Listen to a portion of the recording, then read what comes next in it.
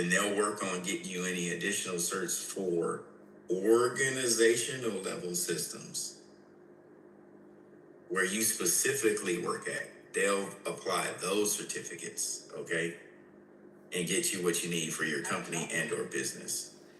Yep, so good stuff though. So with the revocation, you'll see things revocation versus suspension. You can suspend the cert pending verification or whatnot, making it temporarily unusable, or you can just straight out revoke it. You'll use reason codes. So if you look at the cert revocation list, it'll give you a list of revoked and suspended certificates.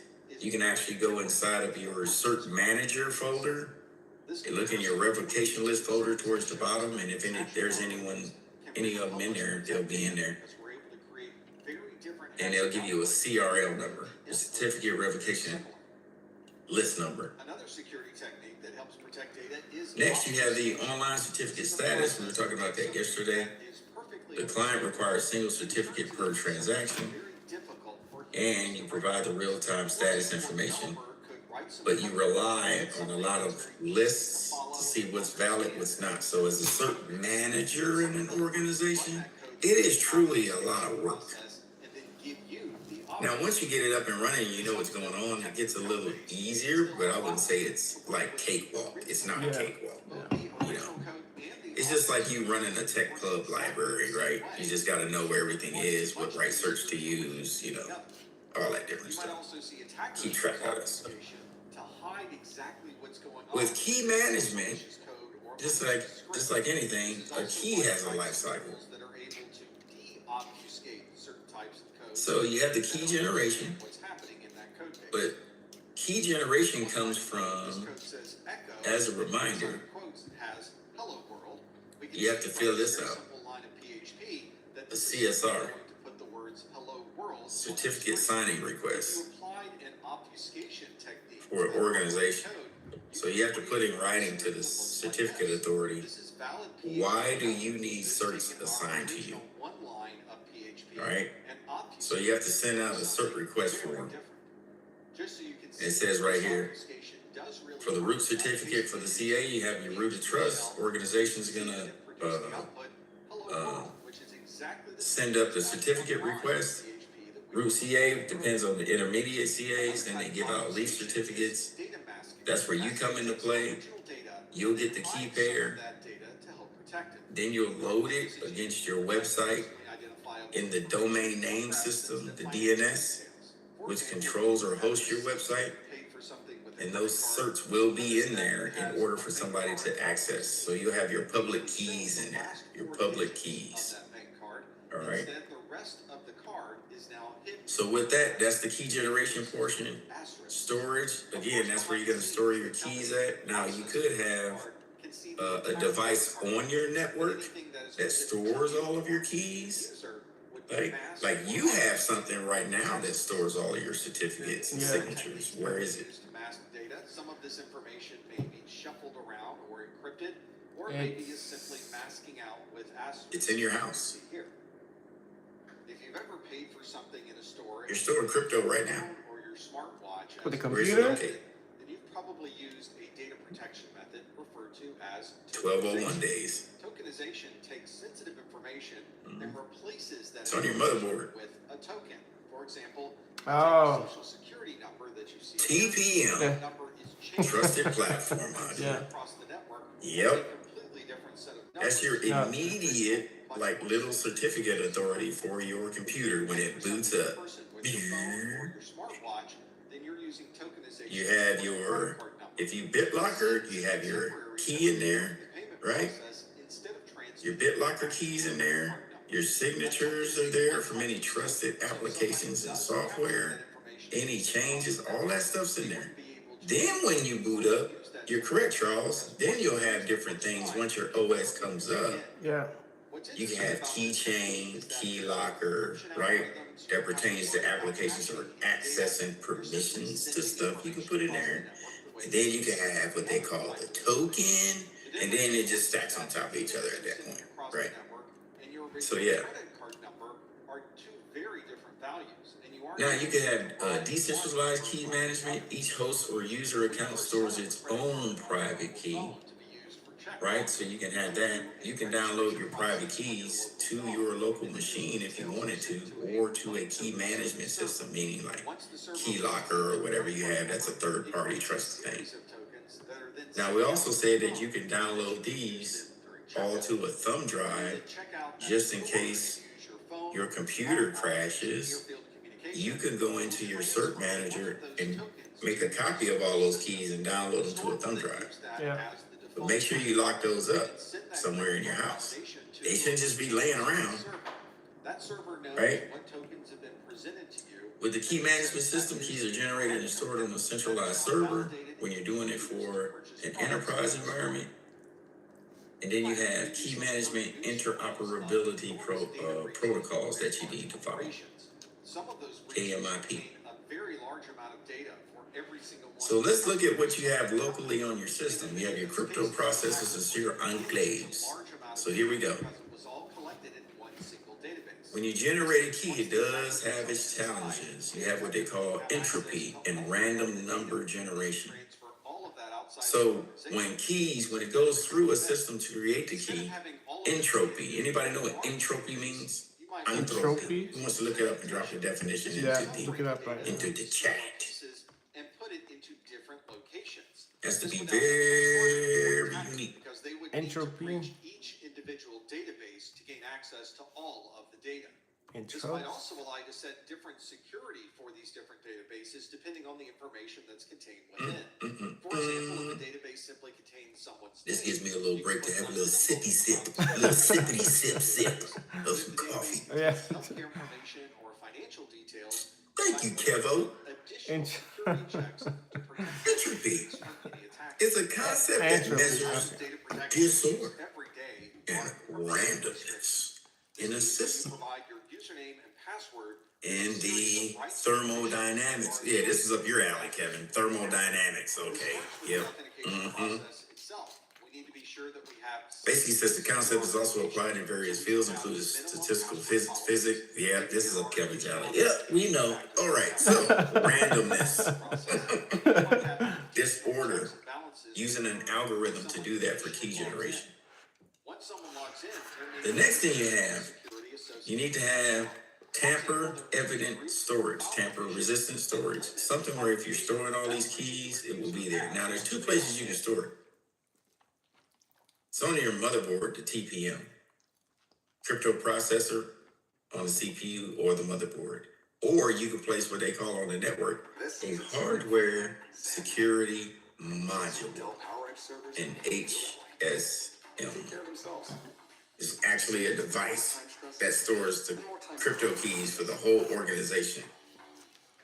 You gotta be very careful where you put this thing though, because if somebody gets into your organization, they just got all the keys to everybody. That ain't good. But that's where you can store it. Crypto processor is removable, dedicated hardware form factor, or you can have one virtually in the cloud. Has a reduced attack surface and tamper evident, and it's a secure enclave.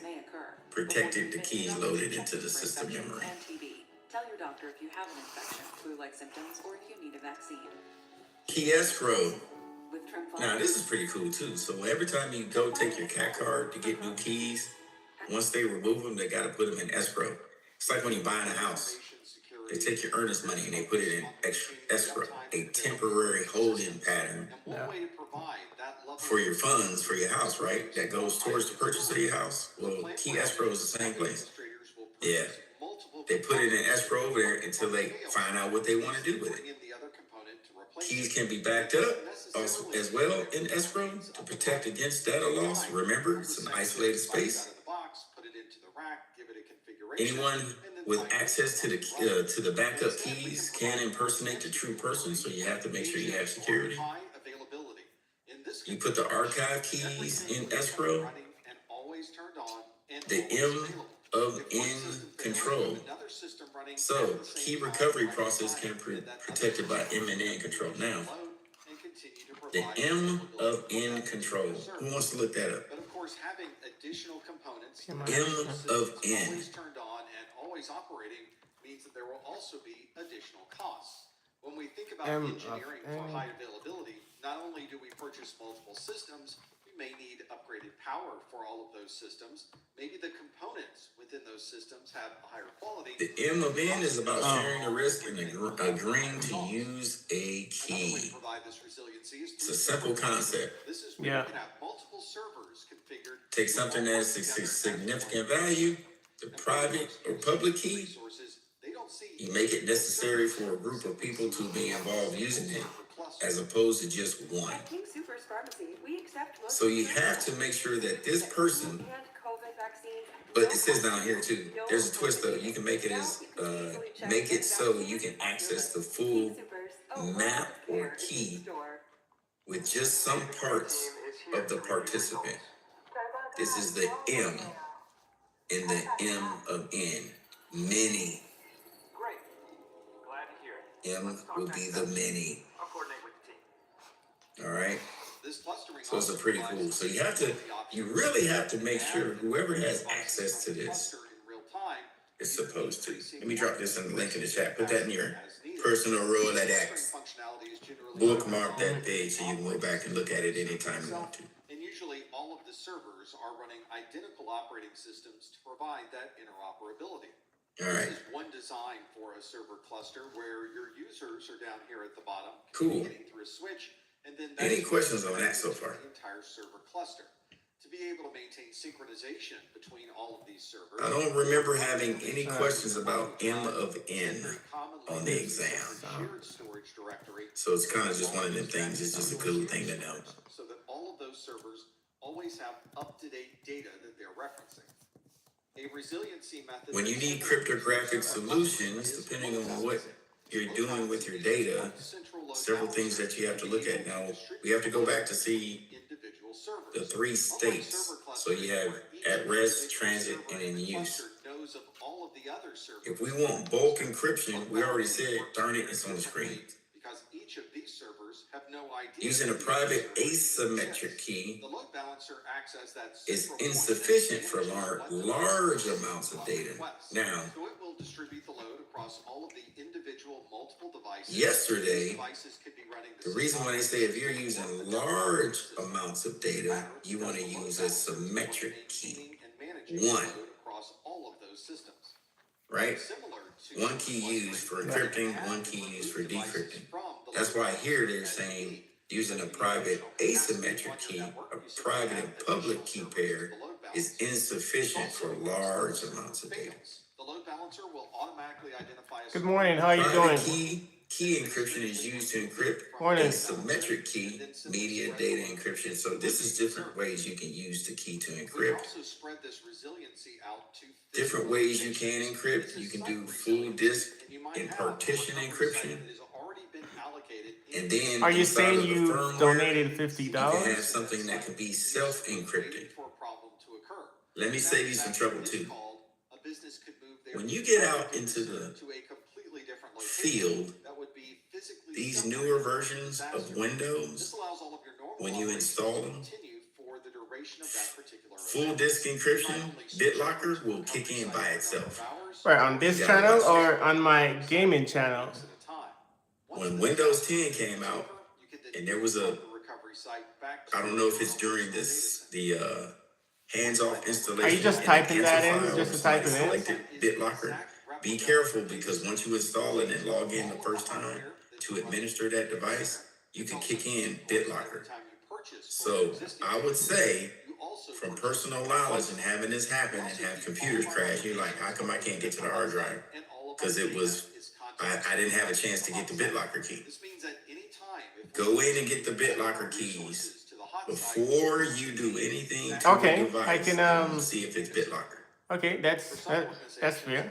If you go to the C drive and Well, click on it and right click, it'll tell you if BitLocker is on or not, and then you want to go The to channel BIOS and should, get the key. between this week and next week, the feature should be available, Or and you'll be it able may be to attached. to support in one ways or the other. Additional comments for BitLocker on the drive. So look in 2 places. It might be in the properties of the driver. But yeah, that is the TPM that is a is. good equipment on site, and perhaps So just make sure that you. is a good This mindset. is just a tidbit. but I you don't can want you bring additional running into any hardware and problems. additional data to cover All right. anything that may not be available. For most organizations, With database your recovery encryption, site is going to be at a location that is a you have your significant structured distance data, away. but you have structured and non-structured. If you're looking at structured data, it's going to take care of tables, columns, rows, anything that has a database management system. Structured data is anything that is particularly formatted a certain way and is shared a certain way. And it's going to use the tables, columns, and rows. That's structured data. That's why you get structured query language and relational databases, relatable databases. So if I ever needed to run a query, my database could be directly connected to other databases to pull structured data to bring back what I'm asking for. That's relational databases. We're all related in some way, right? Non-structured is the exact opposite. There is no structure. We just kind of compile information. We're really not connected. A non-relational database is I have everything I need to run what I need. Really don't need anywhere to go get it. Now I can bring or import something into that I help, but a non-relational database pretty much is a self-sufficient database. Okay. You're gathering everything you need. So again, with that as well, you need encryption. Page level decryption and encryption as data is moved from one disk to memory. Now, let's get back to this. When you're talking paging, that is how the data is being moved, or the memory allocation space that is being moved. It's being moved to in memory. Remember that. Okay? Paging. That's the memory address that it's going to. Yeah. So you may need cryptographic keys or encryption to ensure that that data is good to go. There are some attacks out there that they will try to flood your memory and bring down your computer and or snatch things in your memory. So keep that in mind as well. Then you need record level encryption for that cell or column. This is generally what's happening when somebody creates a database using a spreadsheet or Excel or Access. They can put a password on that cell and you can't change anything. Like they put all the formulas in and they don't want you to change it, so they'll put a password on the cell so you don't mess it up. All right? So that's that level, that column level, that record level encryption that you can put on there. I'll let you read that at your leisure. We kind of went over that yesterday. Now, check this out. We're going to bring this back up from our Network Plus days. This is perfect forward secrecy. Y'all remember that? We gave an example about if I was putting something on a cruise ship and it was a trunk and I had the key. So I locked the contents inside the trunk with a key. Then I put the contents inside the locker with a key. So now I got two keys. Let's say I put it on the boat and said, oh, it's on the way. Ate the keys. Boat, for whatever reason, comes back and says, hey, can you get the contents out of here? We're moving this to the other ship. I'm like, I can't take the contents out of there. I got perfect forward secrecy. I don't even have the keys. Once it was locked, it was gone. Like, nobody's getting into that. Not even me. And I'm the one who sent it. All right? You're like, ooh, yep. So that's what you get.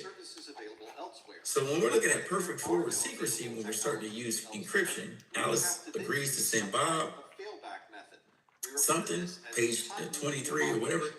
Alice chooses a random number and keeps it a secret.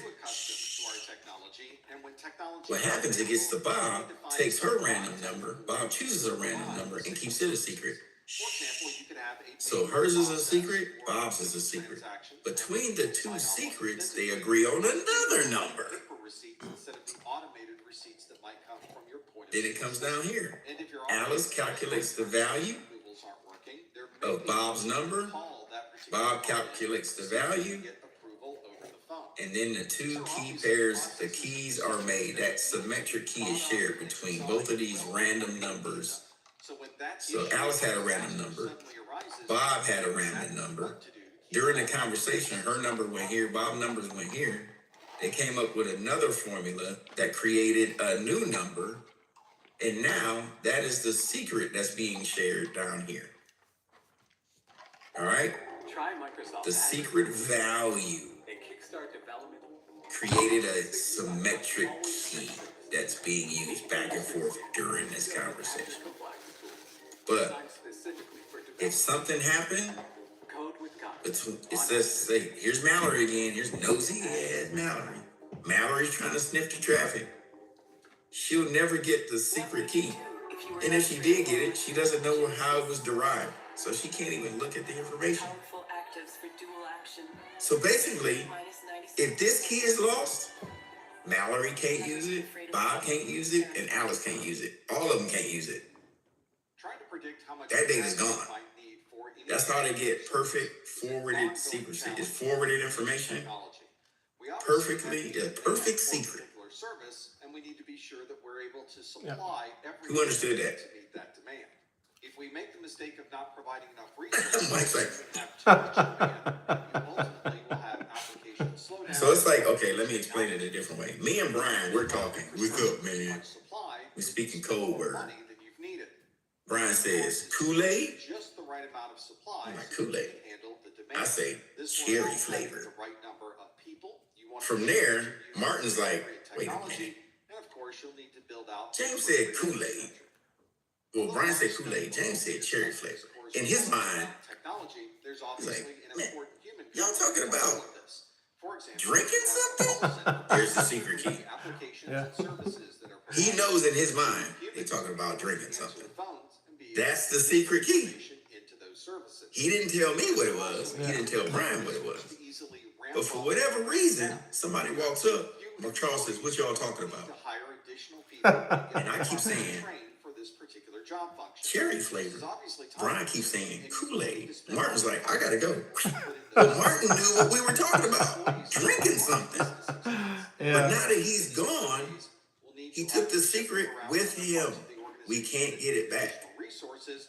He was the translator for Charles to say what we were talking about, but he left. We also have to pick a You technology get what I'm saying? Yeah. that easily So, scale based so now on he can't supply decrypt the and conversation no more. demand. Not all technologies have the ability to grow Did that make as sense? these different demands are presented. So it's important that we think. All right, here's another one. No, I'm about playing. the I'm early playing. stages of engineering this design. For example, if we're implementing a new series of web servers, Now, we had may this have thing too called configuration salting. that includes load balancers and multiple servers. That way, if we You have a password hash that's generated using low entropy. We already know what entropy means. Randomness. Right? Low randomness.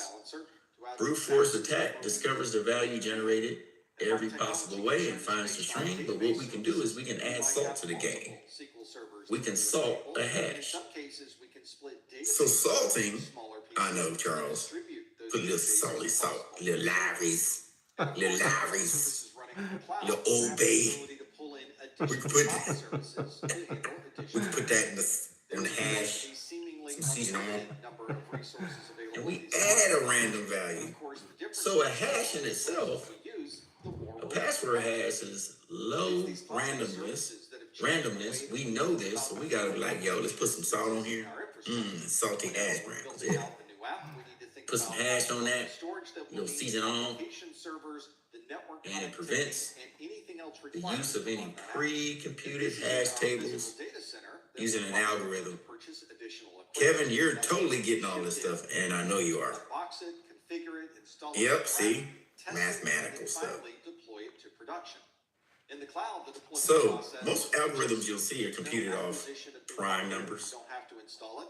You simply Right, Kevin? click a few buttons on your cloud-based console. Yep, and you prime create a numbers. new application. They use the computation of prime numbers to get another number. Ramp up in the cloud when Yep. we have times where there is a higher All right, demand. key stretching. And as the demand goes away, we can easily It right is what it size is. our cloud-based You have a key number. so that it meets the needs but it's just like salting a hash, making it harder, giving it more randomness. In key stretching, they'll add additional numbers or hexes or whatever they need to do on that key to make it longer on purpose to prevent somebody from breaking the key structure. So that's what's going on. Consistent, fast. If an organization is All right, created as we move further along, then they also need to any test questions so far? they can execute on that plan. Who remembers the elliptical curve calculation from yesterday? Oh, that was. Mr. T? You remember the ECC? This recovery testing generally has I don't remember. Pi squared versus what? What was it? You actually remembered that? He wrote it down. Let's just give him a round of applause. Everybody hit a react because you actually surprised me this morning.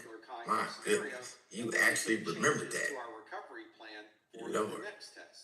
It is a crazy formula, but you do not need to know it for the exam. You just need to know what the ECC does.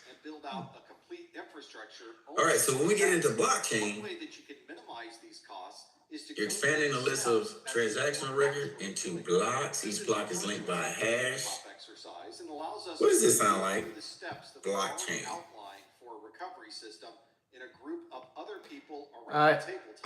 This way we can work through all This is how you move the new money. What's the new money? and work with other people in the organization to be assured that what we're What's the virtual money you can Yep. money laundering? No.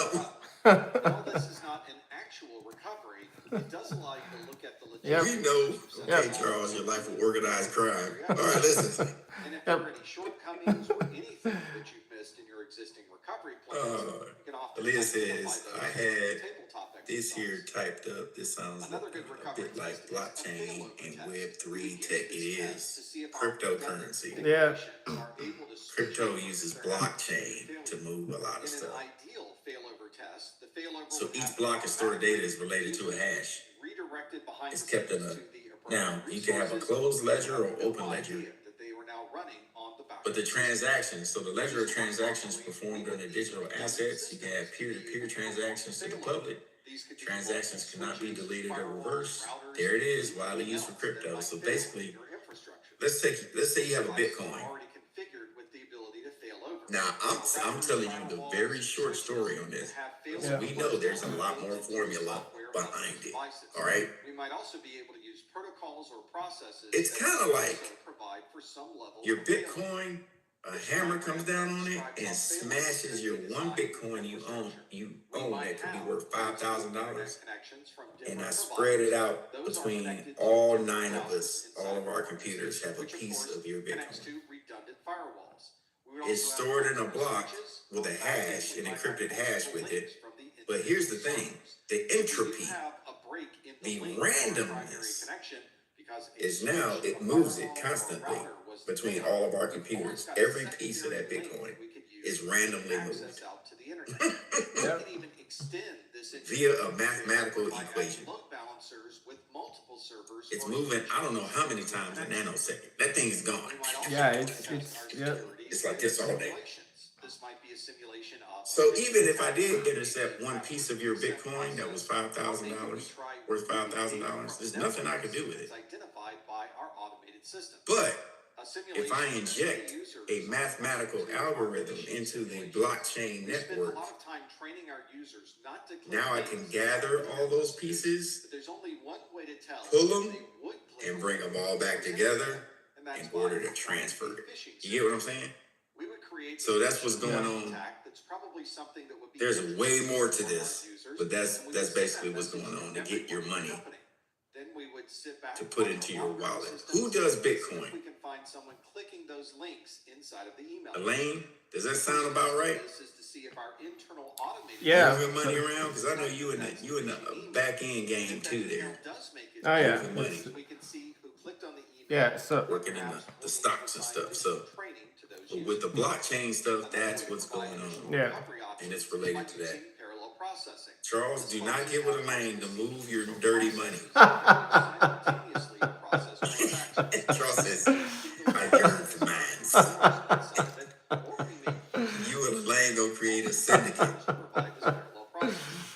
laundering over here. Money laundering. That's handling a large Alright. number of complex transactions. We can spread those transactions. Oh, across let me get it. multiple Potential systems. uses for financial transactions, online voting, identity management, all that stuff. This also So provides a level of the resiliency. blockchain If one of those is not just processes happens for to become money, unavailable, currency. we can still spread the There's load no tax fraud happening. Oh. Moving on. All right, so you have what they call obfuscation. You're gonna see this on the the Security Plus exam. Different ways to hide information or make it unreadable at first glance. First one is stenography, concealed messages within a cover text. Basically, with stenography, you could put this stuff inside of pictures. If you've watched any of my training courses for Stenography. any amount of time, you've probably heard So there was I was watching a special years ago how they say gangs have moved online now. allows you to recover relatively easily Yeah. and often very quickly if you ever lose Sometimes they'll transfer data. information Simply saying that in you plain use sight a through backup is Instagram, only YouTube, one step. Facebook. You They need to use think about social all of media, the different variables and right? configuration So what they'll options do, associated with they'll the use backup stenography. process. They'll put For example, information how much inside of data a do you photo. back up? Is it a They'll few post it. megabytes? Is it terabytes You of pull the data? picture, Or run is it through a program, and it type pulls of the information backup out of the are you picture planning to perform? Wow. We'll talk about some of in these plain in sight. this video. We also have to think about the type of Organized crime has been doing this Are a we gonna long back up time, to a local right? tape or hard drive? Or are we gonna back up to the cloud? CIA and We also other think about covert where countries have been we store hiding backup clues data and once the pictures backup and is complete. Time magazine photos. Yeah. Do we store it offsite or This has been going on for a long time. we Yeah. also have to All think right. about the software that So they'll hide the clue inside of the what picture software is used and to then restore pull it. that information. Is this something that comes So from third parties concealing or is it messages to the with a operating cover system? text, often used to file We data also have to think about the manipulated schedule that's associated with without the backup. introducing obvious We back up artifacts, everything and you every move it day. through covert We channels. back up You can also updates have, every day, and then yep, perhaps it's general knowledge now. updates Anybody every can use week. it. But here's the All of thing. these decisions have an impact on the type of The backups newer that generation you knows and the nothing about process that stenography. you'll go through to create those backups. So As if the you name have implies, an somebody smart in the new on-site generation, backup is a they're going backup back to where get the old data tech and the backup to media do it is now, located because at where the we're at same right now, location. we're not paying You don't attention need to a separate stenography. internet Yeah. Does that make sense? to be able to transfer that data. That's why they say a lot of old The hacks data become is new right now, easily because available because it's located newer at the same hackers location as you. And this are is going back and generally reaching less back to get expensive than going old off-site because an off-site stuff that storage used to facility bring will down probably charge you networks, for that service. because those An signatures off-site don't backup is exist one where we can transfer the data to in the new a virus location scans, and because store that nobody data was keeping track of them We back then. might also So they're take using them physical now, tapes or backup media right? from our So facility yeah, and ship them everything to it's a on-site. circle. Yeah. Since It's a that circle. on-site location is network connected, we should Data masking, you can recover that redact. data regardless Heck, you of can use a where we marker to might do be. that. Because you are network Permanent connected to marker. the offsite backup location, you can Michael easily says, I heard about store that the old information viruses are on coming your back, data because nobody was keeping track of them. and Nobody was many doing entities and anything with them organizations until use like the late appropriate 90s. strategies. They were They'll actually use an offsite cataloging them, backup to have right? information stored locally Then and substitution, quickly tokenization is stored, and they substituting might use data an offsite with a backup token, for long-term storage option. and it's non-reversible. Now that you have You a need the location token to for this reverse it, backup data, you need to think It's about called when you're able de-identification, to perform these backups. right? Some So organizations might you can back up use every stenography, week or every data day, masking, some cases every tokenization hour. Sometimes to these have intervals are determined based on the total de-identification. amount of data that needs to be backed up. These intervals may also be different depending on what the system happens to be doing. All right, You may have some servers We're that gonna stop rarely there. change the information that's How y'all stored in feeling? it, so an hourly backup Good, may not good. be necessary. It may Are be you very reasonable to back up a device like feeling? that once a week. All right, anybody got a joke? Anybody want to tell a joke this morning? Where each set is backed What's up the at a different interval. Charles. For example, you might have a backup set that performs a daily Mike, I know backup. you got So one. Here we month, go. you have The about way he 30 looked. backups Yeah, that occur every single day. Or you might have weekly backups. So 4 backups. I know Charles has one. Charles got a joke. He's So waiting. that you have 12 separate backups that you can reference every year. As you can tell, I'm mostly just studying. I'm going over the notes. I'm sorry. I got a lot of stuff in my mind. It's just like, I just need to Don't worry about it. Don't worry about it. We'll get you on another day for a joke. Charles, you got one? those backup sets may be backing up on different Charles days. says, I don't have jokes. Types of data I'm a server, situational, and you might have I'm a situationally funny person.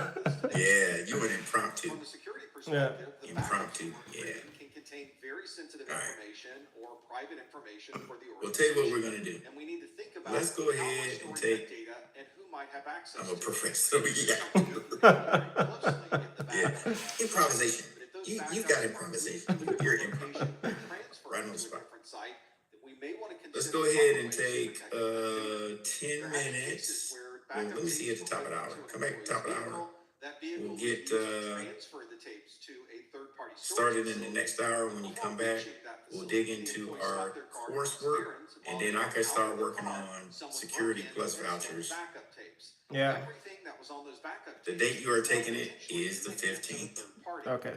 This is why many organizations Yep. will We have include Indigenous all the People information Day that they're on the storing in 13th. backup.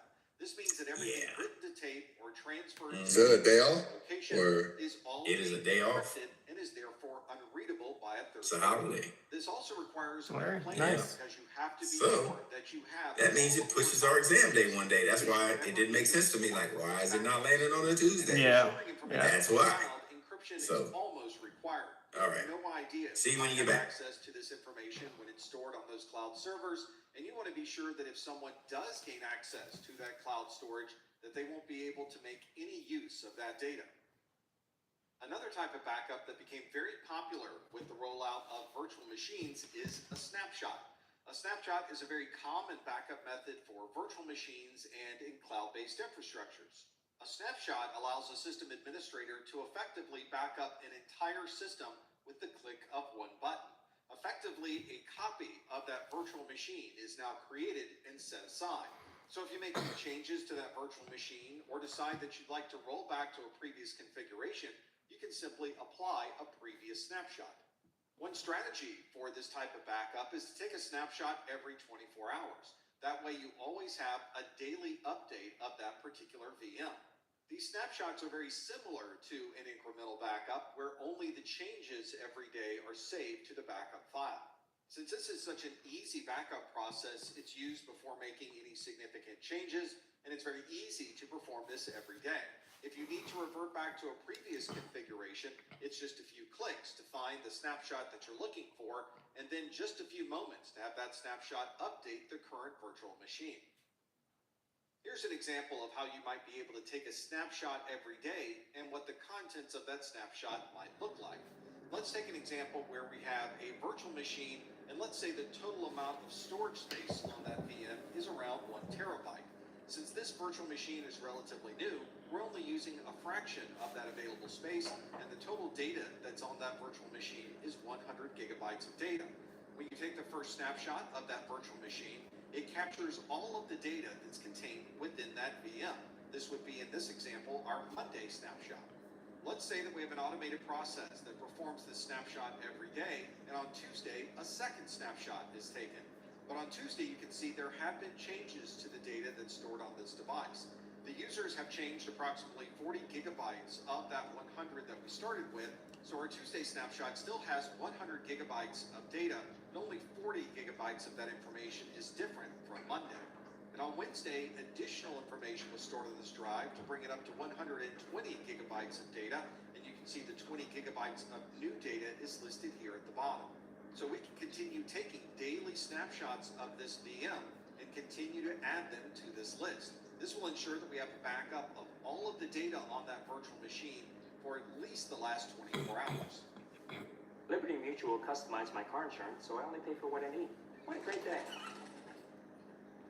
One note hit that. What a messed up. Oh.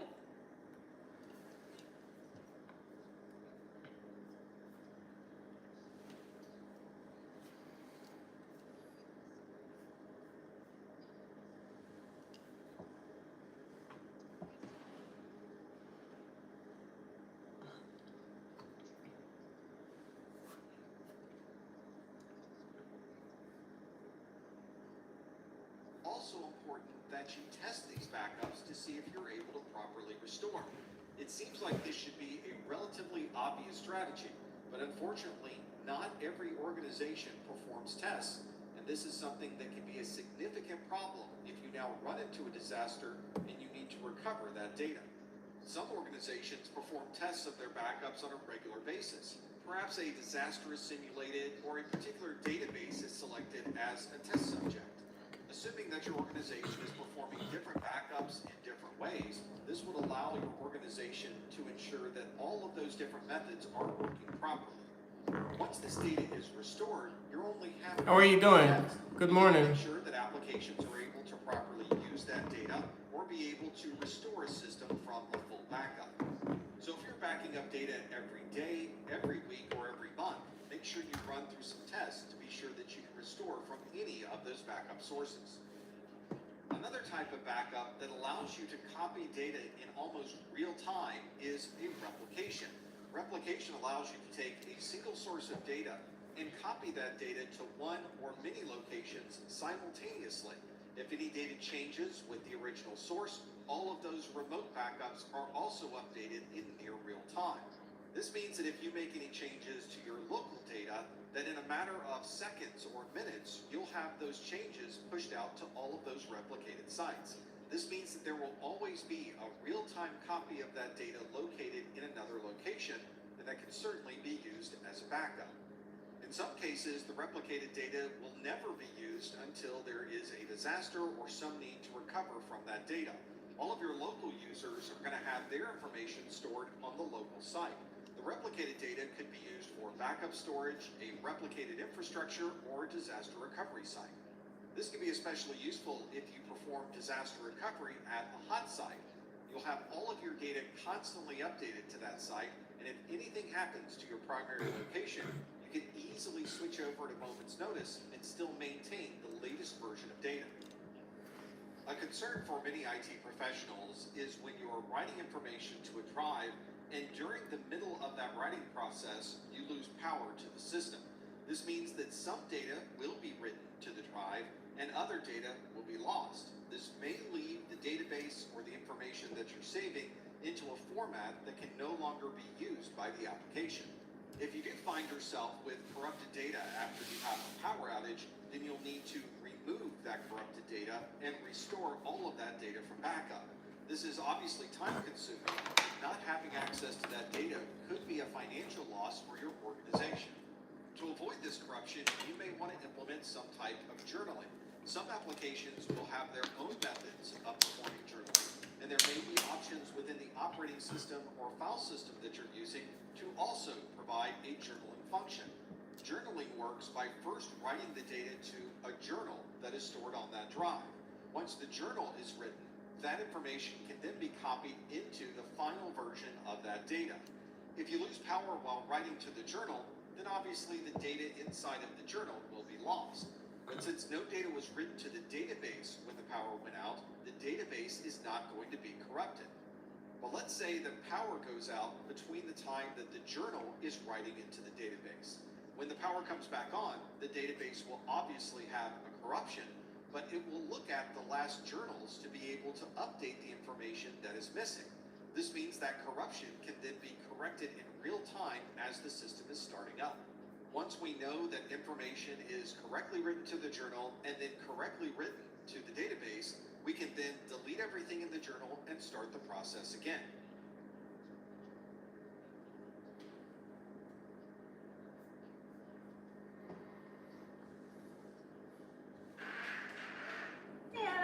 Hey, sorry I'm late. I was getting a cake. This Adam is on WhatsApp. Everyone here? Yep, everyone on the WhatsApp group got the event invite.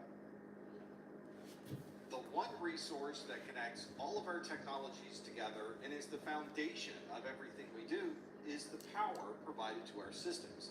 We spend a great deal of time engineering our data centers to be able to support the power needs for all of our computing systems, and we also have to consider what's going to happen to this power if we happen to have an outage.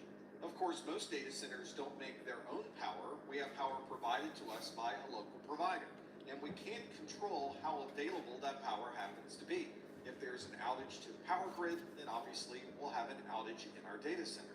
For that reason, we design and develop systems for our data centers and other locations so that we always have some level of access to electricity. This might be an outage that occurs for minutes or hours, or it might be related to a natural disaster, and you may be without power for a number of days. If you're without power for a number of hours, you may be able to get through that outage with a UPS. A UPS is an uninterruptible power supply, and it commonly has batteries or some other power source inside of it that allows us to keep up and running even when the main power is no longer operational. The UPS can get us through times when there are complete blackouts where there's no power. Maybe there's a drop in voltage, we refer to that as a brownout, or an excessive amount of voltage, we refer to those as surges. There are different types of UPSs that you might use depending on your requirements and your budget. Lower end UPSs tend to be offline or standby UPSs. This is a UPS that is constantly running on main power. When that main power fails, there's an internal switch that moves from main power to battery backup. A line interactive UPS is one that can slowly increase the amount of voltage if you happen to see a drop on your main power line. This can be especially helpful if you live in an area where there tend to be a large number of brownouts. And if you'd always like to run from battery backup and not have to worry about switching back and forth between main power and battery power, you might want to use an online UPS. You might also hear this referred to as a double conversion UPS. The batteries inside of a UPS have a limited capacity, so you want to be sure that you get a UPS that is large enough to maintain the system for the amount of time that you'd like to cover during this power outage. There's also a number of different features that you can get with the UPS. For example, you can choose how much battery capacity might be in a particular UPS version. And if that battery tends to get lower and lower, you can have the UPS send signals to your systems to automatically shut them down gracefully before the battery power is completely depleted. You also have choices over the number of outlets that might be available in the back of the UPS, and some UPSs include additional suppression features to plug in an Ethernet or a telephone cable. If you need more than temporary power, then you might want to look into a generator. A generator provides long-term power backup, and as long as you have fuel, the generator will continue to provide you with power. Some generators are large enough to power an entire building or a section of outlets inside of the building. If this generator provides partial power, then you'll probably find outlets inside the building that are marked as generator power. Most organizations will take advantage of both types of power backups, both the UPS and the generator. This is because the power outage tends to cause the generator to turn on, but there's a ramp-up process while the generator is starting up. And during that time frame, you may be without power for about a minute. So you can use your UPS to cover that time frame when the generator is not running, and then once the generator provides power to the building, everything can move over to generator power.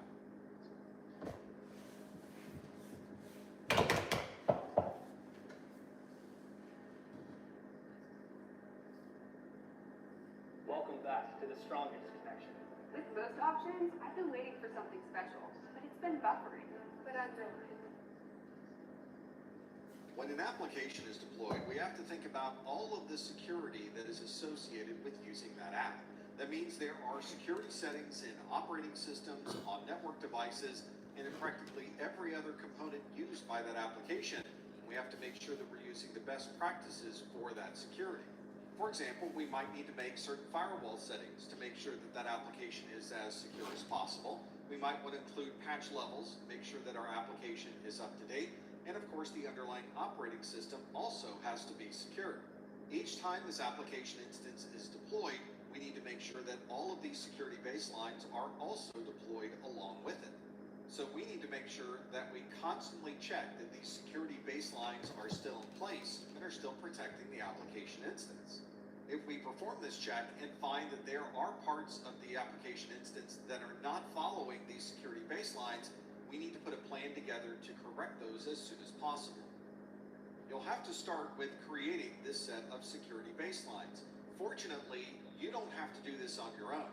Many manufacturers have already created a foundational security baseline that you can modify and change to meet the needs of your organization. For example, you can contact the developer of the application and they can provide you with a baseline that they've created. This would probably involve permissions of files that are stored on the file system and configuration settings within the application itself. Or you can get information from the operating system manufacturer. So you can go to Microsoft and get information about their security baselines. And if you're using the purpose-built appliances, those manufacturers may also be able to provide you with additional security settings. When you start building that initial security baseline, it can almost be overwhelming. There are many different settings that may need to be configured. If you look at Microsoft Windows, within Windows 10, there are over 3,000 group policy settings alone. Fortunately, only a subset of those are used for security purposes. The Microsoft website includes a series of security baselines for Windows operating systems and Windows Server, and they even include tools that you can use to help deploy it. They refer to this as the Security Compliance Toolkit, or SCT. You've now compiled this list of security settings that will be associated with the application, the operating system, and any other part of the application instance. Now it's time to deploy those settings to all of those different components. Sometimes you can do this through a central console, like the Microsoft Security Compliance Toolkit, but other settings may require additional applications or additional processes. You might have to push things out through Active Directory group policy, or you might have a separate MDM that pushes out security settings to your mobile devices.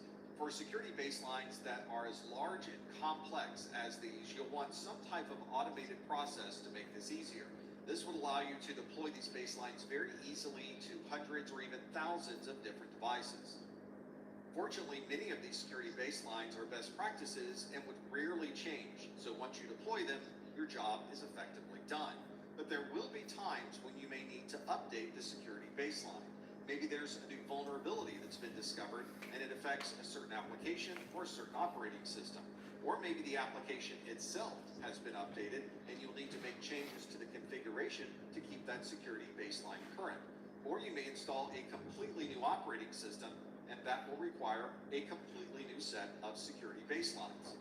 And there may be times when one manufacturer's baseline conflicts with what another manufacturer would like to use. So you may have to look at both of those and determine which one is the better baseline for this particular application instance. So you may find yourself testing these baselines prior to the deployment, and then once they're deployed, you may need to audit them to make sure that those baselines remain in effect.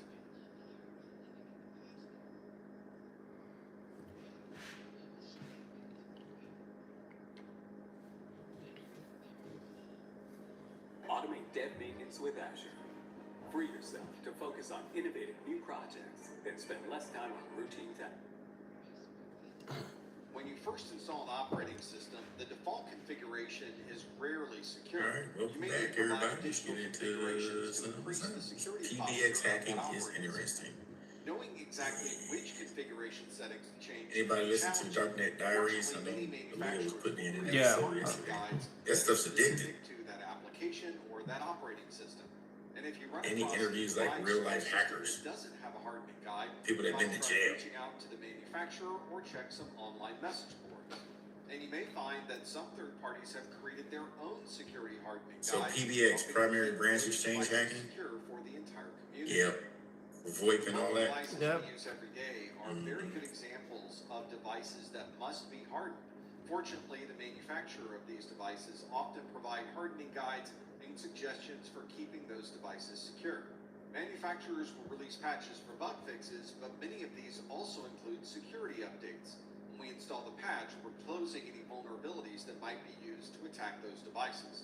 Another common hardening technique is to segment the data that is stored on these mobile devices.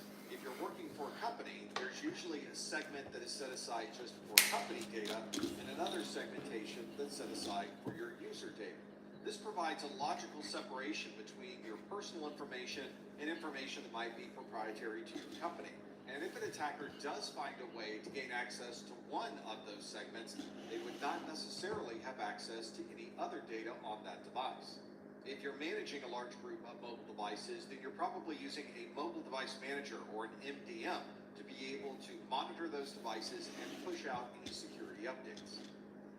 Of course, it's not just our mobile devices that need hardening. We also have to harden our workstations that are running Windows, Mac OS, Linux, and other operating systems. These platforms also have periodic updates. These are bug fixes, security patches, and they can apply to the operating system itself, applications running on the Charles, we can operating get to your system, or the PBQ question firmware for of the Nick device. Plus Many of this these morning companies will sometime. compile the security Probably patches within and then release next all hour. of them on one day of the month. This allows you as the security administrator to test all of those patches at one time before deploying them. This simplifies the process and makes it much more efficient to get these patches out to those devices. And of course, a good security best practice is to always remove any software that you're not using on that device. Every piece of software is a potential opening for a vulnerability, so removing that from the system gets rid of that particular security risk. Our network infrastructure is always working behind the scenes, and we have to consider security hardening for our switches, routers, firewalls, and other network infrastructure devices. These devices generally don't run an off-the-shelf operating system, so you probably won't find Windows, Linux, or Mac OS running inside of a switch. Instead, this embedded operating system has been created specifically to run this network infrastructure device, and you'll usually have limited access to the operating system that is inside of these devices. One common best practice for these devices is to always change the default credentials. It's usually best to configure some type of authentication, whether it's local on this device or whether it points back to a central authentication server. And if you're not sure if there are any patches for these devices, you should check with the manufacturer. They're the only ones who have patches available for these purpose-built appliances, and they aren't usually updated that frequently. Because these updates are relatively rare, a security release or patch from the manufacturer would be an important event. So you should check those patches to see if that's something that should be deployed in your infrastructure. Many organizations will have centralized cloud management workstations that are used to manage all of the cloud-based infrastructure. This device tends to have complete access to the cloud-based systems, so it's important that that workstation is also secure. We can also use our cloud management workstation to ensure that we're using least privilege. This means that we are configuring applications and devices in the cloud to only have the minimum access required to perform their function. So you would evaluate all of the services running in your cloud, any network settings, application rights and permissions, and anything else that might allow that particular application to work in the cloud. Got the new iPhone 17 Pro and Verizon picked up the tab. No way. Handsome and hilarious. It's a rare combo. New and existing customers can get the new iPhone 17 Pro on us on the best 5G. It's also useful to have endpoint detection and response, or EDR, installed on these cloud-based systems. That way we can monitor for any potential attacks and confirm that those devices are up to date with the latest anti-malware technologies. And of course, you should always have a backup. Even cloud-based devices are prone to outages, so you want to be sure that you're constantly backing up all of these systems, and backing up to a separate cloud provider would also be a good best practice. We also need to make sure that we're hardening all of the servers that we have in place. These are usually running Windows, Linux, or a similar operating system. These may have individual updates for the operating system, or there may be groups of updates referred to as service packs. Anytime there's a security patch for an operating system, we want to be sure we're addressing and installing that particular patch to keep that OS secure. These devices also have an authentication process, so we want to be sure that we're using a minimum password link and that our passwords are properly complex. We also want to set least privilege for all of the accounts on these servers and disable any accounts that may not be used. In some cases, these servers may only be communicating with a set number of devices. In that case, we may want to set policies within the server itself or on our firewalls that would limit what devices may be able to access these servers. And of course, these servers should have EDR, antivirus, anti-malware, or some other client-based security technology. If your organization uses large industrial equipment, then you're probably familiar with SCADA. This is the Supervisory Control and Data Acquisition System. This might also be referred to as the Industrial Control System, or ICS. This is a combination of network connectivity and platforms that manage, monitor, and control all of these industrial devices. So if your organization manages power generation, you have manufacturing equipment, or anything else that is large-scale industrial systems, you're probably using SCADA and ICS. These usually take advantage of a distributed control system to provide real-time information on how the system is performing and monitoring the ongoing process of that device. If you ever need to make changes or control the device, you can also do that from this centralized control system. These devices tend to be very well secured, to the point that in many cases, these SCADA systems are on their own isolated network that is separated from the rest of the organization by an air gap. There's often very limited access to these systems, and certainly no access from the internet. Embedded systems provide another challenge for device hardening because they have their own operating system running inside a purpose-built appliance. We often see these embedded systems in things like smartwatches, televisions, and purpose-built appliances. Because of this limited access to the operating system, these devices can sometimes be challenging to upgrade. And in the case of a purpose-built appliance, it may be very unusual to receive a security patch. This means if you do receive a notification for a security patch for an embedded device, you should look into installing that as soon as possible. Because of this limited security that we often see with embedded systems, we want to be sure that we always keep those devices up to date with the latest security patches. And you might even want to consider taking these embedded devices and specialized systems, putting them on their own segmented network. It might be useful not only to have them on their separate network, but provide additional security by using a firewall in front of that network. Some specialized equipment may include a real-time operating system or an RTOS. Real-time operating systems tend to be deterministic, which means that there's a certain expectation of time frames for every process to occur on those systems. With a real-time operating system, individual processes have a certain expectation of running in that OS in a particular time frame. This is especially important for industrial equipment, military equipment, or automobiles where you need to make a lot of decisions in a very short period of time. These should obviously be isolated from the rest of the network so that no other device can affect the running of the RTOS. You should also consider running with the minimum amount of services. That way you would have only those services necessary running on those particular systems. And if those devices need to communicate out to the network, you may want to consider a separate firewall or a host-based security technology. And if you're managing devices that are communicating across the network to control lighting, heating and cooling, or some other type of automation, then you're dealing with security around Internet of Things, or IoT. It's very convenient to be able to control and monitor these systems across the network. But unfortunately, the manufacturers of heating and cooling systems or lighting systems are not necessarily security experts. So it might make sense to add a little extra security when it comes to IoT. For that reason alone, you'd probably want to put security patches at a higher priority when it comes to IoT devices. If there's a patch released for a cooling system or a lighting system, you want to be sure to deploy those as soon as possible. And if you want to limit the scope of any potential exploit, you may want to segment those IoT devices onto their own network. If an attacker was able to gain access to one of those IoT devices, they would only be limited to the other IoT devices on that segmented network.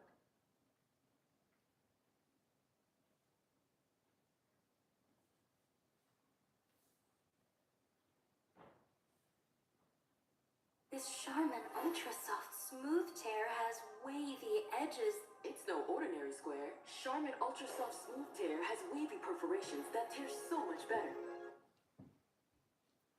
If you're installing a new wireless network or you're troubleshooting an existing wireless network, you may want to consider performing a site survey. This allows you to better understand how your wireless network may perform, and it might also give you some insights into how other networks around you may be affecting your signal.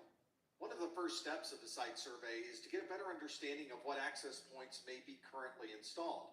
These may be access points that are part of your network, or it may be access points that are simply located in a close geographical area. Obviously, if there are access points that are outside of your control, then you'll have to configure your access points to work around the existing frequency use. The site survey will detail everything about the current spectrum and give you an idea of what channels might be best for your wireless network.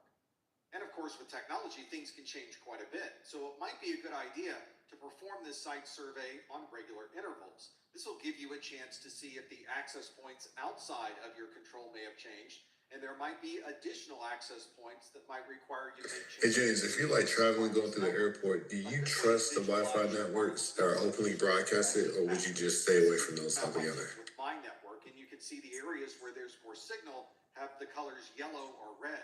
Say that one more time.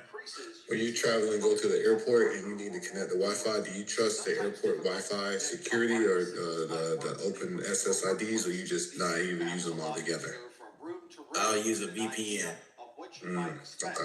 Okay. I'd connect through a VPN. So secure tunnel or a public network. Yeah. More information Yep. about the wireless network networks around That's you. what I would do. This can provide you with a summary of all of the different access points or SSIDs that are in your area. You can see BSSID, channel information, the bands or frequencies that are in use, and other details about the wireless network. This is a good way to determine what access points may have the best coverage for your area, and you can move around to see how these numbers might change. This is also a good way to see what type of interference might be in your area, and if you're trying to track down where problem areas might be on your wireless network, these survey tools can provide you with a great deal of feedback. Our operating systems also include a number of built-in tools for wireless networking. Sometimes this is a separate utility you can run, or may be built into the wireless interface that is currently associated with your connection.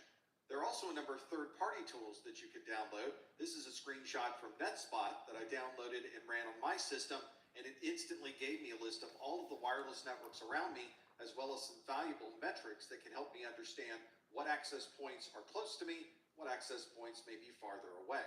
And if you believe there may be other devices that might be using the same frequencies as your access points, you may want to invest in a spectrum analyzer. This will show you all signals on a particular frequency, whether they originated from an access point or from any other device. Many organizations will manage their mobile devices through the use of a mobile device manager, or MDM.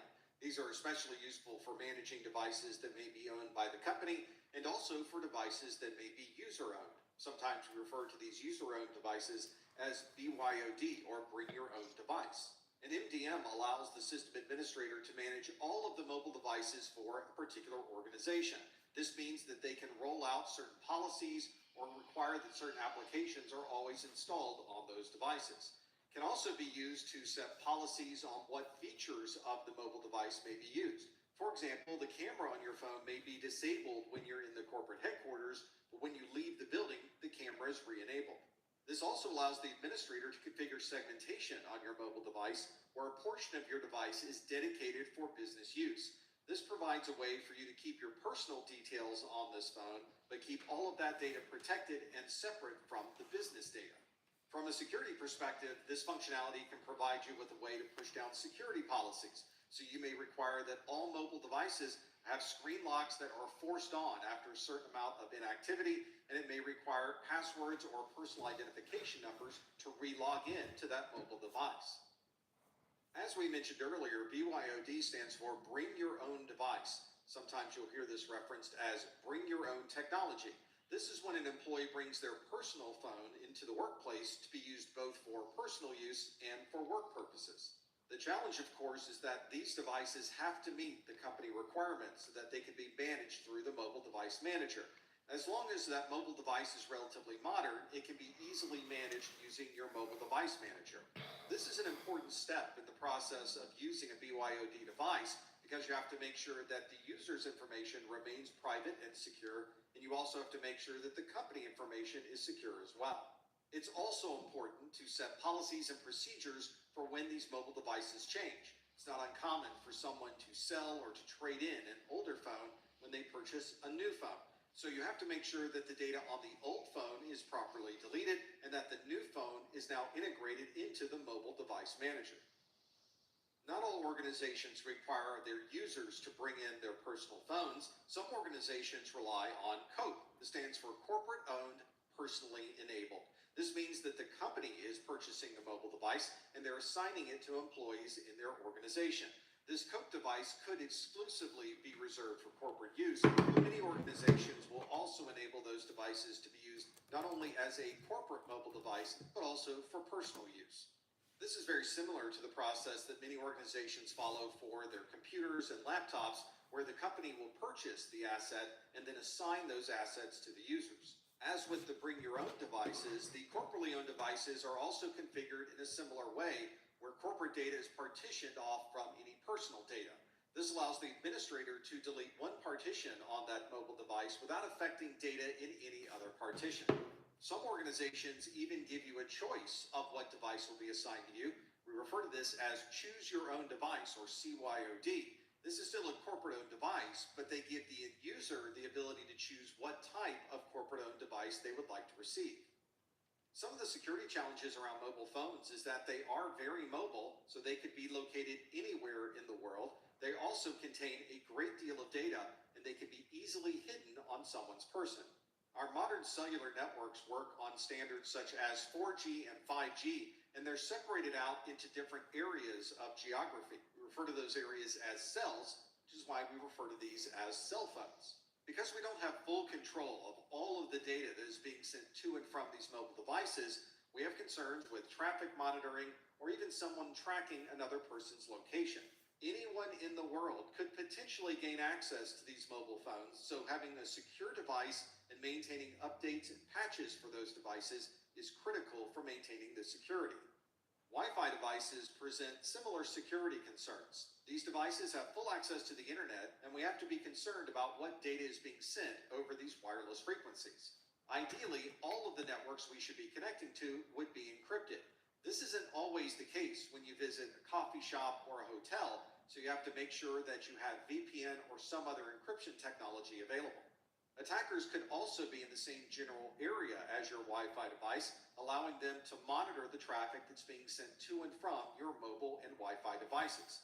This could also be an opportunity for an attacker to sit in the middle of a conversation using an on-path attack. And if the attacker is in the same general area, they could cause interference over these Wi-Fi frequencies, creating a denial of service attack. And of course, Bluetooth takes advantage of these wireless frequencies to be able to send information over relatively short distances. We sometimes refer to Bluetooth as a PAN, or a personal area network. Connecting our mobile devices to headsets, smartwatches, and other accessories allows us a flexibility without having to use cables to connect everything together. But a device connecting over Bluetooth could gain access to the data that's on your mobile device. That's why there is a formal pairing process whenever you're first connecting to a Bluetooth device. And you should be very careful not to automatically connect to a Bluetooth device, especially if you have no idea where that device might be.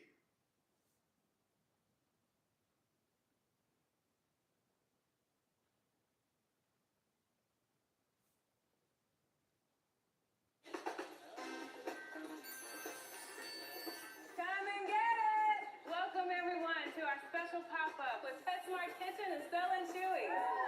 Y'all know how important high-quality ingredients are when it comes to serving up the best barbecue in town. PetSmart Kitchen has given us the opportunity to share just how important and easy it is to feed our dogs the best raw ingredients with Stella and Chewy. So step up, ask some questions.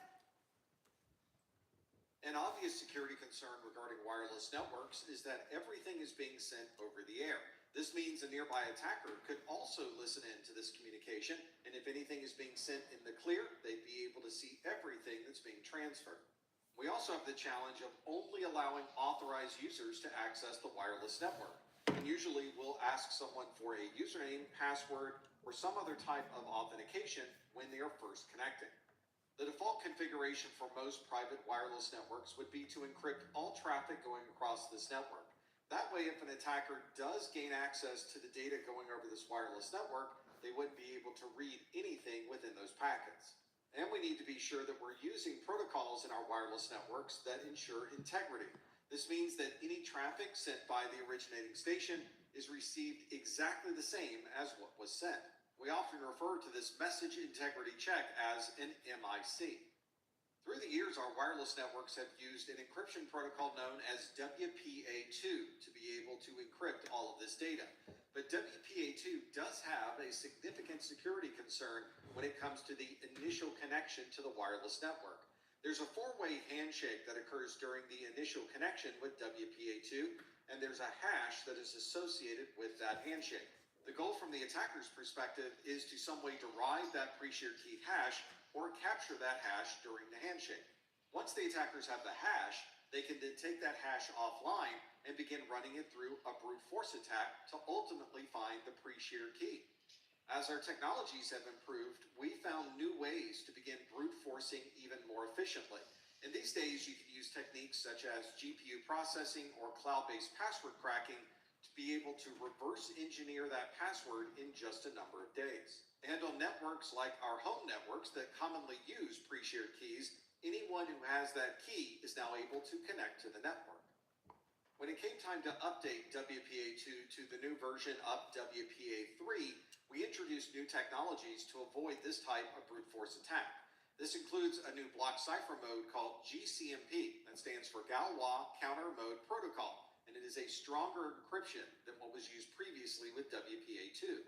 GCMP includes data confidentiality with the encryption associated with the AES protocol, and it has a message integrity check that's included with that Galois message authentication code. And of course, the brute force that could be used to derive a pre-shared key with WPA2 is no longer a problem with WPA3. The authentication process in Handshake has been completely changed in this newer version of WPA. This includes mutual authentication for both the client device and the access point, and now those shared session keys are created on the end devices rather than sending hashes of those keys across the network. Since there's no longer a four-way handshake, that session key hash is not sent across the network, and therefore there's nothing for the attacker to brute force. This new method of deriving these shared session keys in WPA3 is called a simultaneous authentication of equals, or SAE.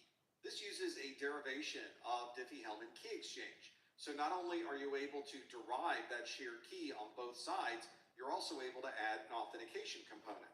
Everyone on the wireless network gets a different session key, so even if you're all using the same pre-shared key, you won't be able to see any of the traffic from other users on the network.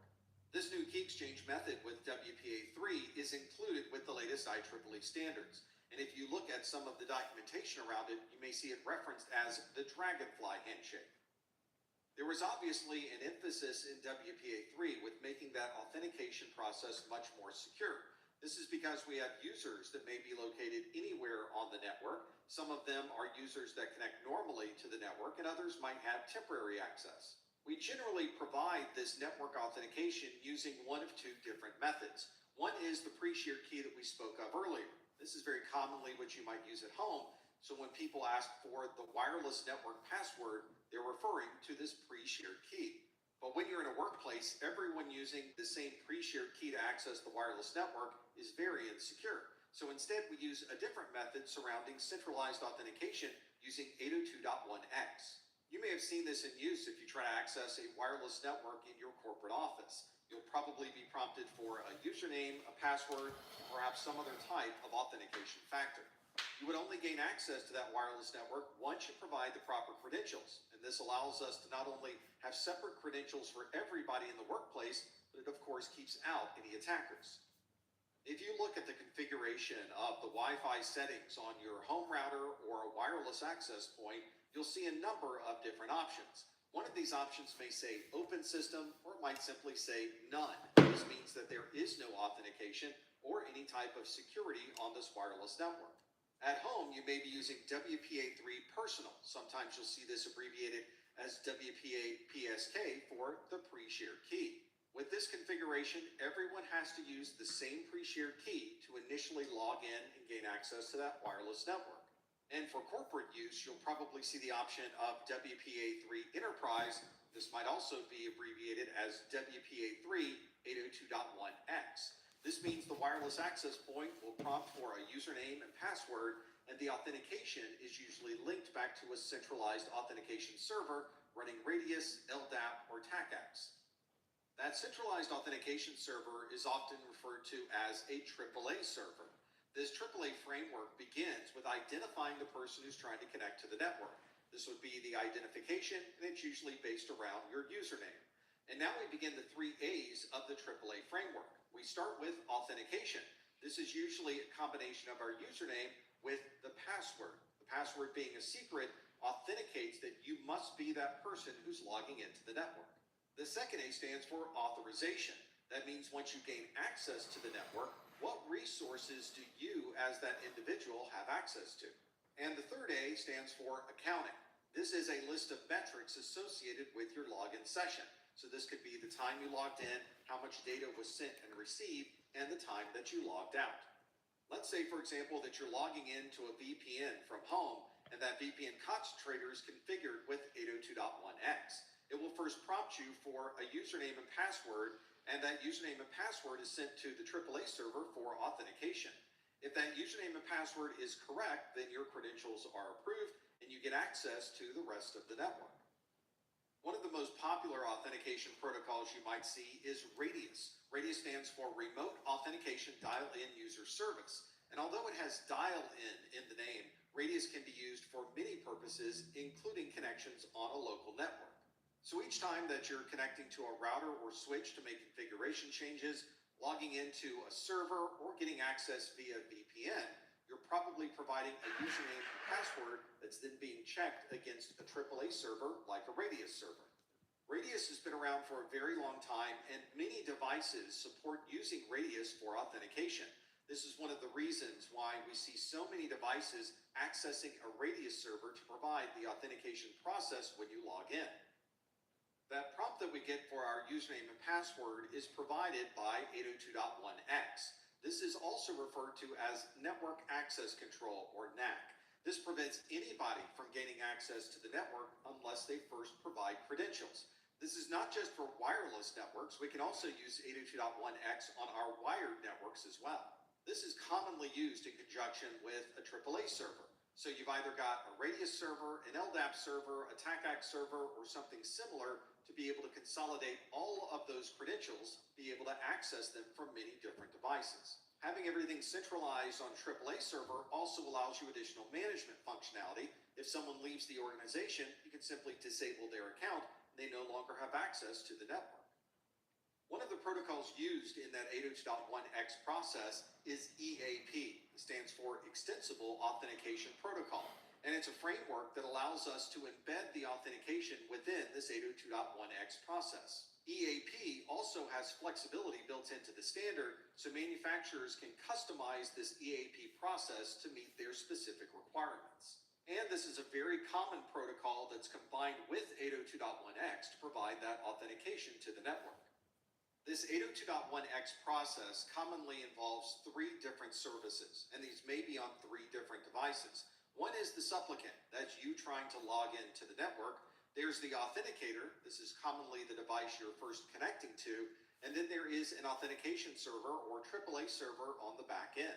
When you first try to connect to the network, you've not authenticated, and that authenticator will prevent the supplicant from gaining access to the network. It will then send a message back to the supplicant that asks, is this a new connection? And if it is, please provide the proper credentials. The supplicant then sends an EAP response with information about this particular supplicant's name. In this case, my name is James. The authenticator will pass that information off to the authentication server, asking if this is someone we should begin the authentication process with. The authentication server will send a message back to the authenticator that says we should continue with this process. The authenticator will then ask for credentials from the supplicant, and then you'll type in your username, your password, and any other authentication credentials and send those off to the authenticator. The authenticator sends that information to the authentication server, who then validates the login information and then chooses the options to allow access for the supplicant. This process occurs very quickly. You may have no idea that all of this conversation is taking place behind the scenes. And as long as you provide your username, password, and any other authentication details, 802.1x and EAP will take care of the rest.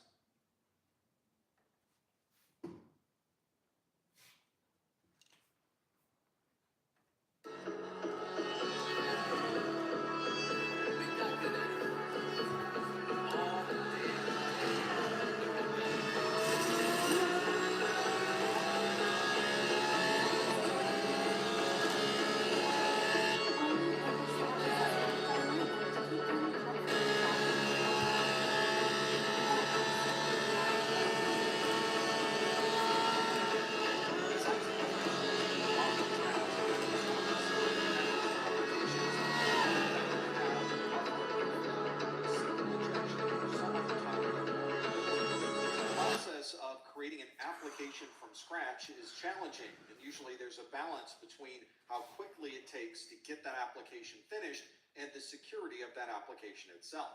Many of these problems with the application code are found in quality assurance, and there's usually a testing process where they'll not only test the functionality of the application, but they'll also run a series of security checks as well.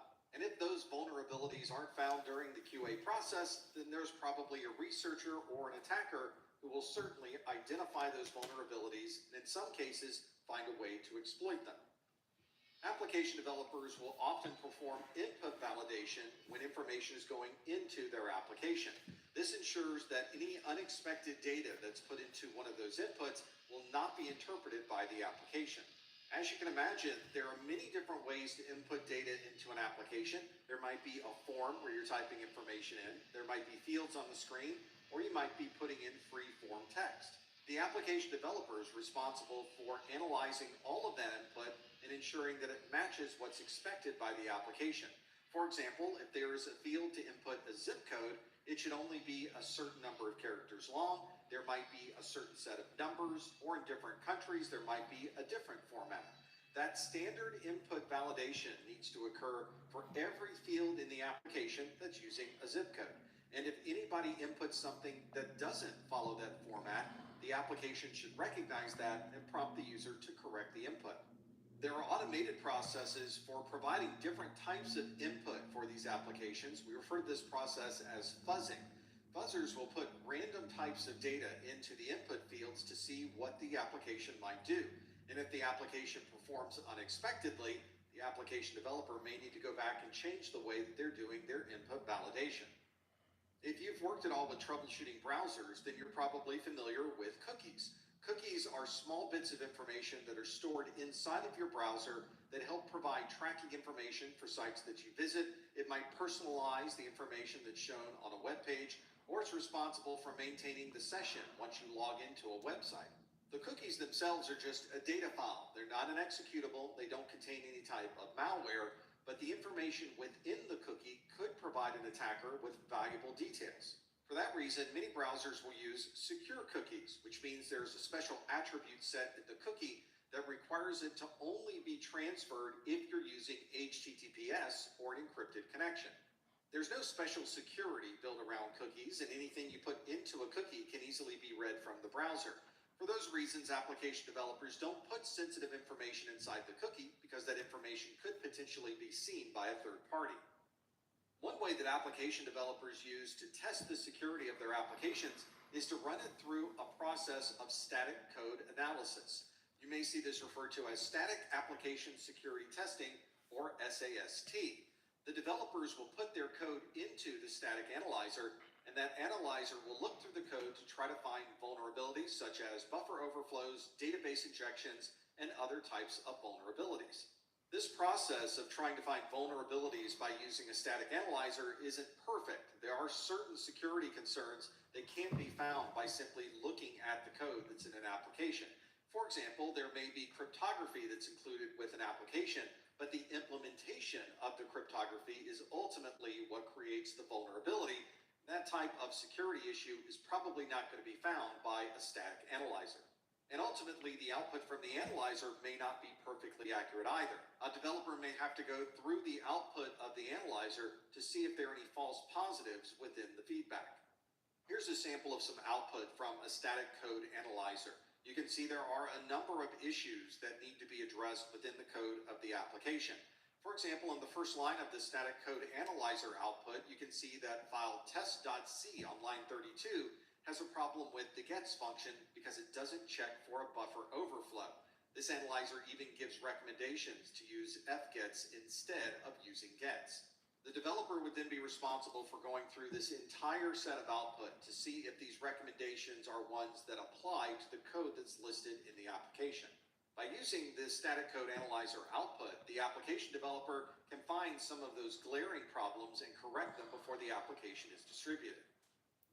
Each time you install an application on your system, there is the potential that someone has embedded some malware within the application itself, and by installing the application, you're also infecting your computer.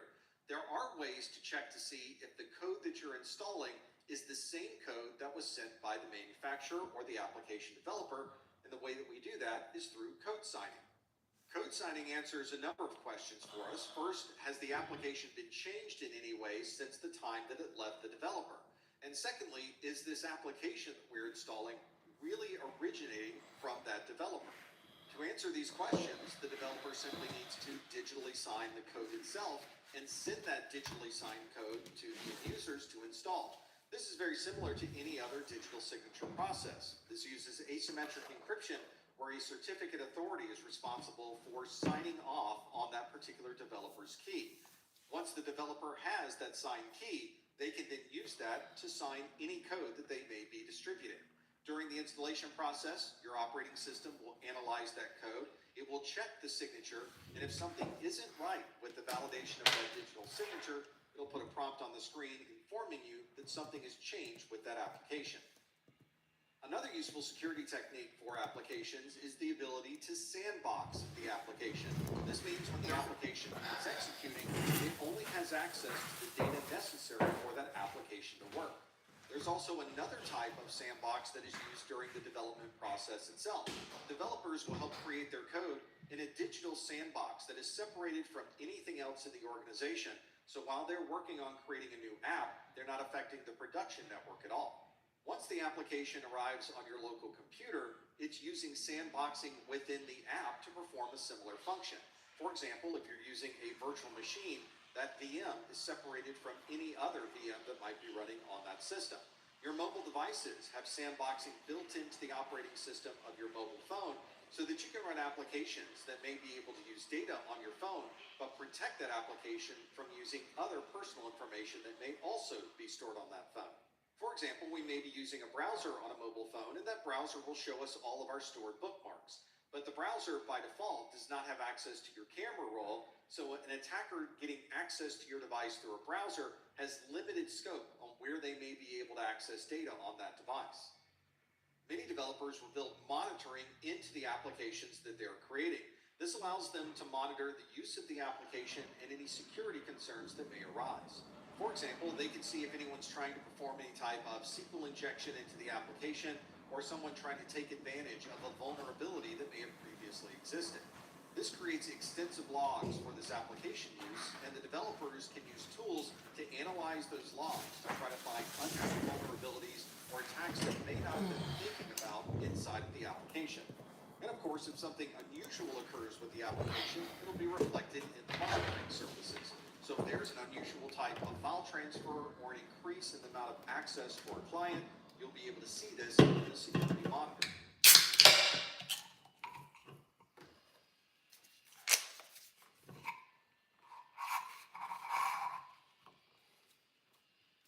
I got a delivery.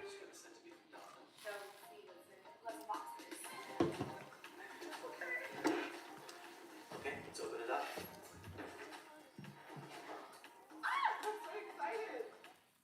A meal that's dip-tacular. Ciabatta dippers are back. It just feels good at Panera. Every organization has a formal process for acquiring goods and services from third parties. This is part of the purchasing process, and it's often a very formal process which requires sign-off and approval by a number of different parts of your organization. This process usually starts with the end user. They may have a particular software or hardware requirement, and they'll work with the information technology group and the purchasing department to obtain those goods or services. This usually involves analysis of the budget and if that particular department can afford to purchase that particular product, and of course, formal approvals by individuals in IT, the purchasing department, and most likely the management of the company. This process will probably require some type of negotiation with the supplier to be assured that the organization is getting the best price for what they're purchasing.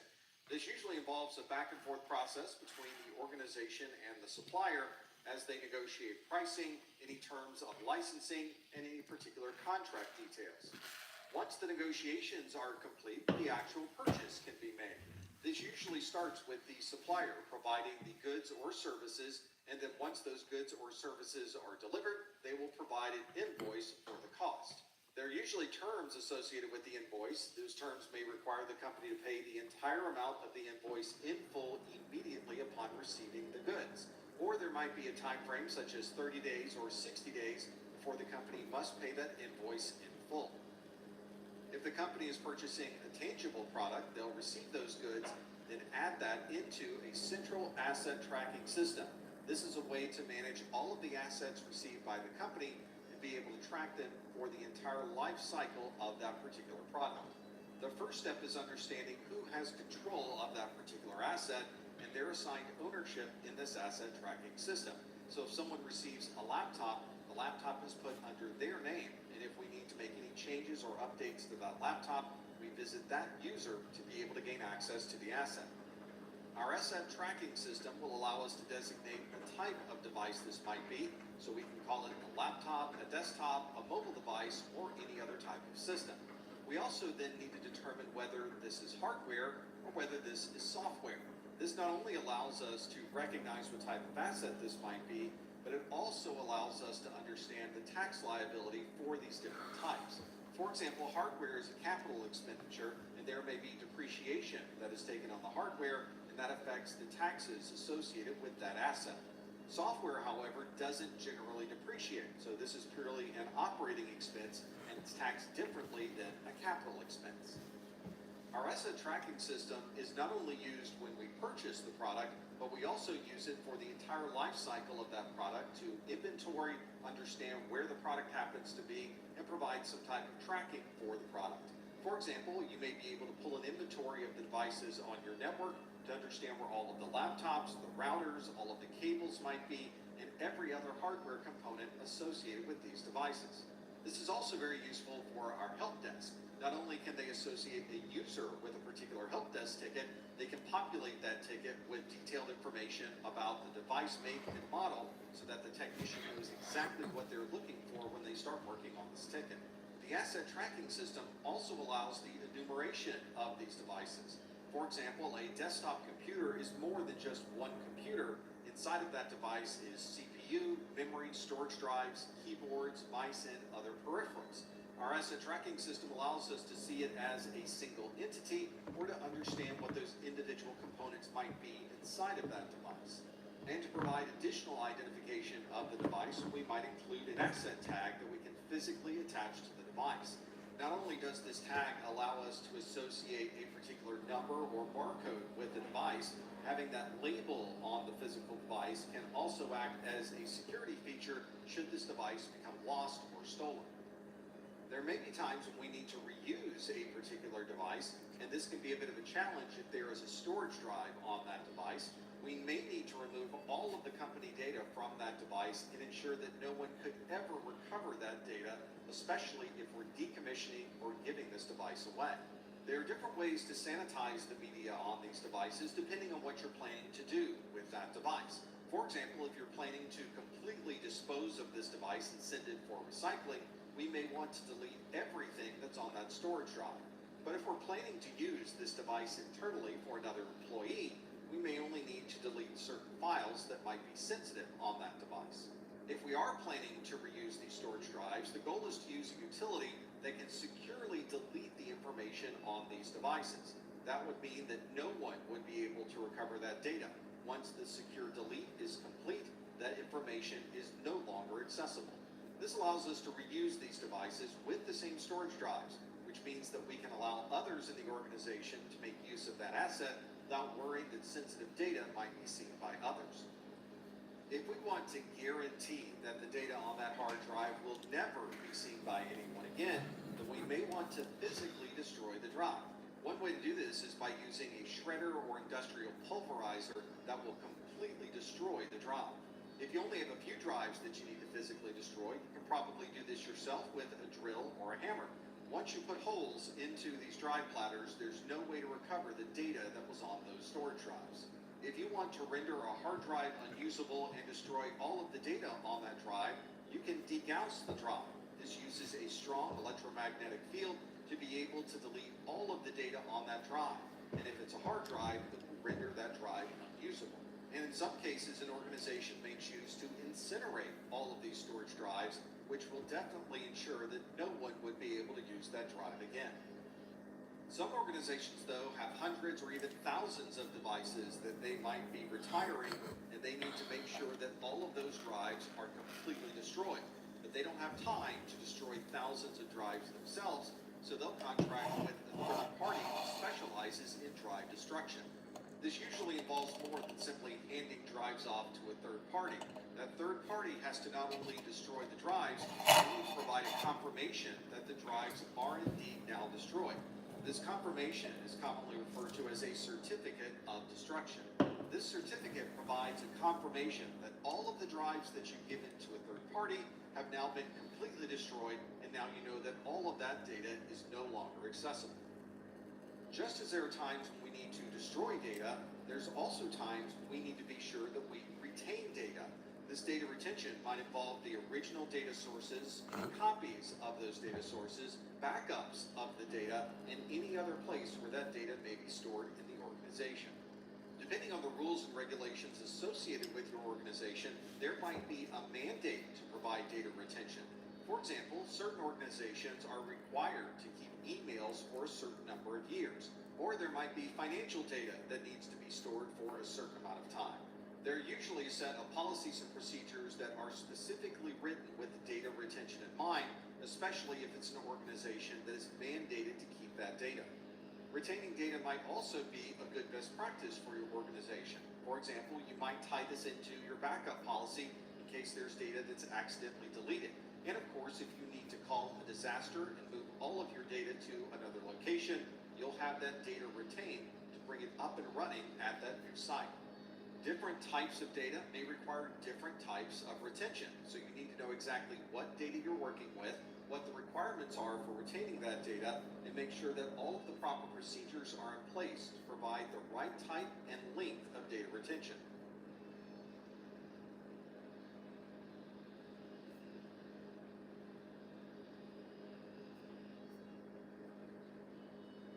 I would describe Underline as fast, affordable, and Incredibly fast, very reliable, zero lag.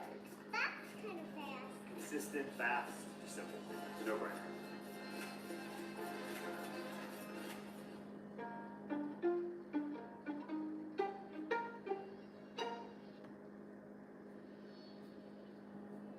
Vulnerability scans are used to determine if a system may be susceptible to a type of attack. This process does not perform an attack on the operating system, otherwise it would be a penetration test. Instead, this is simply checking to see if the potential for an attack exists on a particular system. For example, a port scan is a very simple type of vulnerability scan. It informs you what ports may be open and which ports are closed on a particular system. This doesn't mean that every open port is somehow susceptible to an attack, but it does show where certain ports are open, which could potentially be used by an attacker to take advantage of a vulnerability. We commonly use these vulnerability scans to try to find these systems before the attackers do. And the engine of these vulnerability scanners are very good at identifying all of the systems that might exist in a particular IP subnet. We often associate these vulnerability scans with someone who's on the outside trying to gain access to devices that are on the inside.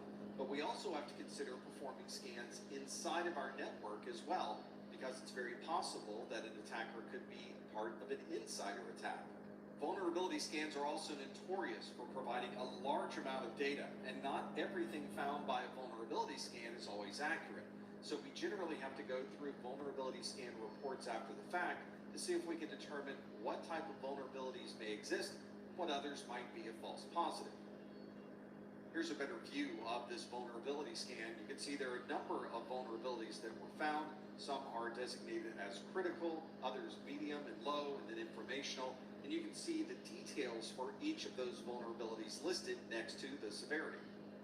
Here's the full report for this vulnerability scan. You can see the severities are listed here. You can see there are 2 critical, 2 high, 9 medium, and so on. As we scroll through this list, we can see the first critical vulnerability is one that is an OpenSSH or OpenSSL package random number generator weakness, which tells us that the SSH host keys are weak on that particular device, and explains that it's due to a bug in the random number generator of its OpenSSL library. That would certainly qualify as a critical vulnerability. The next vulnerability on the list is a Unix operating system unsupported version detection. This is for a system that maybe we had no idea was still running in our network. This has identified this Unix operating system on the remote host as being no longer supported and therefore no longer able to be patched with security updates. All of the vulnerabilities listed in this report would need to be checked and verified before making any changes to that system. And if we are able to confirm these vulnerabilities, especially those of higher severity, we may want to put them through our normal change control process to patch the operating system or the applications. Application developers also have a way to check their code for potential vulnerabilities. They would use a static application security testing system. This is software that will review the source code of an application to determine where potential vulnerabilities might be. So it might be able to identify a buffer overflow, a database injection, or some other type of vulnerability that can easily be identified inside the code itself. Although these static code analyzers are quite good at finding vulnerabilities written in the code itself, there's certain types of vulnerabilities that may not appear on a static code. All right, everybody, let's take a break. For example, a Let's static code meet analyzer back here doesn't at understand how certain technologies may have been 4 implemented in the code. For example, something relating to authentication security or an insecure implementation of cryptography is not often found by using a static code analyzer. And just like vulnerability scans on the network, we also have to check the results of the static code analyzers as well.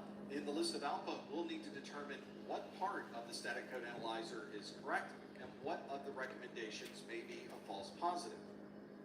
Here's the output from a static code analyzer. You can see there are a number of issues that were found within the code itself.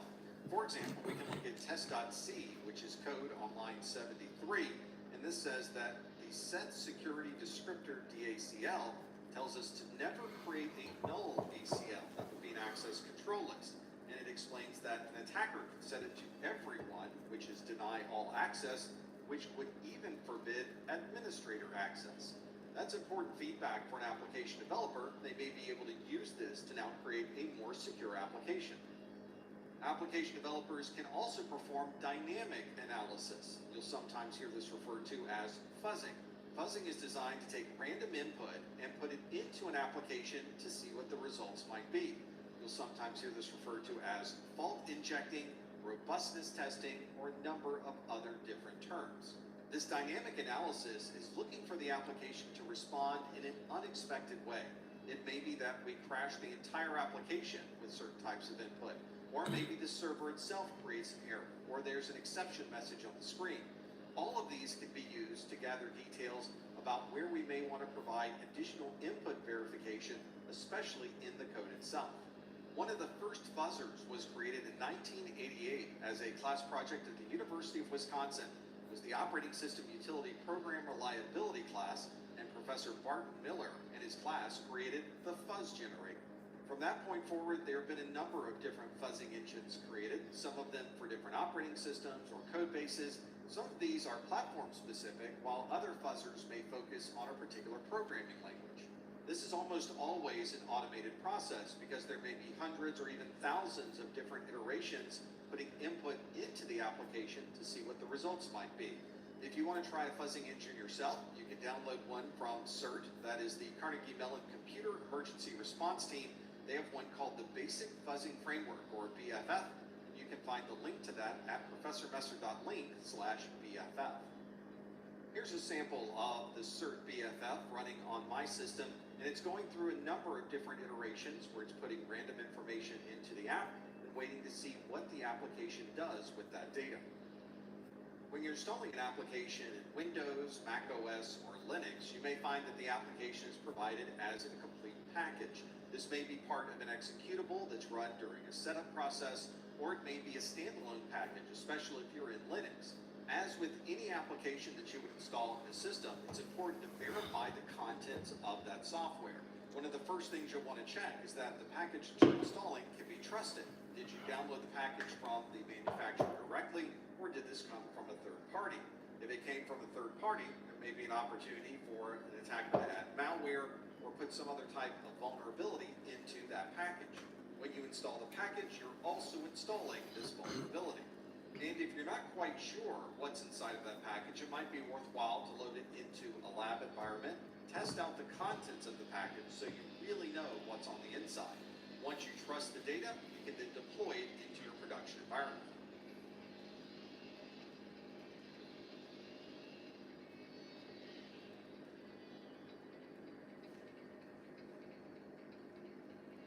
Take 40% off fall right now at Hobby Lobby.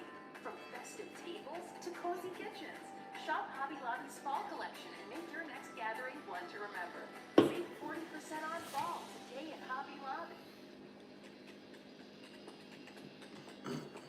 Ever frozen halfway through your code? Sometimes you just need the right hint at the right time. This is how developers are made. Apply for the JetBrains Student Pack and keep your coding flow from freezing over.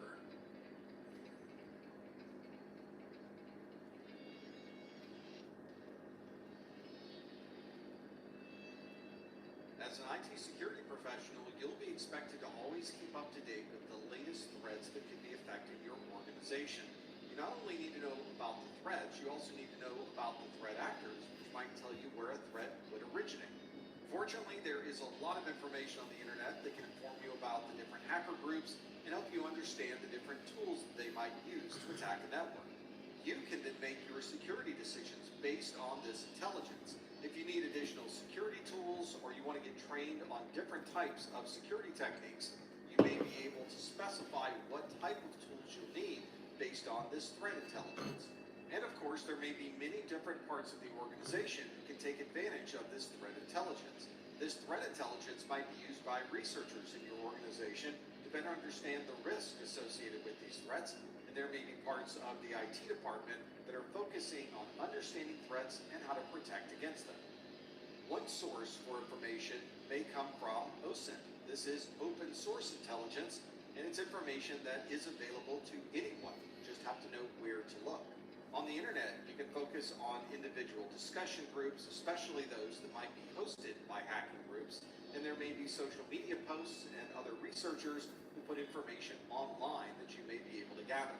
You can also gather a great deal of information from the government. Almost everything the government makes is open source and available to read, so you can go through different public hearings, maybe view different reports and websites that can give you more details about the particular subject you're researching. And there might be commercial data that's publicly available. For example, an organization may release financial reports or databases that contain details about projects or risks associated with those organizations. There are also companies that are built around this information intelligence, where they will compile the information for you and provide that to you for a fee.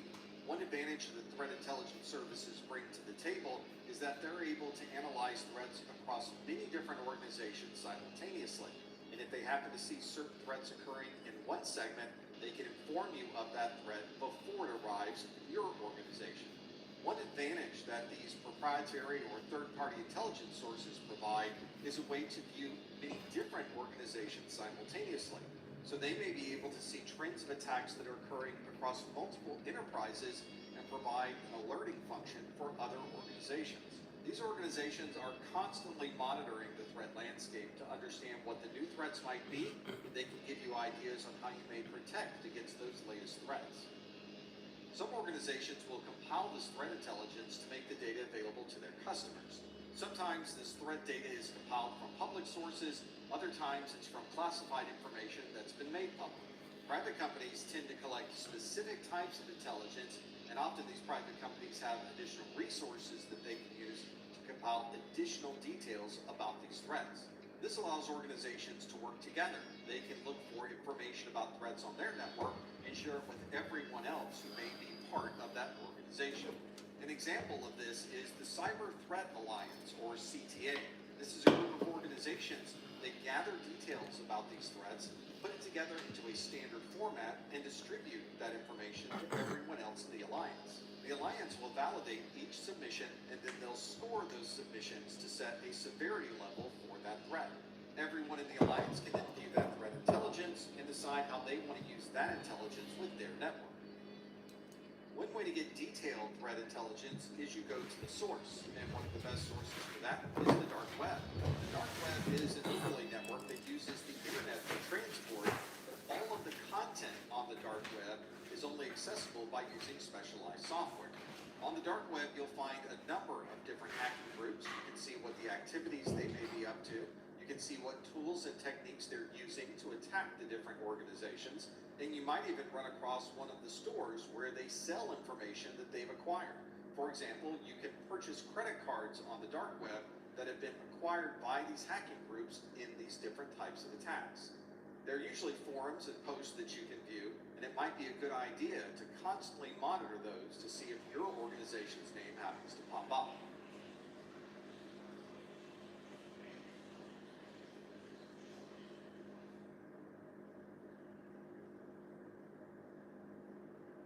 This is a team feeling zen. And these are the Dell PowerEdge servers that make them feel that way. They take care of themselves. So the team can spend less time stressing and more time growing their business. With Stella and Chewy's, it's easy to add raw nutrition to your pet's bowls. It's raw food that's gently freeze-dried to lock in the nutrients and flavor without needing refrigeration. So you get all the benefits of raw, none of the hassle. Stop by PetSmart with your dog to find Stella and Chewy's recipes.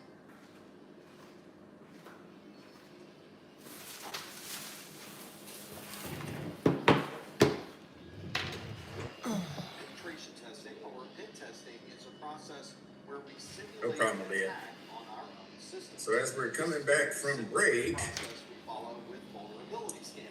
Except with we're going to penetration continue testing, we're our performing lesson from actual yesterday, exploits to see if we can get because we're going to start getting into some Some things. organizations perform standardized penetration testing on Role-based regular access intervals control. that is not only a good security Then you measure have of this, attribute-based access control. business it is. You'll see this on Pen the testing process, I exam recommend looking into the National Institute as of well. So Standards and now, Technology. once we start looking at how our information is going to be accessible from folks inside the organization and or third parties, people that are consulting with us, possibly doing some coding for us and things like that, Yeah. coding as a service, CAAS, we need to give them access to the data or databases. So we got to figure that out. We'll also start talking about and getting into SIEM, which will start coming up. Security, information, and event management. You'll also have relational databases and or systems that share information using extensible markup language, which is one of the very basic markup languages that we were talking about. Languages we were talking about. And you may have to add what they call SAML on top of it. Security Assertion Markup Language, right? SAML allows the data to be encoded and shared with some security. But the cool thing about SAML is you don't need to go through an authentication server, so to speak. Like the user doesn't need to keep getting re-authenticated and re-authenticated and re-authenticated and have to go through a broker, right? An identity asset. Can't talk today. Identity and access management service, okay? You can actually have this person, once they get verified just by who they are, they're in and they can use the service or access data that SAML is protecting. Let me give you an example. You can put SAML in, let's say you have a web page. It's coded in HTML, right? But you want to use JSON in there too. JavaScript object notation. So you basically want to join HTML with JavaScript, but you want to secure that script. You don't want anybody to take it, right? Well, you can drop some SAML into it. You see what I'm saying? SAML will protect it. These two things are working together, so it puts another layer of security on top of it, so it can't get jacked like that. All right.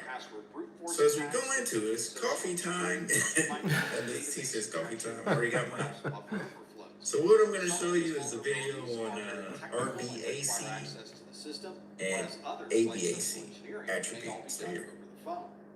Ultimately, we want to see if we can gain access to these systems. Two questions for you. Who are you, and what are you allowed to do? These are two questions that go into what we call access control. Access control is involved in these two steps. I've talked a lot about this one in previous videos about authentication. This is where we get things like multi-factor authentication, password strength rules, pass keys, and things of that sort. That's answering the question, who are you? But I'll tell you the harder question to answer is this one. What are you allowed to do? This is the area of authorization, and that's one that often gets overlooked. The subject of today's video then is going to deal with two different approaches to authorization: roles-based access control and attribute-based access control, RBAC and ABAC. Let's take a look at the two and see what are the pros and cons of each. Okay, let's take a look at what it looks like if we don't use roles for our access control decisions. So let's say we have a hospital environment and we've got a doctor here, and a doctor should be able to write orders that the nurses follow and other people follow. They should be able to read the orders that they've written. They can read the lab reports that have come, but they can't write the lab reports. Only a lab technician can create those reports. And the lab technician should be able to read these, but probably not the others of these kinds of things. So then we also have, say, a bunch of nurses, and the nurses cannot write orders, but they can read them so that they can follow them. All the nurses should be able to maybe read the labs to understand what's there, but they don't write. So you can see what happens here. As we expand this out to more and more users and more capabilities, this is a trivial example with just 4 capabilities and 5 users. Imagine if we scale this to thousands, or tens of thousands, or hundreds of thousands. What does this spaghetti look like? It gets to be a real mess. So that's without roles. How about if we introduce roles into the case? So in this case, what I do is I say, okay, all doctors can write orders, they can read orders, they can read labs. Nurses can read orders, they can read labs, and a lab technician can write labs and read labs. This looks fairly simple because I'm talking about them in aggregate. Yeah. This is an abstraction of what a lot of different people would do. Now, all I have to do in order to implement this is map the individual users into the roles that they fill. So I say, this person's a doctor, these people are all nurses, and this person is a lab tech, and voila. So with roles, then I get something that is much simpler, much cleaner, and much easier to manage. Imagine later if I come along and say, you know what, we need to add a new capability, I don't know what we're going to call it, but some new function, and in fact, I'd like nurses and doctors to be able to do it. That's all I have to do. I don't have to go back and change all of this. Or if we get a new employee that comes in and we say, oh yeah, the new employee, that person's a lab tech. I just map them to the role and they pick up all the capabilities. So you can see what we've done here is we simplified by abstracting out, and we're giving access rights based upon the role the person plays within the organization.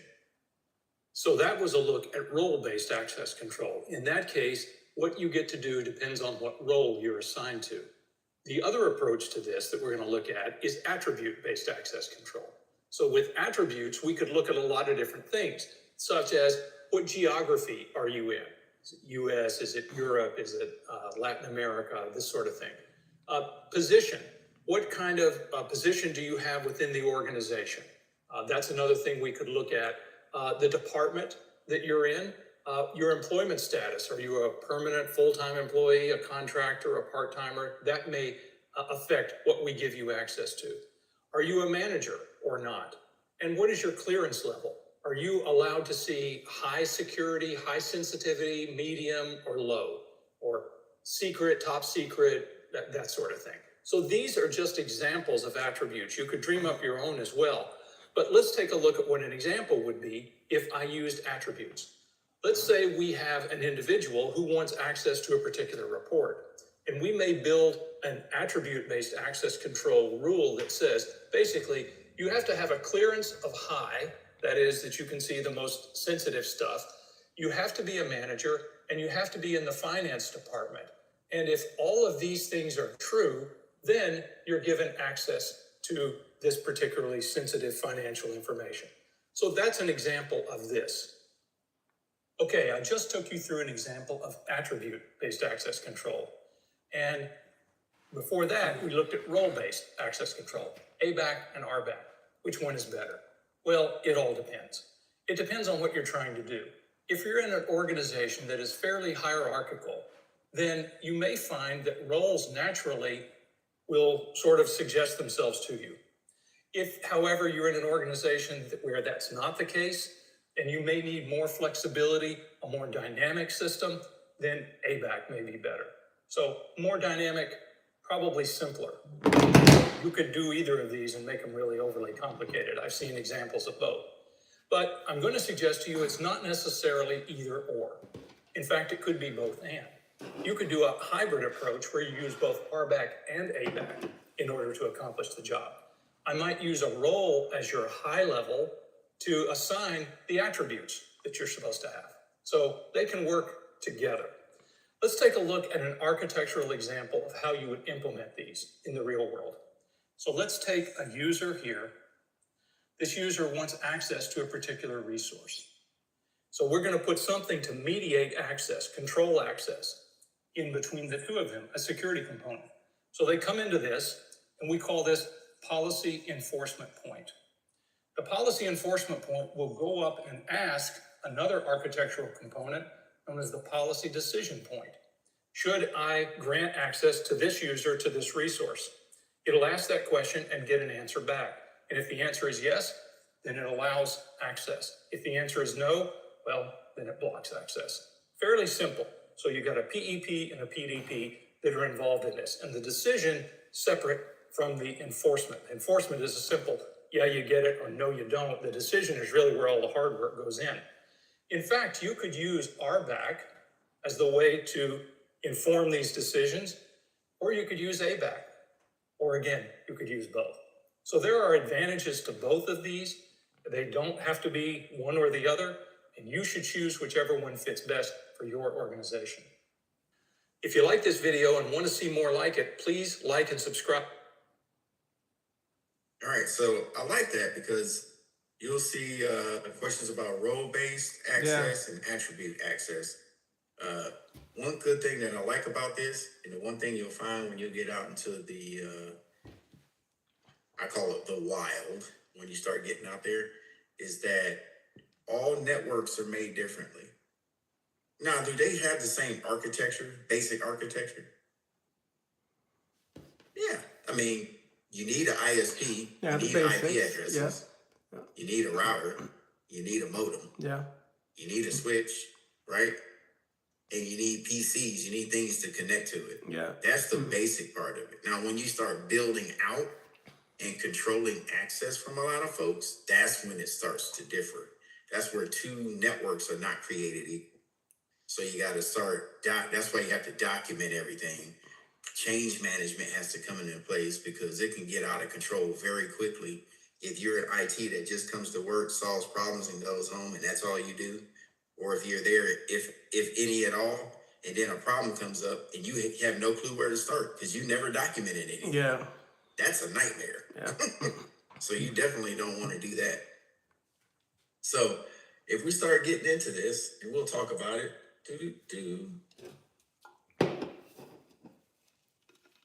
Let's get into where we at. Access management. 1 second, y'all. I'll bring this up.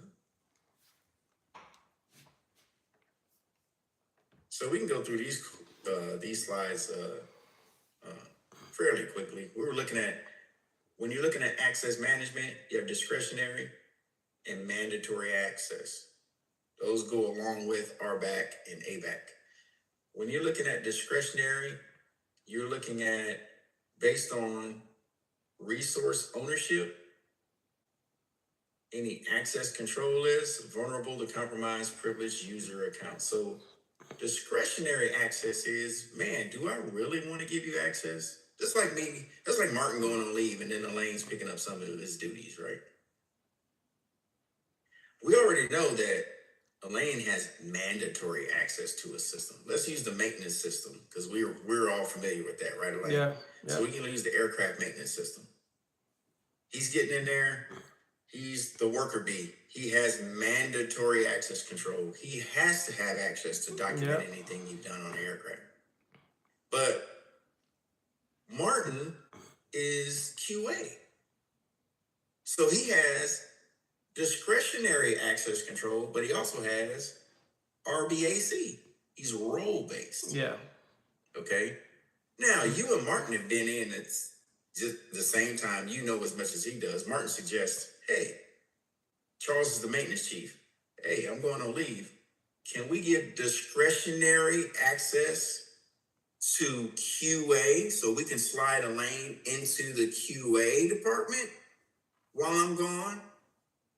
So he can overlook the maintenance procedures and audit while I'm out for 7 days because he has the chops to do it.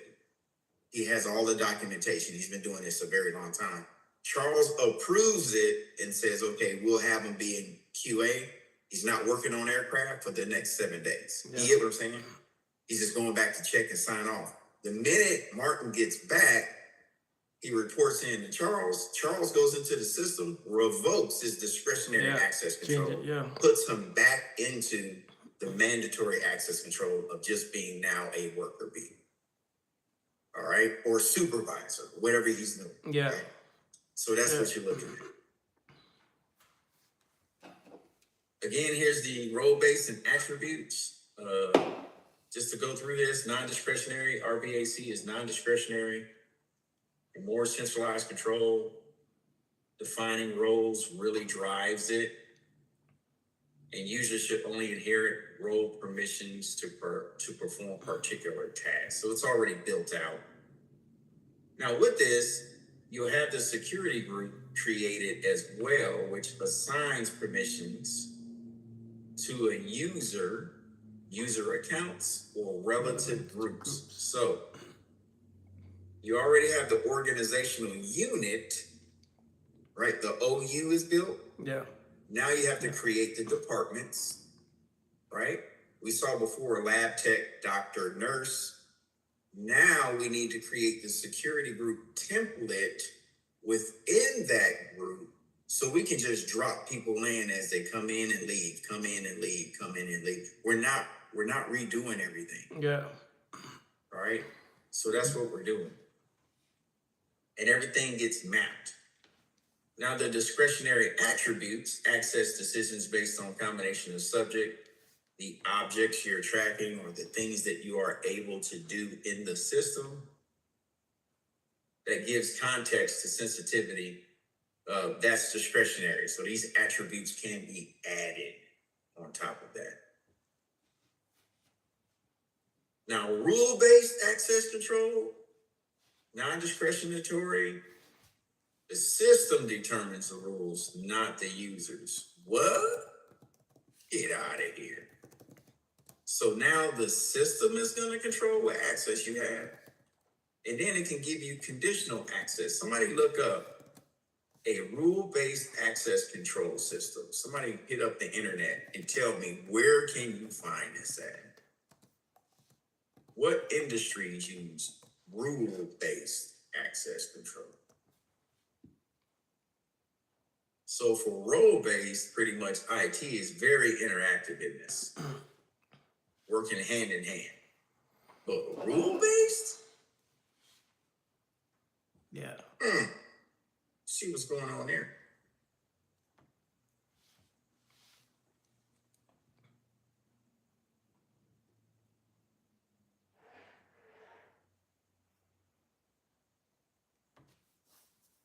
Elaine says, it's almost like permissions all over again. But correct, it is. Yeah. You're right. It all leads back to ACL and firewall. Yeah. Yeah. Now we're just defining it down to people and groups inside of the system behind the firewall. Yeah. So rule-based. The system, not users, not MAC, not RBAC, not ABAC. What'd you find?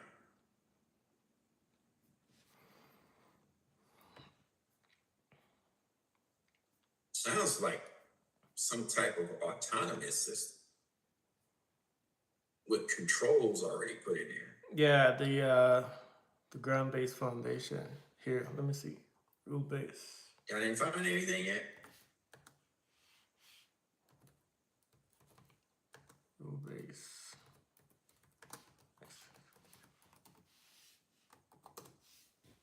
It's saying Cisco. Okay. What else you got? Wait, what? So it's defined Sounds like managing Azure. to So let's put it this way. Sounds like autonomous systems might use this with certain rules that need to be followed in order to transfer information, yeah, rule-based not really access control. access. Oh, Administrator defined as. so that's what we're looking at here. So if we were to go, you'll be surprised what comes up.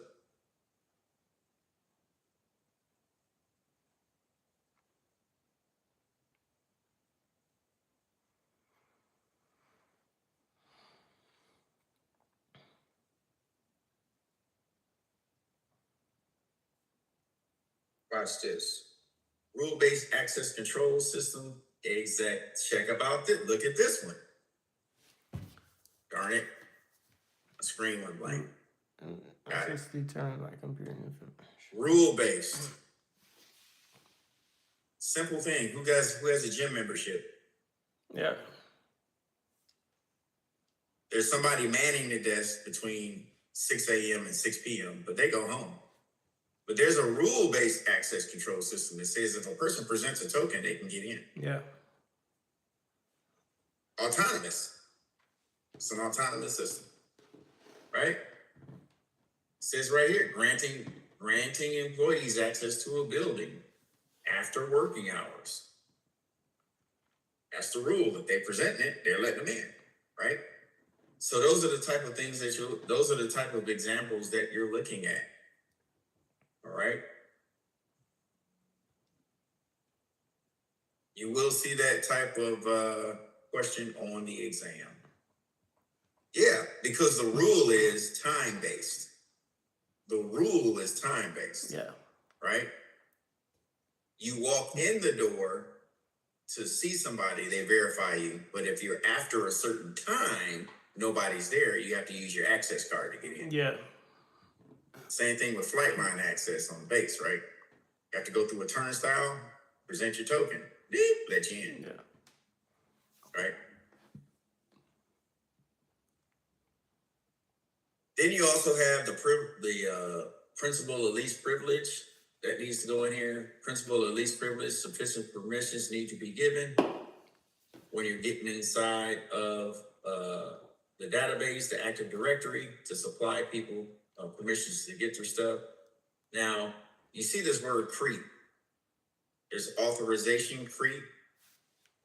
There's baseline creep. There's configuration creep. Right, What does creep mean when you see creep? What word comes to mind when you hear the word creep? Not TLC. Yeah, keep it on the down low.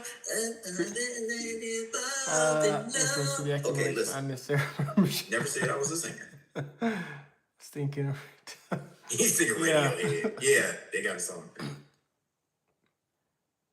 Well, so not so much lurking in the system, but when you creep away from something, you're getting away from your basic configurations. No scrubs. Yep.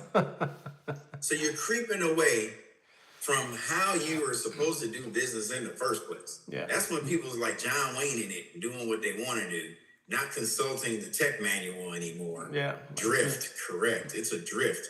You're drifting away from stuff, right?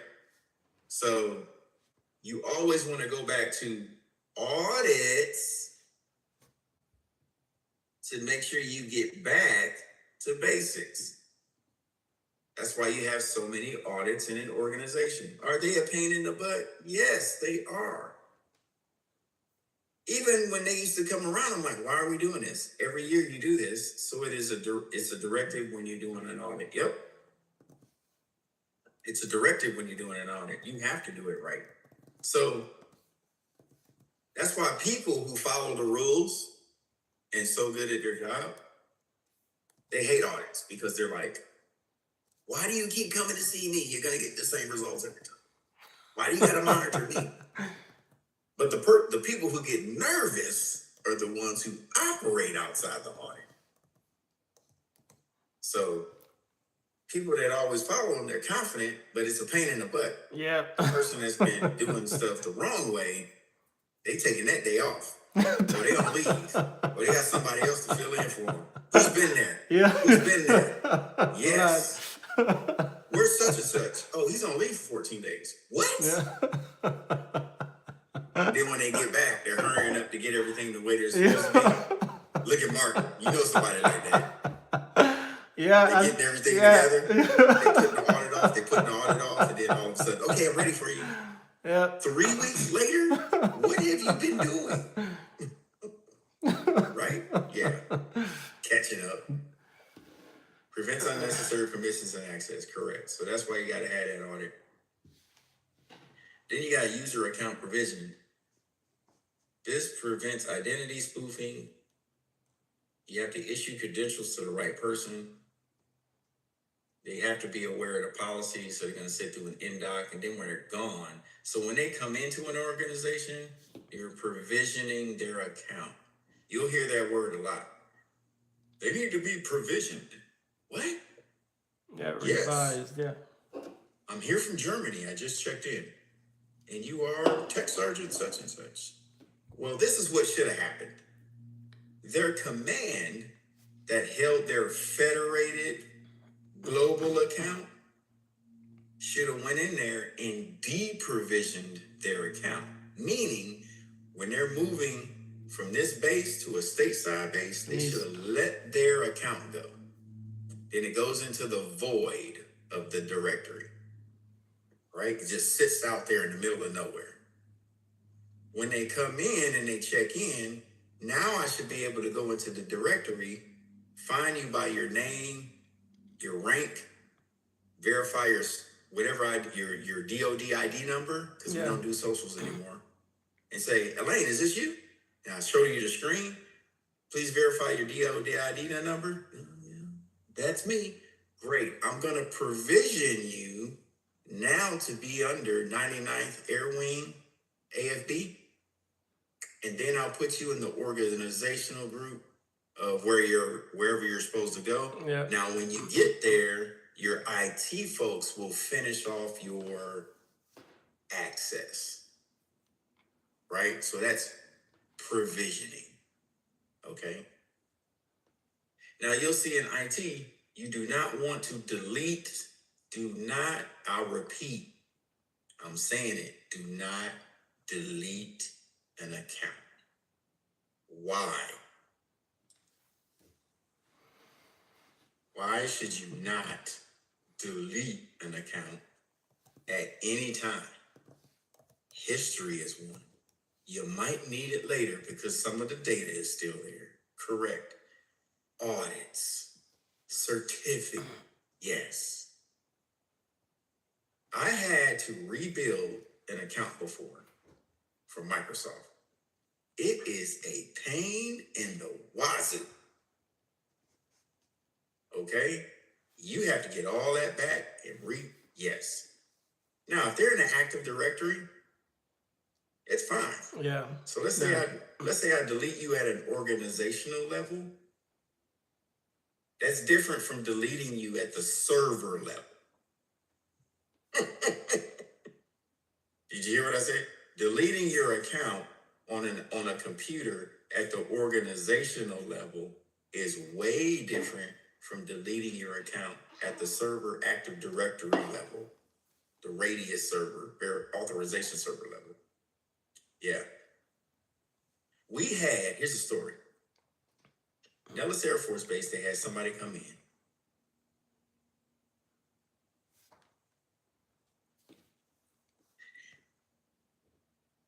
They deleted all the SIPR accounts for the base. Creech was affected too. Wow. They fat figured something. Deleted all the SIPR accounts. Can you imagine the yelling that person got, the lashing? Yeah.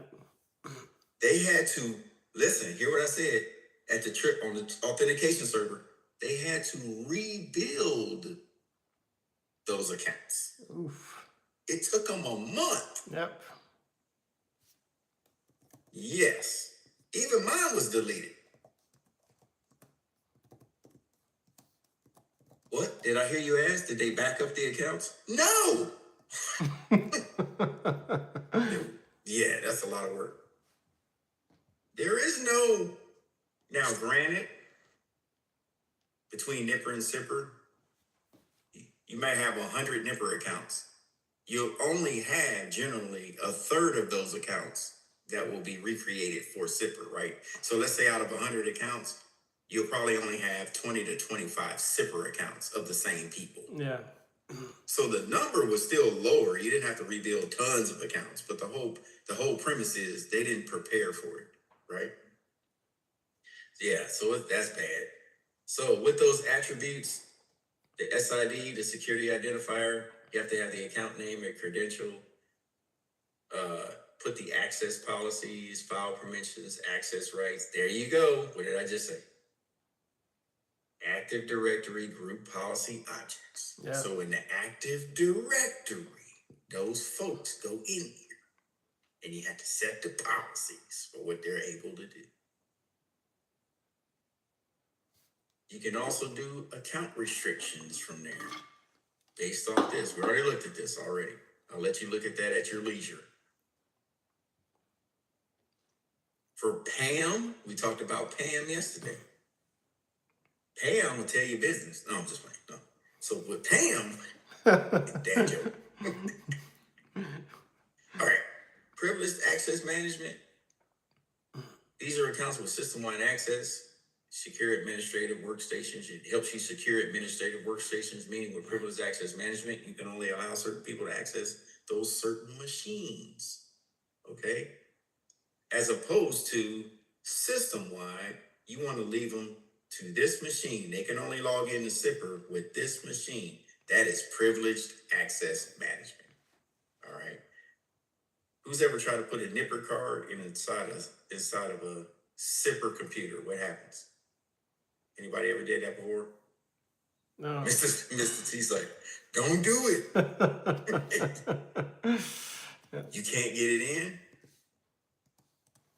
You sure?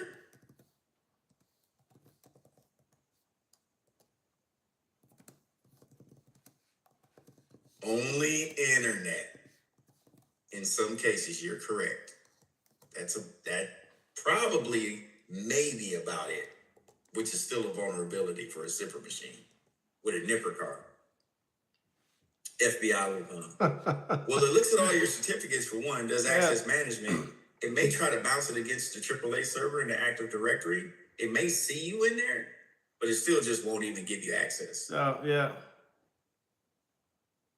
You could get it down to a point if they present the wrong certificates, you can shut down the Zipper machine. Yeah, like that's pretty extensive. Yeah, and base network operating system probably doesn't want to do that because they have to physically come down and verify the machine every time, or it may shut down, right, or restart. Yeah, but typically it won't do anything because it's in a secure room, and to get to that secure room, you got to walk past 5 people.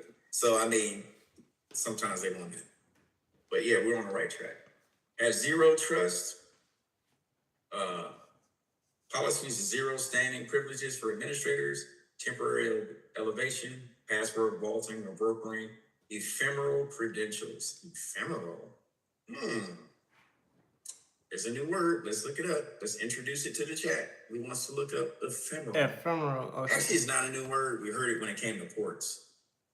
Ephemeral. All right, let's. So what's ephemeral credentials? Ephemeral.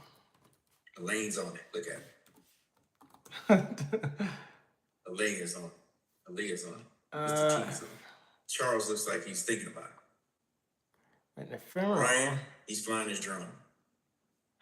All right. Ephemeral. And then. Yep, lasting a short period of time. Yeah, like if we can think about this and relate back to 1201, 1202, says your computer will pick an ephemeral port, meaning a temporary port for a short amount of time to transmit information. It could pick anywhere between 1 and 65,532 ports. Yep, just to do some transactions. All right. Yep.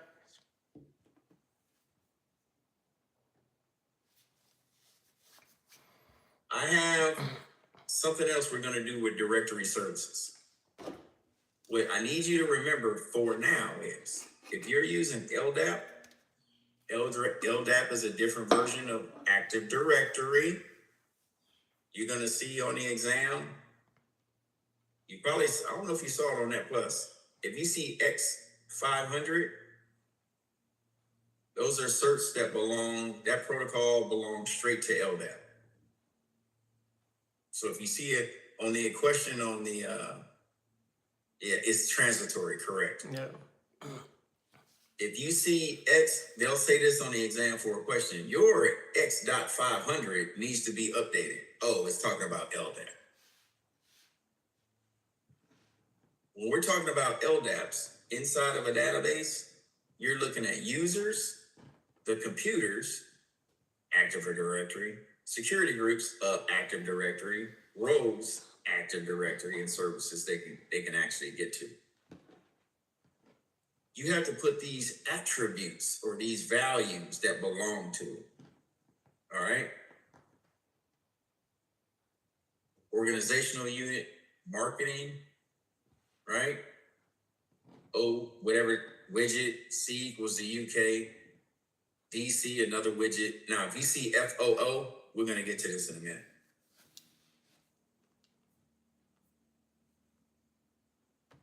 FOO is a placeholder, food. That could change at any time. So usually in coding, you'll see FOO can be used as a placeholder to designate until you get whatever real attribute you want to put in there. Yeah. So we'll circle back to this. You want to introduce with authorization servers or authentication servers, single sign-on can be used. Again, single sign-on can use KBC, timing tickets to ensure a person is not a man in the middle or an on-path attack happening where they have taken their credentials to get to the server.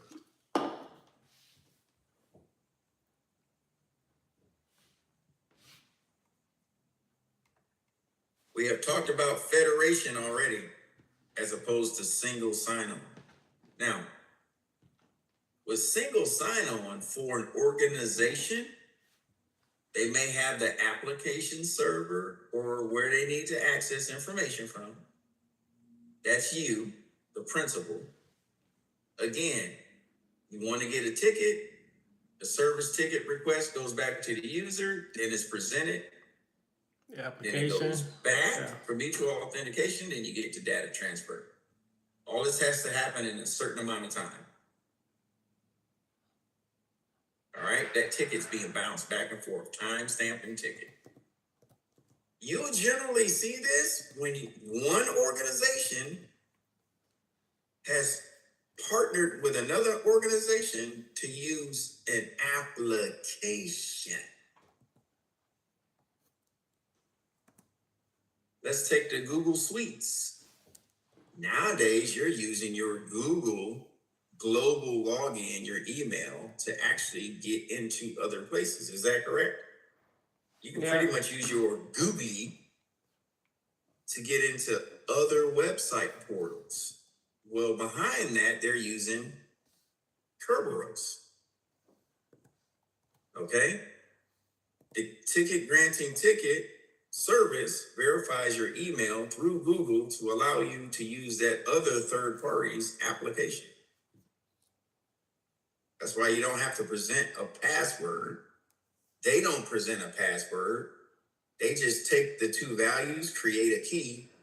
There you go. That way you can walk away from them at any time you want and break the trust, and they can walk away from you at any time and break the trust, knowing both parties never presented a password. You see how that works? Yeah. It's just for access, multi-factor auth on organizational level. So instead of you presenting a password every time and I want to verify you, if you're using Google, like Elaine said, I'll just send him the MFA. Because on his email account, he said he could be contacted at 678 blah, blah, blah, blah, blah, blah, blah. Yeah. So I'll just send him a hey, is this you, Elaine? Is this you trying to get in? You have this meeting? Okay, cool. We letting you in. Right. Now, if you're federated, now it gets bigger. You are part of a super organization. Yeah. And you're able to walk through that super organization and have access, at least basic access to everything. DOD. Yep.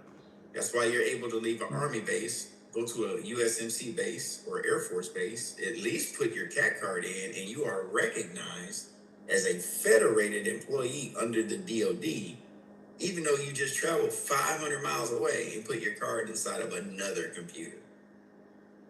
Your basic thing that you can probably do on that network is just to use the email or surf the web once you get access. That's it.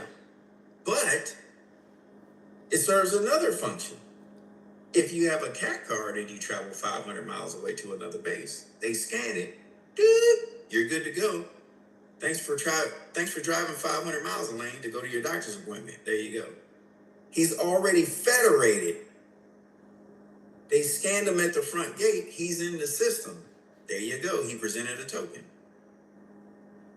So he's able to just bounce from base to base to base to base. The security assertion markup language, that's when we're actually taking Open Standard for Implementing Identity and Service Provider Communications. Basically, we're attesting or we're giving assertion that same example we're using for Michael and Elaine working on satellite systems across two organizations. We're going to marry these two pieces of information together. I'm using a third party to assert. I am asserting that Michael and Elaine are working together. They can transfer information. We're protecting that information and we're merging it by putting some security seasoning on top of that language as it's being transmitted back and forth. Yeah. No need for us to go through a third-party attestation like a cloud access security broker, or we have to pay somebody else to do AAA, or we have to do all that. SAML is simply saying, yeah, me and Mike agreed on this. Can we get some security here, please? So we can just keep going. We've already been certified. You get what I'm saying? That's the difference. All right? So you can move it back and forth. As it's being communicated, you can do it over HTTPS secure for portals, web portals to move it, or simple object access protocol, which is what they call SOAP. SOAP. SOAP is used for web traffic, systems sharing information. You'll see SOAP attribute being used, that protocol being used.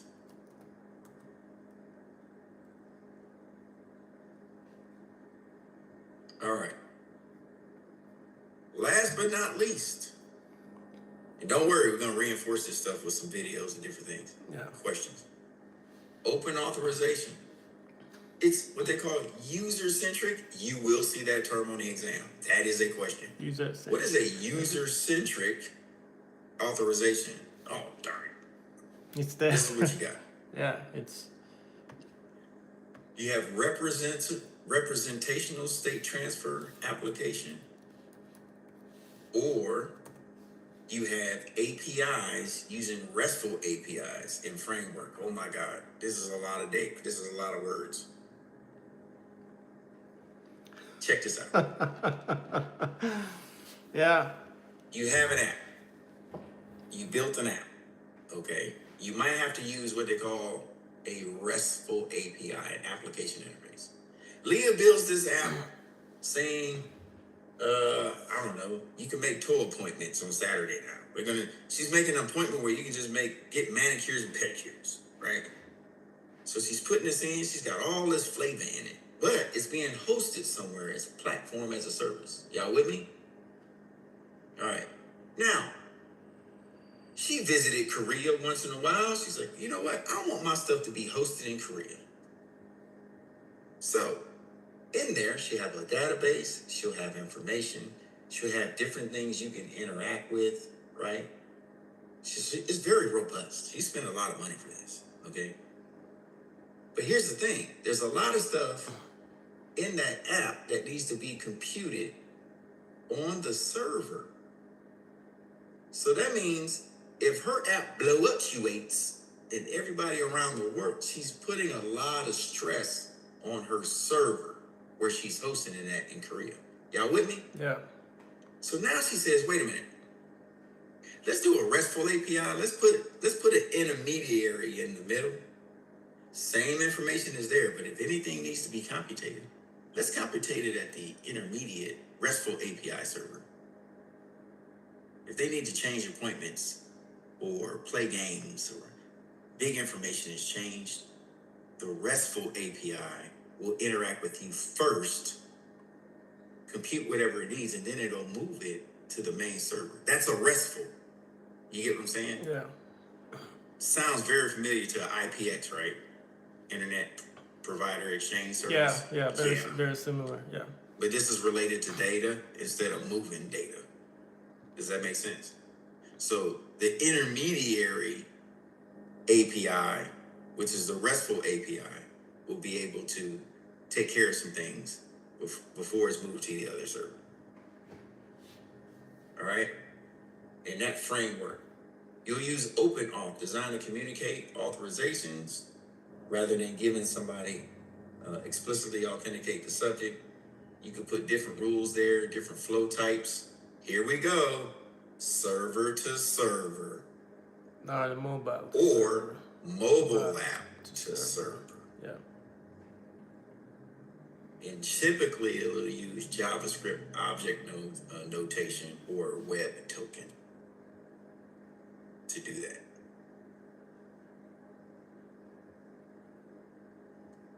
Woo, that was a lot.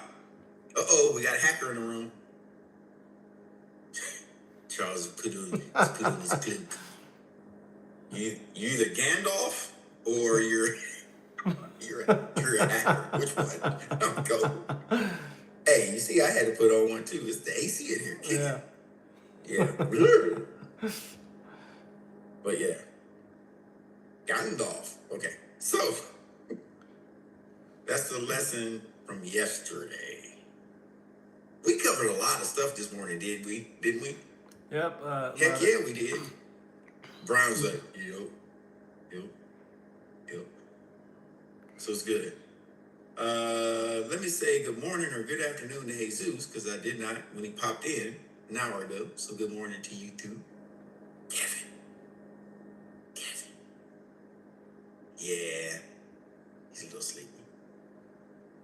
We gotta wake him up. I'll send him a text. But that's what we had this morning. Any questions?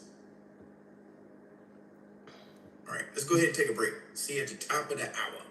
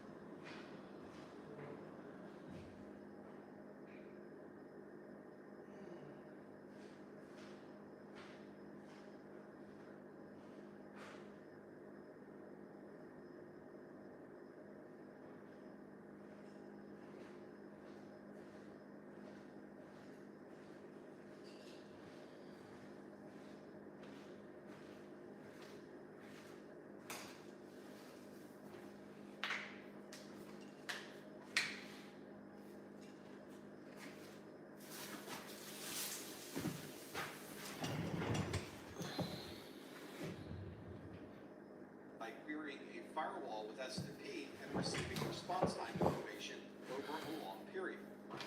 This polling process used by S&P requires the management station to poll the device on regular intervals. And if that management station does not poll a device, then it simply won't receive any data for that period.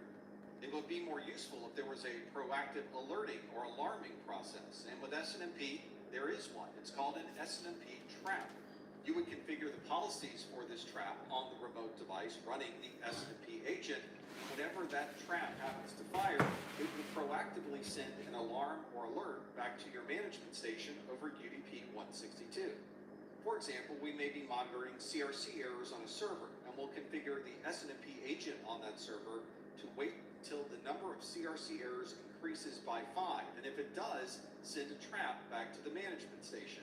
Once the management station receives that trap, it can then fire off alerts, alarms, and text messages and emails and perform additional automation just by receiving that trap.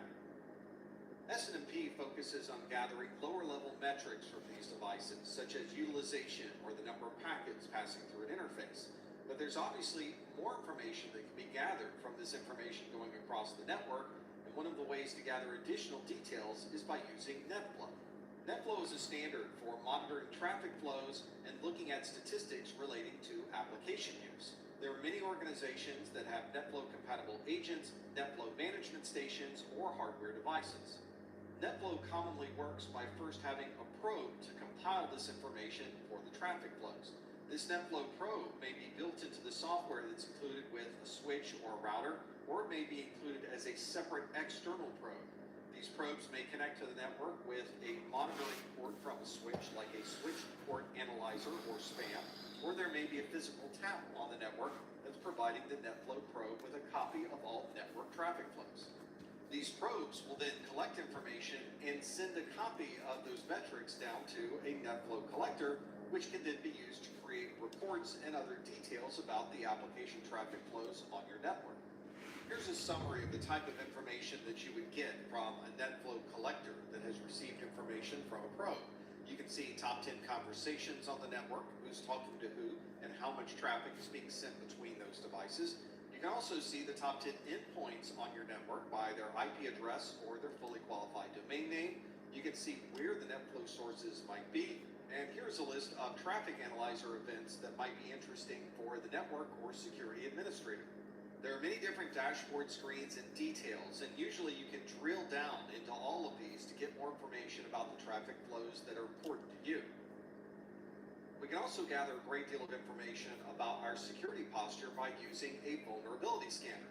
This is designed to be minimally invasive, so it's not going to perform any exploits to any systems, but it will gather details about whether a system could potentially hold a vulnerability.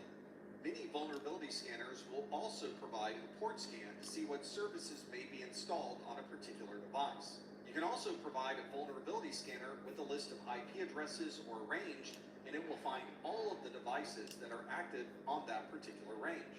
We often will perform vulnerability scans within our own network. It's sometimes interesting to perform the same scan from outside of your network so that you can get a perspective of what a potential attacker might see. Vulnerability scans collect a lot of information, and not everything collected is entirely accurate. So it's useful afterwards to go through a vulnerability scan to verify the information that was collected. Here's the output from a vulnerability scan. This one has found a number of critical vulnerabilities, some that are mixed in its severity, and others that may be listed as medium. And if you scroll down even further, you would see scan results that were qualified as low or informational. If we look at the results of this scan, we can see there's an issue with the random number generator on a server. This would allow someone to gain a shell of that device remotely. We also have a Unix operating system that is unsupported and therefore is probably not going to provide us with any type of security patches. We would commonly run these vulnerability scans on a regular basis so that we can avoid having any of these critical or high-level vulnerabilities active on our network.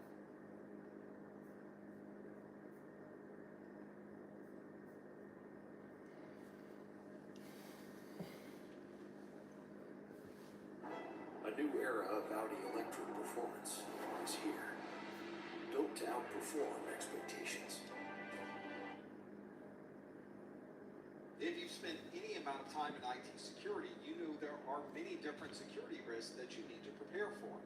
The attackers are looking for different ways to gain access to our systems, and we need to find different ways to prevent them from getting that access. But of course, we're not just protecting data, we're also protecting physical systems, buildings, people, and everything in our organization. In this video, we'll look at different security controls and how they can be used to prevent events from occurring in the first place. We can minimize the impact of events that ultimately do occur, and in many cases, we can limit the damage if someone does find a way into our computing environment. Let's look at some very broad categories of security controls. The first category we'll look at are technical controls. These are controls that we implement using some type of technical system.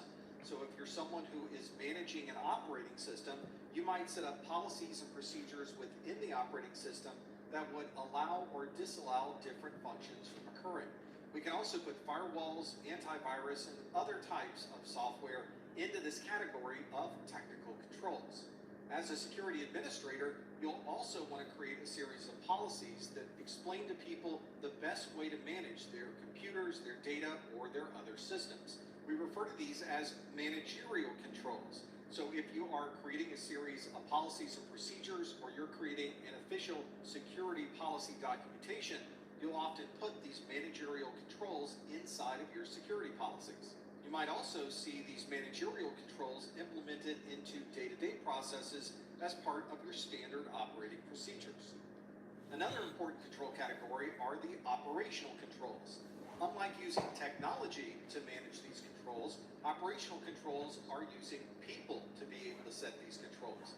So if you have security guards at your place of work, you're doing monthly lunch and learns, or you have some type of posters or awareness program at work to help explain the best practices for IT security, then you can put these into the category of operational controls. And the last category that we have are physical controls. As the name implies, these are controls that would limit someone's physical access to a building, a room, or a device. This might be something like a guard shack, so they can check everyone coming into a particular area. Maybe there are fences and locks to keep people out, or maybe you use badge readers to limit the access into certain areas within your building. So in this video, we'll focus on these four categories of controls: the technical, managerial, operational, and physical. And in this video, we'll look at a number of different control types and determine where we would fit certain control types into certain categories.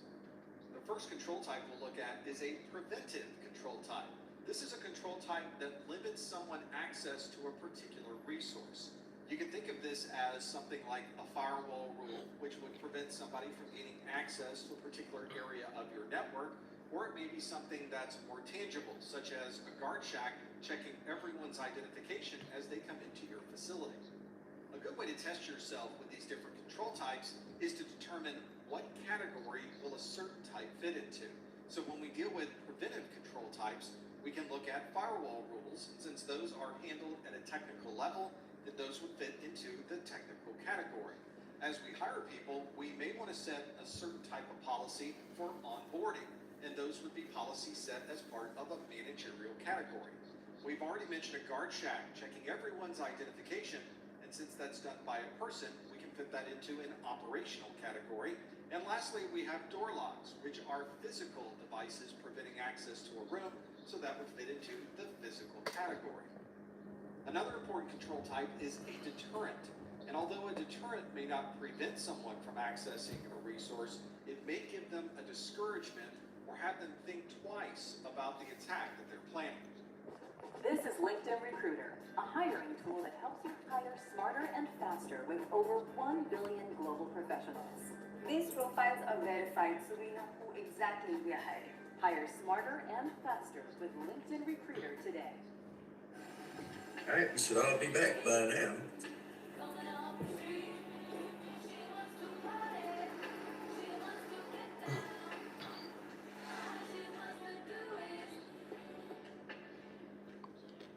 For example, when you start an application, there may be a splash screen that provides security information and restricts people who are not authorized from gaining access to that system.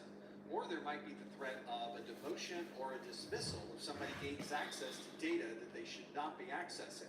There might also be a front reception desk greeting everyone who walks in, or warning signs telling people that if they gain access to this facility, that there would be consequences. These fit perfectly into our 4 categories. A splash screen is a deterrent that fits into the technical category. A demotion is a managerial category. The reception desk fits into the operational category, and the warning signs are a physical deterrent. All right, so we'll just continue to work on some class stuff until and in some cases, we'll pick back up after when a lunch. particular breach has occurred. This may not prevent access, but it would give us a warning and log information about that particular attack. An example of a detective control type may be a process of collecting, reviewing, and going through system logs, or you may be reviewing login reports about who's gained access to your systems. There might be someone patrolling the property looking for cases where someone might have broken into your facility, and you might have motion detectors so that you're automatically notified if something is moving in an area where normally there should be no motion. The system logs that are detailing everything that's going on in your systems would fit into the technical category. Someone reviewing login reports every day or every week would fit into the managerial category. Someone patrolling the property would be an operational category, and then the motion detectors provide us with a physical category. If there is a notification that someone has breached a system or gained access into a certain area of your business, then you want to apply a corrective security control. A corrective security control is something that occurs after the event has been detected. This is sometimes able to reverse the impact of that particular event, or you may be able to continue operating with your business with minimal downtime thanks to these corrective controls. For example, if a computer has been infected with ransomware and it has encrypted everything on that system, made all of the data inaccessible, you can simply erase everything on that computer and restore it back to a known good system using your backups. You might also want to create policies so that if there are security issues or something unusual that you see happen, then those would be rolled up into an alert or some type of notification. And if you find that someone has jumped your fence or they've tried to get in through a door in your building, you may need to contact law enforcement to be able to correct that particular incident. And if something is caught on fire, you can grab a fire extinguisher and make sure that that fire doesn't spread any further, thereby correcting that particular event.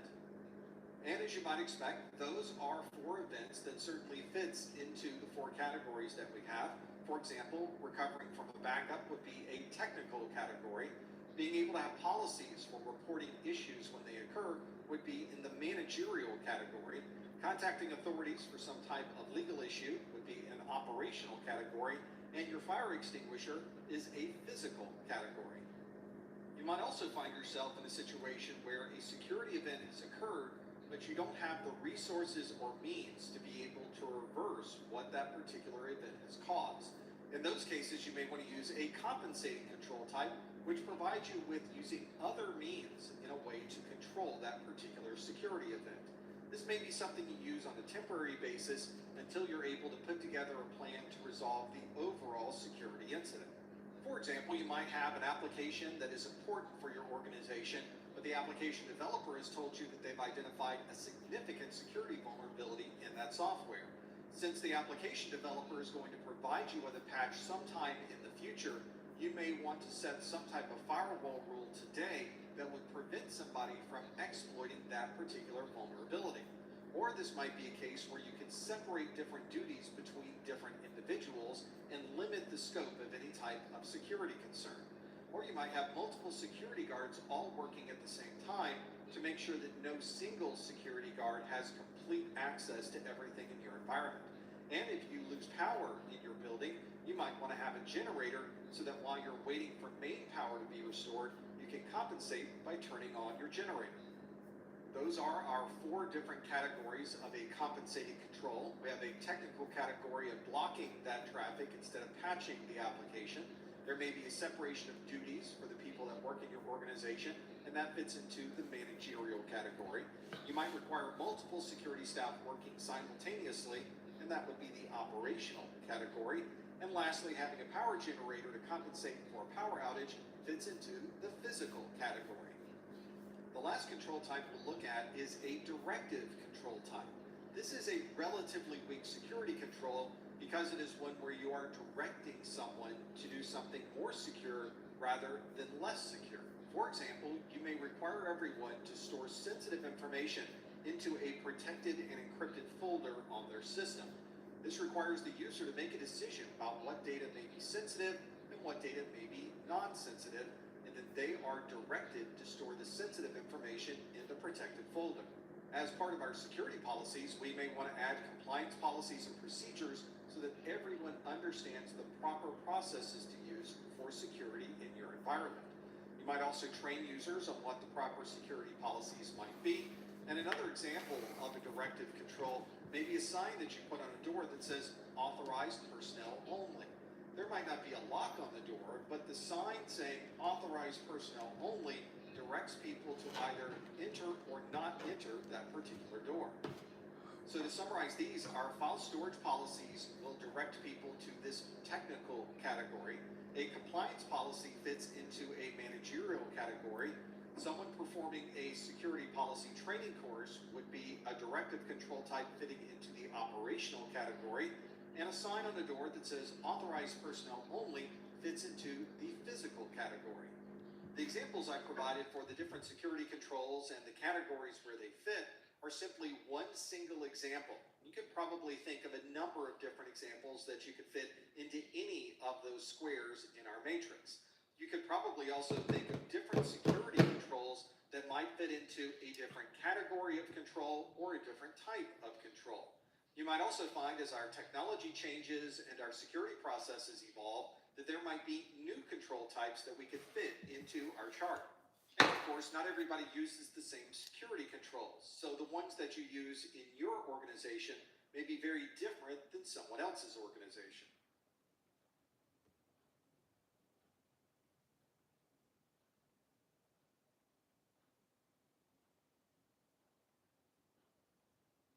I would describe Underline as fast, affordable, and incredibly fast, very reliable, zero lag.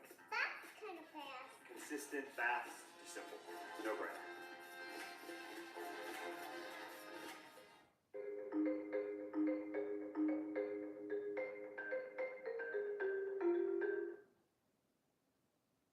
The CIA triad is an easy way to remember the fundamentals of IT security. Sometimes you'll see this referred to as the AIC triad to differentiate it from the federal organization in the US called the Central Intelligence Agency. But since it's so easy to remember CIA, we often refer to the CIA triad instead of the AIC triad. But keep in mind that the CIA triad has nothing to do with the CIA being the Central Intelligence Agency. The C in the CIA triad is confidentiality. We want to prevent someone from gaining access to private information. We need to provide that information in a confidential way. The I in CIA is the integrity, where if we're sending information from one person to another, we want to be sure that the recipient really is receiving exactly what was sent from the origination. And lastly, the A in the CIA triad refers to availability. Obviously, we want to be sure that all of our systems remain up and running at all times, even if we're implementing some type of IT security. You'll often see the triad written as a triangle, and each leg of the triangle has the confidentiality, the availability, and the integrity listed as the security objectives associated with the triad. One of the biggest challenges we have in IT security is making data available to others, but making sure that availability is only to the right people. We refer to this as confidentiality. One way that we provide this confidentiality is through encryption. We can have one person encrypt data, send it to someone else, and that other person can then decrypt that data to be able to see the original plain text. Obviously, anyone in the middle who happens to get access to that encrypted data has no idea what's on the inside, and if they were to look at that data, they would not be able to discern anything important from that information. Another common way to provide confidentiality is to set limits on what someone may have access to. We commonly do this with access controls. We can limit who might have access to certain types of information. For example, this might allow someone in the marketing department to be able to see all of the marketing presentations and be able to make changes to those, but it will prevent all access to any of the accounting information of the organization. And if you've ever had to provide additional authentication factors when logging into a system, that's another type of confidentiality. Someone would not be able to access an account unless they have the proper authentication credentials, and adding those additional factors provides more confidentiality.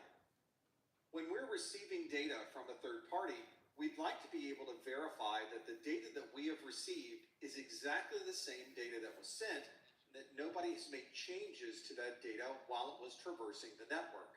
We're able to do that by using methods of integrity. One way to provide integrity is by hashing. The person sending the data will create a hash of the data and send you both the data and the hash at the same time. When you receive the data, you'll perform the same hashing function, and if your hash matches the sender's hash, then you know the data that you've received is exactly the same as the data that was sent. We can enhance this integrity by including a digital signature when we're sending data, which takes a hash and encrypts it with an asymmetric encryption algorithm.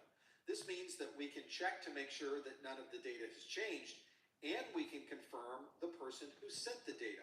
That provides an additional level of integrity that could be important if you're sending very sensitive data. It's also common to use certificates to be able to identify devices or people and provide additional factors of integrity, especially when you're transferring data from one device to another.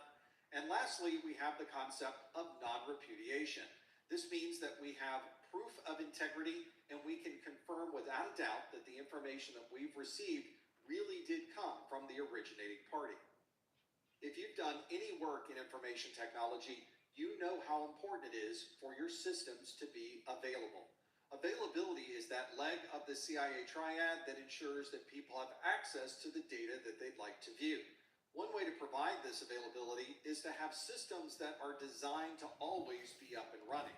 We might combine this with a system that has fault tolerance, where we have multiple components, and if one of those components fails, the other component can pick up and continue to operate normally.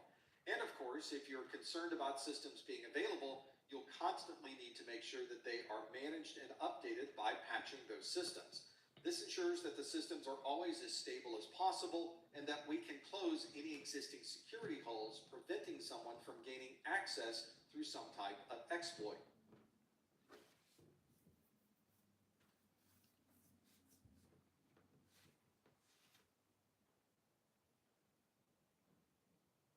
This is the Audi Q6 e-tron. Fully electric performance with an interior that elevates every mile. One of the important foundations of cryptography is ensuring that when someone sends data to a third party, that third party is able to verify that information really came from the sender. This is something that we think of all the time as part of a contract. We sign a contract at the bottom. It's our name, it's our signature, and if somebody was to look at this contract later, they could see our signature and could reasonably say that the contract was signed by us. Just like our signed contract, we have a similar set of features in cryptography, and today we'll look at how this non-repudiation works using proof of integrity and using proof of origin with high assurance of authenticity. Proof of integrity means that any data that we've received, we can verify that it's exactly the same data that was originally sent. This means that our data is accurate, consistent, and we know that nothing inside of the data we've received has been changed. In cryptography, we can accomplish this by using a hash.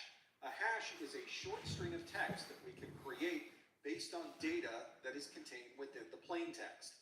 This is sometimes referred to as a message digest or something like a fingerprint. This means that if anything changes with that data, we'll have a different fingerprint or a different hash. This is the same as an actual fingerprint. If the person changes, you'll see that the fingerprint is very different. Although a hash is very good at verifying the integrity of the data, it doesn't associate that data with a particular individual. We can verify that the data that we've received is exactly the same as the data that was sent, but we can't verify who sent the data.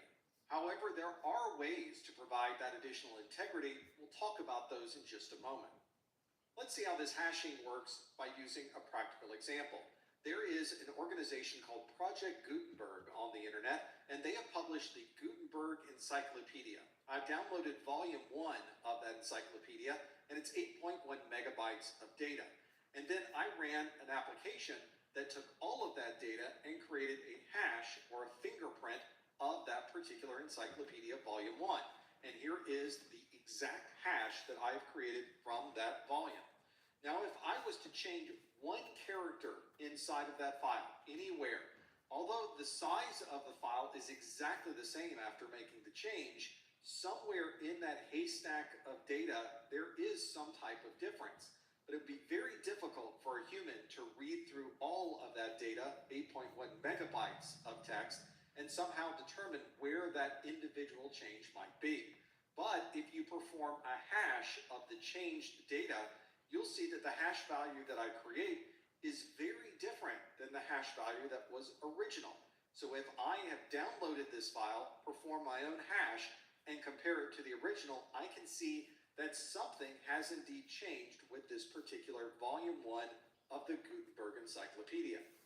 At this point, we might want to download again to see if we happen to get a corrupted or modified version, or perhaps we perform a diff or a comparison between those two files to see exactly where the change might be between the original version of the volume 1 and the version that we received. By using these hashes, we're able to provide proof of integrity. We know if anything was changed when the information was sent from the original sender. But we can also add to this an additional level of integrity called proof of origin, where we can verify the person that sent the data to us. Sometimes you'll see this referred to as an authentication when we are looking at the source of the message. By using a digital signature, we provide non-repudiation. So not only do we know the person that has sent that data to us, but anyone else could examine this transaction and verify that the information we received really did come from the sending party. Just as someone can use a pen and paper to sign a contract and send it to you, in cryptography we use a digital signature. This digital signature uses a private key that is only known to the person who's sending the data. No one else has a copy of this private key. To verify that private key was used, we use the public key associated with that private key, and that way we can assure that the information we receive is not only the same as what it was sent, but we know that it had to be sent by the person who provided the digital signature. In practical terms, adding a digital signature to a document is usually created by clicking a box that says add a digital signature, and a lot of cryptography happens behind the scenes. Let's lift the hood a little bit and see what that process might be that's taking place when you check that box to add a digital signature. We'll start with a conversation that's occurring between Alice and Bob. Alice is sending a message to Bob that says, "You're hired, Bob." And the first thing that Alice will do is provide a digital signature before she sends it.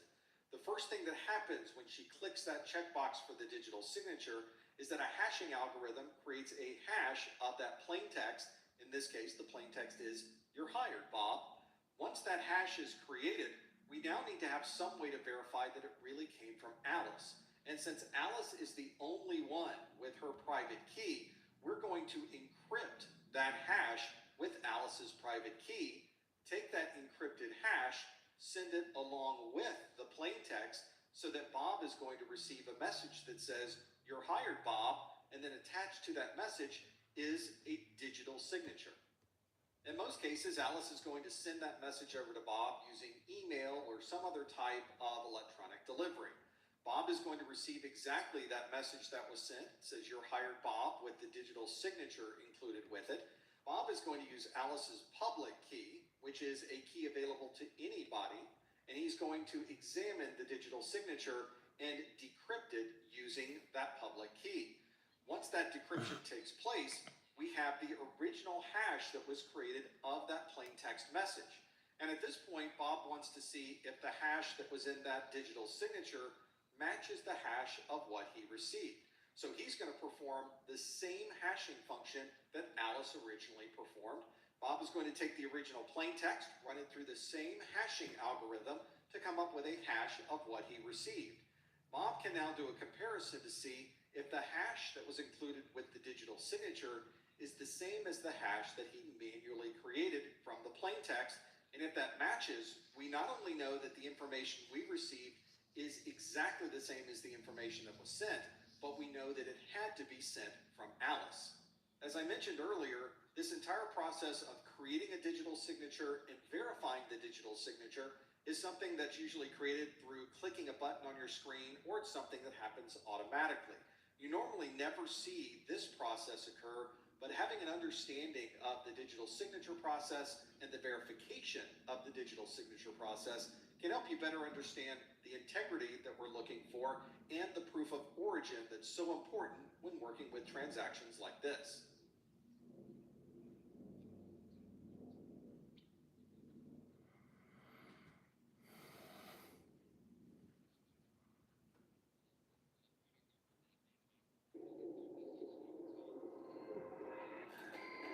Before I could use my mind to move a submarine. Toxic gas located in the forward compartment. Commencing emergency blow. Before I knew, I was different.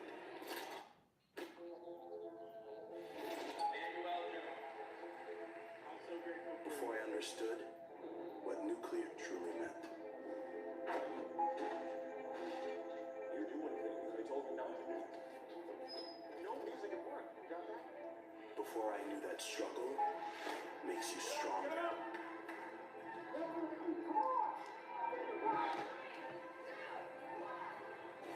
And that inspiration is everywhere.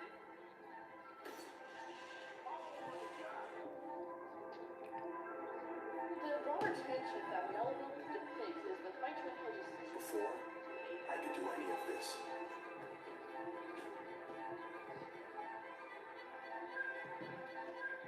I had to be born for it.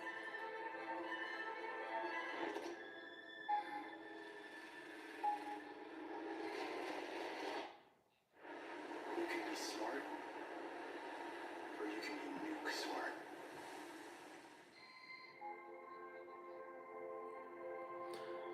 How you doing? Okay, nice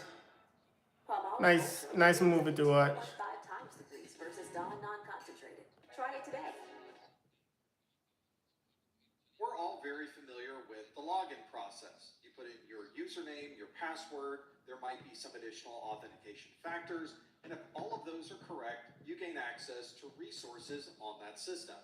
This process begins with identification, where you claim to be a particular user on that system. The check between your username, your password, and the other authentication factors is referred to as authentication. This proves that we really are who we say we are because we knew the secret password, or we had some additional authentication factors that we could use to help prove that we are that person. Now that we've identified who we are, we now need to determine what type of access we have, and that's done through authorization. If we're part of the shipping and receiving department, then we should have access to systems that should only be available to shipping and receiving, and we should not have access to information that might be in the finance department. And of course, all security systems need to have a log of exactly what happened. So we need to know what time someone logged in, how much data may have been sent or received, and what time this person logged out. We refer to this entire system as the AAA framework, and this refers to authentication, authorization, and accounting. Let's have a look at a practical example of using AAA. We're going to use the example of logging into a VPN server. In this case, it would be a firewall or VPN concentrator in the middle. You're on one side of that concentrator, and you need to use AAA to gain access to an internal file server. So we'll start with our client on the internet, and we'll access the VPN concentrator, which prompts us for a login. So we're going to provide a username and password and send that information over to the VPN concentrator. The concentrator itself doesn't have any information about usernames, passwords, authentication factors, or anything else. And in most organizations, all of that information is stored on a central server, and we refer to that as a AAA server.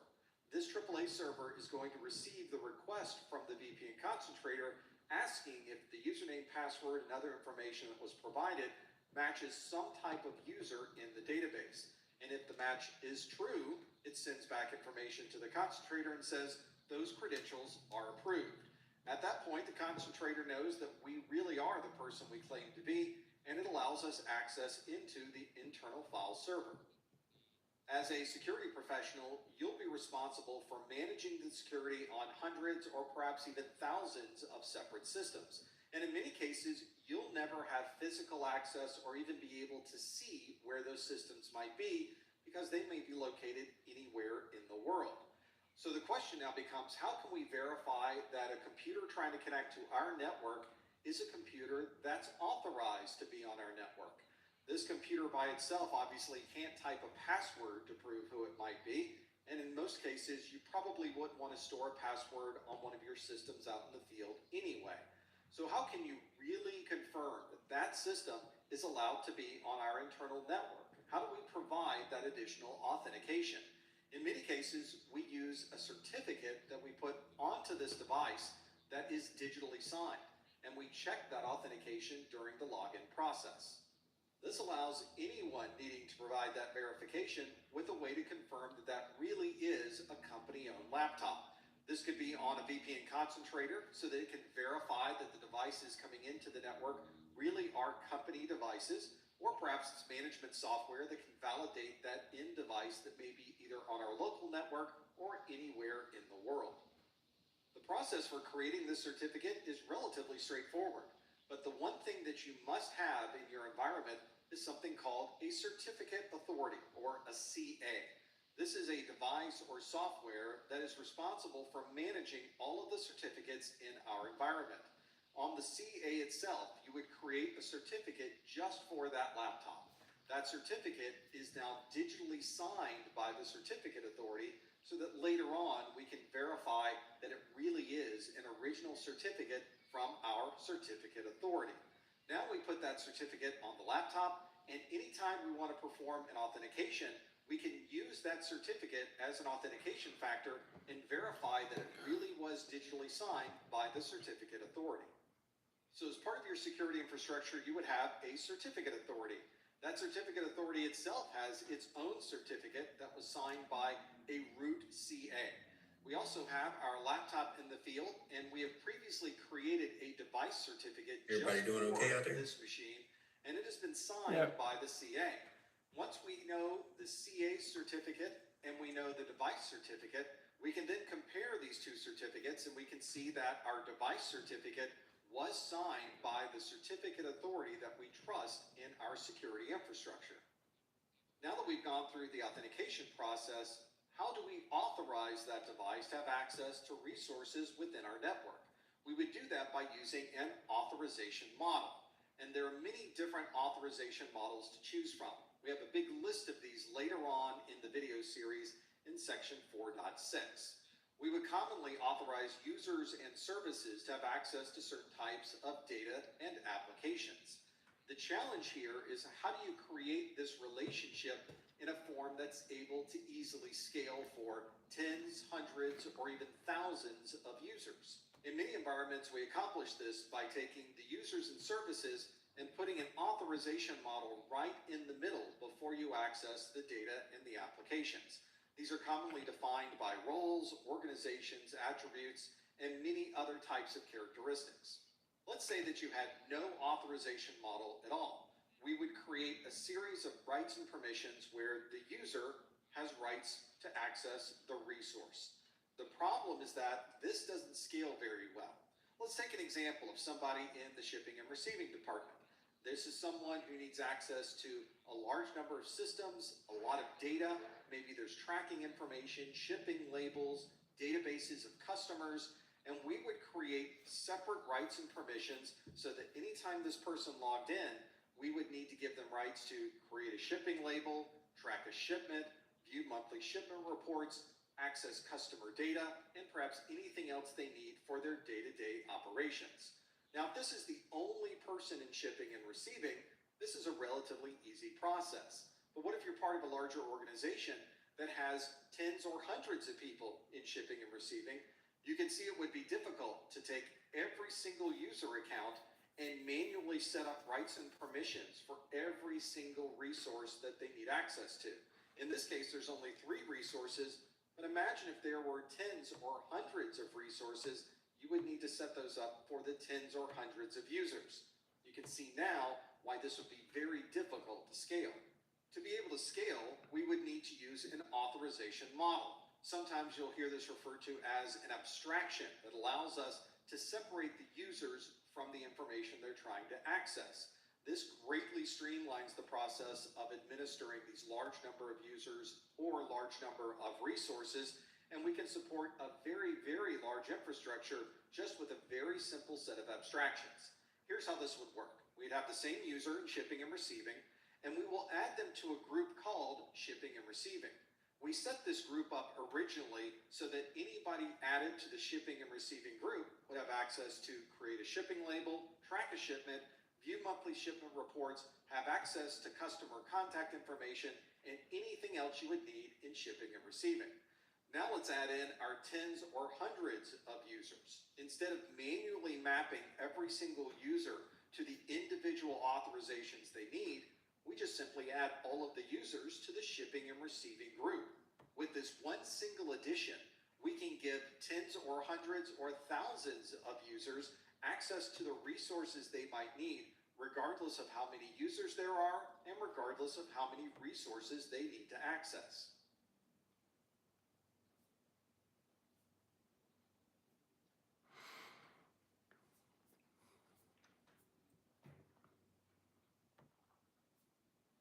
As the name implies, a gap analysis is a study of where we are versus where we would like to be.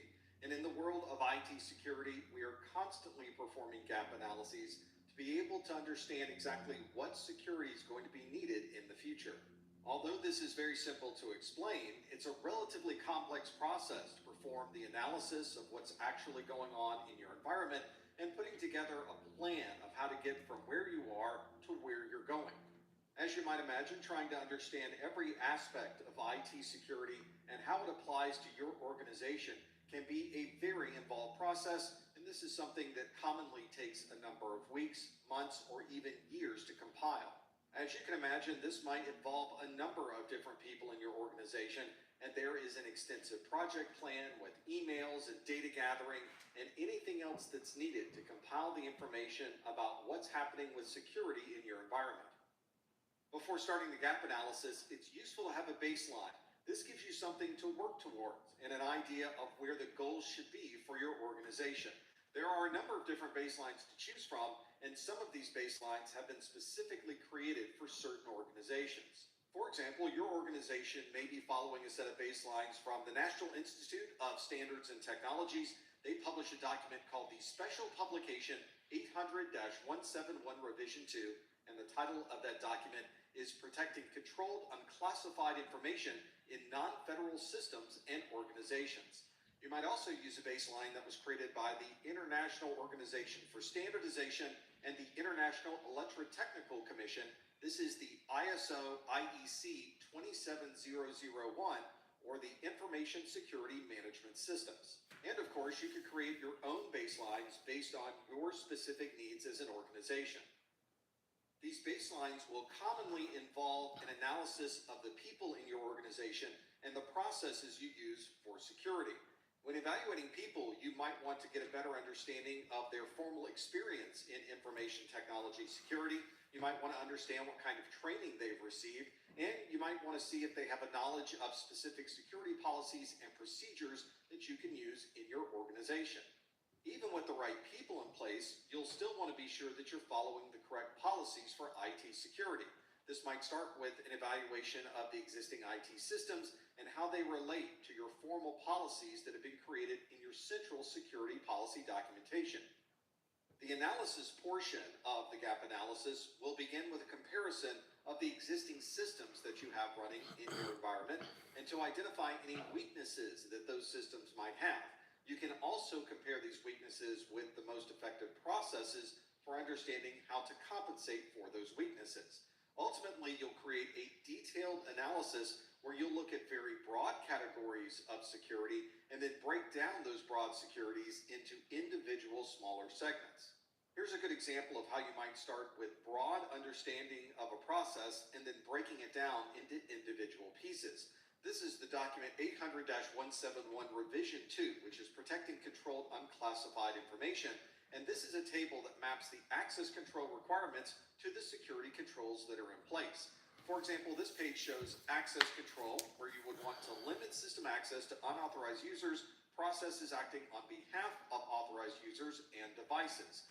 This account management covers a number of different individual security controls. So when we start to break this down, we can look at user registration and deregistration. We need to understand how user access provisioning is handled, understand the management of privileged access rights, a review of the user access rights, and so on. By looking at these broad areas, we can now break down individual security tasks to see how well we're handling the processes and procedures for each of these individual steps. Once we've gathered all of this information for all of our processes, all of our devices, across all of our different locations, we need to create a final document that summarizes everything that we've discovered. We can start with a comparison that looks at the detailed baseline objectives and gives a perspective of where we are today versus where we would like to be with each one of these objectives. Perhaps the more difficult question to answer is how you get from where you are to where you'd like to be. This path to get from where we are to where we'd like to be commonly takes time, it takes money, there may be equipment that we need to purchase, and obviously there's change control so that you can implement these changes in your environment. Once we have all of this information compiled and the plan of how we can get from where we are to where we'd like to be, we can create a final gap analysis report. This report not only includes the information about where we are today, but it also provides that pathway so that we can understand what it's really going to take to move forward into the future. All of the recommendations you have about meeting this baseline will be documented in this gap analysis report. Here's an example of one of the tables that you might include in your gap analysis report. On the left side, I have a series of system requirements, and all of those system requirements were broken into smaller pieces in the detailed part of the report. But we might want to get a much broader understanding about all of our different remote sites and how they are compared to the ultimate baseline that we would like to reach. For example, our organization might have 7 different locations, and we've performed a gap analysis across all of these system requirements for all 7 of those locations. The locations that are relatively close to meeting the baseline, we can mark with a green color. Anything that might be in the midpoint, we can mark as yellow, and locations that need a lot of work to be able to meet our standardized baselines, we'll mark with red. So if we wanted to have the biggest impact on improving our security, we may want to start with the locations and security requirements marked in red, and then move to the ones marked in yellow, and then finally the green. The report obviously will include extensive details about why these colors were used and provide a summary of how we can implement security controls to better meet the goals of these baselines.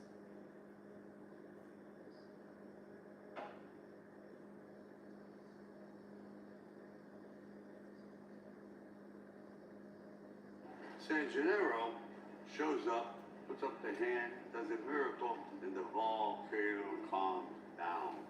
The crowd is cheering. He's like a hero. The Roman Emperor doesn't like this. He's getting very jealous, so he decides to have San Gennaro whacked. What's he do? He chopped off his head. Okay. That sealed the deal. They needed to hear that part. It's important. Sorry, no. The point of this whole dissertation, you know what it is? In many networks, you'll find that once you're through the firewall, the inside of the network is relatively open. People are able to move from system to system without any type of checks or balances. There are relatively few security controls in place, and this not only allows authorized individuals to move anywhere they'd like, but also allows unauthorized individuals and malicious software to do the same. But many security administrators are changing their network to be zero trust. This means that you have to authenticate or prove yourself each time you want to gain access to a particular resource. This applies to every device on the network, every process that's running, and every user on the network. As the name implies, with zero trust, nothing is trusted, and everything is subject to some type of security checks. This means you might be using multi-factor authentication during your login process. You may be encrypting data that's stored and encrypting data as it's traversing the network. There may be additional system permissions or additional firewalls that you're installing, and there are a number of different security policies and different controls that may need to be added to create this zero trust environment. One of the ways that we can start examining and implementing zero trust on our networks is taking our security devices and breaking them into smaller individual components. We commonly refer to this as separate functional planes of operation. So whether it is a physical device, a virtual device, or a security process that's running in the cloud, we can apply these different control planes to every single one of these security controls. Broadly speaking, we can look at these as having two different planes of operation. One of them is the data plane. The data plane is the part of the device that is performing the actual security process. So this might be a switch, router, or firewall that's processing frames, packets, and network data in real time. The data plane on these devices is processing any forwarding, network address translation, routing processes, or anything else that helps move data from one part of the network to another. But of course, all of this movement of data needs to have some type of management and control, and we perform that control in the control plane.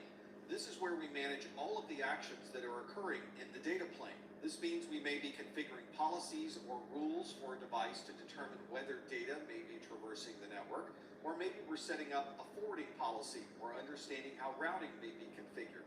So anytime you're referencing a routing table, you're looking at a firewall rule or understanding how network address translation should be handled, you are configuring in the control plane. One way to get a better understanding of the data plane versus the control plane is to see how this might be implemented on a physical device. Here we have a physical switch, and we want to be able to break out the different planes of operation. Down at the bottom of the switch are all of the different interfaces that are used to move data from one part of the network to another. And as we've already seen, all of the traffic that we're forwarding all happens on the data plane of the device.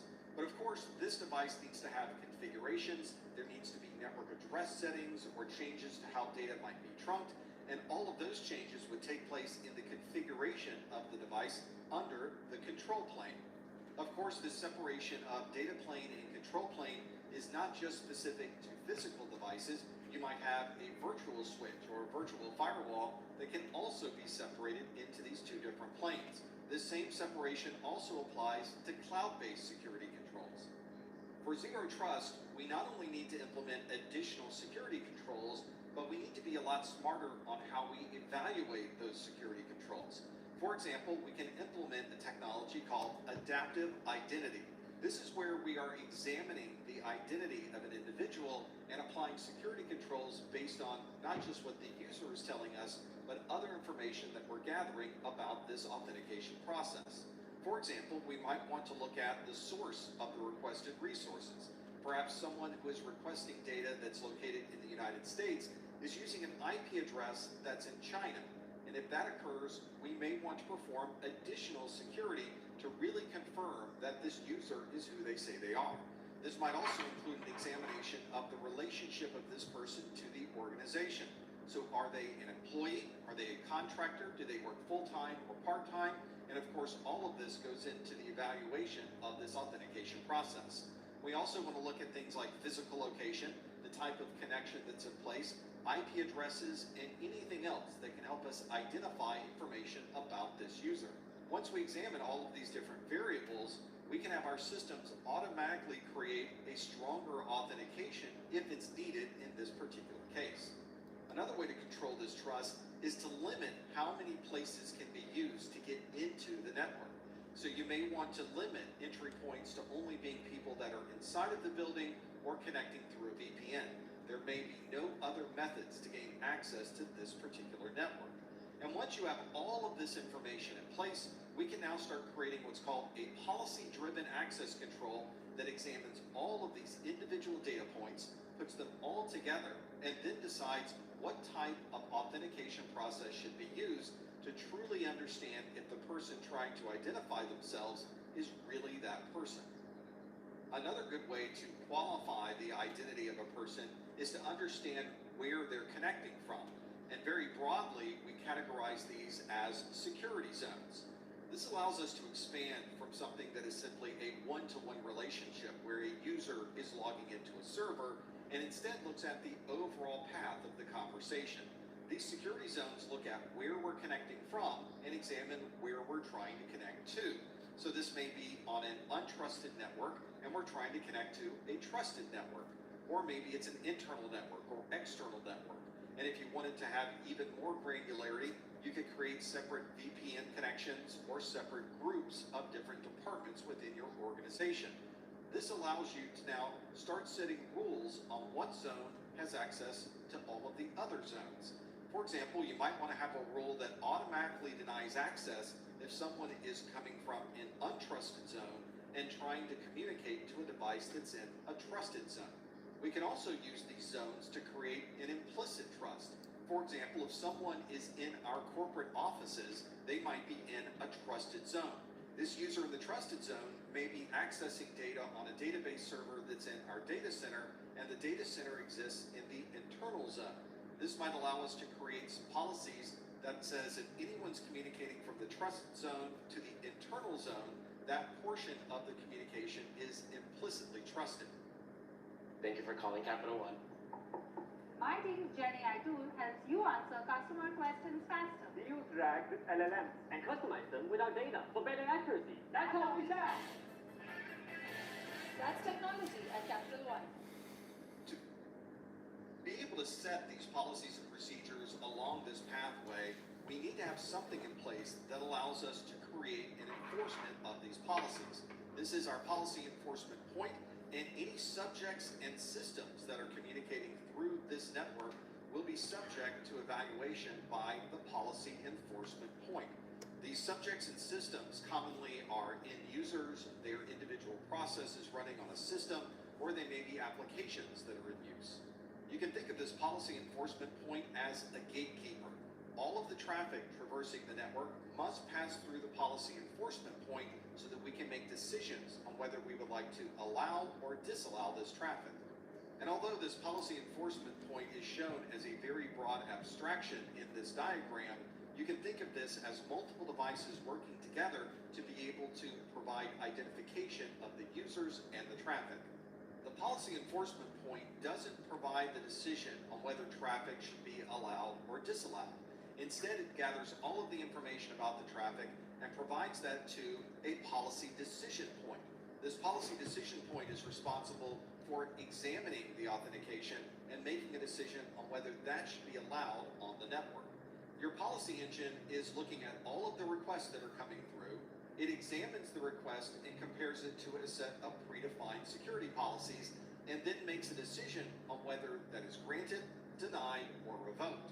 The policy administrator's job is to take that decision and provide that information to the policy enforcement point. There may be access tokens or credentials that are created as a result of these policy decisions, and all of those credentials are then sent to the policy enforcement point using this policy administrator. Now we can put all of this together to create a single zero trust model, which starts with our subjects and systems communicating from an untrusted zone over the data plane and communicating through the policy enforcement point. If there is a policy enforcement that needs to take place, this enforcement point will provide that to the policy administrator, which then communicates to the policy engine to make the decision about whether this traffic is allowed. That result is then passed down to the policy administrator, which provides that to the policy enforcement point, and if this traffic is allowed, the policy enforcement point then provides access to this trusted zone and ultimately the enterprise resource requested by the subjects or the systems.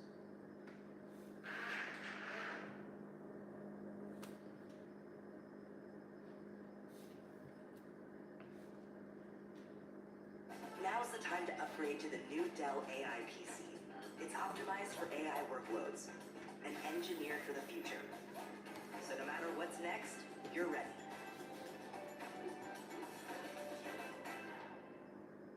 Known for pursuing your passions.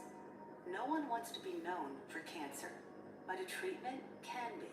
KEYTRUDA is known to treat cancer. FDA approved for 8. IT security professionals not only need to be proficient in digital security, they also need to have a knowledge of physical security. One common physical security method is to have a barricade or a bollard that prevents people from accessing certain areas of a physical area. These are often used to channel people through a certain access point. And it's common to have these bollards set up so that individual people can pass through, but prevent any cars, trucks, or other vehicles from getting into that area. These barricades can also be a security notice, especially if they're brightly colored, letting everyone know that this is a high security area. We often see these installed as concrete barriers or bollards, but you can also create barricades in other ways. For example, you may have water around a particular building and require people to go over a bridge to gain access to that facility. When you enter or exit a building, there's also a great deal of physical security, especially through using something like an access control vestibule. This is one where there is a room you must pass through to be able to gain access to the rest of the building. This might be a room where all the doors are normally unlocked, and if you open one of those doors, no one else can enter the room while that door is unlocked. Or this may have higher security where all of the doors to the room are locked, and when you badge in or unlock the first door, all of the other doors remain locked and cannot be unlocked while that individual door is open. Or this may be the case where one of the doors of the room is always locked and the other door is unlocked. And when one door is open, the other door cannot be unlocked. Regardless of the configuration, these access control vestibules are designed to allow or control access through a particular area. They may be a very small area where only one person can traverse at a time, or maybe it's a controlled group of people where you're evaluating their identification and then allowing them through the room.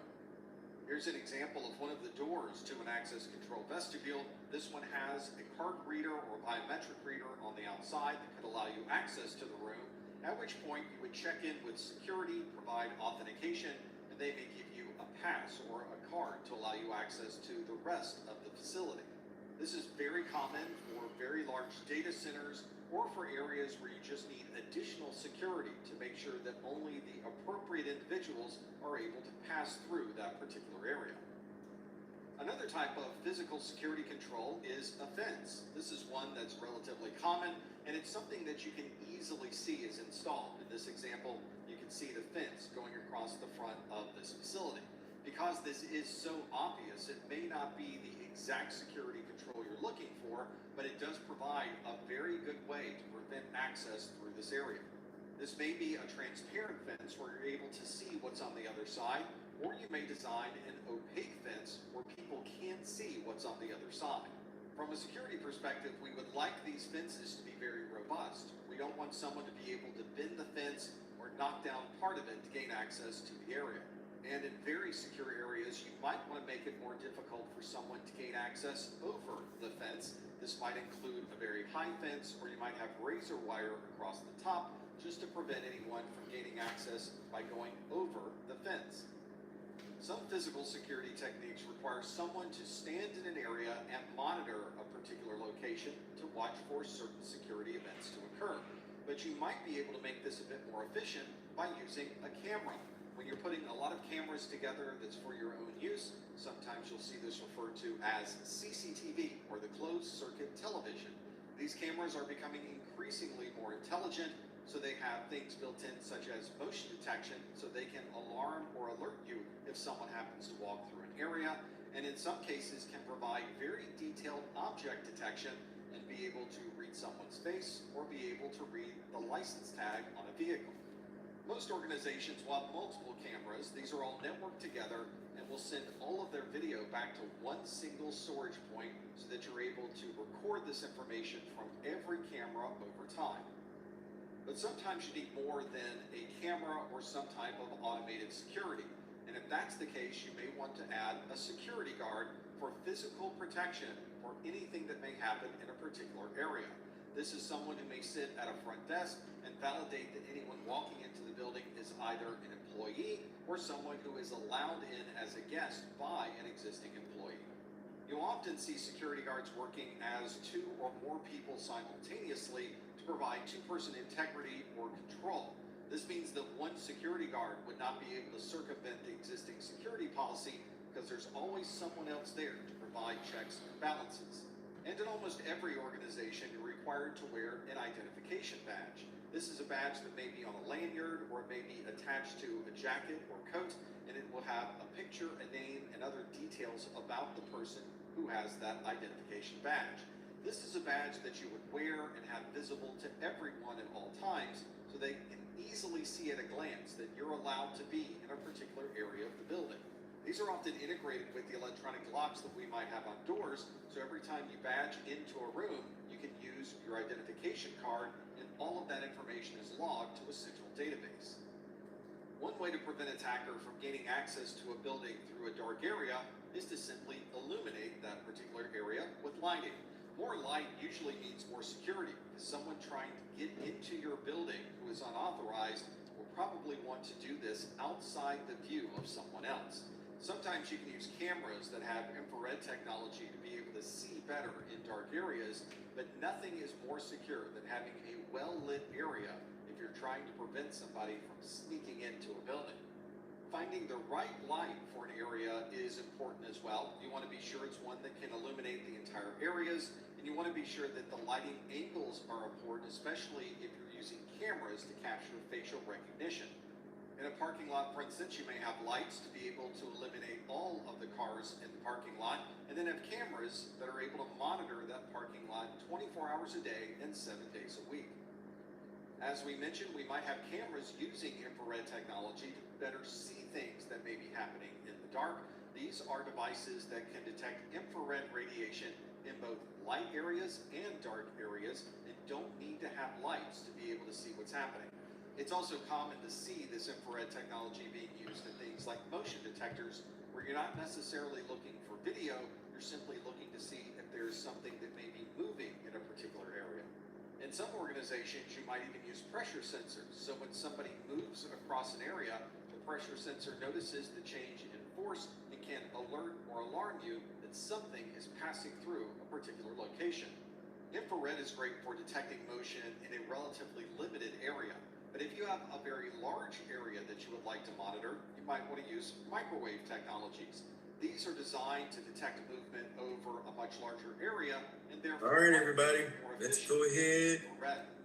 Like I said, one of the episodes from the podcast was saying I want mine's trusted. This is something that can send ultrasonic signals, so you're looking for a reflection of sound waves. This allows you It's lunchtime.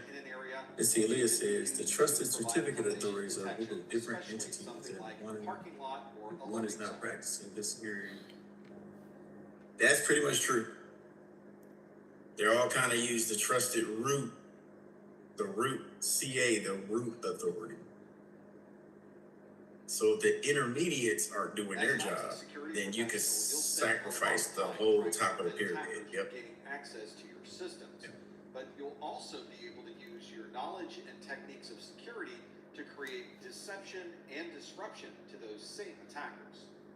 One way to provide this deception is by using a honeypot. A honeypot is a way to attract attackers to your system and be able to keep them involved in these systems so that you can see what type of security techniques they're trying to use against you. In most of these cases, of course, the attacker is actually an automated process. And what you're trying to do is to see what type of automation is being used and what type of systems are they trying to attack. These honeypots are a virtual world that effectively attracts these automated systems or attackers, and they spend all of their time trying to identify or attack systems which in reality are not part of your production processes. If you wanted to build your own honeypot and virtual world, you could do that using a number of commercial and open source software packages.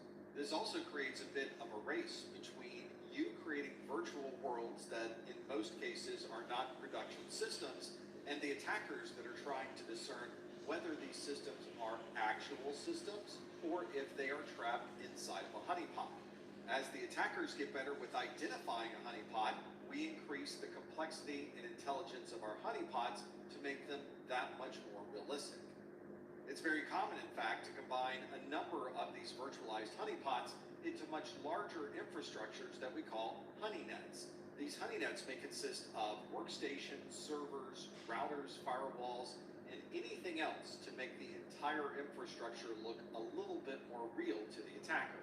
Once you combine all of these smaller honeypots into one much larger honeynet, you've now created a much more believable environment and hopefully one that will keep the attackers very busy. If you'd like to learn more about the techniques and technologies we're using today to create these honeypots and honeynets, you can visit projecthoneypot.org. We can even go down to the file level and create honey files. These are files that have fake information, or they may be files that appear to be very important or contain sensitive information.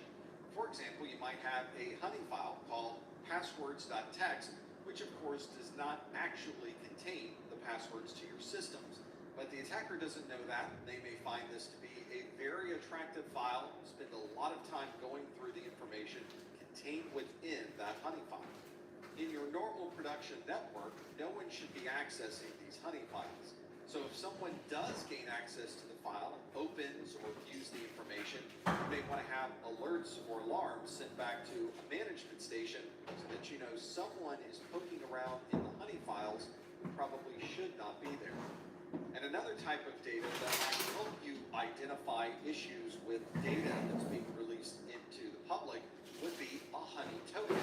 Honey tokens are a bit of traceable data that you can add to your honey. So if that information is copied and distributed, you know exactly where it came from. For example, you might put API credentials out on a public cloud share to see who may come by and grab those credentials. Of course, these API credentials are not actually usable API credentials. You simply made them up and put them into a file that is then accessed by the attacker. Or you might have a file that contains a number of fake email addresses.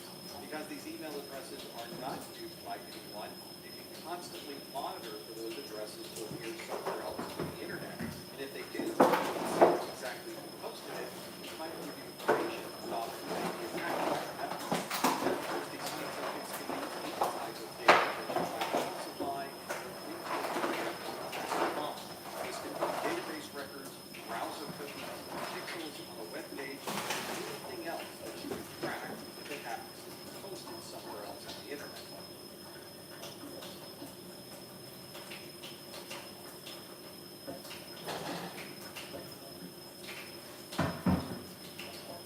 Go to the website you learn with Wix.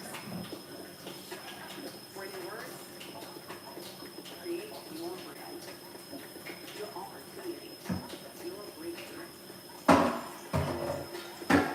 Feeling the vibe? Run with it. From flipping away to gotta have it. Make everything yours.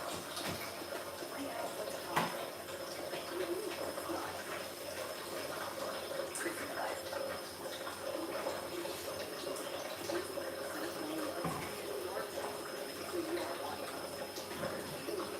Your site goes with you. Add solutions that meet you where you are and take you where you want to go. Easy made, easy to love. A meal that's spectacular. Ciabatta dippers are back. It just feels good. When you're making a change to an application or operating system that you use at home, the scope of that change is usually based on a single computer. But in a corporate environment or a large organization, one single change can affect hundreds or even thousands of different systems. If you're upgrading software or modifying an application or making a change to a router or a firewall, you'll need to go through a formal process to make sure that that change will go properly. These types of changes are constant. We know that Microsoft has updates to their operating systems every month, and you might have hundreds or even thousands of applications that you use, and those might have constant updates as well. This is something that is incredibly important to pop up because the system is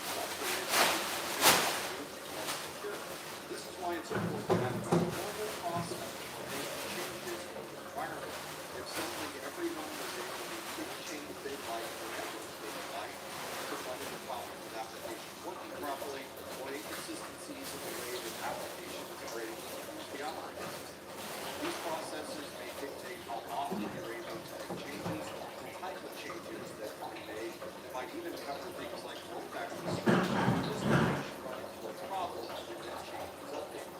If your organization already have a change control process, this makes it very easy to implement and control any type of change in your environment.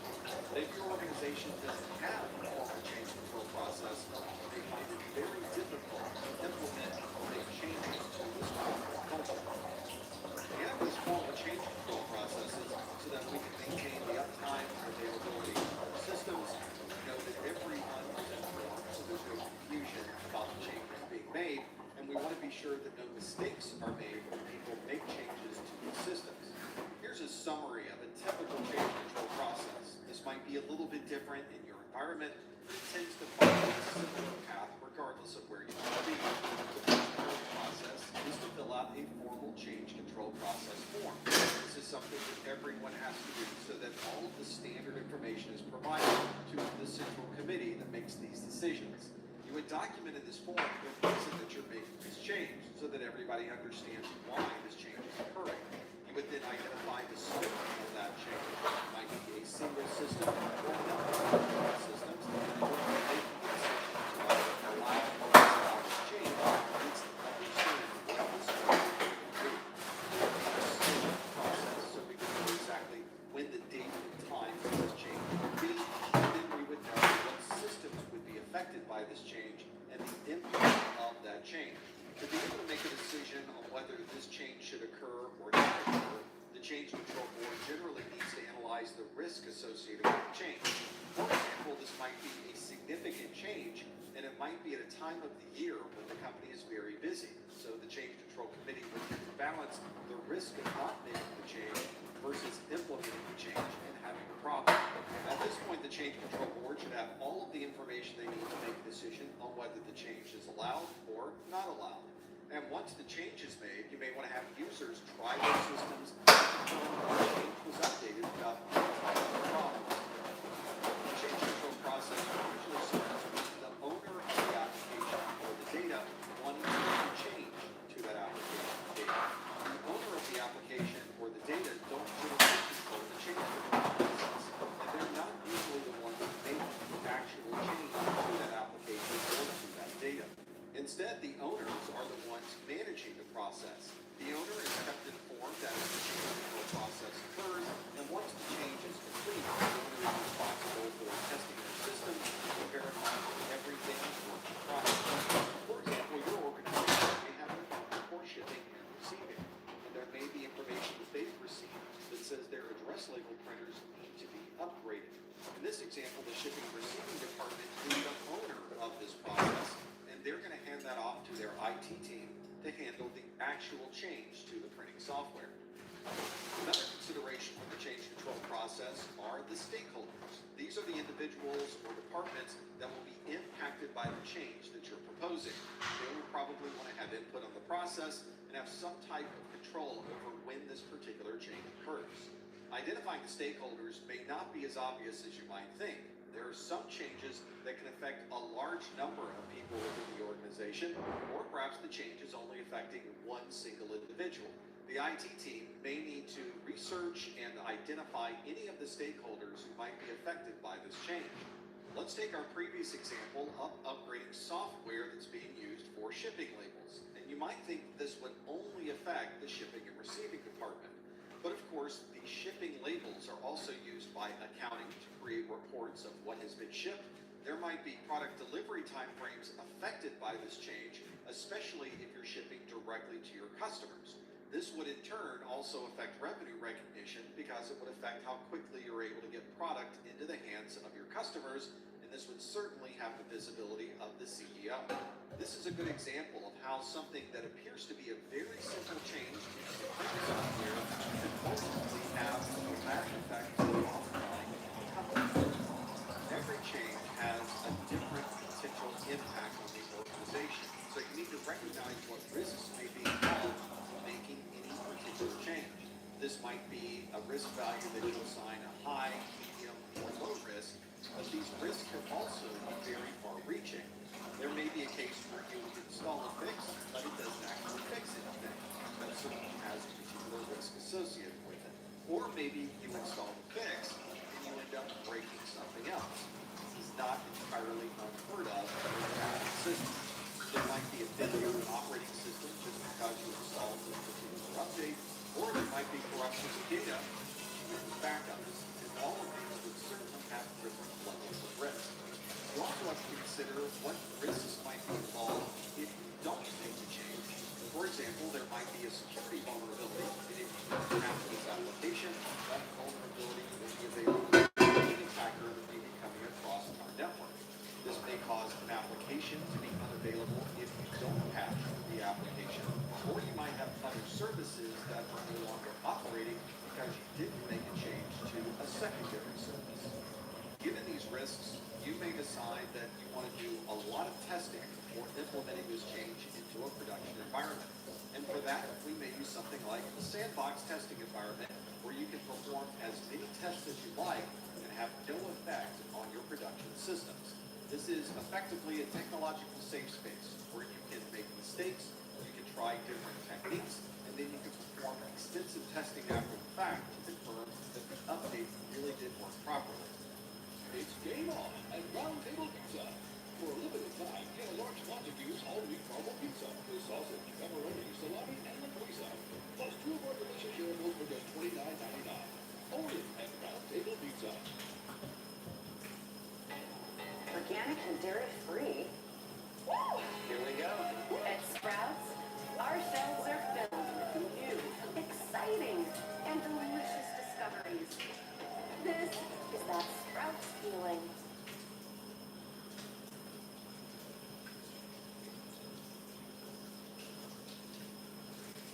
Inside of the sandbox, we can load a duplicate environment to our production systems, and then we can try the upgrade, apply a patch, make the change, and see what effect that has to a system that is identical to what your users are using in production.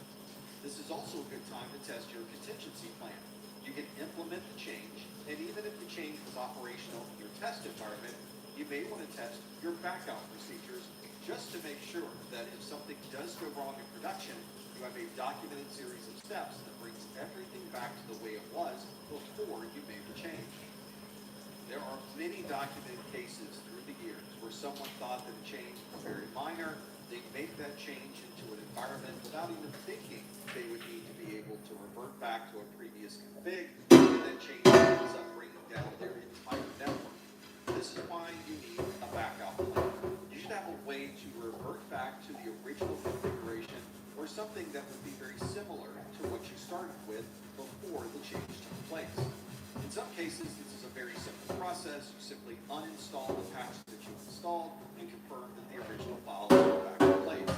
But some changes are very difficult to revert, so you may need to have different techniques and ideas about how you can bring those systems back to their original form if something does go wrong. This is why we often say that before you make any change to a system, that you have a full and complete backup of that system. That way, if you do make the change and run into a problem, and then you try your backup plan and have a problem, you can always go back to your backup. You may find that the process for approval of the change is the easy part. The difficult part is finding time to implement the change. This is something that has to be planned and considered before making any significant change to production. For example, you may not want to make change during the workday when everybody is on their systems and performing their work.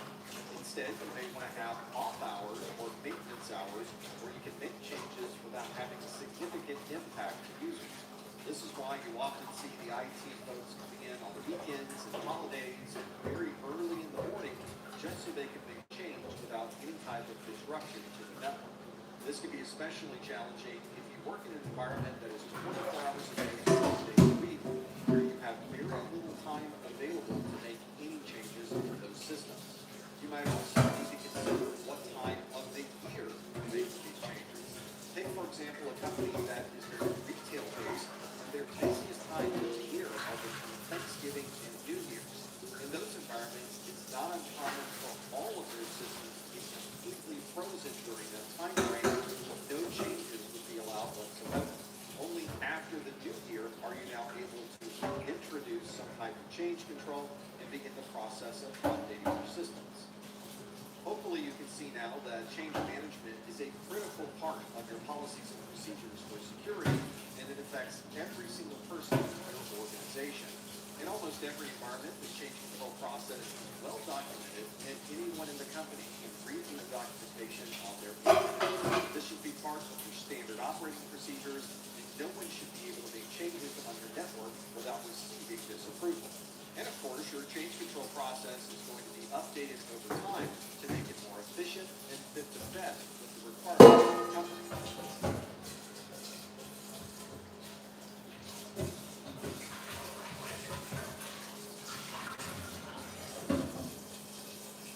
Tide's boosting for makeup stains. It's cleaner, whiter, brighter, fresher. I got this old thing and the bill from the store where I got it. Figured you could beat it with a better deal on one of these big boys. It doesn't work that way. Well, at Verizon, anyone can bring in their AT&T or T-Mobile bill and they'll give you a better deal. Price. No, better deal, best 5G network. That's the TV. Does it come higher than 8K? 'Cause I want this one now. Bring your AT&T or T-Mobile bill to Verizon. Better deal. Guess you're not as cool as Verizon. You don't know that?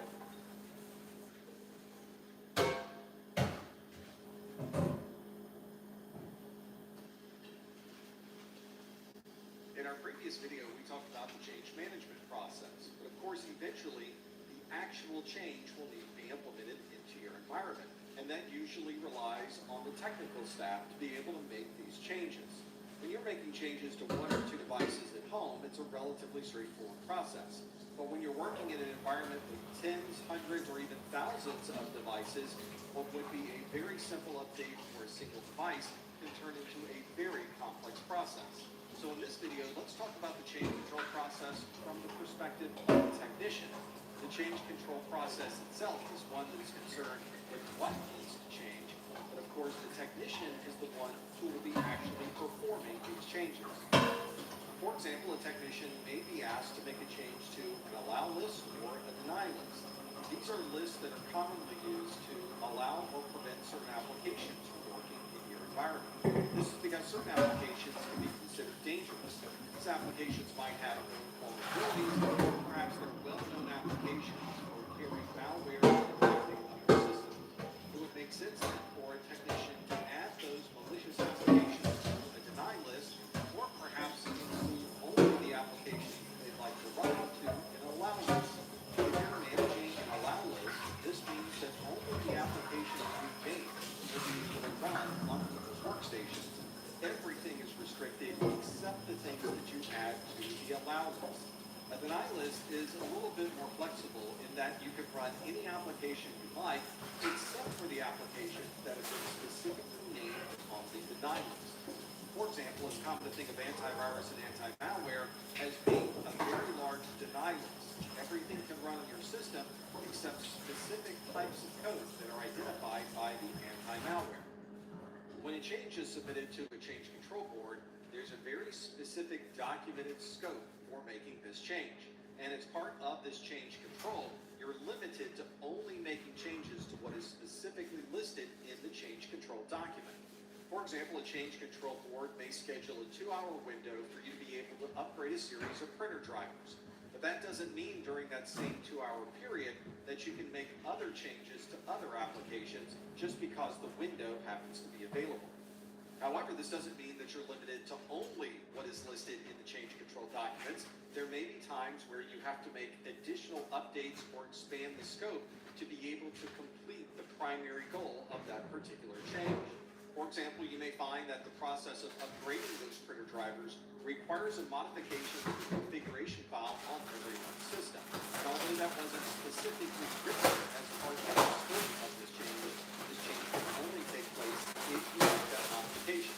And if this is a relatively simple modification, there may be policies in place that allow you to make the decision to modify that file so that you can complete the overall change control process. This is why it's important to have a well-documented change control process so that everyone understands the procedures that should occur if you need to change the scope of the change control. When most people hear the term change control, they automatically think about downtime.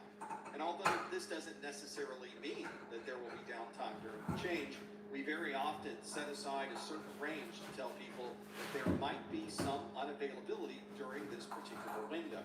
This is one of the reasons, as an IT professional, we tend to make these changes during non-production hours. So the overnight hours or times when people are not working on a particular application would be a perfect time to make any type of significant change to the application. If you work for an organization that is up and running 24/7, you may find it very difficult to find a change control window where downtime is tolerated. In those environments, it's probably more common to have a system where you could switch to a secondary system, update the primary system, and then switch over seamlessly to prevent any type of downtime. This move between a primary and secondary system is probably one that's relatively automated so that it can make that change as quickly as possible.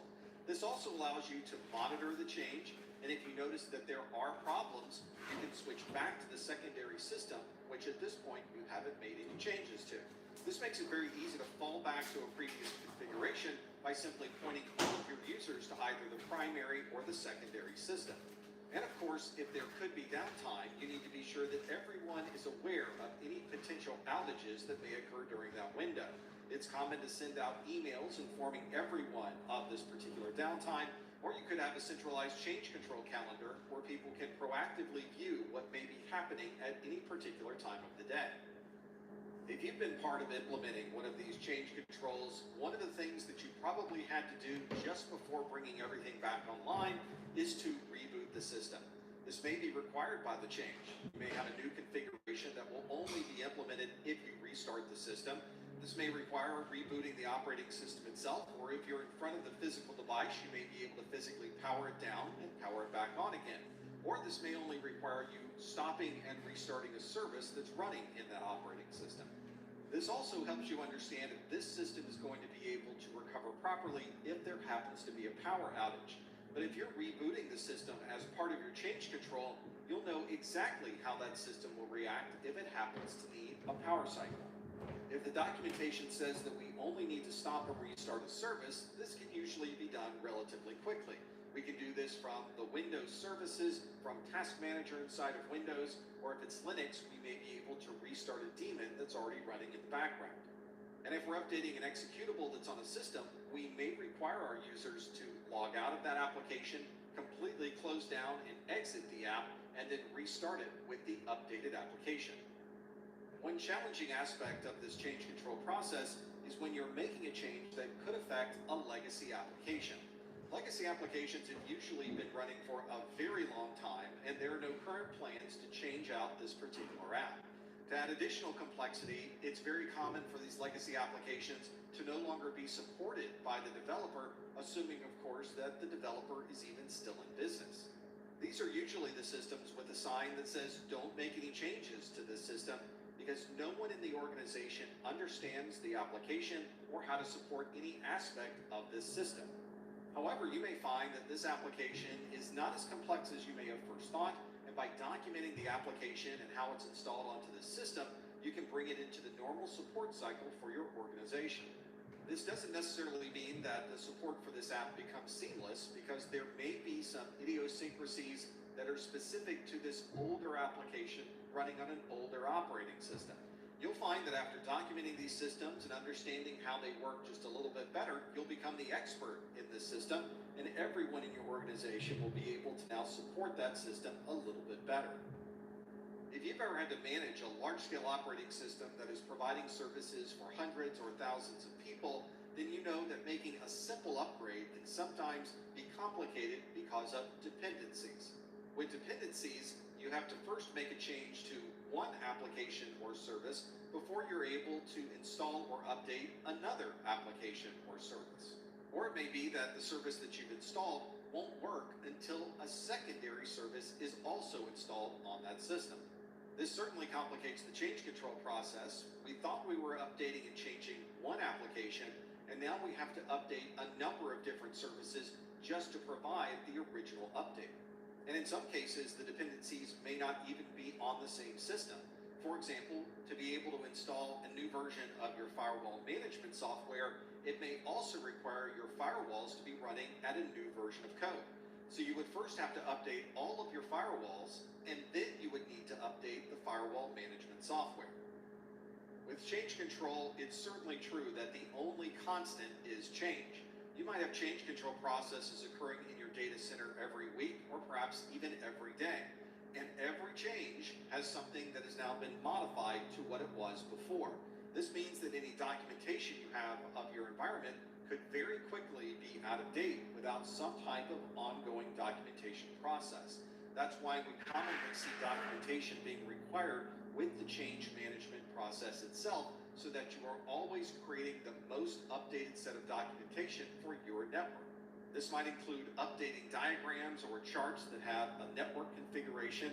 You might have to modify IP addresses or different configurations, or you may have to list a new series of processes or procedures for managing a brand new application that has been upgraded in your production network.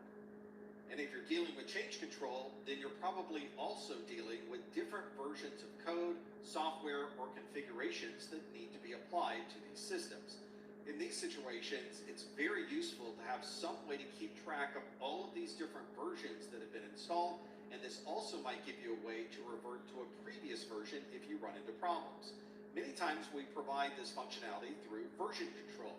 This allows us to keep detailed documentation on things like changes to router configurations, patches inside of the Windows operating system, changes to registries when you're updating an application, and anything else where you can track what happens between point A and point B.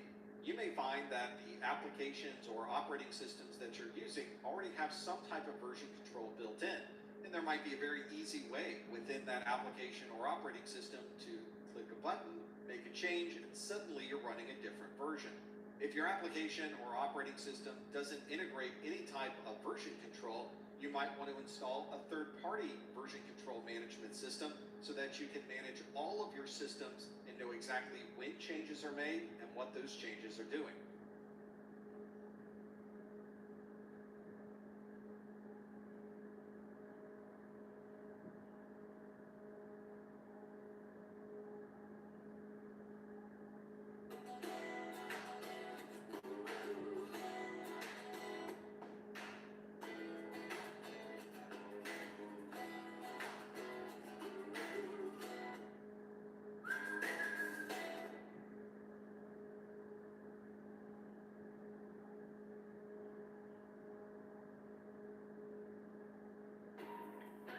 With the Amex Gold Card, every meal is a reward, earning you 4 times membership rewards points at restaurants and U.S. supermarkets.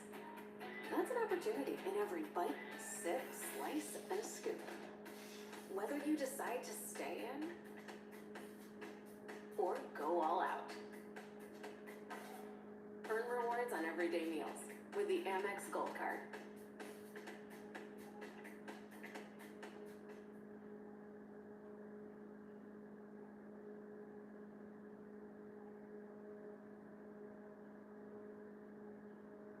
The term public key infrastructure is a very broad term in cryptography, but it commonly refers to policies and procedures. This might also include hardware and software that is responsible for creating, distributing, managing, storing, revoking, and performing other processes associated with digital certificates. Although that seems relatively straightforward, even in the smallest of companies, this can involve a great deal of planning and a lot of decisions that have to be made about the encryption and methods that you use within your company. You might also hear the term PKI used as a way to associate a certificate to people or devices. This is usually in conjunction with a certificate authority, or CA, and it's generally based around how you may be able to trust that a particular user or a particular device is really who they say they are. Before we get into the details of public key encryption, let's first start with symmetric encryption. As this name implies, symmetric encryption means that anytime you're performing a decryption of some information, you're using the same key that was used to originally encrypt that information. In the movies, we often refer to this single secret key being shown as something inside of a suitcase, and that suitcase is fastened to the delivery person with a pair of handcuffs.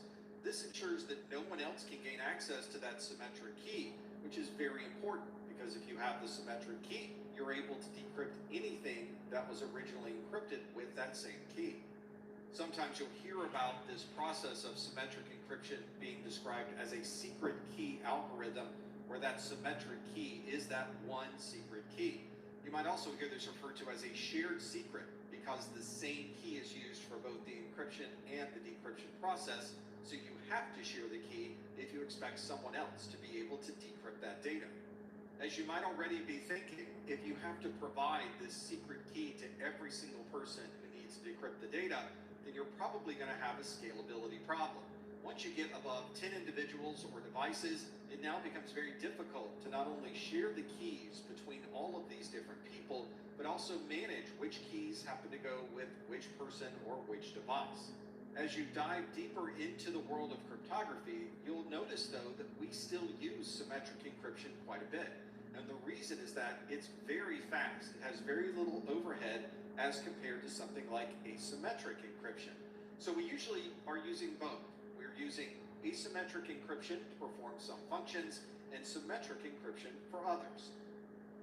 So if symmetric encryption is encrypting and decrypting with the same key, asymmetric encryption is encrypting and decrypting with two different keys. These two keys that we use, the one for encryption and the other key for decryption, are two keys that are mathematically related. In fact, we create both of these keys at the same time during the same process, and that provides that mathematical relationship between those two keys. This means once you've created these two mathematically created keys, you then assign one of them as being the private key and the other one as being the public key. As the name implies, the private key is the one that only one person or one device would have access to. No one else has access to this private key. The public key, however, can be seen and used by anyone. The public key, just as that name implies, can be available to the public. If you've never used asymmetric cryptography before, this next part may not seem intuitive, but this is what adds the power and the magic to performing asymmetric cryptography. Everyone who has the public key can encrypt data and send it to you by using that public key. The private key that you have is the only key that can decrypt any of that data encrypted with the public key. For example, there may be a number of different individuals that are encrypting data using your public key and sending you that information. If any of those individuals happens to gain access to this information that's encrypted, they would not be able to decrypt it with the public key because the only key that can decrypt it is the private key, and you're the only one that owns the private key. Another important consideration is although both the public and private key are mathematically related, you can't derive one key by simply looking at or owning another key. Because of the math associated with the creation of these public and private keys, there's no way to reverse engineer the private key even if you happen to have the public key. And that is one of the big benefits of public key cryptography. Get a taste of new Lipton Fusions, made with 50% less sugar than regular sodas. Relieve skin in 60 seconds with Amino Skin Relief with soothing triple oat complex and 72-hour hydration. If you've ever used an application that takes advantage of asymmetric encryption, such as PGP or GPG, you've gone through the process of creating your public-private key pair. This process of creating the public and private key is something that occurs simultaneously, and it usually involves a lot of randomization, a combination of very large prime numbers, and a lot of cryptography behind the scenes. If you're creating these keys as an individual, this is usually a process you only have to go through once at the very beginning, and from that point going forward, you have your private key and your public key. So in the case of Alice, she's creating or generating a new pair of keys. The key generation process usually only takes a few moments, and it outputs two separate keys. One of those keys it identifies as the public key, and it labels the other key the private key. At this point, we can distribute our public key to our friends, we can post it on our website, or attach it to our social media pages. We would then take the private key, save it locally, and make sure that it is protected. Very often, we would assign a password to a private key so that you had to know the password to gain access. This adds another level of protection just in case a third party happens to come across or gain access to our private key. So now that Alice has created a public and a private key, she's made the public key available to everyone. There is a friend of hers named Bob who would like to send to Alice an encrypted message. Bob starts on his laptop by writing the message that we'll refer to as this plain text that says, "Hello, Alice." And he has Alice's public key because as the public key, it's available for anyone to use. This goes into your asymmetric encryption software, which then creates the ciphertext. This is the combination of the plain text and Alice's public key. At this point, this ciphertext can be sent to Alice and can be viewed effectively by anyone. There's no way to decrypt this information without the private key. Even if somebody gains access to the ciphertext and they gain access to the public key, they still would not be able to somehow reverse engineer the plain text. Now that Bob's created the ciphertext, Bob can send that over to Alice.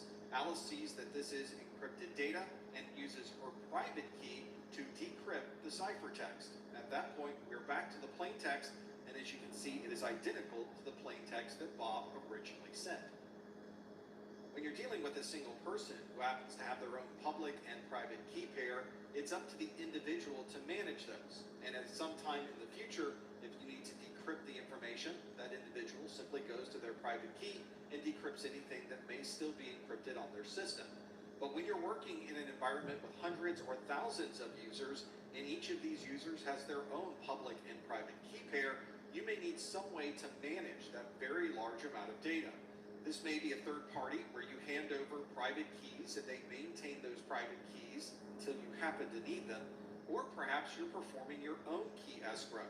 Once everybody creates their keys, you can store the keys locally, and if that user happens to leave the company or move to a different department, you'll still have the private keys so that you can decrypt everything they've been working on. This is something commonly seen when you need to provide some way to decrypt data, even if you're not the person that originally encrypted that information. For example, as we mentioned earlier, a user may leave the organization, but we still need access to all of their encrypted data. Or it may be a government agency that is working with a partner, and both of those organizations need to decrypt data that may have been encrypted as part of this project. Handing your private key off to someone else to be able to manage the process may seem a little controversial, but in some cases it's required in order to maintain uptime and availability of all of your organization's data.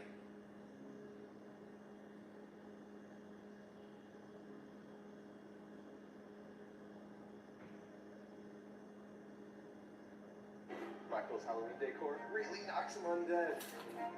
Oh. Anybody need a hand? Hey, stop. Pampers Swabbers, the #1 brand for sleep.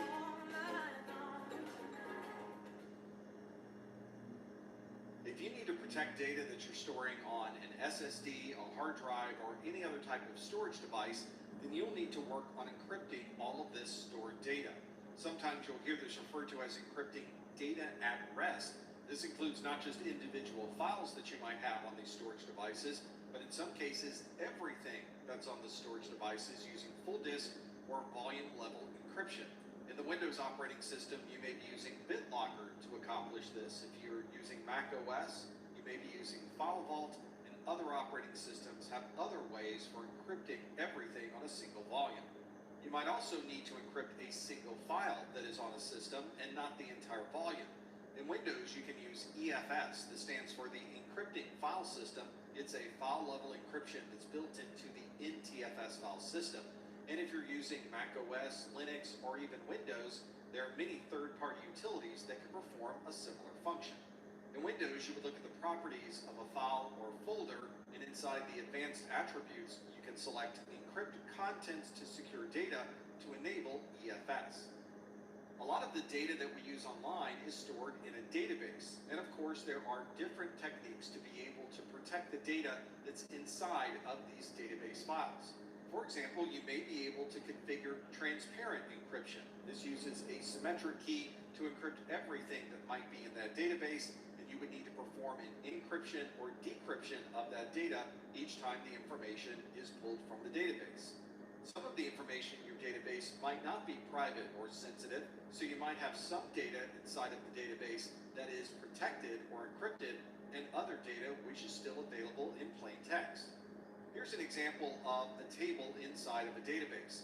This is an employee database has employee ID numbers, first names, last names, and social security numbers. Of course, you could encrypt the entire database by applying a symmetric key so that all of this data is now encrypted. And you can see we have no idea what part of this may have anything to do with an employee's name, their ID number, or their social security number. But of course, there's overhead involved in being able to view this information, and every time we need to search through the entire database, we would effectively need to decrypt all of the data within that single database. One way to avoid some of that overhead is to only encrypt a certain type of data in the database. In this example, we're performing column level encryption, where the employee ID, the first name, and the last name are all displayed in plain text. And if you needed to search for a name or search for an ID, you can perform this very quickly without having to decrypt any other type of data.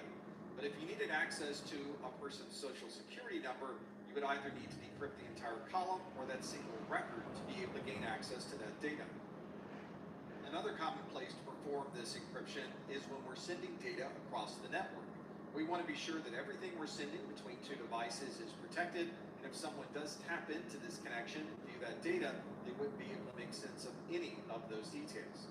For example, you're probably using a browser right now to watch this video, and all of the communication that's taking place in your browser is most likely using HTTPS, which means that everything traversing the network is encrypted.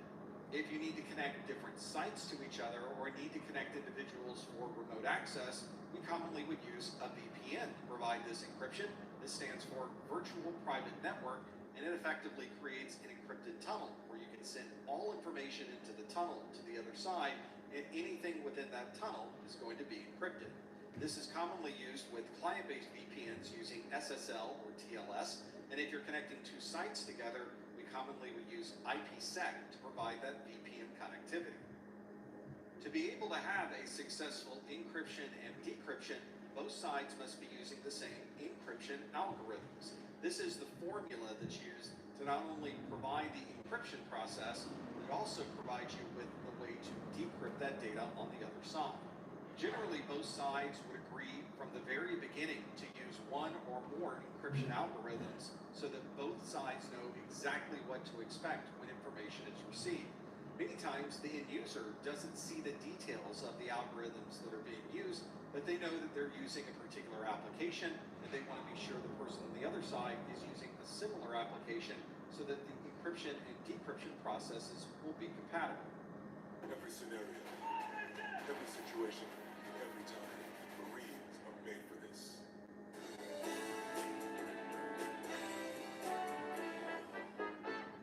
There are obviously advantages and disadvantages depending on what encryption algorithm you're using. Some algorithms have a better security level, some work faster than others, some have a more complex method for implementation, but once both sides agrees on the application that will be used for encryption and decryption, everything else generally takes care of itself automatically. Usually the security administrator will have a pretty good idea of what the requirements are for the users, and they'll make sure that the proper encryption algorithms are used.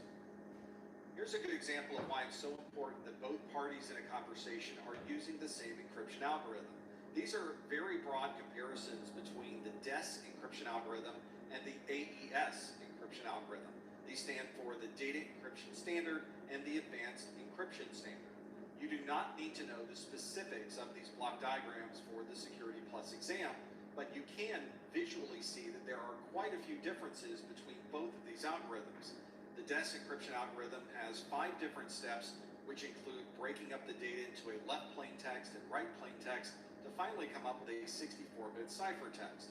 You can see that AES works a little bit differently, where you take a plain text and a secret key, add it to a cipher, and finally get the ciphertext. There are also different versions of AES that can produce different levels of output.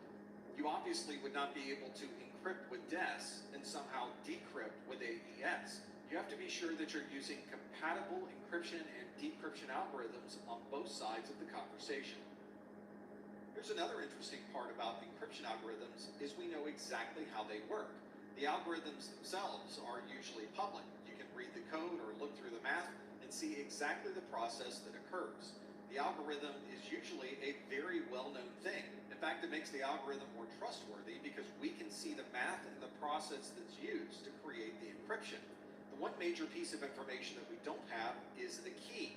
And although we know how the algorithm works, we still are not able to reverse engineer anything unless we have that key. This is very similar to the way that a door lock operates. We know how door locks work. We know how to manufacture door locks. We know what happens inside of a door lock when you put a key in.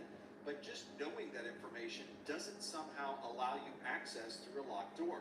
You have to have the proper key, just as you do with encryption and decryption.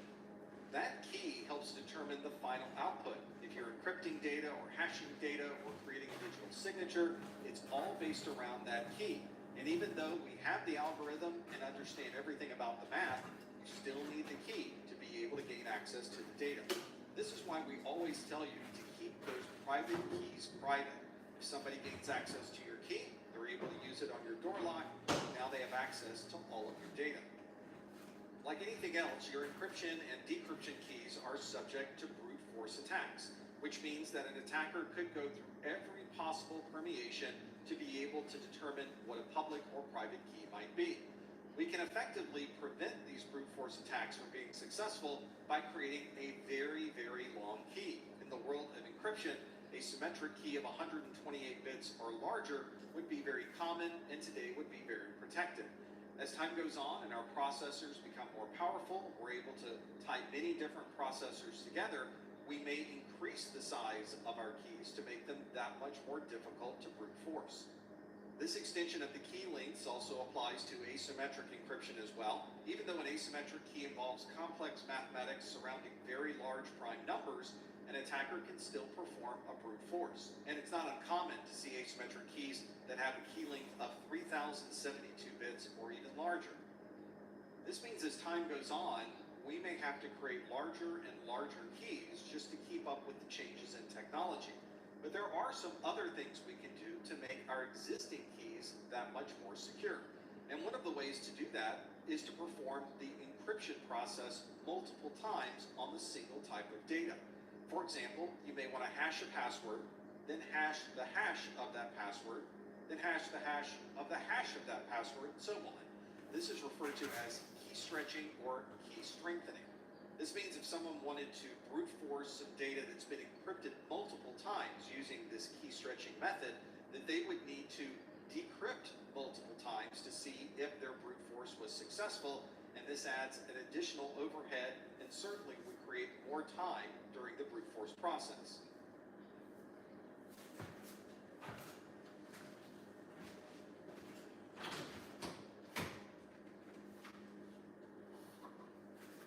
A meal that's dip-tacular. Ciabatta dippers are back. It just meals good at Panera. Native gives you full thick hair in just one wash. It's giving clean and craveable.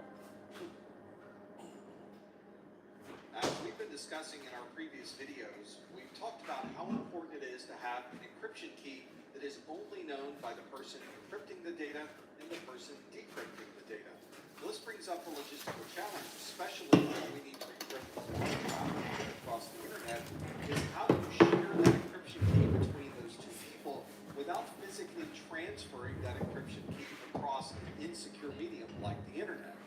One way to do this is by exchanging the key out of band, which means we're not going to use the network. That means we would need to find some other method to transfer that key from one place to the other. You can think back to the person with the suitcase that is handcuffed, and they hop on the train and they go across the country and they hand that suitcase off to someone else, and now both sides of the conversation will have the same key. You could, of course, accomplish the same thing by using a courier or calling someone on the telephone, or simply exchanging the key in person. But on the internet, we don't have the luxury of time. We need to be able to encrypt a single communication immediately in our browser. So we would need to use some type of in-band key exchange, which means some type of information is going to be sent across the network. Sometimes you can do this by using additional encryption mechanisms. For example, you could use asymmetric encryption to encrypt a symmetric key, send that asymmetrically encrypted key to a third party, and they can decrypt it to obtain the symmetric key. This allows us to securely transfer these encryption keys across the network, and it all occurs relatively quickly. This is something that's commonly done with keys that may be only used for a short period of time. For example, things like session keys are used for a temporary basis. We then remove those session keys and use a new session key for the next session. For example, a client could encrypt a random or symmetric key that could be used for a session and encrypt it with a server's public key. The client would then send that encrypted information to the server, and the server would use its private key to decrypt that session key. Since session keys tend to be ephemeral or temporary, we can use that session key, discard it, and then perform this process again to transfer a new session key between systems. There's also another way to create a symmetric key between two devices by using public key cryptography. This is something that would allow us to create the same symmetric key on both sides of the conversation without sending the symmetric key across the network. Here's how this works. We would start with Bob's side. Bob obviously has a private key that no one has but Bob. Alice also has a private key. Her private key is only known to herself. We would then combine Bob's private key with Alice's public key. Alice's public key is obviously known to everyone, so Bob would easily have access to that information. Conversely, Alice can combine her private key with Bob's public key. And since both Bob and Alice are using keys that are mathematically related, they create the same symmetric key from that algorithm. We refer to these as key exchange algorithms. We're not performing any type of encryption or hashing. We're instead building the same symmetric key on both sides of the conversation, even though we didn't send that symmetric key across the network.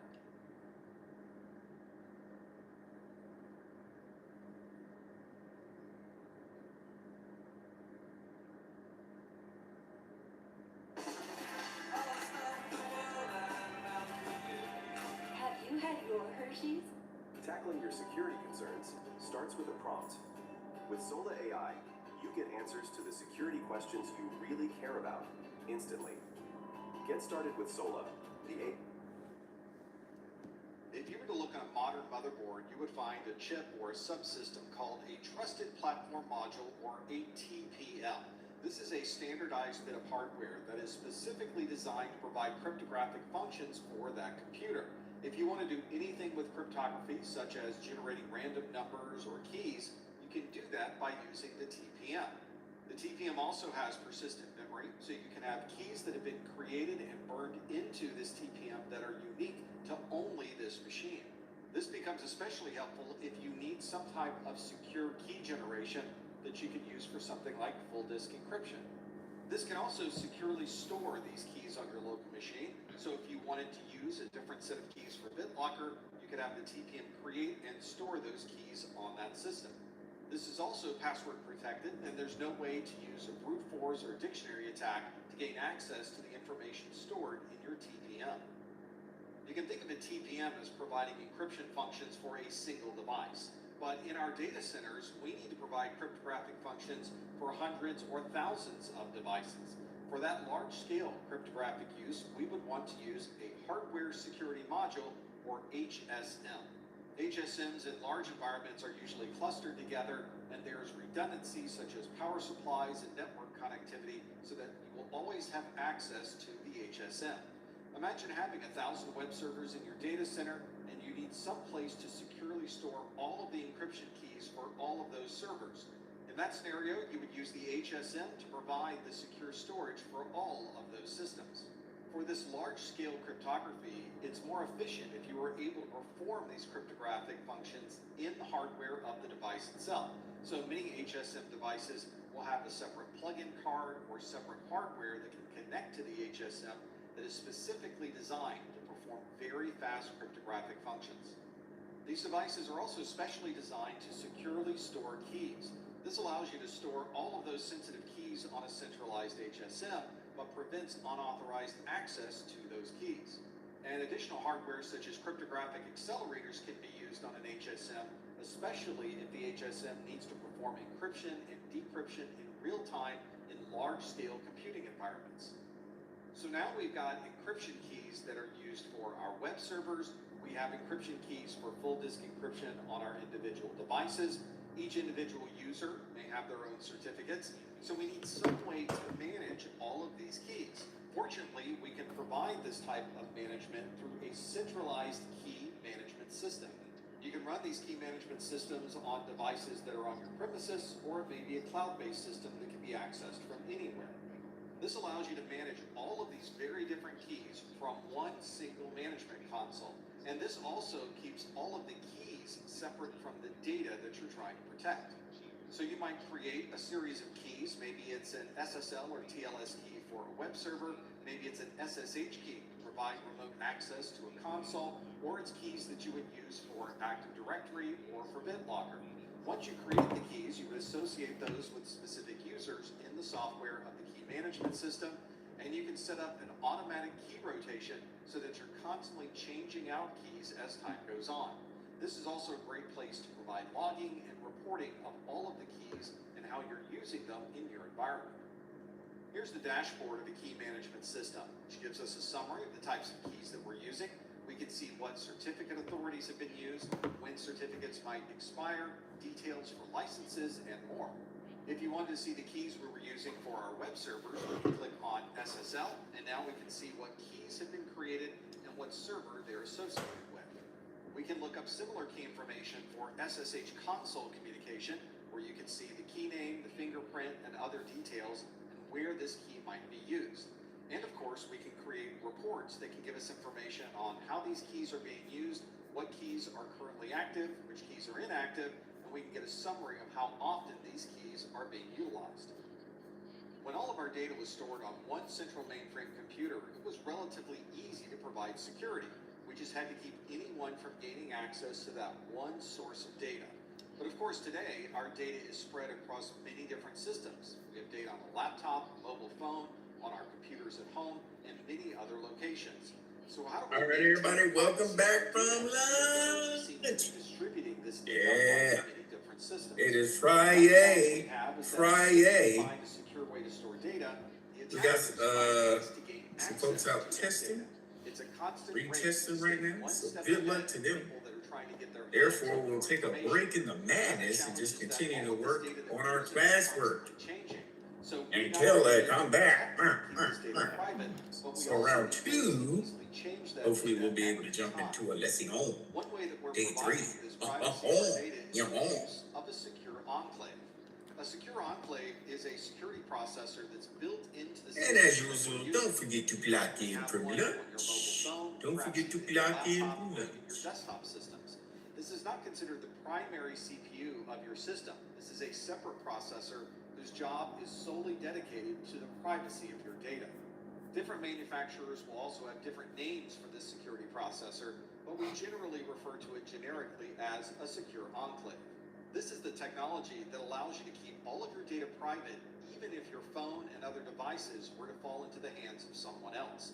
This is a separate secure processor that has its own boot ROM.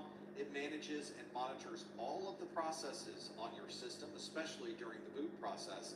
It has a true random number generator. It can do real-time encryption of all of the data as it moves in and out of memory. It has cryptographic keys that are built in that cannot be changed and that can be used as a root for all of the other cryptography on your system. And it does AES encryption in the hardware of your device. This is just a summary of the things that are available inside a secure enclave, but you can see that the power of these processors works to keep all of your data private regardless of where it happens to be.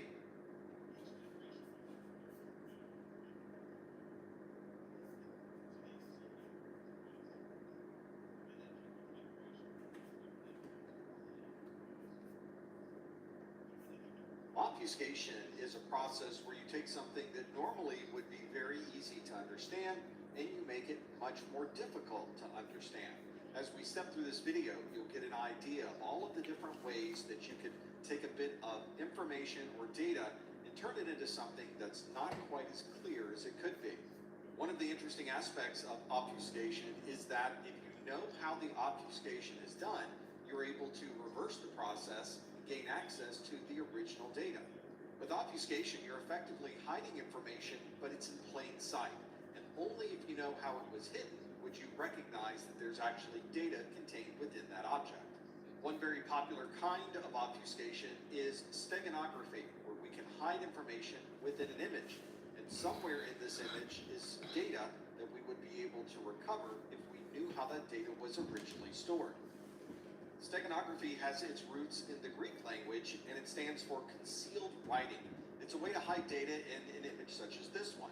We often refer to steganography as a type of security through obscurity, which means that if you know the process that was used to hide the data, you can very easily recover the data. And that's why we often mention that security through obscurity is not really security at all. So in this example, we've used a third-party utility to take a bit of information and hide that information within the image itself. Obviously, looking at the image, you can't see any of the data that's stored within it, but it is really stored within the data containing this particular image. Sometimes you'll hear this image referred to as the cover text. The cover text is the document that contains the data that you're hiding. Of course, hiding information within an image is only one type of steganography. You can use steganography in many different types of media and forms. For example, you can hide information within network traffic and embed messages within TCP packets that you're sending across the network. This data is obviously sent a few bits or bytes at a time, and if you know how the data is being sent, you can reconstruct that data on the other side.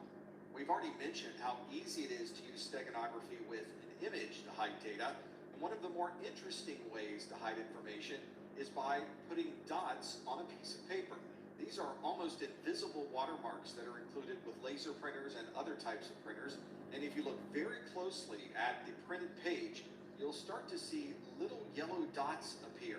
These yellow dots are referred to as machine identification codes, and if you know the format of these yellow dots, you can match that back to the printer that was used to print this output. This is a little bit difficult to see with the yellow dots on a white page, so let's invert the image, and now you'll see blue dots on this black page. If you look closely at a laser printer output from your printer, you should be able to find those yellow dots somewhere on the printed page. Well, if you can store information inside of an image, you can certainly store information in other types of media. For example, you can have audio steganography, where you're hiding information within an audio file or an audio track.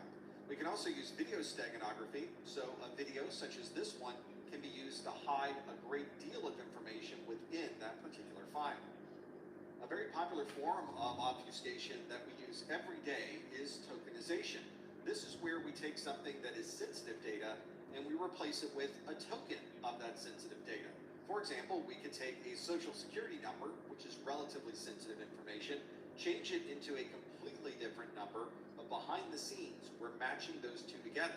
This means we can transfer the modified number across the network, and on the other side, it will make that switch to what the actual number might be.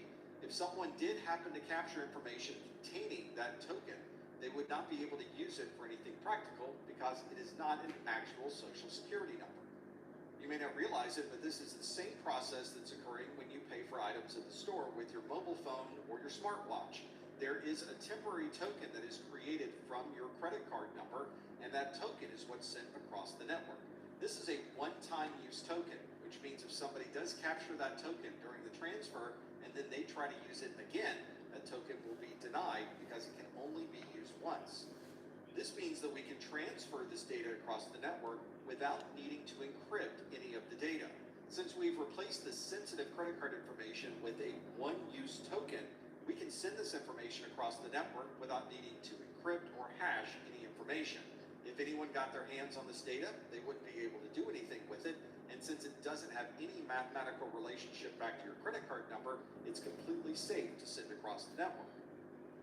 Here's how this credit card tokenization process works behind the scenes. The first step is to register a credit card number on our mobile phone. When you perform that registration process, it reaches out to a remote token service server to register this credit card. At that time, this server is going to provide you with a series of tokens that will be stored on your local phone. Notice that the token is a very different number than the actual credit card number that we've registered on our phone. In most cases, we usually don't see this token at all, although if you do look at a receipt, you may notice that the receipt is showing a credit card number that doesn't match the actual credit card number. Now that we've received these tokens, our phone is ready to be used during checkout. So we'll go to a store, and during the checkout process, we'll use near-field communication to transfer that token into the payment system. So instead of sending our actual credit card number, we are now paying with one of the tokens that we originally received from the token service server. The merchant then sends that token to the token service server, and it does a reverse lookup to determine what the actual credit card number happens to be. Now that this system knows the actual credit card number, it can check to validate that you have the proper funds or credit to be able to perform this transaction. It validates the token and approves the transaction for the merchant. Now that this token has been used, your phone is going to throw that token away. It can no longer be used for any future transactions. Your phone then readies the next token that's in your list, or it requests a new token from the token service server, and that's the token that will be used for the next transaction. When you get the receipt for your payment, you may notice there's additional obfuscation that is used on the receipt itself. If you look at the credit card number on your receipt, you'll usually see a string of asterisks and usually the last 4 digits of the credit card. This is called data masking, where we are hiding parts of the original number and only showing you a portion of that number on the receipt. This is obviously preventing someone from gaining access to your receipts and being able to use those credit card numbers to make their own payments. Obviously, the entire credit card number is known by your credit card company, but for the purposes of printing a receipt, only a portion of that number is shown. This type of data masking might also be used for a customer service representative. So if you call into your credit card company, they may tell you, we're looking at the credit card with the last 4 digits of 2512. To protect the security of the entire number, it's not uncommon for companies to limit who has access to that information, and the person you're calling on the phone may only be able to see a portion of your credit card number. There are a number of different ways to mask a number. You don't have to use asterisks. We could simply rearrange the numbers or replace certain numbers with others that we could then reverse later on.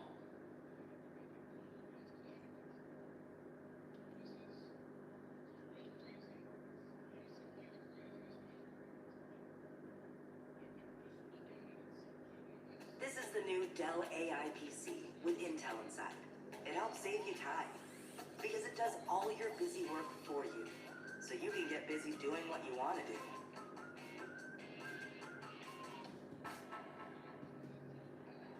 Organic and dairy-free? Woo! Woo!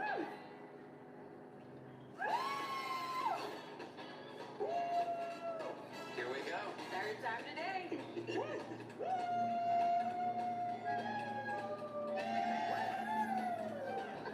At Sprouts, our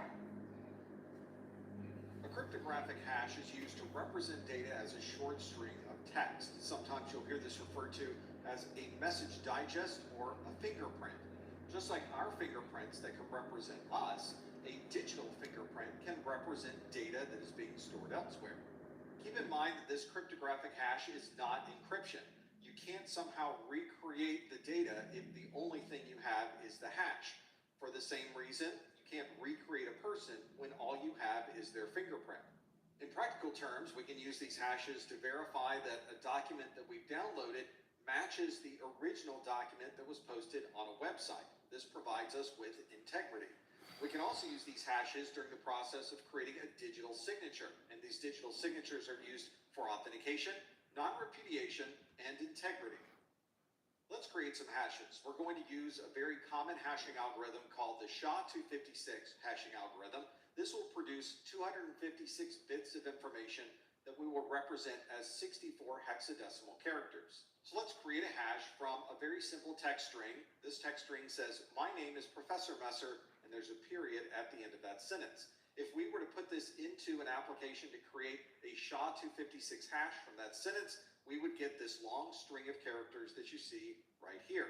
Let's now make one change to this sentence. This now says, my name is Professor Messer, but instead of it ending in a period, it's now ending in an exclamation mark. So there's really only one character that's been changed.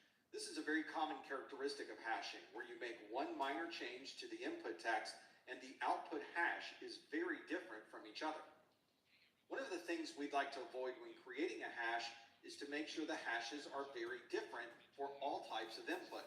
In practical use, we should never run into a situation where this hash is duplicated.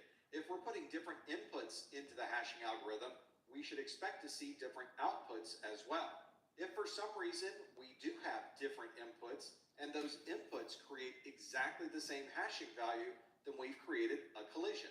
In practical use, you're probably never going to run into one of these collisions, and your hashing algorithm should be created so that collisions are an extremely rare occurrence. Unfortunately, there have been hashing algorithms through the years that did have problems with collisions. One good example of this is the hashing algorithm MD5. This collision problem was found in 1996, and because of that, we highly recommend that you use a different hashing algorithm than MD5. Here's how this MD5 collision works. Here we have a string of input. This is text that we're going to put into a hashing algorithm, and we're going to take another string of text that's almost the same. You can see these almost match up, but every place there is a red character means there's a slight difference between each of these inputs. But if we take both of those inputs and put them into the MD5 algorithm, we get exactly the same hash. This is a collision, and this is the reason we no longer recommend using MD5 as a hashing algorithm. We use hashing for many different purposes, and you might run into hashing multiple times through a normal workday. For example, you may need to verify that a file that you've downloaded matches the file that happens to be posted on a website. You'll often see this on sites where you're downloading very important files like a Linux distribution, and you can see that each distribution has been associated with a particular hash. This means that you could download the ISO file, run the same hashing algorithm on the file you downloaded, and compare it to the hash that's posted on the website. If your hash matches the one that's on the website, then you've downloaded the same file that exists on that site. Another common use of hashing is to store passwords. Ideally, we would never store someone's password in plain text, and we would not encrypt passwords because then someone could potentially decrypt and gain access to your passwords. Instead, we provide a hash for all of the passwords that someone stores. In reality, it's a hash plus a little extra information called a salted hash. This way, we're able to store everyone's password as a hash, which means we have no idea what the actual password might be. During the login process, the password you input is changed to a hash compared to the one that's stored on the server, and if they match, you've gained access to that system. I mentioned earlier that when we're storing passwords, we might want to add some additional information to make it more difficult to brute force. We refer to this extra information as a salt. This is random information that we add during the hashing process to modify or randomize the resulting hash. Every user gets a different random salt to go along with their password, which means if everyone's using the same password, we'll still see very different hashes stored for every single user. Microsoft Azure helps you handle workload spikes without sacrificing performance. Scale your cloud resources automatically. Start with 65 plus always free services. Create an Azure account today.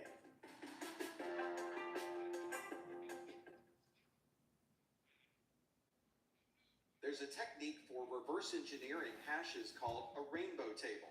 This is a pre-compiled set of every possible input and the series of hashes associated with those inputs. This makes it very easy for someone to get a non-salted hash and very quickly be able to determine what the original password might be. But if you're adding a random salt to everyone's password, these rainbow tables will no longer work. This would certainly slow things down for an attacker that's trying to find everyone's password by performing a brute force. A rainbow table can find this information in a matter of seconds, but brute forcing can take days, weeks, or even longer to find someone's password. Let's take some user passwords, we'll add some salt to each password, and let's see what the resulting hash looks like. Let's take the password of Dragon, and if we're not using any salting, this is the hash that results from that password of Dragon. But now let's add some additional random text onto this password of Dragon, and as we add the different randomization for each one of these, you can see that we have a very different hash that we're storing. If someone was to gain access to our hashed database, they would think that there were 5 different passwords being used, when in reality, there's a single password with a number of different salts added to that password. Hashes are also used during the process of creating a digital signature. A digital signature is very similar to a signature you might use on any other document. But this one is a digital version of the signature that proves that the message that you received was not somehow changed during the process of sending that message to you. From that perspective, digital signatures provide integrity. The digital signature will also help you prove the source of the message. This provides authentication. And if others want to prove that the message really was sent by the person who says they sent it, we can confirm that with the digital signature. That's also referred to as non-repudiation. The process for creating a digital signature is almost the opposite as encrypting data. For a digital signature, the person signing the document will use their private key to create the digital signature.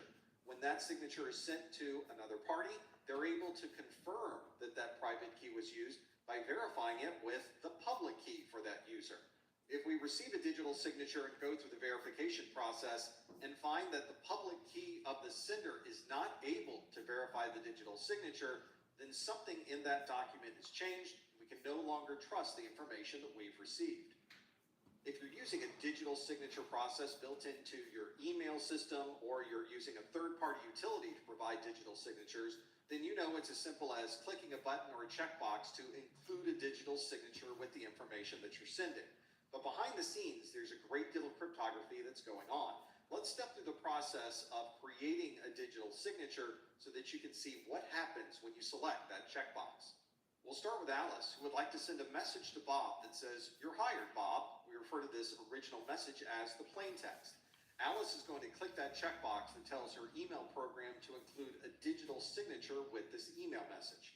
Behind the scenes, the email client is going to look at the plain text of "You're hired, Bob" and send it through a hashing algorithm to create a hash of that plain text. The email application is then going to encrypt the hash that's been created with Alice's private key. And since Alice is the only one that has her private key, she's the only one who could have created this final digital signature.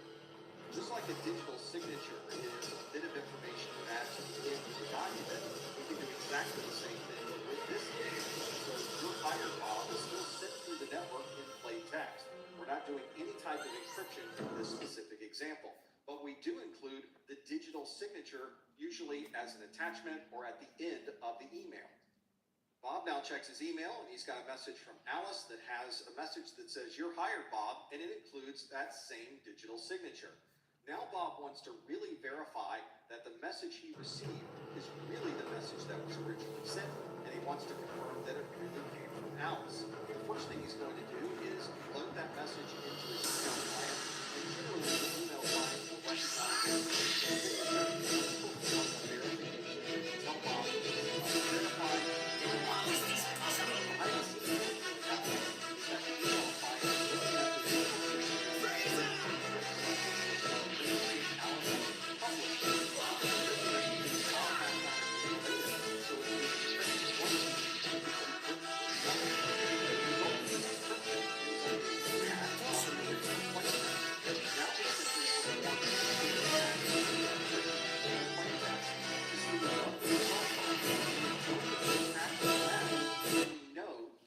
signature signature verifies, and that not only is the document exactly what was originally sent, but we can confirm that it really came from Alice. Everybody doing okay out there? Doing okay? Yep. All right. Charles is like, so. Charles, we're going to hit a breakout in 10 minutes. On your PBQ. Blockchain technology is often described as a distributed ledger. This is a ledger that's available for anyone to be able to see, and its job is to keep track of individual transactions. One interesting characteristic of the blockchain is that everyone who's participating on the blockchain can maintain the ledger, and everyone has a copy of this ledger. Once changes are recorded in the ledger, those changes are distributed to everyone who also would like to maintain a copy of this ledger. This means we can use the blockchain for anything that would require us to keep track of transactions. This might be payment processing, digital identification, monitoring of the supply chain, or digital voting. First, we need some type of transaction. We might be transferring Bitcoin from one person to another. We might be creating a data backup, and we want to track the process of that backup transfer. or maybe we're transferring a house title from one individual to another. Instead of sending the results of that transaction to one person, we send the transaction information to everyone who's participating as part of this blockchain. So every individual device of the blockchain that is keeping track of the ledger will also get a copy of this transaction. This transaction is then added into a larger block of transactions that will ultimately be processed into the blockchain. To complete the block, we add a hash to the block, and that provides integrity of all of the transactions that are part of this particular block. A copy of this block is now sent to everyone who has a copy of this particular blockchain's ledger. This hash is very useful because if somebody goes into the blockchain and modifies one of these existing transactions, the hash is no longer going to be valid. And as other devices that are also maintaining the ledger see that a block has come through with an invalid hash, it throws out the block and confirms that this block has been modified. As you've probably seen with cryptocurrency and other applications that use the blockchain, this type of technology is one that we're able to use for many different purposes, and we'll certainly be seeing additional functionality from the blockchain in the future.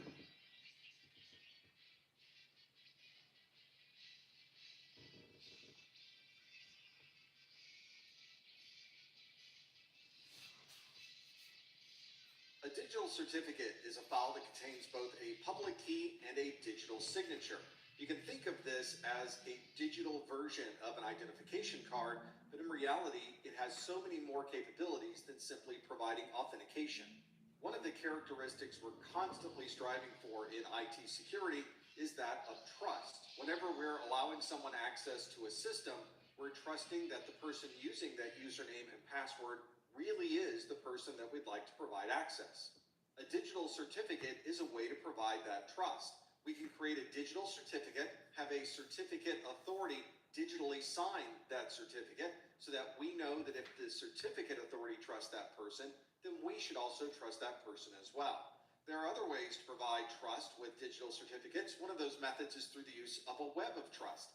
Instead of having a centralized certificate authority, we can have multiple individuals sign each other's certificate, thereby creating this web of trust. If we trust our friend and our friend has signed the digital certificate of a third party, then therefore we can trust the third party as well. But of course, you don't necessarily need a third-party certificate authority to provide trust, especially if you're just creating certificates within your own organization. In that case, you may want to use the certificate tools that are built into Microsoft Windows domain services, and there are many other third-party software options to provide your own certificate authority. If you're in a web browser and you're connected securely to a website, you'll notice there's a lock in the address bar. And if you click that lock, you'll be able to see the details of the certificate associated with that web server. You'll notice that your browser is able to show you the information about the certificate for that web server, regardless of what website you might be connected to. That's because all of these different websites are using a single certificate format that everyone can read. The standard for that format is called an X509 format.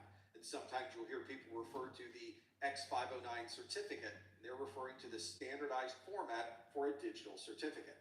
There's an amazing amount of information stored in these digital certificates. You have a serial number, a version, and a signature algorithm. You can see who issued the digital certificate, the name of the holder of the digital certificate, the public key, and other information as well.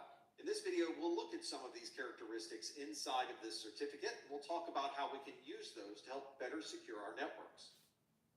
Having a method of creating trust between yourself and someone trying to gain access to your systems is a foundational part of IT security. The real challenge, of course, is how do you trust something that up to this point has been an unknown entity? For example, when we use our browser to visit a website for the very first time, how does our browser know that we're connecting to the right website and creates that trust between you and that resource? One way to provide this trust is to have a third party vouch for this site that you're connecting to, so that if the third party trusts the site, then therefore I should be able to trust the site as well.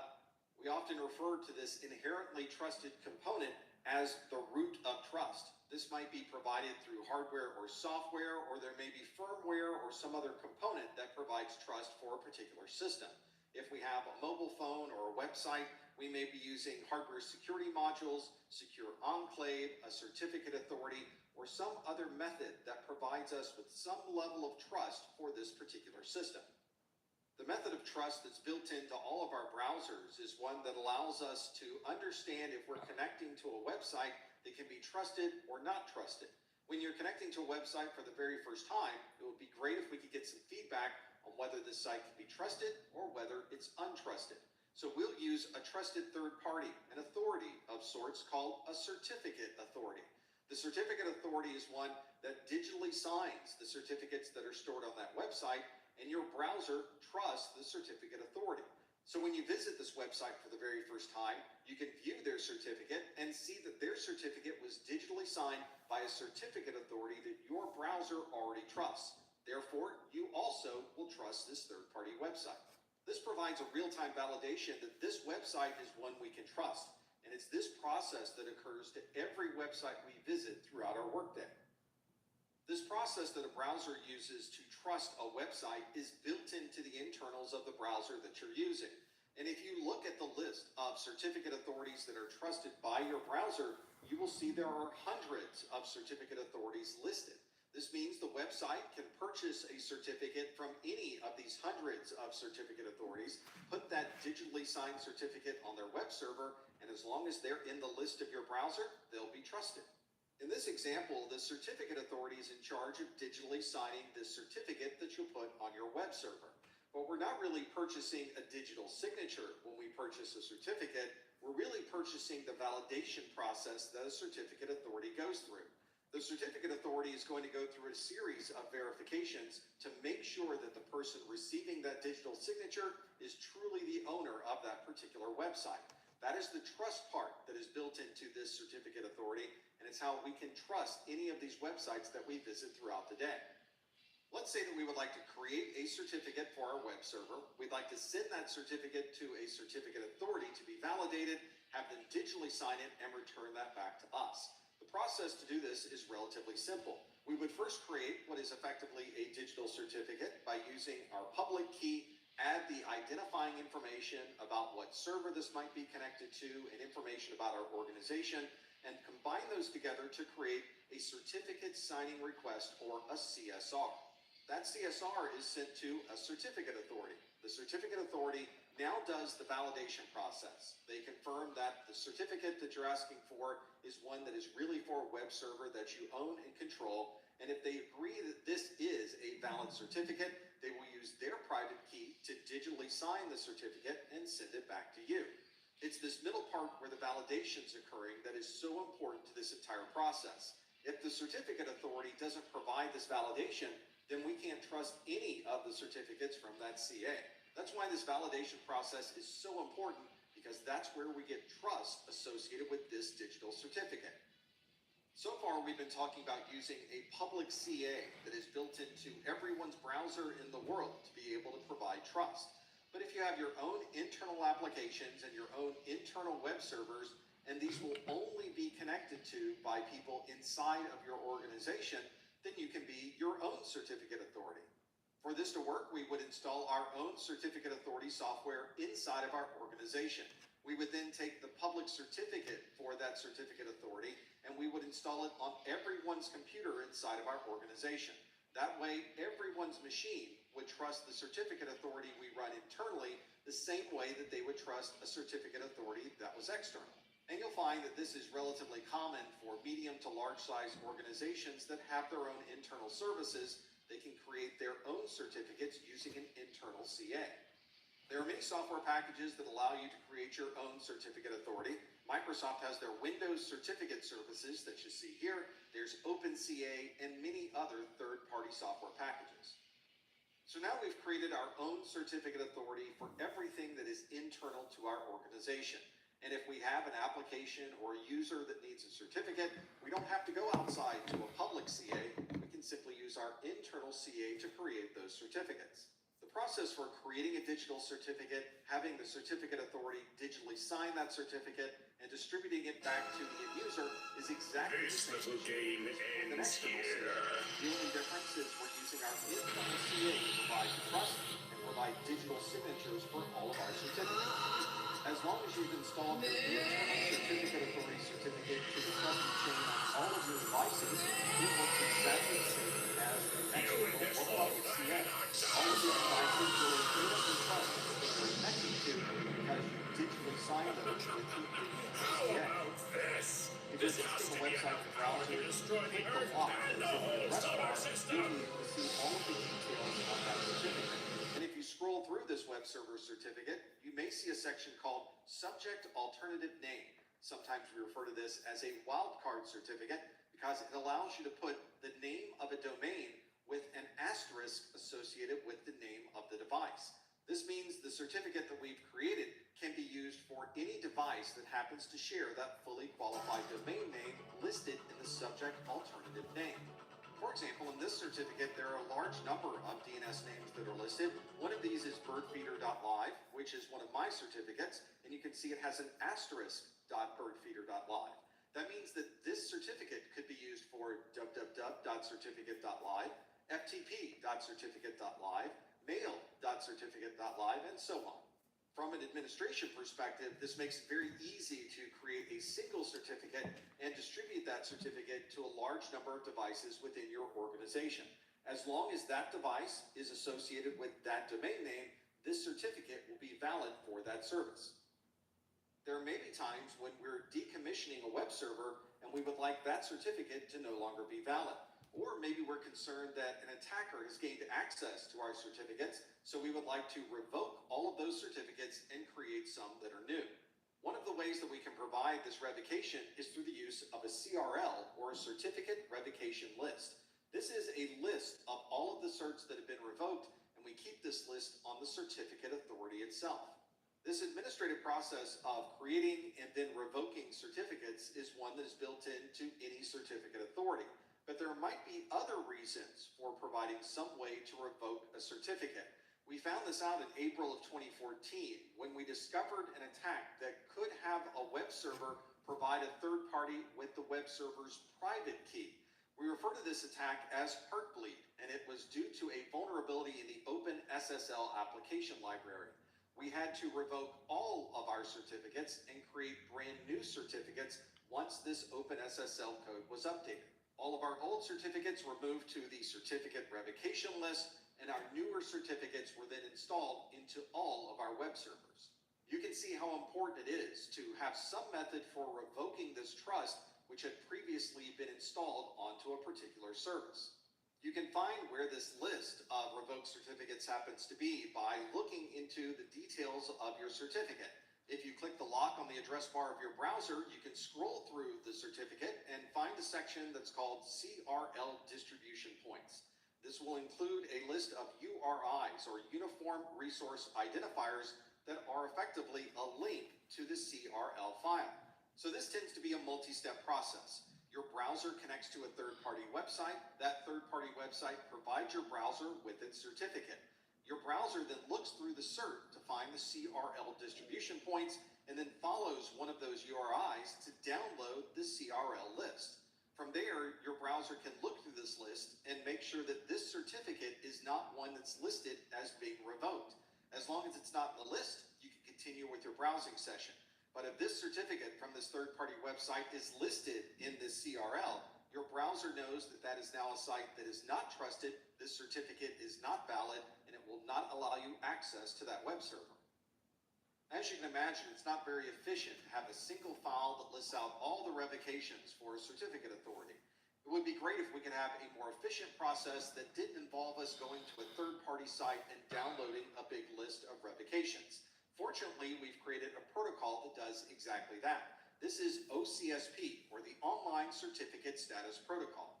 Relying on the certificate authority to provide a list of all of these revocations to anyone who might be visiting our website is inherently inefficient.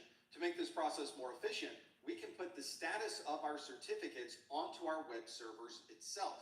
This is accomplished by sending status messages about the validity of your certificate during the SSL handshake that occurs when you first connect to a web server.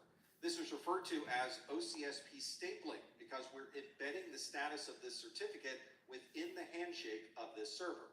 We obviously can't trust a third-party web server to truthfully tell us the status of the certificate, so this OCSP protocol uses a digital signature by the CA to validate its status.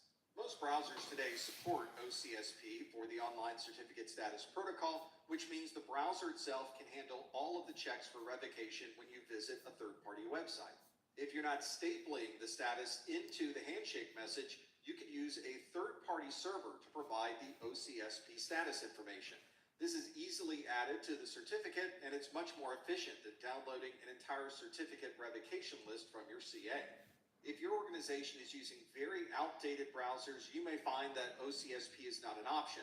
And even some of the newer browsers say that they support using OCSP, but unfortunately don't implement the checks properly to be able to confirm the status of the certificate. Most modern browsers support OCSP, but you might want to check your browser to see that it really performs the validation to connect to a website so that you can tell what the status is of those certificates.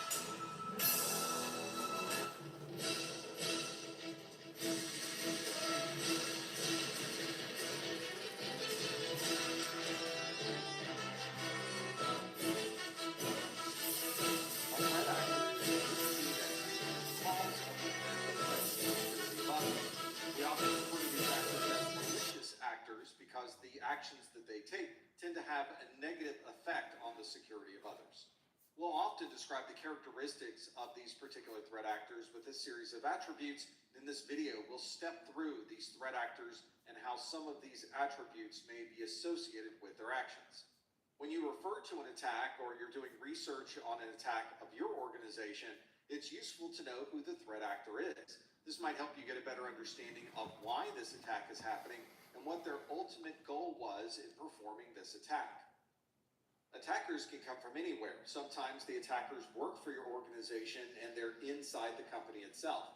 Or they may be outside the organization trying to gain access through a number of different public resources. The number of available resources or financial funding is another way to characterize a threat actor. If they don't have any money, they may have limited access to resources, or they might be a threat actor that has a large amount of money available and can provide a number of different attacks based on those resources.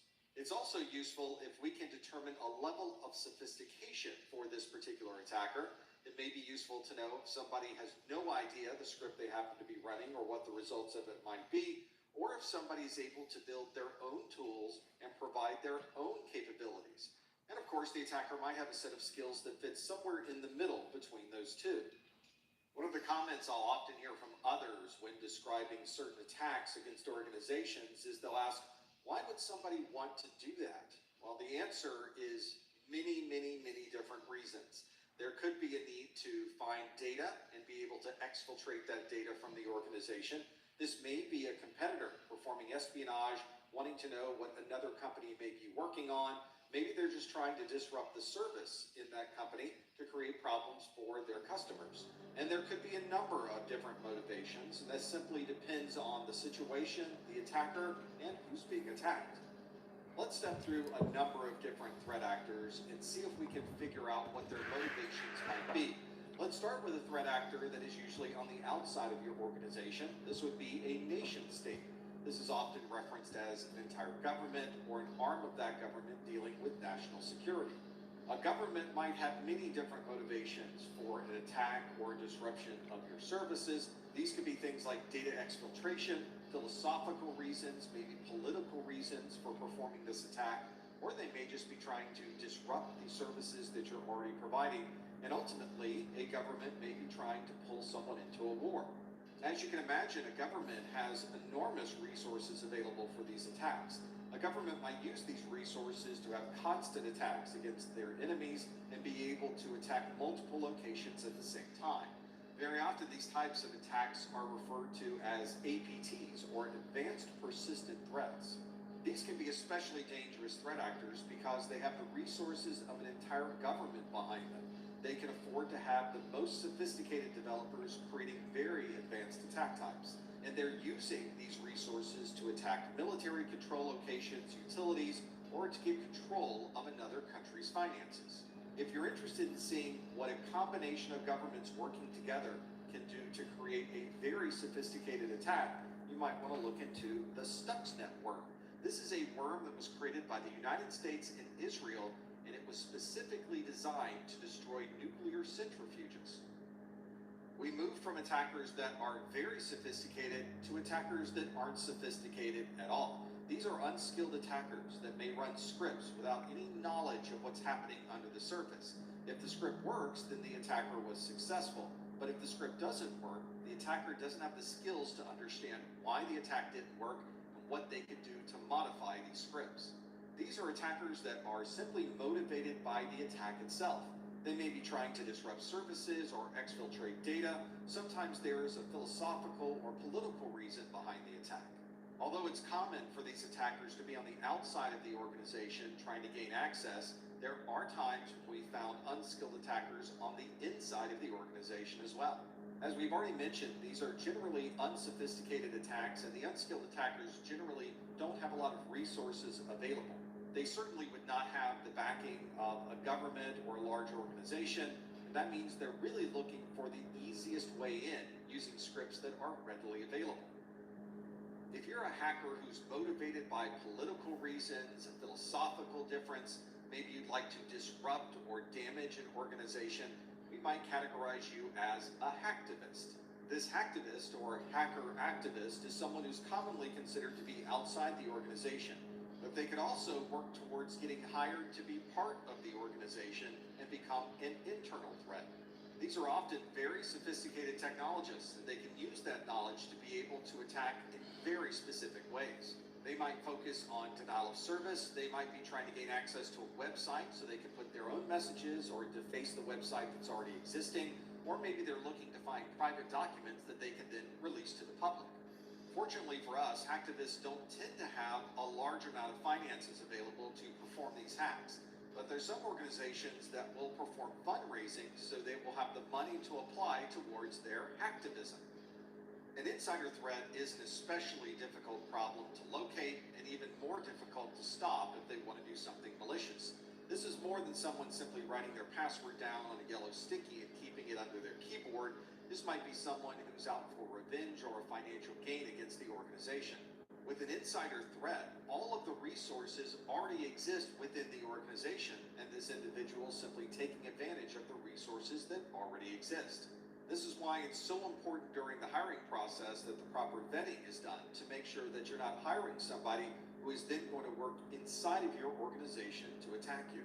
You can think of this type of attacker as having a medium level of sophistication, but where they really excel is knowing exactly where in the organization the data might be and how to circumvent the existing security controls to gain access to that data. Our perception of organized crime may go back to old movies, but in reality, there is a great deal of organized crime in the cybersecurity arena. Threat actors categorized as organized crime are usually motivated by money. Everything they're doing is to be able to make a profit from the attacks that they're performing.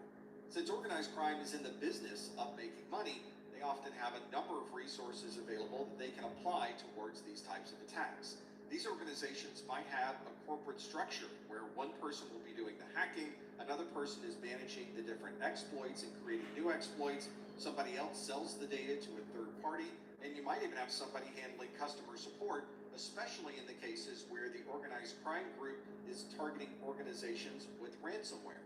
It's difficult to fight an attacker that has this much money available, and they're going to find many different ways to try to gain access to your data. A threat actor we don't often consider is one that's in our own organization and working around the existing policies and procedures of the IT department. We refer to this as shadow IT. It's usually a group or department that is working around the rules that have been put in place by your existing IT department. They might build their own infrastructure, install their own applications, and start using them without the IT department even realizing what's happening. This is a group that doesn't have to deal with the limitations that come with an IT department, such as change control or budgeting. Instead, they'll use their own budget or credit cards to be able to purchase their own cloud-based services and be able to access those from their browser. These groups are obviously limited by the amount of budget they might have, but in many cases, they can create quite an infrastructure using a small amount of budget and connecting to devices that may be in the cloud. In some cases, none of these people have a background in information technology. They don't understand what's required for backups or change control, and this can obviously put a huge risk on the organization, especially if no one in this shadow IT department has any consideration of what security should be in place. Let's summarize these threat actors into this single table. We'll look at the nation state, unskilled, hacktivist, insider threat, organized crime, and shadow IT. The nation state, unskilled, hacktivist, and organized crime tend to be external to the organization, but insider threats and shadow IT are commonly internal. The resources for each of these different threat actors can vary, where you might have a nation state with extensive resources available. An unskilled attacker may have very limited resources. We can also see that threat actors like organized crime and nation states might have a very high level of sophistication, but if we find a threat actor who may be unskilled or be in the shadow IT department, they might have very low or limited sophistication. And of course, all of these threat actors have their own motivations for performing these attacks. And if you are a nation state, you may have a specific goal to be able to disrupt or create problems for a different government. Or if you're an insider threat, you're out for revenge or some type of financial gain.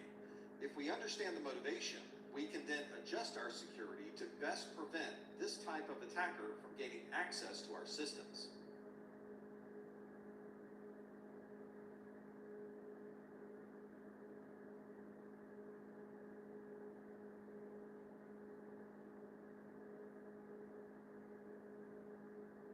A threat vector is the method that an attacker uses to gain access to your systems. Sometimes you'll hear this referred to as an attack vector. The attackers are constantly trying to find new ways to gain access to your systems, and so they're spending all of their time trying to either discover or create new threat vectors. We're not only looking for threat vectors that are well known, we're also looking to see if there's any opportunity for someone to take advantage of an unknown threat vector. One very common place for attackers to start their threat vectors is with a messaging system, and that's probably because most of us use some type of messaging to be able to communicate with others. For example, it's very likely that you have an email address that you use, and that's a perfect place for an attacker to send information that they can use against you. For example, they might put malicious links in an email and entice you to click that link, at which point they may install malicious software or try to gain access to one of your systems by providing a phishing page. Another good threat vector, especially on our mobile devices, is through short message service or SMS. These are text messages, and the attackers will use text messages to try to get your attention and have you click links that you should not be clicking. And if you use a messaging system that includes instant messages or direct messages, it's a perfect way to have the attacker talk directly to you to try to gain access to your systems. Phishing attacks work exceptionally well using these messaging-based attacks because they can communicate with you directly and entice you to click links that normally you would not click. And then once you click a link and visit a site, it may present you with a front page that looks exactly like your bank's login, but it's not really your bank. And that's where the phishing is able to take advantage of this trust that you have for your messaging system. The attackers might also use that message to be able to either embed malware within the message itself or provide you with a link that takes you to a website which then downloads the malware. This is also a great entry point for the attacker because they can also use many different social engineering techniques. For example, the attacker could send you an invoice over email asking for payment, but in reality, it's payment for a service that was never rendered. Or perhaps they're trying to use a cryptocurrency scam to either gain access to your existing cryptocurrency wallet or to try to sell you cryptocurrency that doesn't really exist. Here's an example of the spam that I received in my text messages. This one was sent from an onmicrosoft.com email address, and you can see that it says, from the United States Postal Service, message, you have a package that needs to be delivered, but it has been suspended due to an incorrect delivery address. And now they expect you to click this link that's embedded within the text message. Obviously, I did not click this link, but undoubtedly it would take me to a U.S. Postal Service site or some other site that might have malware or some other malicious software. And for those of you wondering, I did click the report junk link. Hopefully this particular message or sender was able to be removed from the service. Not only can our messaging systems be used as an attack vector, images that we see on our screen can also be used as an attack vector. A good example of this would be the SVG image format. That's the scalable vector graphic format. It's a format understood by most browsers that you might find. This is actually more than just an image. It's an XML file that describes the image and allows you to embed other information within the XML. This means an attacker could put information within the image description that would then run inside of your browser. So they might inject HTML code, or there may be JavaScript contained within the XML that describes an SVG image. Some browsers allow you to enable or disable certain image types, or it may have the process to provide input validation for these SVG descriptions. Here's an XML file that contains a description of an SVG image and code that could potentially be used as an attack vector. And it's all within just a few lines of software. When you run this inside of your browser, it will show an image. That is the description of this triangle that you can see within the XML. But as it's showing you this image on the screen, it's also running any JavaScript that you have embedded within the XML. In this case, it's a relatively benign message that simply says, this is a cross-site scripting attack. And when you run this, will put a message on your screen that says exactly that. Most browsers will look for cross-site scripting and will prevent these types of scripts from running. But if your browser has a vulnerability or the JavaScript that it's trying to run is not necessarily a cross-site scripting attack, this may be able to get through using this XML embedding. It may be relatively obvious that the files that we run on our systems could be a potential threat vector. And this is certainly the case for executables, since that's software that actively runs within the memory of your system. But an executable is not the only type of threat vector you might see in a file format. For example, an Adobe PDF would be a very good place to try to fit some type of malicious software because it's effectively a holding place where you put other types of objects within it. When you open a PDF, you'll find text, images, and in some cases even scripting. This would be a perfect place to start an attack. Or perhaps the attacker is simply hiding the threat within an existing set of compressed files that may be compressed with zip or RAR, or really any compression type. In many ways, this obfuscates that there's an attack inside because all you see is the compressed file format, such as a zip file. But within the zip file, there may be hundreds or thousands of files, and one of those may contain malicious software. And our documents, spreadsheets, and other office-related files might also be a good place to use as a threat vector. For example, Microsoft Office allows you to include macros with your documents, and although most of those macros are probably very useful and relatively benign, it is possible for an attacker to write a macro that may gather personal information from your computer and send it to the attacker. We also see this quite a bit with add-in files or extensions that you might have in your browser, where the extension itself contains malicious software. By simply adding it to your browser, you've now put your entire system at risk. Our mobile phones and call systems make another valuable threat vector for the attacker. This is phishing or voice phishing, where they may call you to try to get you to give up credit card information or other type of personal details. We've also seen spam over IP, where the attackers will use voice over IP systems to send all of these spam messages all through an automated process. There are also still instances where attackers are trying to find unpublished phone numbers that may gain them access to systems. We often refer to this as war dialing, and it is a process that we still see occurring even today. And sometimes an attacker is not interested in gaining information, but is instead trying to disrupt your systems through a denial of service attack. And they can certainly do this by using your messaging systems as a threat vector. I work with companies that have spent millions of dollars to install the latest type of firewalls, intrusion prevention systems, and network filtering products. But an attacker can circumvent those millions of dollars of security products with a single $10 USB drive. This can be especially useful if an attacker needs to get onto a network that is air-gapped, which means there's no direct network connection into that internal network. Instead, the attacker will go into the parking lot of that company, throw a few USB drives on the ground and hope that someone will pick up the drive, take it inside the building, and plug it in. Of course, on the USB drive, there's malicious software that might disrupt the operations or provide some way to get data out of those networks. Many of the keyboards that we use on our computers today connect through USB, and specially modified USB drives can also appear to your computer as a keyboard. And when you plug in the USB drive, suddenly your system is able to automatically type things on the screen, and it's all coming from this USB drive acting as a keyboard. And of course, allowing someone to plug in a USB drive, even on an air-gapped network, makes it very easy for someone to transfer large amounts of data, unplug it, and now they have all of that information on a USB drive. They can put it into their pocket and walk out the door. One of the challenges for the security professional is making sure that all of our software is always up to date to the latest version. That's because often we will find security issues and vulnerabilities built into existing versions of software that will require an upgrade.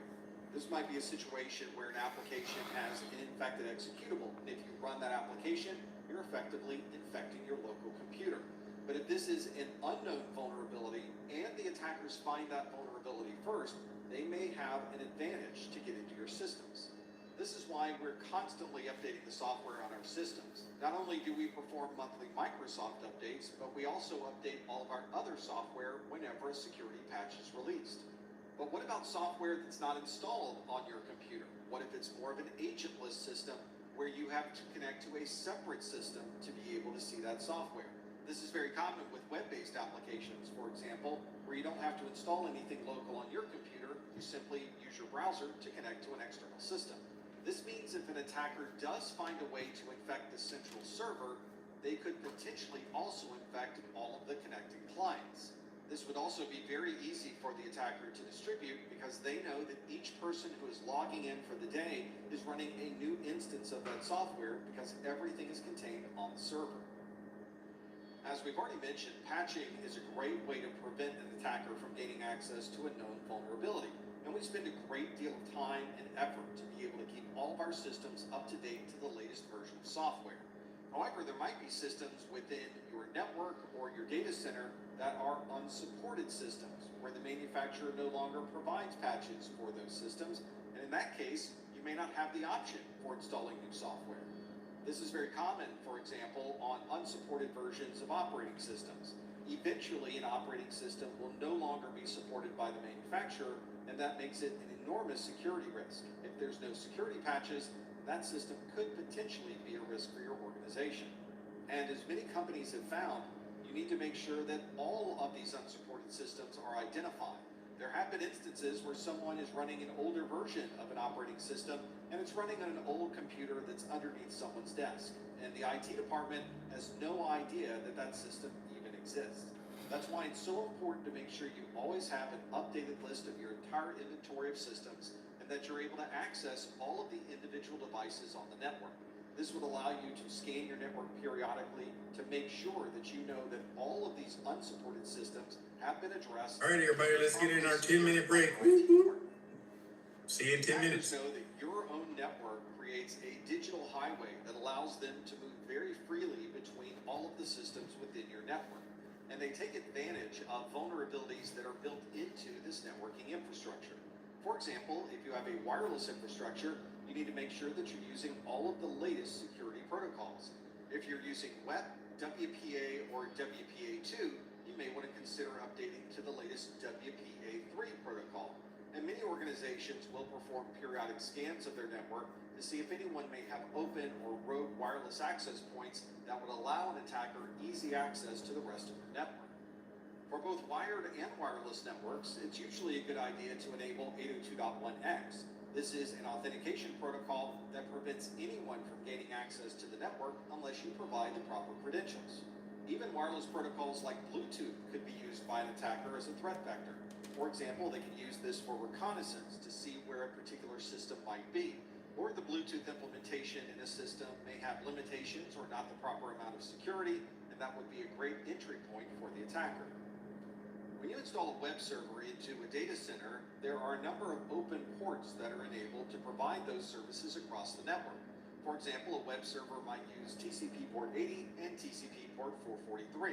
And once you open those ports in a device, that provides a third party with a way to gain access to at least a portion of that system. Normally, we have security in place that prevents unauthorized access, but if an attacker does know of a vulnerability in that web server software, they may be able to use these open ports as a way into that computer. This is another reason why we're always updating the software on these services so that we always can patch any of these vulnerabilities that may be associated with our web services or other applications. And of course, it's very easy to misconfigure one of these very complex applications, and sometimes a simple misconfiguration can allow unauthorized access into a system. Each time you install a new service onto this computer, it needs to have its own port number to provide that service to the outside. So the more services you install, the more open ports and potentially the less secure a system might be. This is one of the reasons we use port-based firewalls or application-aware firewalls to create additional security for these systems with open ports. For example, if we've installed 5 or 6 different services on a computer, we might only limit access from the outside to only one of those services, which would certainly limit the number of possible attacks to that system. Let's see if I can guess the credentials used for your cable modem or wireless router that you use at home. Let's say that you're using the username of admin and the password of admin. After all, those are the default credentials that are included on many access points and routers. This is a good example of using default credentials. And if you know what the default credentials are for a device and someone has not updated those credentials, you now have complete access to that system. Fortunately, many of the devices we use today will require you to change that password the first time you log in, which means that the administrative access that you would normally have by using these default credentials is no longer available once you log in for the very first time. It's very easy to find the default credentials for these devices, and there's even websites such as routerpasswords.com that has documented all of these default credentials across thousands of different devices. Once this video is over, you might want to check the devices that are on your network and make sure you're not using any of these default settings. Sometimes these threat vectors appear on your network through the front door by way of a supply chain vector. This allows a third party to gain access to your infrastructure by writing inside of existing equipment that you're installing. This might be added during the manufacturing process. The manufacturer might have no idea what's going on, or it may be added after the manufacturing process by a third party that then wants to gain access to your systems. Sometimes these threat vectors are in place because you're working with a third party that is part of your supply chain. For example, your network may be managed by an MSP. This is a managed service provider. You may be paying this third party to monitor your systems and inform you if anything needs to be updated or changed in your infrastructure. This also makes a perfect place for an attacker to start, because if they gain access to the MSP, they will then therefore have access to your systems. This was the threat vector used by attackers that gained access to Target's network in 2013 and was able to install malware on all of their point-of-sale systems in order to steal credit card numbers. The attackers gained access to systems that were controlled by HVAC contractors that were hired by Target, and therefore were able to jump from the HVAC network to the Target network and then to all of the stores in the Target systems. And there have been cases where counterfeit hardware itself was used as a threat vector. For example, in 2020, there was a documented case of fake Cisco Catalyst switches being installed. These switches were identified because they weren't able to update their software properly, but certainly those systems could be used as a threat vector and have malicious software that will allow an attacker to take over those switches.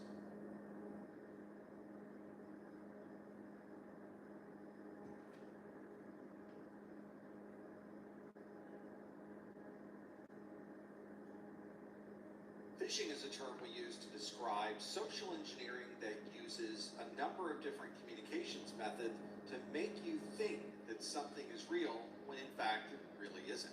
This is usually delivered by mail, text message, or some other communication method in order to have you give up information that normally would be private. This might be a username and password you use to log into a service, or it may be some private information about yourself. We can usually check the links in these messages to see if they're pointing towards a well-known and well-trusted site. But if it's a phishing message, it probably is going to a different location than what you would normally expect. And very often there's something not quite right with the information that's being provided. For example, this is the webmail login to Rackspace, or at least it's pretending to be that. You can see that it tends to have a problem with the spacing and some of the fonts inside of this message, which might lead us to believe that this is not really the Rackspace login page. I got to that page by following this email that's inside my spam folder. It says, "Dear user, notice your email has not been confirmed for the new upgraded service." Well, I certainly want the upgraded service. It says I will be blocked from sending and receiving emails if not confirmed. So now they're giving us a deadline on when we need to click this link, and we can simply click the confirm email now. If you look closely at the sender of this message, it's associated with an iCloud.com address, which is an Apple service. This is obviously a message for someone who has email on a Rackspace service. This means the information contained in this message doesn't quite ring true. We might want to do a little bit of extra research before clicking any of these links. As good best practice, in fact, you would never click a link that's inside of your email, but for the purposes of showing you what really happened, I went ahead and clicked the link that said confirm email now. It brought me then to a Rackspace login page, and it almost looks like a real Rackspace page. There are a few things that are a little bit different. If we put these side by side, you can see that the phishing email took me to the image that you see on the top, but the actual Rackspace login page is the one on the bottom. It's interesting that they added the same suspicious email image to try to make you think that you really were logging in to a legitimate Rackspace page. In that previous example, the attacker was trying to get us to give up our username and password into that email service. And that's what these email messages are trying to do, is convince you that they're someone else and convince you to give up some of your information. We tend to trust email sources, and because of that, we tend to click on links that are inside of the email. But obviously, this can run into some significant security problems. As we noticed with the message that was in my spam folder, the email addresses that were used as the sender were not quite what we expected. In some cases, they might spoof an actual email address from that company, or they'll use an address that's very close to the email of that company. For example, if you receive an email that says it's from professor@professormessor.com, you might say that that looks like the same domain name, but in reality, my last name is spelled MESSER.com. And that's how you would know that this particular address probably wasn't sent by Professor Messer. Someone getting access to my email could certainly allow them to send other emails from my account, or they could look through the emails that are already in my account to see if there's some financial information or logins that they could use. For instance, they could go to PayPal, they could use the reset password feature.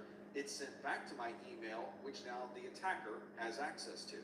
Or they may just be trying to have you click that link. And if you click that link, it takes you to a website that downloads malware and infects your system. The attackers use a number of different ways to trick and misdirect you into clicking the links or believing that what you've received is from a legitimate source.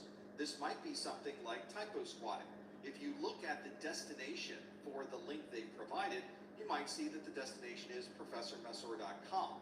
We've already seen that that is not a legitimate, fully qualified domain name, which normally would be professormessor.com. We refer to this type of misdirection or hijacking as typo squatting. But what the attackers are really good at is outright lying. We refer to this as pretexting.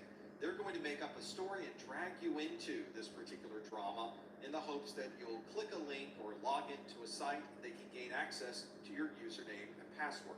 Or maybe they call you on the phone and say, "Hi, we're from Visa. This is about an automated payment to your electrical services. It didn't go through, so you'll need to give me those details over the phone." In reality, of course, they're not from Visa. There's not any problem with your automated payments, but they're trying to gain access to your credit card information. We even categorize that type of over-the-phone communication as phishing or voice phishing. Someone will spoof a call ID, say that they're from your bank, they need you to give up information about your account details, your login, and other private information. If you have a mobile phone, you've probably seen this type of phishing delivered as a text message. We refer to this type of phishing as smishing, which is a reference to SMS, or the short message service, which is the formal name for this text messaging. I get text messages like this one all the time. This one says it's from USPS, and it says that I have a package that needs to be delivered, but it's been suspended due to an incorrect delivery address. They're hoping that you click that link to be able to log into your account, and at that point they have your username and password. And of course, there are many other scams that they can go through. There's the fake check scam, the phone verification code scam, and many others. I would highly recommend you become familiar with these types of scams and phishing techniques. You may be the person that's able to stop your friends from getting these scams.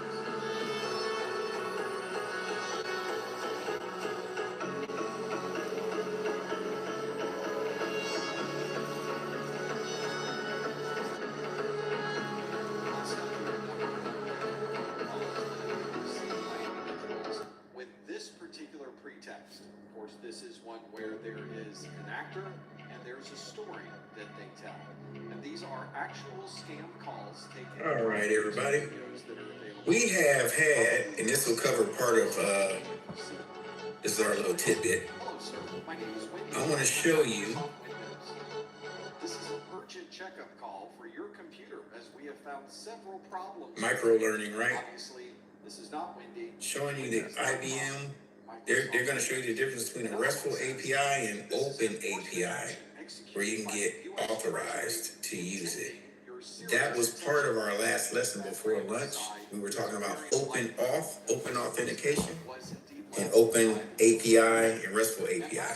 So this will actually show you the difference between the two, and you'll hear it in a different way so you can better understand it. Sound fair? All of your credit card accounts. And again, this is not someone from a credit card company or a financing company. This is all someone taking advantage of APIs and Open API related. And why should you use Open API when working with REST APIs or services? Hi, I'm Nathan Heckman from IBM Cloud, and I'm going to answer that for you today. But before I do, please hit that subscribe button. Let's jump in with an example. Let's say you're a developer for an ice cream shop, and you've just created a web application that allows employees to manage the flavors of ice cream that are in stock. This web app communicates with a cloud-based server, and it communicates via a REST API. So let's say that the ice cream company hires a brand new developer, Mark, to get started developing and maintaining this application. And this is where we were talking about the example if Aaliyah had an app and she had a main server, what would communicate between the server and the app is the REST API. So that's how it starts out. Okay. So here's Mark over here. And Mark is real excited to go ahead and get started and become productive. But he doesn't understand the REST API and the service and what it does. He doesn't really want to go through line by line digging into the service and API code. So how can he understand what does this REST API do? Well, he can reference what's called an Open API definition and quickly understand what exactly this REST API does. So he's off and is ready to get productive. Great, so let's step back a bit and talk about what is Open API? Why should you care about it? I think we can get started by first talking about the Open API specification. Right, so what's the Open API specification? Well, it's a specification, right? It defines how to describe a REST API interface. Right, so it's a specification that outlines how to describe a REST API interface. So how do you describe a REST reference? He used definition. So an Open API definition, what is that? So it's actually a file. It's typically YAML or JSON, Of course, identity fraud could be right? And it's, like we said before, it describes your name. This is commonly seen with things like tax what an API or service your tax forms as you and can do. So that's what Mark over here referenced to understand what this API can do. What can the service do? So it outlines exactly that. Great, so let's talk about some of the benefits. Like we said, why should we care about OpenAPI? And they need your password in order to fix a problem on your computer. Right, so first of all, it's a standardized format, right? So standardized format for describing your REST API. And it's readable by humans or machines. So Mark or whoever could look at this OpenAPI definition and understand what the REST API does, or the OpenAPI definition can be fed into some DevOps or automated process using some tooling for testing and some other neat things that we'll talk about in a minute. So with an OpenAPI definition, you can describe phone number to make sure that that is the person who's really contacting you. Describe a few things, right? So first of all, you can describe the REST API's resources. So including properties or data types. You can describe endpoints, operations, parameters, and the REST API's authentication or authorization. Great. So a second benefit is guidance, right? It's all about guidance. So it allows somebody referencing this OpenAPI definition to understand,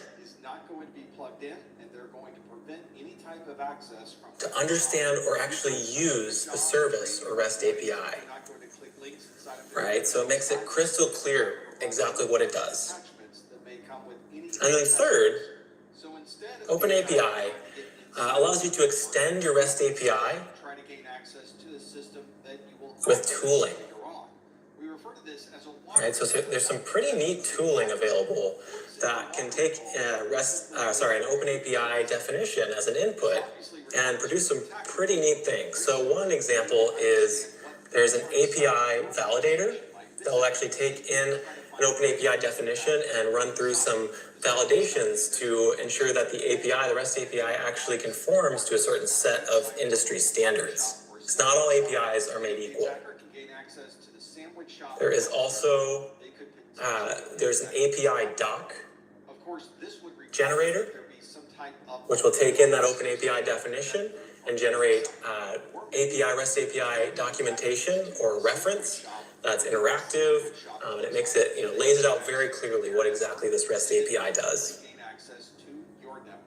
Another example of tooling is an SDK generator, which will once again take in the OpenAPI definition, and the output will be client libraries in the programming language of your choice, or SDKs, so you can actually consume that REST API.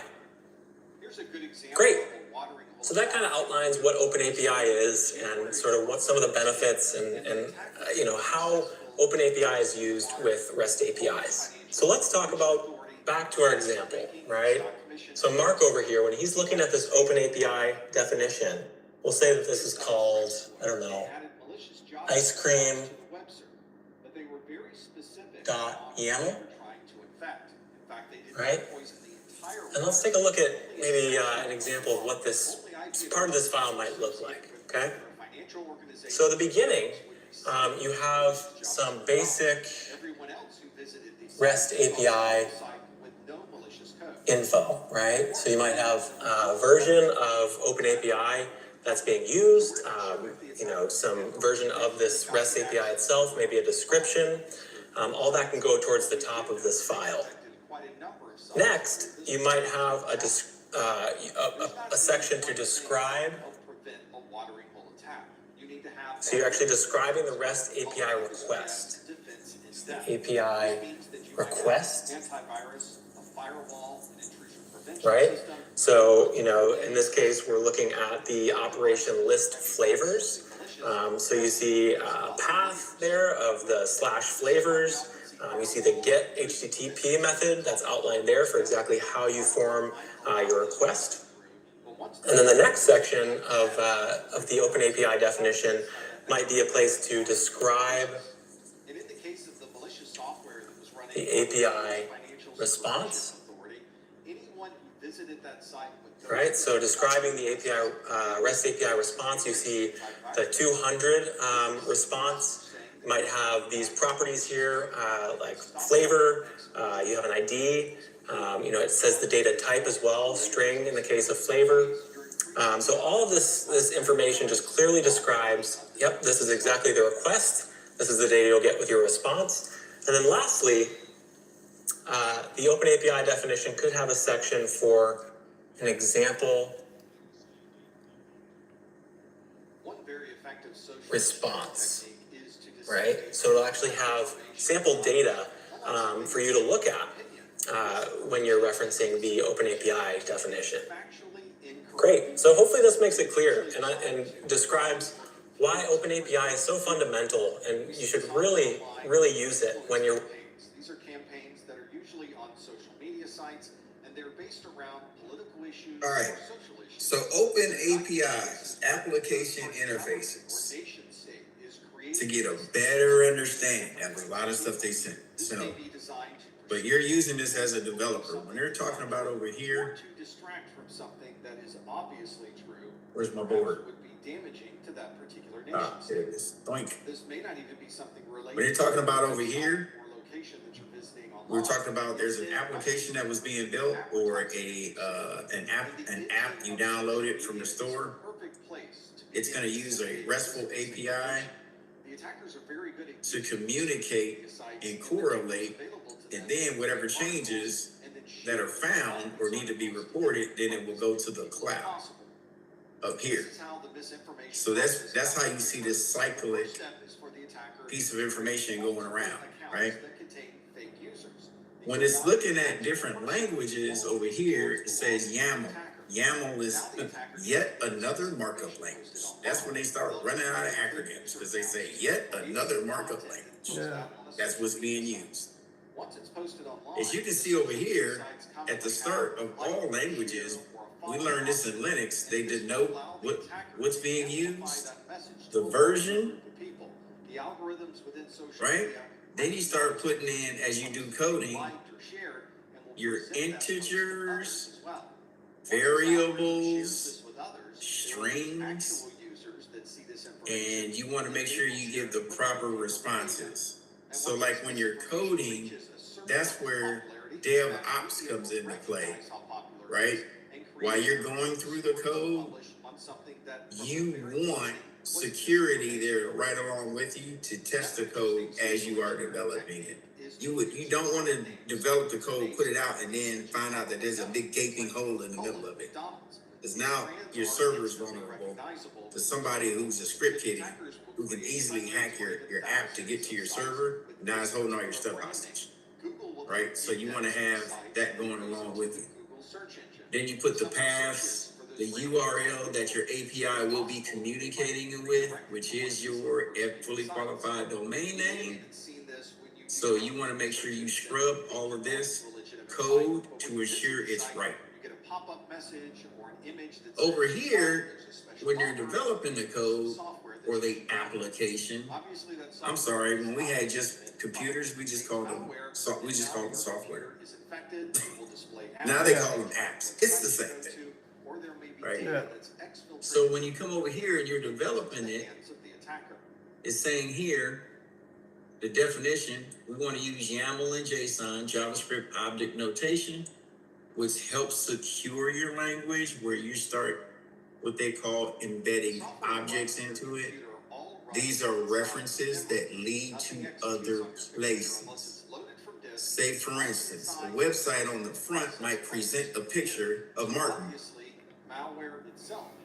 Well, when we go view page source, we're hoping to see a page source in here to see Martin.jpg, right? Like they actually uploaded the photo to the website with a link So when you click it, it comes up. Well, they found out I can steal Martin's picture, I can download that picture, I can maneuver the code. So now they link it with JavaScript object notation, meaning when you click on it in the website, it goes completely somewhere else where the photo is stored. Grab his photo and present it to you on the screen. That's JavaScript object. His photo is the object. It's secure and stored somewhere else, right? You can also use this security and put it in here. So if I wanted to take a screenshot of Martin, I might have some security software in there that prevents screenshots. Right? That's in the code. So you can put different security code. Who's ever tried to do a screenshot of your banking information from your own computer? Some of them will let you do it, but when the picture comes up, it's a black screen. There's nothing on it. That's on purpose because they're putting this security in here, so you can't do it. Then you got to do your benefits, and then when they talk about tooling, how are you supporting that API? Right? And last but not least, you heard this term in here, it's called SDK. The implementation of this, though, is relatively Software Development Kit. The attacker puts a path to where anyone that wants to code anything, they have to follow the guidelines of the Software Development Kit. When Xbox wants developers to create brand new games for the new one that's coming out, or PlayStation 82, they'll put out a Software Development Kit giving the specs of the hardware, what it can run, the computer language they want the game coded in, everything. So when developers say, I'll do it, hoping their game will get picked up, hey, I've already told you the specs. Why did you write this in JavaScript? We needed it in YAML. Well, it's don't care. I said write it in this, and you wrote it in something else. Next! That's a software development kit, right? So that's what we're looking at. normally the application So hopefully that made a little bit more sense. A little bit more. Now, will you need to know all of that for the Sec Plus exam? No. The attackers go through every part of an application. I know, Charles. No. But at least you had a bigger picture of what it looks like. Yeah. So you can be like, oh, okay. So if you get a question, you're kind of shaky on it. Like, wait a minute, the video didn't say anything about securing stuff with a leash. No, that's not it. This is not it. Right? So at least you can compare and contrast because you have a little bit more information on how it works. Is that fair? To be able to have the application perform a particular function that is advantageous. Any questions? To the attacker. What the attacker is really looking for is a great. Mr. T's gonna code his first app. We'll have it on Monday. Always is providing the attacker with a particular. All right, I'm gonna leave you guys alone for a while. Here's a buffer overflow example where the attacker can take advantage of this issue to be able to create elevated rights and permissions for the attacker.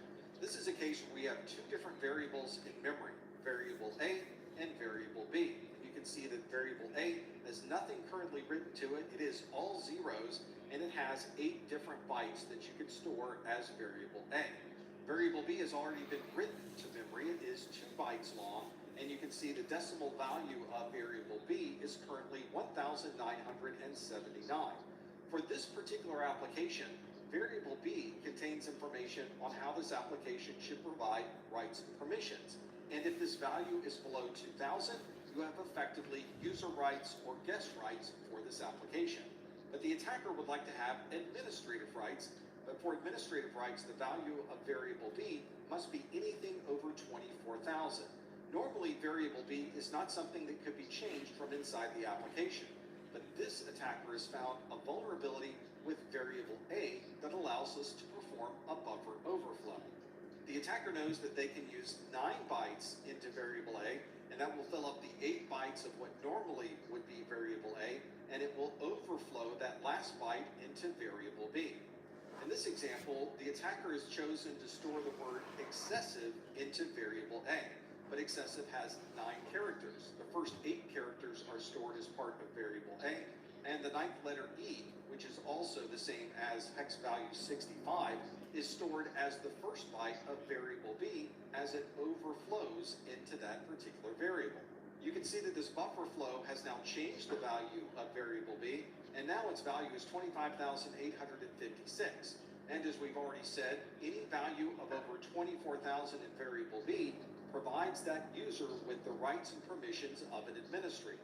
This attacker was effectively able to use a buffer overflow to provide elevated rights and permissions for this application without having any type of credentials as an administrator.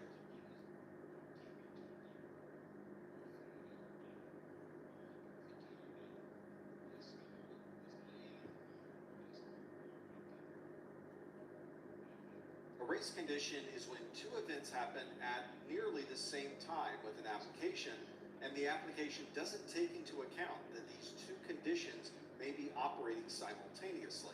This is something application developers commonly check when they're building their application, but there may be times when a combination of different events inside the application might have an unexpected outcome, and this would be the textbook example of a race condition.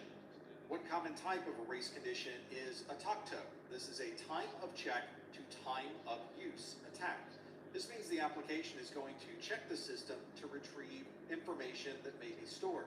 And then after it retrieves that information, it may perform a particular function with that value. But sometimes there's another process that occurs behind the scenes between the time when you've checked the system for the value and you're actually using that particular value. And if you don't take into account that that value might change without you knowing it, you've run into a race condition. Let's look at a practical example of a race condition where you have two users that are moving dollars between two different accounts. There's user 1 and user 2, and the two accounts are account A and account B. The race condition that you're going to see here is one that was created because the application developer takes deposits that are put into the account and has them immediately updated in the application. But if someone withdraws money from an account, that information may not be immediately updated in the ledger. Let's see how this would play out if the two users are transferring information from one account to another. We'll start with two accounts, account A and account B, and both have a starting account value of $100. User 1 is going to transfer $50 from account A to account B. User 1 is going to check the balance and see that account A is $100 and account B has $100. User 2 is also going to check the balance and see that both of the balances are indeed at $100. So far, everything is working as you would expect. Now user 1 is going to add $50 to account B. Because deposits are updated immediately, we know that now account A has $100 and account B, with extra $50 in it, has a $150 value. Now user 2 is going to perform the same function. They're going to add $50 to account B, and when they do that, because this deposit is represented immediately, we now have account A with $100 and account B with $200. And again, everything is still working exactly as expected. Now user 1 is going to remove $50 from account A. From user 1's perspective, account A now has $50 and account B has $200. Now user 2 is going to perform the same transaction and remove $50 from account A. Because these withdrawals are not updated immediately for all users, from user 2's perspective, account A has $50 and account B has $200. This is the step where the race condition really occurs. Because the application is not immediately taken into account any withdrawals, the final ending account value for user 2 is going to have account A as $50 and account B as $200, when in reality, account A should have $0. These types of race conditions can occur anywhere the application is not taking into account one of these many different events that can occur. In 2004, we saw a race condition occur on the planet Mars with the Mars rover Spirit. There's a safety mechanism within the rover where it will reboot itself if it recognizes that a fatal error has occurred. And in the case of Mars rover, the problem that was occurring was with the file system itself. So during this reboot process, the rover recognizes that there's a file system error, and its programming knows that it should be rebooting itself to correct this. It reboots itself and runs into exactly the same file system error again, and we effectively have a reboot loop. In this example, the developers were able to send additional code to the rover to bypass this particular error and get the rover back up and running. And it seems appropriate that we should have a race condition that occurs inside of a car, and indeed we had one during Pwn to Own in Vancouver 2023 with a Tesla Model 3. This CompTIA attack took advantage of a vulnerability in the Tesla of its infotainment system that you could access through Bluetooth. They were able to elevate privileges to be the root user of the infotainment system, and this allowed the attackers to earn a $100,000 US prize, and they keep the Tesla.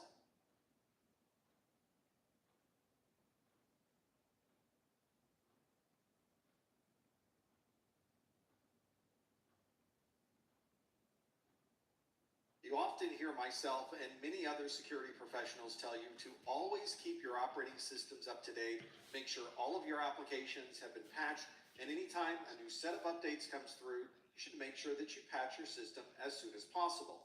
This will make sure that you're able to avoid any type of vulnerabilities or security problems associated with this older code.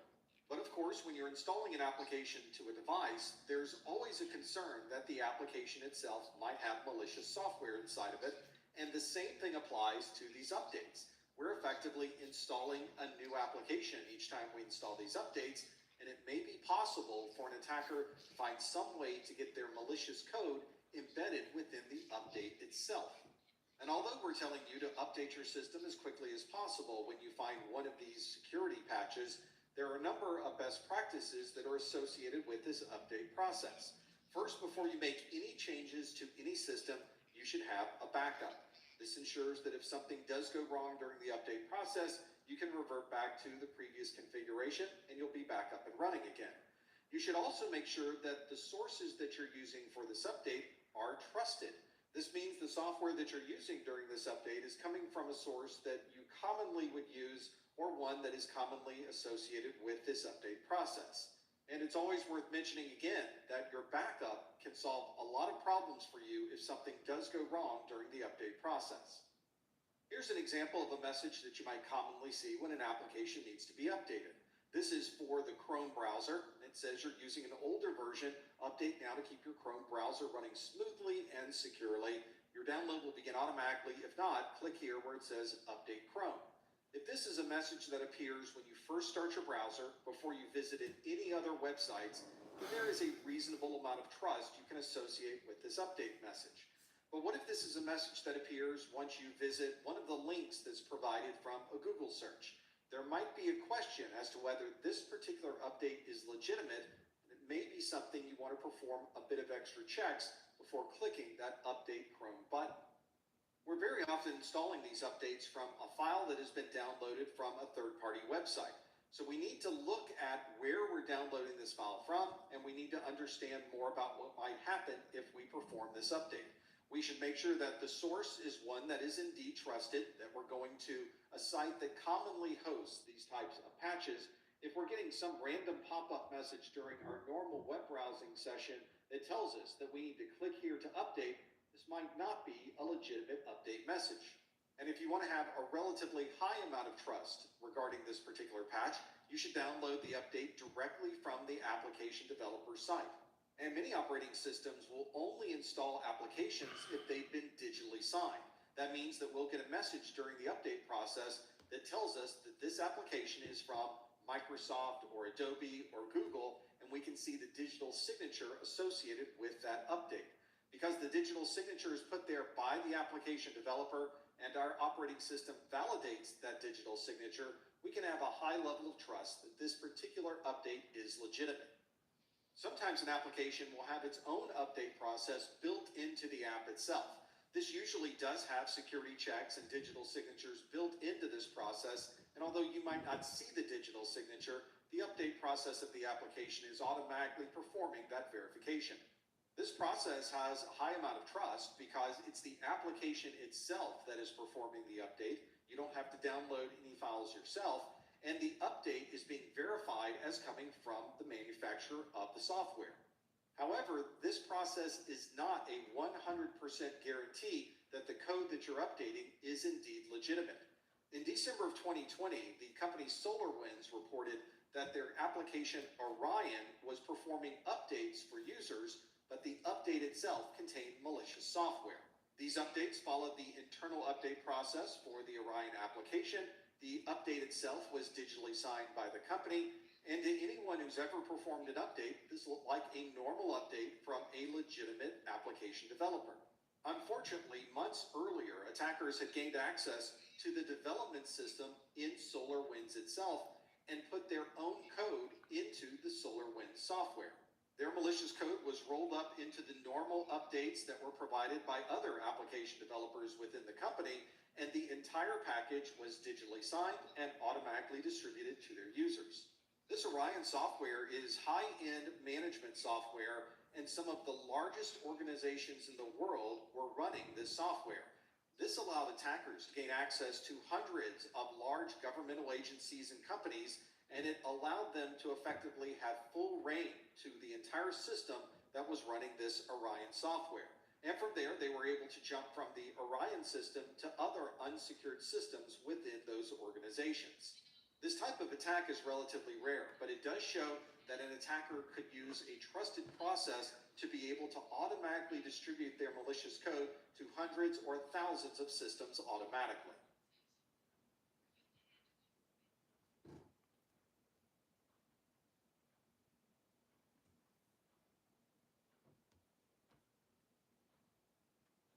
One of the things you'll constantly hear security professionals discuss is the need to keep operating systems patched to the latest versions. That's because operating systems are foundational computing platforms and everybody is running an operating system. From the perspective of an attacker, this makes it a very attractive place to start looking for vulnerabilities. And by keeping your operating system up to date, you can close any of these known vulnerabilities. One of the challenges associated with these operating systems is that they are remarkably complex. Windows 11 is estimated to have tens of millions of lines of code. And the more code you have in an operating system, the more opportunity for security vulnerabilities to appear.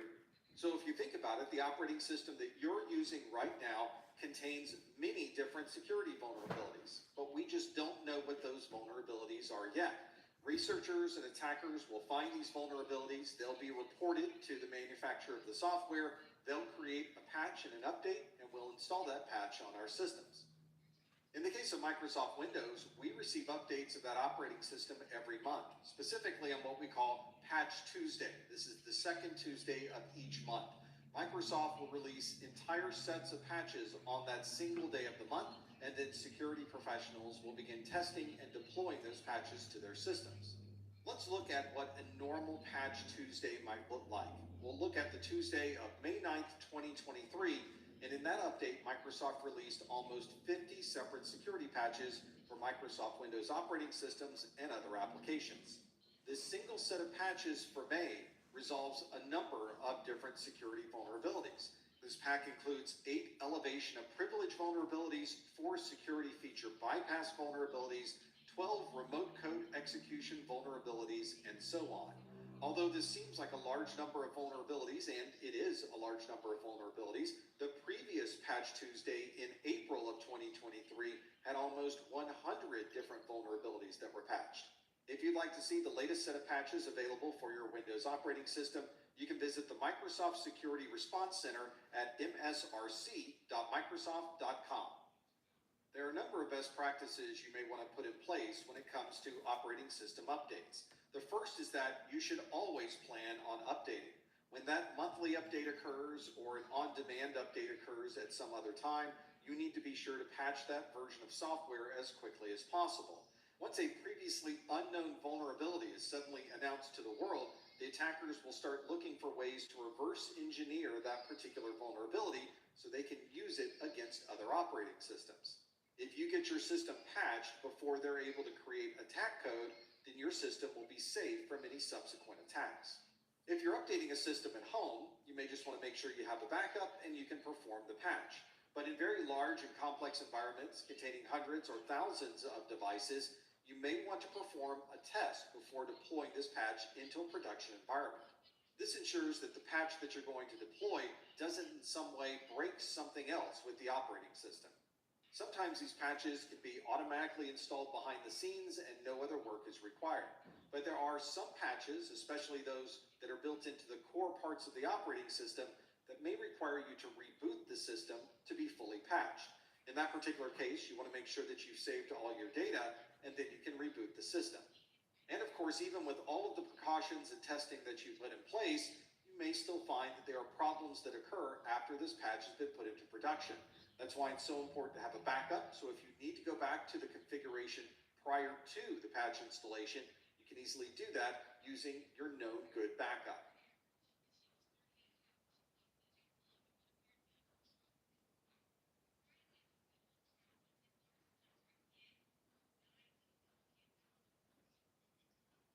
A code injection attack is a very common application attack where the attacker will put their own code into information that is input into the application. This obviously is an attack that should not be allowed in the application, but the application developers have to put checks into their code to prevent any type of unnecessary or unwanted application data being injected during the normal input into the app. And you'll hear about many different kinds of code injections. There is HTML code injections, SQL injections, XML injections, and others. Let's look at one specific type of code injection. This is the SQL injection. SQL stands for Structured Query Language. It's probably the most popular way to have an application interact with a database. The way your application is supposed to work is that it will take information that you're inputting into the application and use that information as queries into the database. A SQL injection, or SQLI, allows an attacker to put their own requests into this query that's being made to the database. Obviously, the application should not be allowing this, but if an application doesn't have the proper checks, then you can send anything you'd like to the database. This is also often not a difficult vulnerability to exploit. You can do this within the browser that's being used as the front end to the application and simply inject your data into the input fields that are already in that application. If you were to look behind the scenes at the code that's communicating between your browser and the web server and database server, you would see something like this. This is website code that does a select asterisk from users where name equals, and then everything in red is added by the application. In this particular query, you're asking the database to select all information where a particular username equals a username that you're putting into the app. So if you're using an application where you're putting in a name to search, such as the name professor, the code that's sent to the database says, select everything from users where name equals professor. Now normally that would be the end of the transaction, but if this application is vulnerable to code injection, we can add our own SQL code into this query. So instead of just asking for a username, we would select asterisk from users where name equals professor or 1 equals 1. This is a common form to be able to ask for everything that may be in the database because obviously 1 does equal 1. And if you ever see any code being sent to a database where the request is asking if 1 equals 1, it's very likely that you've run into a SQL injection. You can also see how easy it is to exploit this vulnerability. All you have to do is add additional code into the input line of the application. There's no additional software that has to be written. You don't have to somehow make a user click a piece of information. All you have to do is add additional code into the app. This type of exploit can also provide you with a great deal of control of the data in that database. Because you're circumventing the security of this database, you effectively now have complete control to the data inside. You can view everything that's in the database or delete everything that's in the database or simply make changes or bring the database down so that nobody can access the data. Let's look at an example of SQL injection. I'm using an application that has been specifically written to be vulnerable. It's part of a series of applications called WebGoat. You can find it at webgoat.org. In this case, we have two pieces of information we're going to add to the application. An employee name, which is Smith, and a transaction authentication number, which is something like a password, and we're going to add that into that field for 3SL99A. So if you were normally logging in with your name and your password, you can click Get Department, and it shows you the department information for that particular query. Notice that this query is limited to the name Smith and to this specific transaction authentication number. Now let's use SQL injection to view all of the information that's inside of the database. We'll use the same username and the same transaction authentication number, but I'm going to include additional injected code into this field. We'll put an apostrophe or apostrophe 1 apostrophe equals apostrophe 1. So we're adding in that additional code that says, look for everything where the transaction authentication number is 3SL99A or any place where 1 happens to equal 1. And since 1 does equal 1, when we get department, it provides us with everything that's in the database, and we effectively now have complete control of all of this data.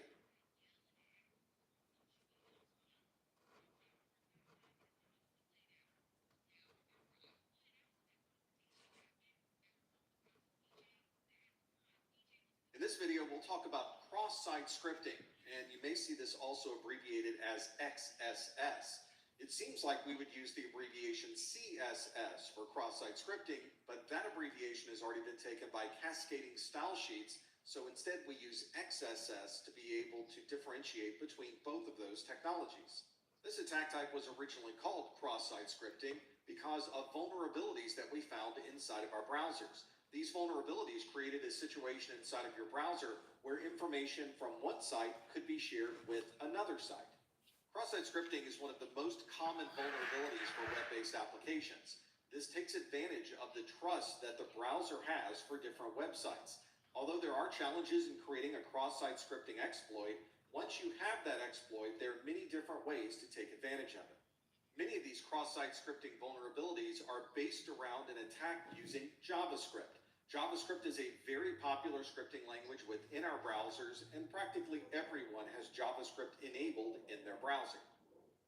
From a high level, let's see how a cross-site scripting attack might be exploited. Let's start with the victim, that would be our system, a trusted website that we might commonly associate with, and of course there is the attacker. One way that you could exploit a cross-site scripting vulnerability is for the attacker to send a link to the victim that has a malicious script inside of it. This could be sent over email, it might be a text message, or any other method that would get that malicious link into the hands of the victim. The victim will click the link inside of that message, which takes them to a legitimate site, and it's one that's trusted by the victim. But because the attacker has provided this link, there's additional information included with this connection. Usually it's a malicious script that's also running along with the connection to the trusted website. This malicious script is not usually seen by the victim, but behind the scenes, there's data that's being sent directly to the attacker. This might include cookie information, session details, other specifics on that particular website, and anything else that may be considered private or secure information. One common type of a cross-site scripting attack is a non-persistent attack. This might also be called a reflected attack. This is one where a third-party website might be configured in a way that would allow people to run scripts inside of these user input blocks. A website like this one providing a search engine should not allow someone to run their own JavaScript within that input box. That's exactly what has been found here by an attacker. The attacker is going to email that link that takes advantage of that vulnerability, and behind the scenes, that script is going to send those private details to the attacker. So the attacker is the one sending the malicious code to the user, but the user is the one executing that malicious code against a third-party website. The third-party website may send session ID information to the attacker, which means the attacker will now have the same access to that third-party website as the victim's machine. Here's an example of a website that has a cross-site scripting vulnerability. This is one that has a shopping cart in it. You can see there are a number of items within the shopping cart, and on this particular site, it's the credit card number field that does not do any type of checking for scripts, which means we could embed a script within that credit card number field to be able to perform this cross-site scripting attack. So here I've created a very small amount of JavaScript. It's a very simple script that simply puts an alert message on the screen, and that alert message shows your session information and then the session ID within the cookie for this site.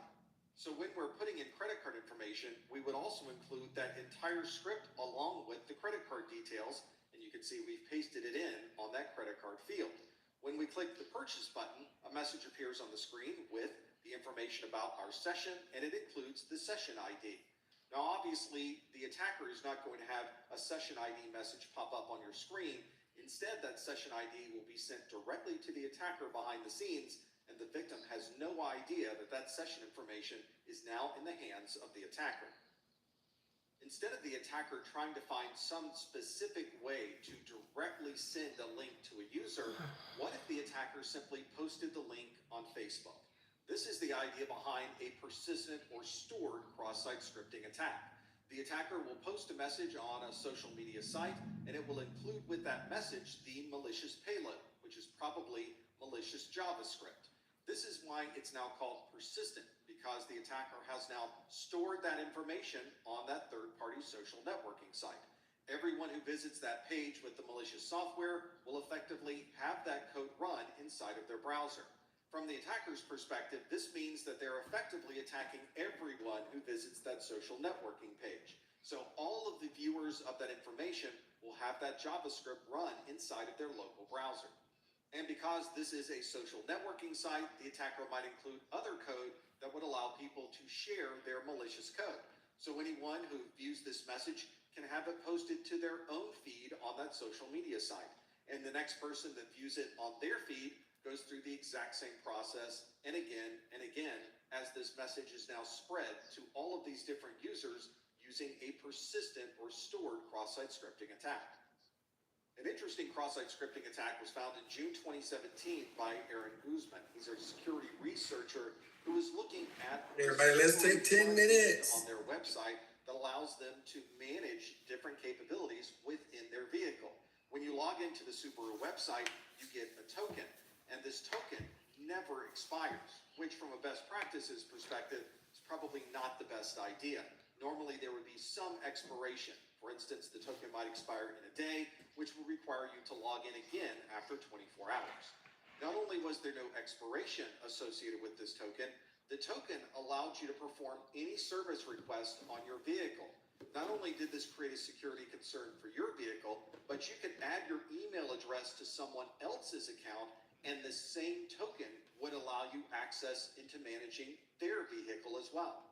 The cross-site scripting part of this is a vulnerability that was also on the Subaru website, which means an attacker could send a link with malicious code inside of it and receive the token for that particular Subaru website from the victim. And now, since we know that this token has such power, as soon as the attacker has that copy of a user's token, they're able to use it forever because the token doesn't expire. And if the attacker adds their email address to another Subaru account, that same token will also grant them access to that account. This is effectively a single token that allows an attacker full access to anyone's vehicle that may be registered on the Subaru website. Fortunately, this particular vulnerability was found by a security researcher who informed Subaru of the issue, and they were able to resolve and remove these vulnerabilities. There's a few things we can do to protect ourselves against a cross-site scripting attack. One of these is to not click a link that you may not already trust. You should not click links inside of your email, your messages, or anything else that's coming from a third party. Instead, you should open a browser separately and only type in domain names that you can trust. You may want to consider either disabling JavaScript or limiting the capabilities of JavaScript. Sometimes you can do that with a browser plugin, but this offers limited protection, and ultimately, it may limit what websites you're able to visit. Perhaps most importantly, you should always make sure that your browser and your applications are always updated to the latest version. As manufacturers locate and identify these cross-site scripting vulnerabilities, they will push out patches to prevent your browser from being susceptible to these problems.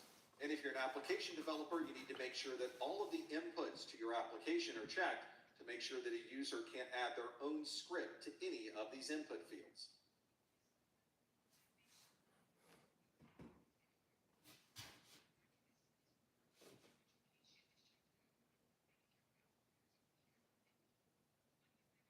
If you look at your local network at home and in your office, you'll notice there are a lot of devices connected to the network. Many of these devices are hardware devices that don't generally give us access to the operating system that's running inside.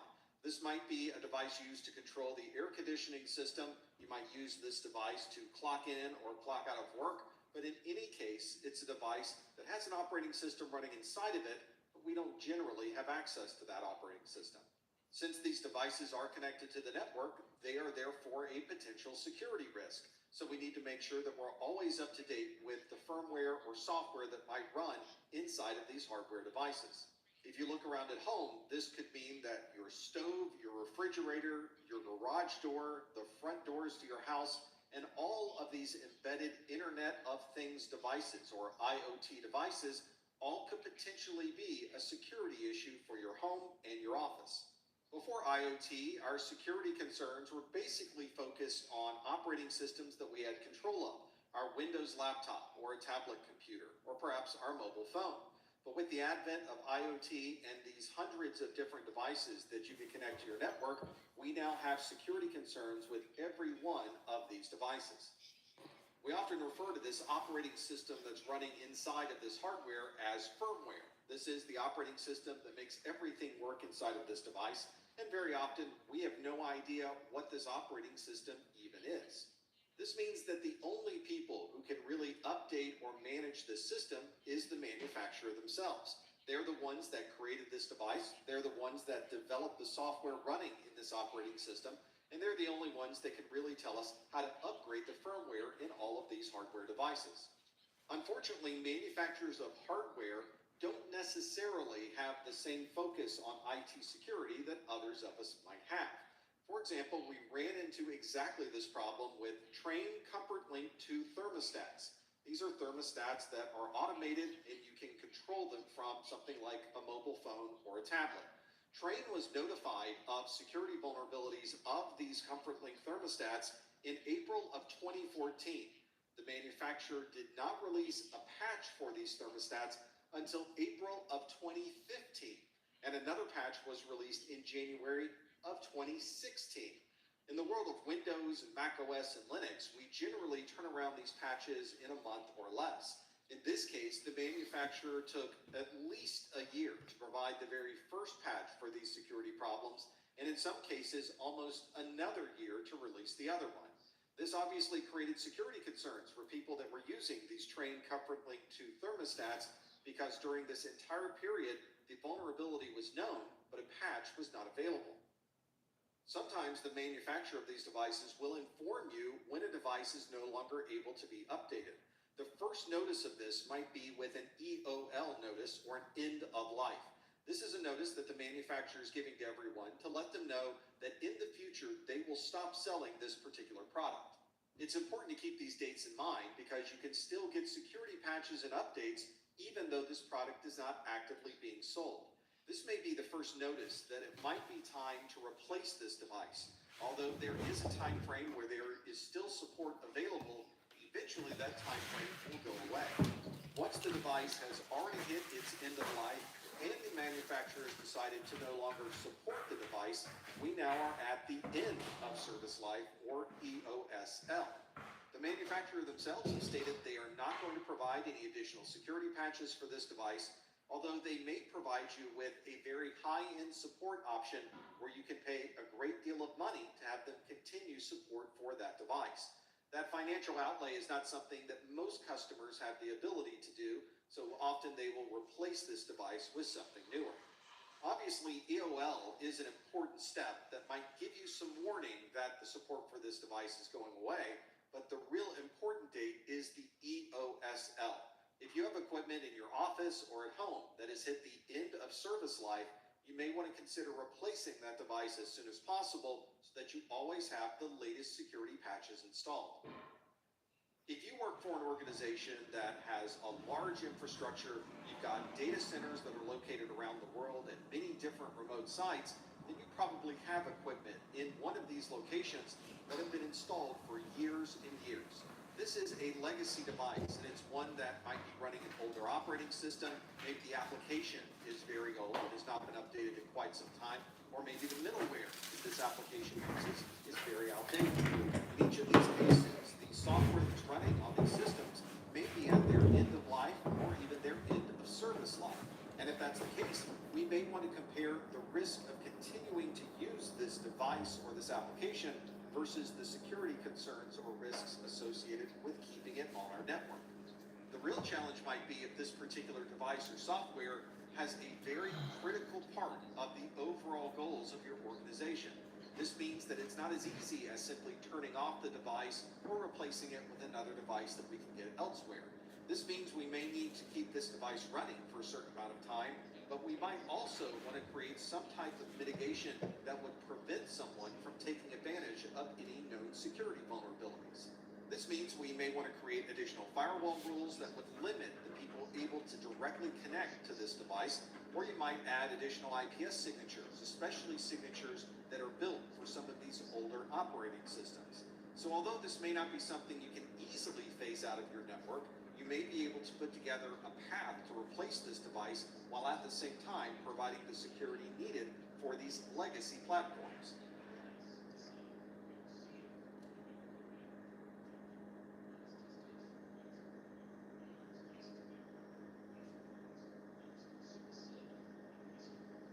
With today's cloud-based infrastructures, we can build virtual machines at a moment's notice, and we can build many virtual machines simultaneously. If you've ever managed a laptop computer or a desktop computer, you know what the security concerns might be for a device like this. But if you're managing a cloud, you may have situations where virtual machines are constantly created and torn down during a normal workday. This makes it more challenging to manage the security posture of these virtual devices. Consider also that these virtual machines may all be built with different configurations. These virtual machines might all have a different number of CPUs operational, and those CPUs may have different capabilities. They might have a different amount of memory or different amount of storage, and each one of these systems may be slightly different in how it operates. And of course, these virtual machines do have aspects of the VMs that are very similar to OSs you may be running with other physical devices. So the VM does run a version of an operating system such as Windows or Linux, and you should be applying the same type of security best practices to your virtual machine as you have to your physical devices. But there are some security vulnerabilities that are specific to the virtual world. Vulnerabilities such as a local privilege escalation, command injection, information disclosure, and others can still be found in these virtual environments. If you've ever used a VM, you know that that VM is its own self-contained system with its own CPU, memory, storage, and other resources. And it's not possible to somehow move from inside one virtual machine on a hypervisor to things that may be on a different virtual machine on that same hypervisor. However, there have been instances where researchers have found ways to jump between these VMs. This is called a VM escape, and it allows the attacker to get access to one virtual machine and then somehow find their way to connect to other virtual machines on that same hypervisor. Some hypervisors may manage tens or even hundreds of different virtual machines, which means if you can escape from one VM and move to another VM on that same hypervisor, you would have a great deal of data that you would be able to access. This would obviously be an enormous exploit that would allow an attacker to gain access to many systems simultaneously and all of the data contained within those systems. A practical example of a VM escape occurred in March 2017 at the Pwn to Own competition. This is a hacking contest where if you can pwn the device, then you would be able to physically own it. You get to take that laptop or that computer with you at the end of the contest. In this competition, attackers were able to use a bug in the JavaScript engine of Microsoft Edge to gain access to a sandbox that's built into the Edge browser. From that sandbox, they were then able to exploit a vulnerability within the Windows 10 kernel. This allowed them to gain full access to that guest operating system. From there, they were able to take advantage of a hardware simulation bug within VMware and hop from one VM to another VM within that same hypervisor. Fortunately, this vulnerability was only demonstrated for the first time during this competition, which allowed VMware to have some time to create a patch, roll out that patch, and make sure that no one else could take advantage of this VM escape. Another security concern for virtual machines is a resource reuse. Let's consider what a hypervisor is doing for all of the virtual machines connected to a particular piece of hardware. A hypervisor is managing this relationship between the physical world and the virtual world. So the hypervisor is allocating a certain amount of memory to one VM, a certain amount of storage, and a certain amount of network and CPU access. Although the hypervisor is allocating this amount of resource use for a VM doesn't mean that that VM has exclusive access to that particular resource. For example, a hypervisor host may have a total of 4 physical gigabytes of RAM on that particular device. But that hypervisor is managing 3 separate virtual machines, and each of the VMs is allocated 2 gigabytes of RAM each. Obviously, the VMs are allocated 6 gigabytes, and we only have 4 physical gigabytes available for the hypervisor. We're relying on that hypervisor to only allocate memory where it's needed, which would allow us to use effectively 6 gig of storage space on a machine that is only equipped with 4 gigabytes. This means at certain times that there may be certain memory areas that are shared between different virtual machines. And it's the sharing of information where we can run into a problem. If the hypervisor has a bug that doesn't properly allow for the sharing of resources, it is possible that one VM could write to a memory area, and that memory area could be read by a different VM. Normally, the hypervisor would be the component restricting that sharing of information between VMs. In this example, we can see that the hypervisor does have some type of memory management issue. Once that code is updated, that particular sharing would no longer take place, and we can avoid any type of resource reuse.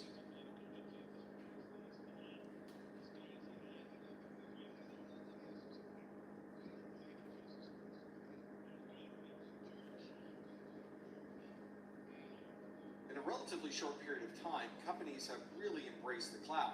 And today, practically every organization has one or more applications that they run in a public cloud.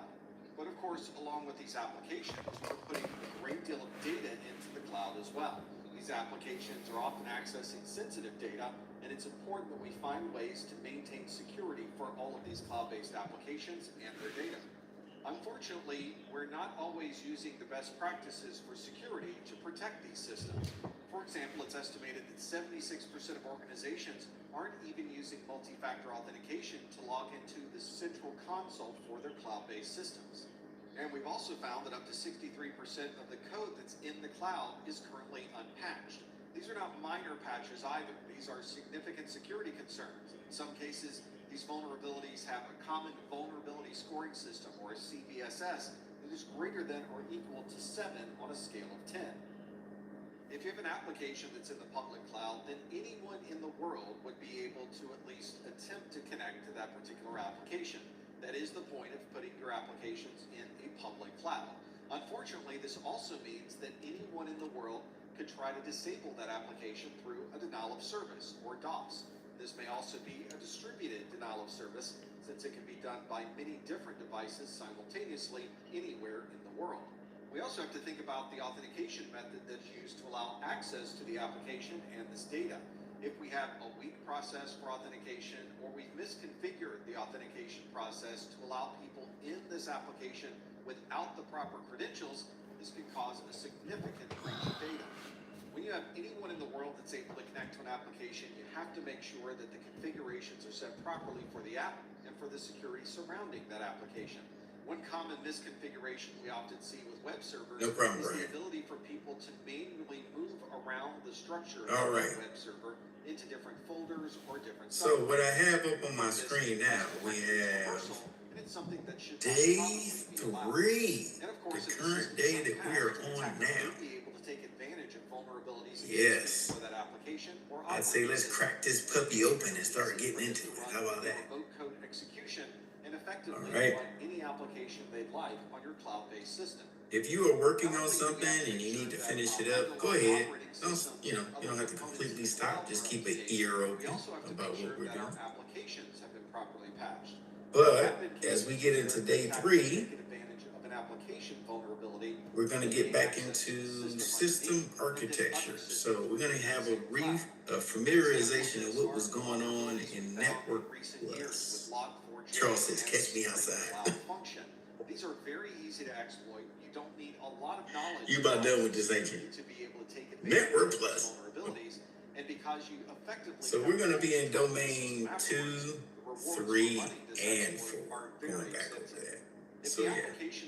And again, this is just kind of like a refresher of what you've seen before. We're just going to add a little season on.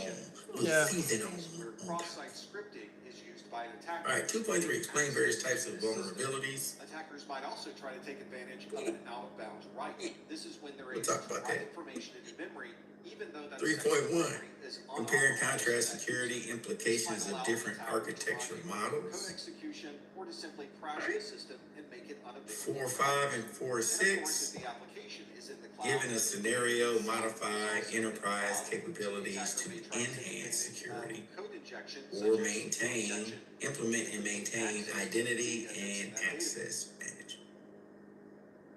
So this lesson is pretty much focusing on the enterprise side of the house instead of the server. So the objectives in here, looking at again, comparing and contrast security implementations, some effective controls that we can put in. So let's get back down to the nitty-gritty, the basis of how it's all started. When we're looking on where to put any of our pieces of a network, what are some considerations that we need to take into place and take into mind? What do you think? What are some considerations that we need to keep in mind when placing our hardware on the network? Placing the hardware on the could be anything. Like, what would you think about? Yeah. Encryption. Yeah. Making sure the data is secure and safe at rest or in transit. Would location have anything to do with any of your decisions? Yeah. But what if you're outsourcing that? Yep, private IP just in case things overheat, Mr. T says, so environmental. Yeah. Would be responsible for right? all of the security concerns for those He'd be like, yeah, this is a cool storage room, but it's hot. My computer's gonna overheat. Yeah. Before we put anything in here, we need to put some air conditioning units in here, blah, blah, blah, blah, everything else, right? How about this?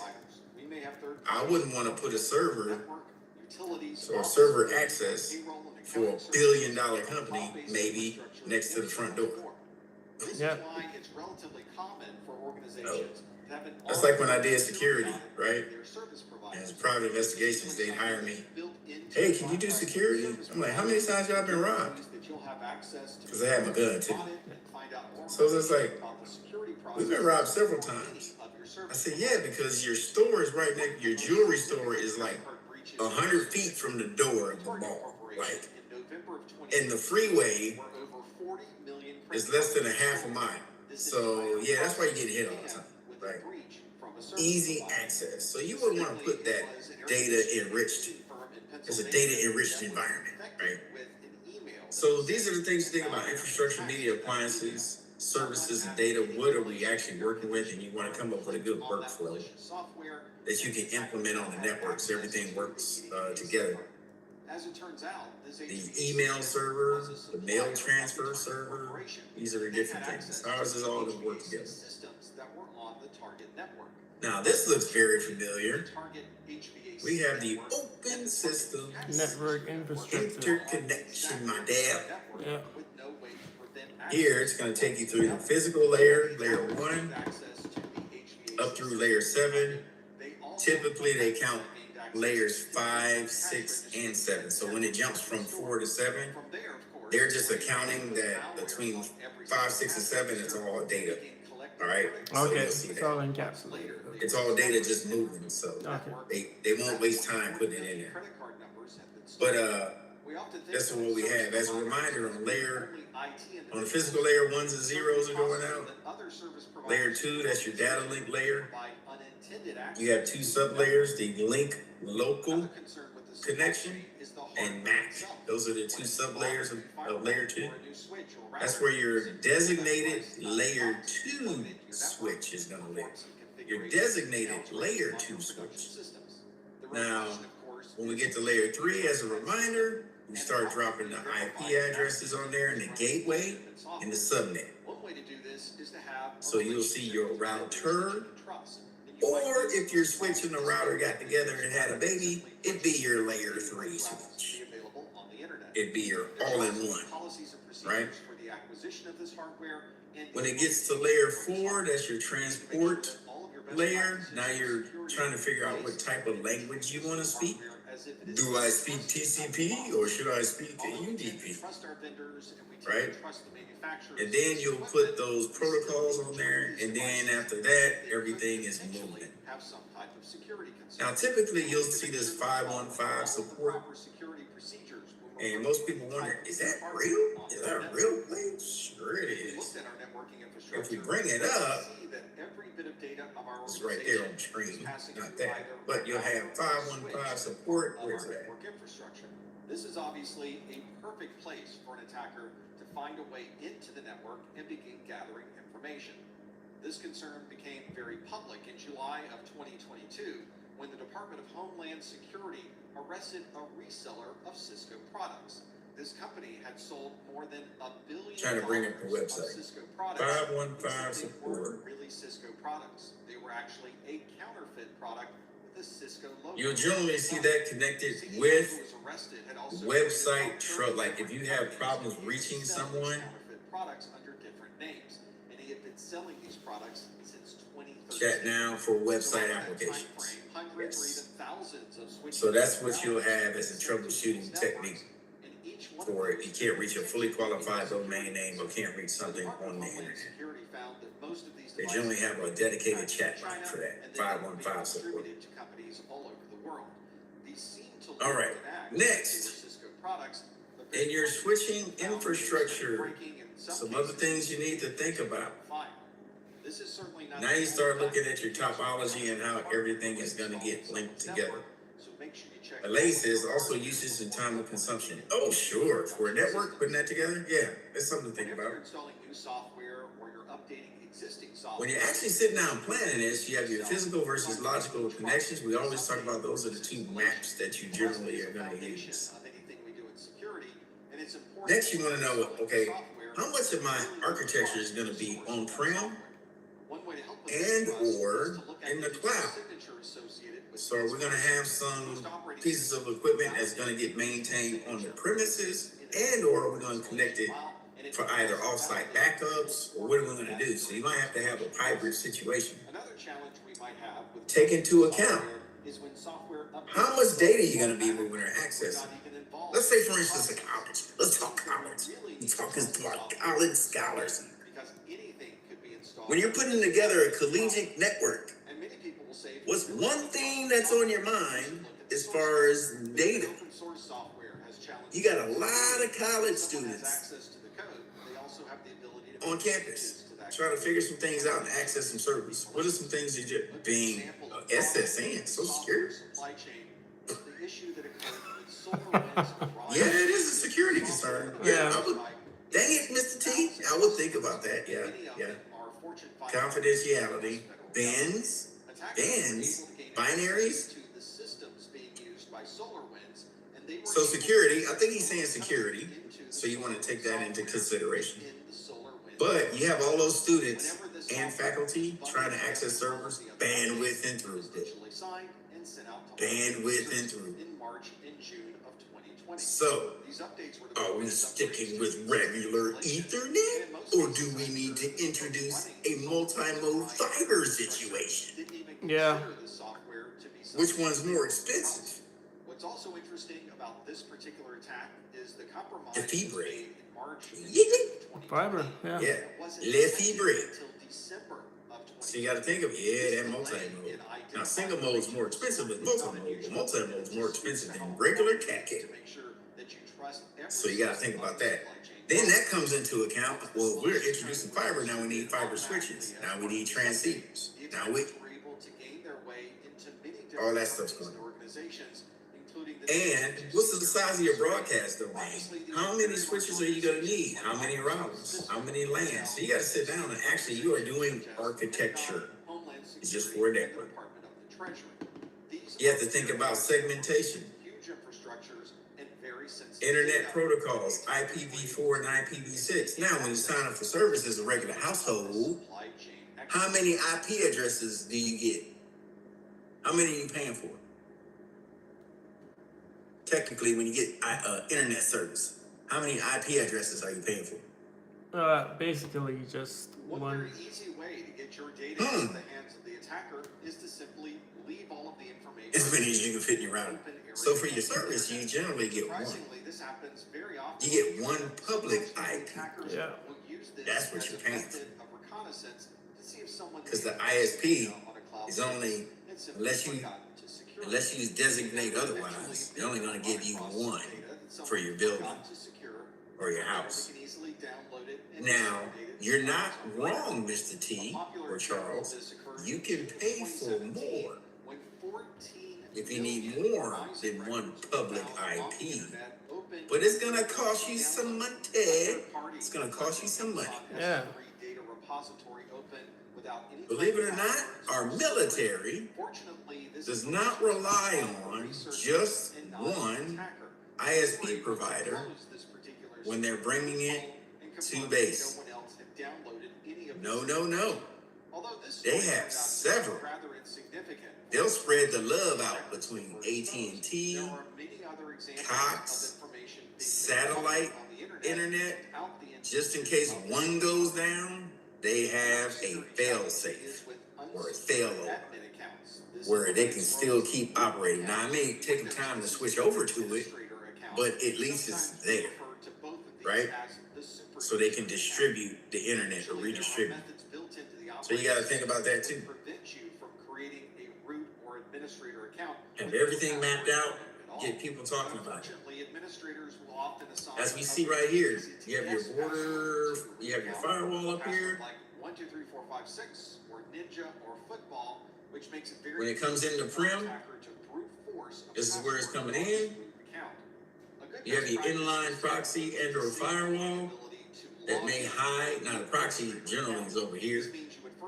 When it comes in, it hides your real IP for the company and you can bring it in, but they might be using it just as a firewall, right? So it's an inline proxy firewall.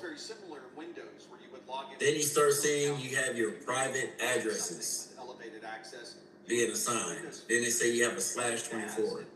How many devices can you have on a /24? Few accounts that have root or administrator access. This would certainly limit the scope of an What is it, attack. 512? Harder for an attacker to even find an administrator account. 256. Subnet mask. What's the subnet mask? Of course, we've talked quite a bit about encryption algorithms, and ways that we can 255. But this encryption is 255.255.255.0. protocols such as Telnet. Is that right? That's 0? Yeah. Or /24? Across the network in the clear. You would need to use the secure versions of these protocols. Bit position. Look at bit position. You sure? One way to tell if the data you're sending. No, Charles is correct. You're correct, sir. Yep, you didn't fall for the bait. A packet capture. I have the results of a packet because we talked about this before, the breakout, remember? They'll use that one to try to confuse you between a class C, class full, yeah, and a class B cider, because they're both the same for a class C. They look the same, so they try to confuse you. Charles, you knew what I was doing. You knew what I was doing. He said, this mofo got printouts. He got the schematics. yeah. All right, so it starts coming into the switch. You start getting into the switchy switch. Now you have to make sure you have your VLANs enabled and assigned. Yeah, that didn't come out quick. Just think in your mind, I want to write VLAN. Yeah. All right. I know, Charles. Pretty sketchy. So we'll just put a V. So your VLAN's gonna be so now you gotta make sure your ports are good to go. What else comes along with switches when you're configuring a managed switch? One, you need to get your VLAN. I know dang VLANs. What else you need to do? Ports. You're configuring the switch for an enterprise network. Ports config. Enabling ports. Port configuration. What else do you need to do? console. You have to use the console port. So you connect directly to it, right? What else do you need to do? We're walking through this for a reason because you're going to be retesting the Network Plus. IoT device that you can think of. I know, right, Charles? Path. I have a plan for everything. Including cameras, routers, doorbells, garage doors. What else you need to take into consideration? Path. If this botnet finds one of What if you configure the VLAN, it's able to gain but nobody on there is getting anything? You plug up the cat cable, but it's like, yo, it's solid green, but we're not getting This is anything. also software that anyone can run because the Mirai botnet has been released as open source. So both researchers and attackers are using That's on the botnet to identify PC side. It's the Switch side. Yeah, it would. Each time you What else? When you say assign your name, what do you mean? you are opening a port number. That port number is used by someone on the outside to get access to that Trunking and tag. application. Mark, man, it's clutch. Is effectively Clutch. giving someone a little bit Might of not have been tagged. The trunk port might not be open. So it's important to limit. You're right. That's one thing you got to look at. Yeah. The VLAN tag, the port tag. They're simultaneous. They can be used. Using something like firewall. All right. Then you got to make sure the IP address, the subnet, all this stuff, and then you got to make sure that port is enabled. IP address. Unfortunately, this also And then you start getting down. complexity. Start getting down to the trenches. Security issue. These firewall rules You have to ensure everything sits on the right subnet, depending on what you have assigned. IP address or port number. They're separated by IP address ranges. Now these may all be /24s, but you notice that third octet is different. It's open, the attackers are bound to find it. This is why we should So that third octet is dictating the VLAN that it's on. firewall rule base is in good shape, and we're limiting the number of open They have them ports separated. on our network. Variable length subnet mask, right, Aaliyah? Yes.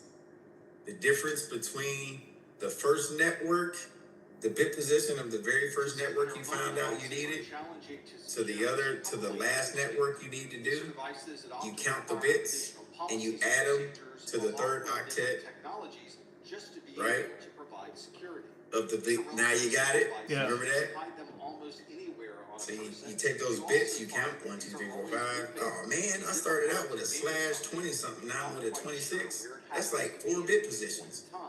So I add them and start separating everything. Kevin says I understand nothing. So that's what you're doing. And then of course you have your workstations. Then they have, these are the distribution switches that are in the middle. Core switch, distribution switches. These mobile devices Then Wi-Fi access, Wi-Fi access point. Wi-Fi has its own switch, the access switch.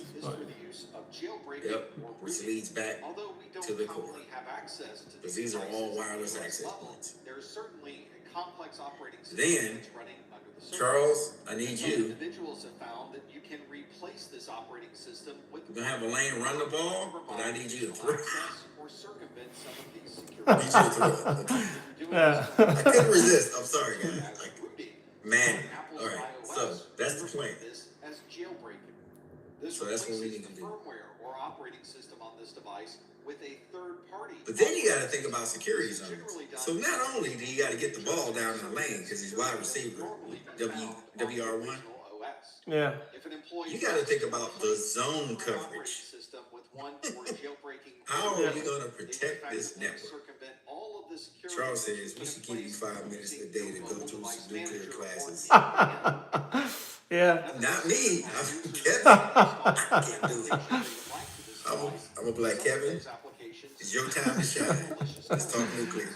Yeah. He's gonna sit here and teach all of us. And just one bad All right. application could subject all of the So you want to see who has access to each one. So you want to make sure you have your VLAN connection set up, so only those folks can enter those zones to even manage those devices. Now, as an administrator, what device do you go through to manage your core or distribution devices on the network? We refer to this ability of installing applications outside the scope The of router? app stores as side loading. So if a user does install their own firmware, That's more Soho. What about enterprise? Oh, enterprise. Okay. What device would you go through as an administrator applications they'd like. to remotely administer your devices on a network, either in band or out of band. Oh, okay. It will allow you. This switch has client software downloaded, so it can go through a bigger platform to be managed. This administrative security control to be subject to dismissal from So the starts with an S.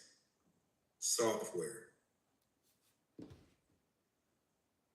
You have to go through this platform to manage all of your devices at one time. They will show on the screen.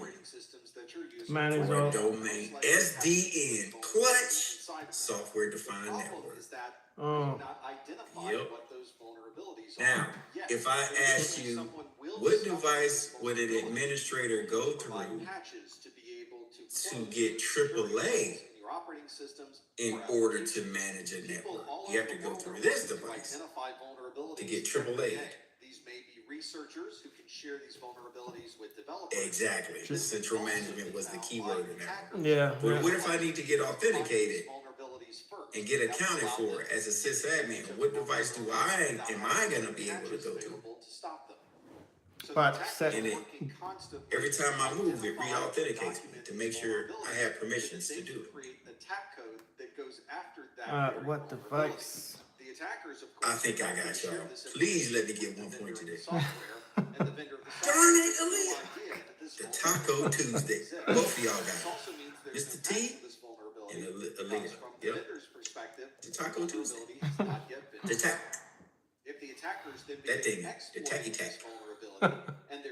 Terminal access control system or service. Way to go. So with this, low privilege, medium privilege, high privilege, internet, lock these down. You want to make sure you have public versus private addresses. Database and services need to have a high sense of security. It's very difficult to protect a system if you have no idea Somebody's talking to me. I don't know what it exists. Compartmentalize different types of data.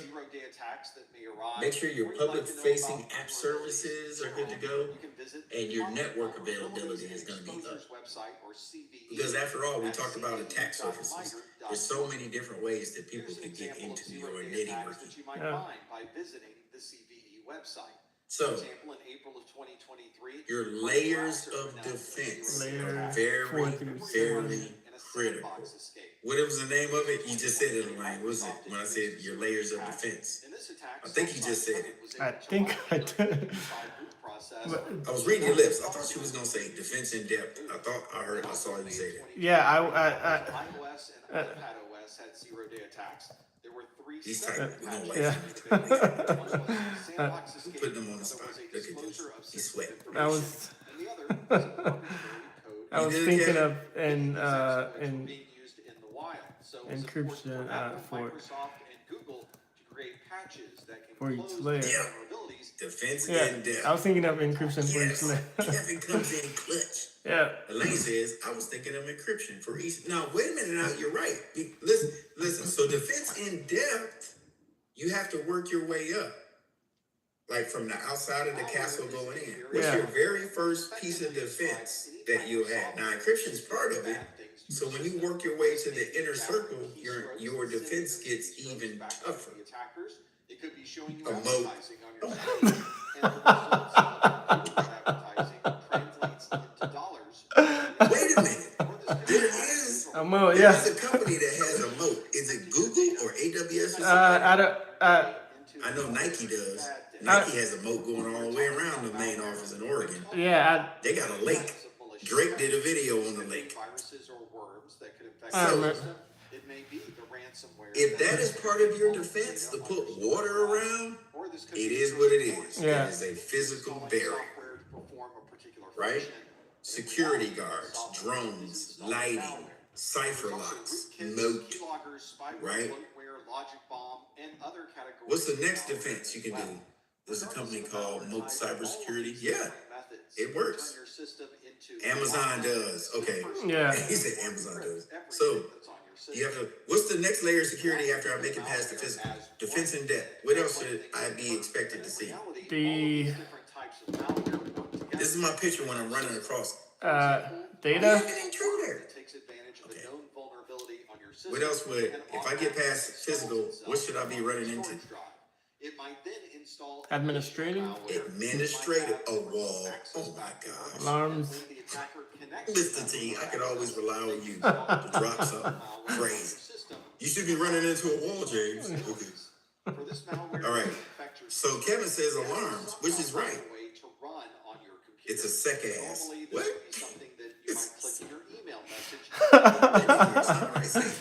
Listen, biometrics. Yes, cameras, alarms. Yeah. A security officer or a dog. Birth.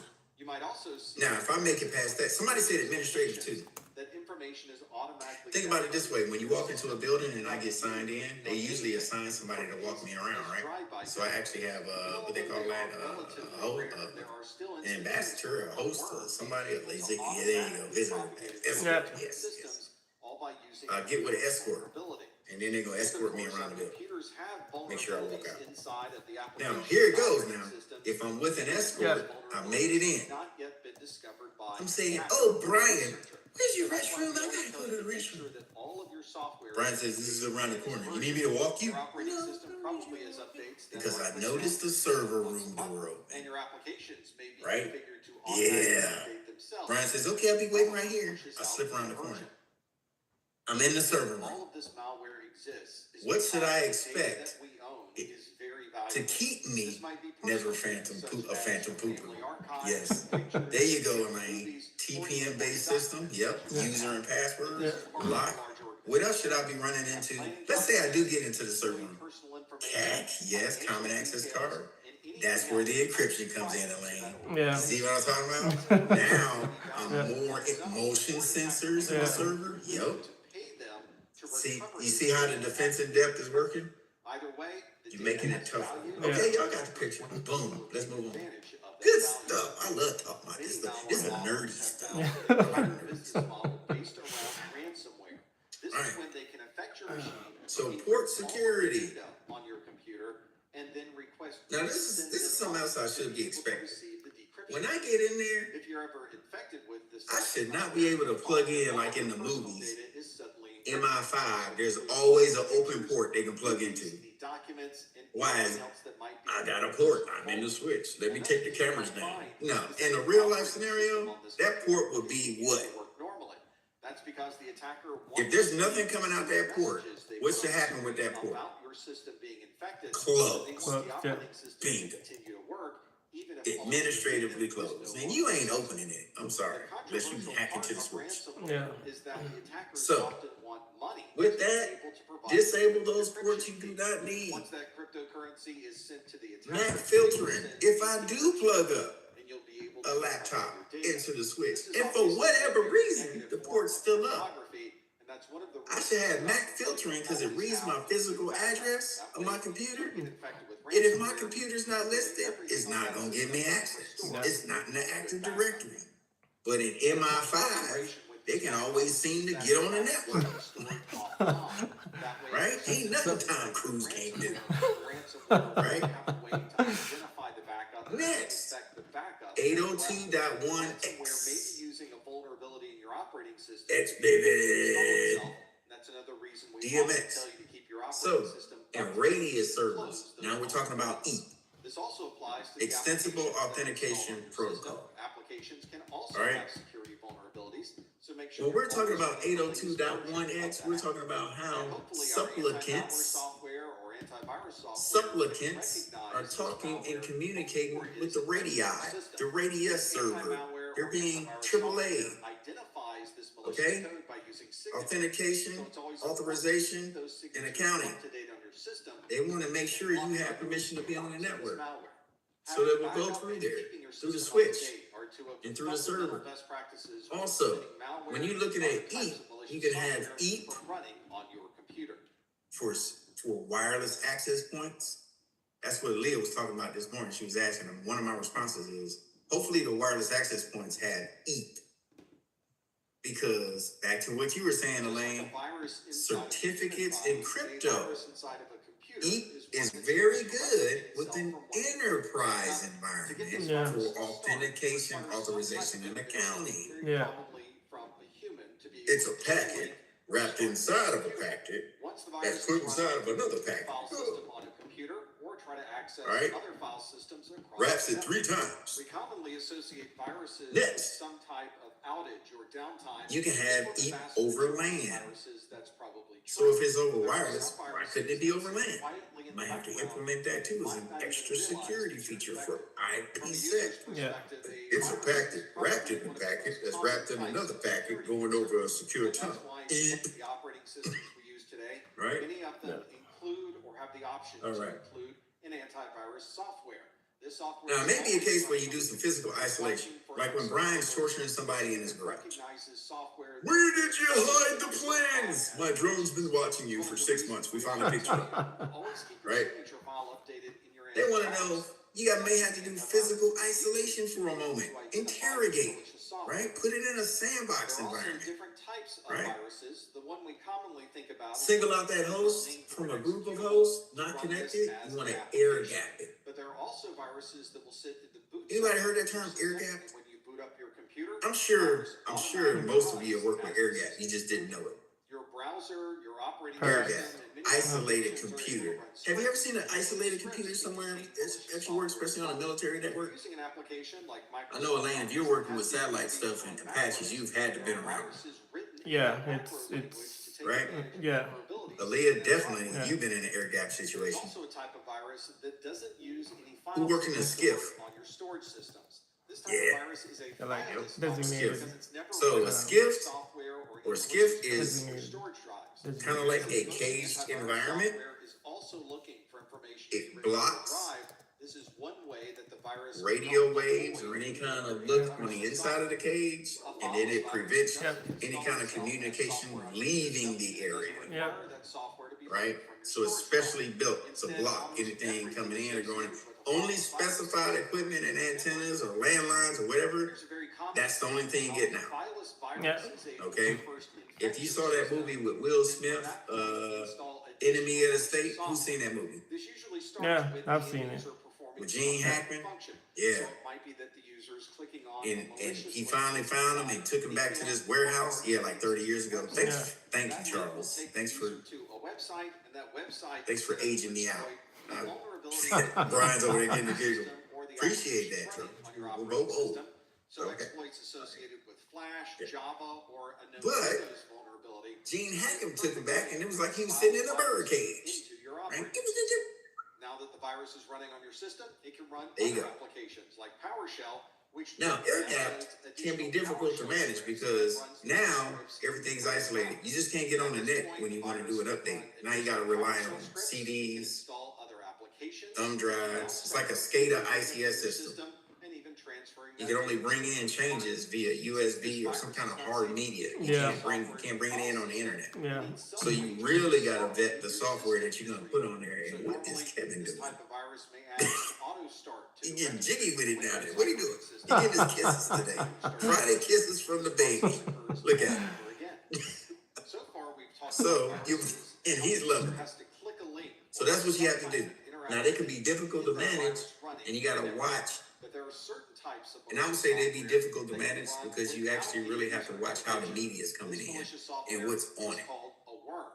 So you have to have something sandboxed in an isolated environment to test it on that's not connected to anything. Yeah. Run virus scans and all that before you actually bring it over to the main system. I'd say that's probably the most difficult thing. To replicate itself. It's like triple the work. System that may be on your network. These worms are replicating themselves at the speed. We also stated that you have to look out for the cost. So you have to look at the architecture considerations. How much is it going to cost us up front? Worms are able to attack your systems at any time. Over time, how much value are we going to lose? What won't it be able to do? As technology gets better, will we lose it in this piece of technology? So technology gets better over the years. So how much far behind will we be if we buy this certain piece of? Believe it, you got to consider that. You know, sometimes the latest and greatest thing on the market for an organization is not the best. They'd rather keep what they have. Yeah. Because the role that it plays works just fine. Yeah. Not only was Yeah. this worm able to propagate itself automatically, it also The ongoing maintenance and support, that's where your salary comes in as IT professionals.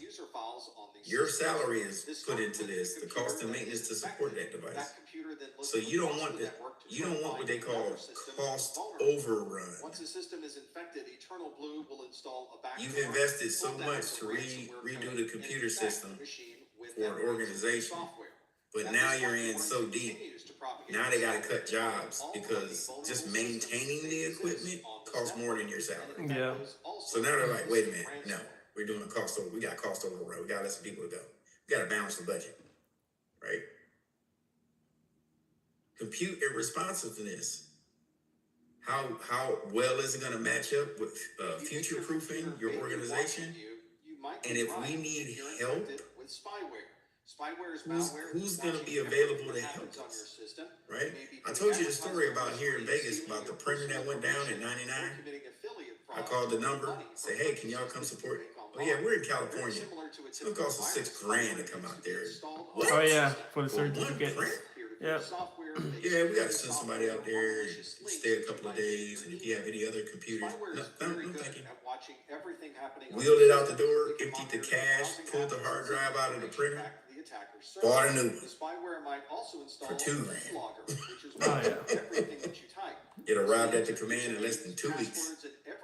Put it on the network, right? It is scalability. How far can you go with that new piece of equipment that you have or what's already on the network? How far is it going to take us?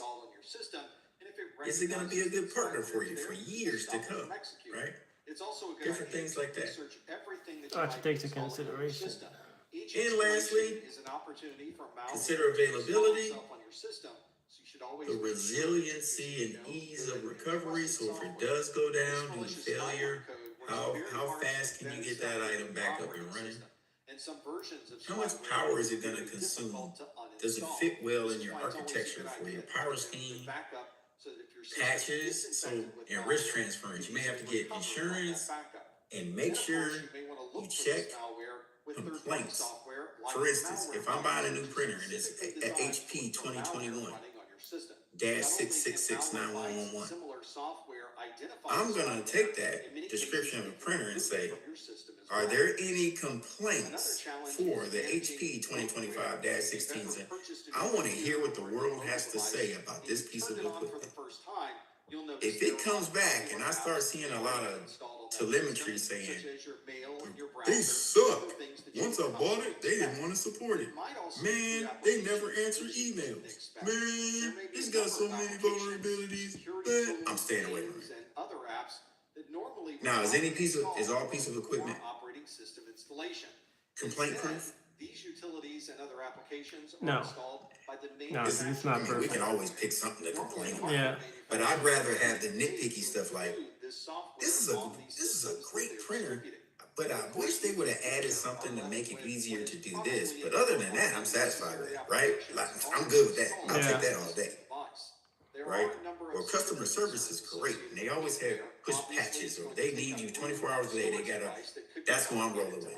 It may cost a little bit more money, but I'll take it. Yeah, it's reliable. So think about all when you're doing your presentation, and y'all are gonna be in charge of some big IT budgets. I love to hear some stories when y'all get out there. Because usually, if your company's at the 3-year refresh mark and you just started working there, guess who's gonna have to put together the presentation of what new equipment to buy? Yep, you got to do a whole presentation of why this is better than that is. And they're going to be like, well, Martin, IT budget's coming up. We budgeted $100,000 for this quarter. What do you think we should do? You're going to be like, why are you asking me? Oh, wait, I'm IT. So choose wisely. Mm-hmm. Any questions? Man, that was a fun lesson for me, maybe because I was cracking up all day. Yeah. Brian got in a little giggle. Mr. T slid one in under the radar. And he's talking about, what am I running into? Oh, wall. Great one. Loved it. All right. not any questions, that's the last lesson we have for today. We can just ride out the last hour. If you have any questions, please let me know. I know you know I'm here for you. So y'all are pretty good at asking questions. So this would be a all right, let's take a break. See you in 10 minutes. And capture every keystroke that you make when you're typing something into your PC. This might include all of the website URLs you visit. It could be passwords and usernames. It might be credit card information and other financial details, and anything else that you might type into your system. Keylogging malware will stay resident on your system. It will capture all of these keystrokes to a file, and usually once or more times a day, that file will be sent to the attackers so that you now have a record of everything you typed into your computer. We often talk about protecting the data sent across our network by using encryption or VPNs. Sometimes we'll discuss storing files in encrypted form using full disk encryption or single file encryption. But the attackers know that if you're typing something into the keyboard, that process is not encrypted. That's a perfect place to capture your username, password, or your credit card number. This keylogging software can do a lot more than simply capture your keystrokes. They can be used to capture the information that you store in a clipboard. Maybe they take screenshots of what you have on your screen at any particular time, store that information. There may be instant messages or chats that can be stored as part of the keylogger. Anything that you search in a search engine query can all be logged, stored, and sent to an attacker with this keylogging software. This is keylogging software that's included with a utility called Dark Comet. Dark Comet is a RAT, or a remote access Trojan. It's malicious software that an attacker can use to capture keystrokes, screenshots, and other information from your computer. On the left side is a notepad where I typed in username, Professor Messer, and a password of not a real password. And then I show you the keylogger on the right side that has captured all of this information. It captured what I typed, when I typed it. It even recognized when I put in a space and then used a delete key so that I can make that all one single word. The keylogger captures everything, stores it in a file, and that file is occasionally sent to the attacker. Another type of malicious software is a logic bomb. A logic bomb is waiting for a particular event to occur, and when that event occurs, the bomb is then detonated on that system. This might be waiting for a particular date and time, and when that date and time arrives, the system then reboots, erases data, or makes changes to that system. Or this may be something related to what the user is doing. Maybe we're waiting for a particular user to log in, and as soon as that user logs in, the bomb then executes. Logic bombs are usually something created by an end user or created by someone who has a particular goal in mind. And because of that, it's not malware that we've seen run on another system, so there generally is not an antivirus or anti-malware signature associated with a logic bomb. This makes a logic bomb very difficult to identify, but there are monitoring tools that you can put into a system to look at key files and make sure that no one has modified or changed anything associated with those critical operating system files. An example of a logic bomb creating a problem for an organization occurred on March 19th of 2013 in South Korea. A malicious email was sent to banks and broadcasting companies that had an attachment, and if that attachment was run, it installed a Trojan onto the user's computer. A day later, on March the 20th of 2013, at 2 p.m. local time, the logic bomb activated based on that time of day. When it activated, it deleted everything that was in storage and the master boot record of the system where the Trojan was installed. The system was then rebooted, but of course the operating system had just been deleted, so when the system started up again, there was no operating system to start. Because this Trojan was sent to a bank, a number of the systems within the bank were affected by this logic bomb, but perhaps none more important than the automatic teller machines associated with the bank. These were also infected by this logic bomb, and on March 20th at 2 p.m. local time, all of the ATMs were deleted and also rebooted to no operating system on those ATMs. If you tried to use the ATM after the system was rebooted, you saw a message that said, "Boot device not found. Please install an operating system on your hard disk." As I mentioned earlier, it's difficult to identify where a logic bomb may have been installed because there are no known signatures that you can use to try to identify them. There are things you can do within the normal processes and procedures of your organization. For example, you may have a series of processes and procedures that limits the change of any core operating system files. And you may set up monitoring that can identify when any of these files may have been changed, which might give you a heads up that something has been modified that could be a logic bomb. This is also another good idea to perform constant monitoring to make sure that every user in your organization only has the rights and permissions necessary for that user to do their job. The days of having everyone run as administrator rights are over, primarily because of the security concerns that can be based around that issue, and certainly because someone with additional rights and permissions could easily install a logic bomb. Another security concern you may have heard of is a rootkit. The name root in rootkit comes from the Unix super user of root, very similar to the administrator that would be in a Windows environment. A rootkit generally hides itself in the kernel of the operating system. This makes it part of the OS itself, which means it's very difficult to identify this rootkit with traditional antivirus or anti-malware software. When the rootkit is running, it's running as part of the operating system, so you probably won't see it listed if you tried to list out all of the tasks or processes on this particular computer. Instead, simply as part of the OS, and anything the operating system is doing will include the malicious code that's part of this rootkit. And since this rootkit is effectively invisible to your antivirus or anti-malware software, it has full run of your computer. Not all rootkits are part of the kernel, and if they are running as a traditional process in your operating system, you still might be able to identify it with anti-malware software. If you believe your system has been infected with a specific type of rootkit, there are a number of standalone rootkit removal tools that are specific to different rootkit variants. Obviously, this is something you would use after you would become infected, so it may not prevent the rootkit from causing problems, but it may be able to remove the rootkit so you can perform some type of mitigation of your personal files. In order to combat these rootkits, we've created processes within the UE5 BIOS called Secure Boot. Secure Boot will look for an operating system signature and confirm that nothing has changed with the kernel of that operating system before the system is booted. This means that even if the rootkit does manage to get installed, your system will stop this rootkit from running when it boots up and effectively preventing that rootkit from causing any additional problems on your system.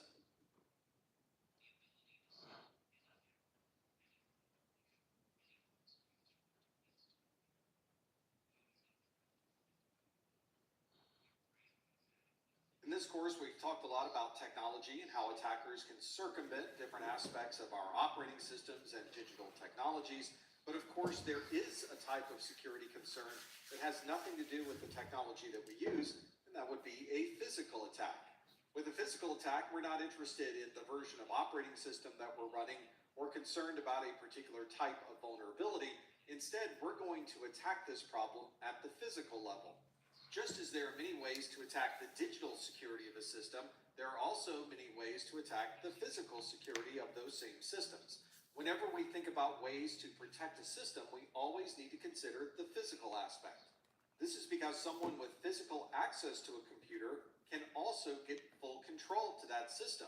If someone can physically touch that computer, then they can also circumvent the operating system that's running on that computer. It's often said that door locks only keep out the honest people, so we may have to include additional tools to be able to maintain the physical security of our devices. Brute force is a term that we often associate with password discovery, but brute force can also be a very useful physical attack. If there's a locked door or a locked window, we can use brute force to be able to force that door open or force access into that window. You might want to try evaluating this with your data center. How difficult would it be to use brute force to gain access through doors or windows that would ultimately provide an attacker with access to your entire infrastructure? Attackers will try anything to gain access to your data, and it wouldn't be unusual for an attacker to try to find a way through a locked door or locked window to gain access to those important resources. Another useful physical attack is RFID cloning. We use RFID very often for access to doors. Damn Badges there. and fobs commonly have RFID as the underlying. You were right there. If we were I'm like, ow, existing access, because I was going through it, and I was like, the first terminal, you can already see that it has a file that someone just downloads from mine. I'm like, cool, got it. The rest all look the same. I'm just like thinking to myself, None of the ones have Windows Defender, so fine, I'm gonna turn them all on. You would think, okay, all the rest of the processes are cool, or all the rest of the processes don't look like they're to the point to either start or even stop the processes. But it's just, I was just like, what is it? It was the last one too, and just to know that if I would have got that, I would have been done. And I just didn't freaking know, and I'm just like, why? So everybody, he got that one that was, Someone has duplicated the card, they don't know your personal identification. he got that one where he had the processes for the I can set it up. Give me 1 second. Go ahead. PCs that were infected and needed to quarantine. Perhaps you can attack the environment. Can y'all remember the process that was running that he needed to stop? It was a service process, right? What was the serve? Is to simply turn off all of the power in the data center. An attacker may be able to do this from outside the building. Give me 1 second. And you had to quarantine like 2 of those computers. Instead, they can take 2 or 3. this particular attack from outside. 1202. We've also seen that HVAC Damn it. systems tend to have a Yep. lower priority for security There you go. than other parts of your infrastructure. So if an attacker does gain access to an HVAC control Got it. system, they might Capture. decide to turn off the cooling. But y'all can see that it's in the put in the chat. Yeah. It was that one. And when you go through that one, the first one, if you click on that picture, the first one, host 2, you already know because it has a bad file that's like got downloaded from some user. Oh, but the yeah. rest, everything Yeah. looks the same. So I was like, okay, so Windows Defender was a start. So I'm gonna start Windows Defender, and then I forgot which ones at the bottom, like little servers. I'm like, I don't even know what to do with the file server. So I had, it was just like racking my head. Everything else I answered, and I was just like, what the hell? Now I do remember that all those file servers you did not need to click. Like it was one of those file servers you didn't have to click. I think it was that one PBQ that I didn't finish. Charles says. T says there's one that's weird file with them, so you have to turn it. Yep, you have to turn off. There it is. Yeah. The dot serve. Yeah. Yep. And you have to turn off audio on all the computers because the audio file is corrected. Yeah. Know about the freaking Yeah, you had to. Because you just turn off the process, turn off the audio. Yeah. the audio process. I mean, I was thinking about that, but I was like, okay, well, they were all having audio issues. I don't want to turn them off. I want to keep them on. Oh, it was like, man, it was like I said, it was like that close. I was like, cause I could understand, cause talking to a girlfriend about it, cause she was asking me too and whatnot about, cramming, looking at the material at the moment. If I didn't know the material, then my score would have been like a 300, 400, because I wouldn't know nothing about everything. I would have been like, oh, so good, and then scored like a 300 because I don't know shit. I scored a 680 out of 700, all because of a freaking PBQ. I'm just like, and that was the only one I did not answer, and that was all my points. Just like, never leave them blank though. Yeah. I didn't know what to answer. I didn't know how to answer it. No. That's it. Yeah. If I would have knew how to answer it, I would, because like I said, the only thing I did was put host 2 in quarantine. Everything else, I couldn't see a real issue or problem. And I didn't want to go through it. Like, it was like so many start processes for like 20 bubbles on one system. Yeah. I didn't want to just sit there Yeah. when I got like 10 minutes left trying to make sure that if I do start here, start there, then I got to go to the next host and do the. I was just like, so what is it? I was just trying to figure out what the hell. Yep, that was it. Yeah, I mean, and I'm bouncing it with my colleagues in the classroom, and it seems like everybody agrees it was the serve file. It was the service files, the .serve.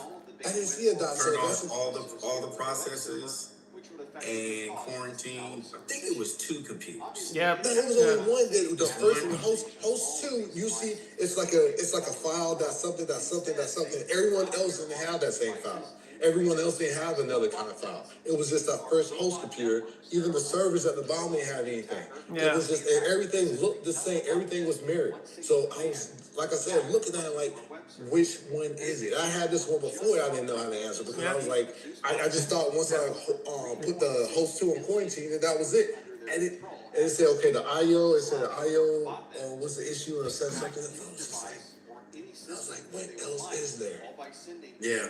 It wasn't like, like I said, when CompTIA came back and then told me that I did not pass, and then be like, well, you suck. It was just like doing Right it there. Yeah, you were right there. It wasn't like I Yeah. said, it was like the wording was like you're right there. It wasn't like, you need to go over these modules. It was like you're right there. But you suck here. It's just it was just this freaking question, and I was just like, how? He said, it didn't say you suck. It just said, no, you was right there. It's basically because I remember the first time the wording was like, you need to review everything. Like, you don't know nothing. I felt like, a little offended. But this time it wasn't even like that. I was just like, man. I bet your review list was this little.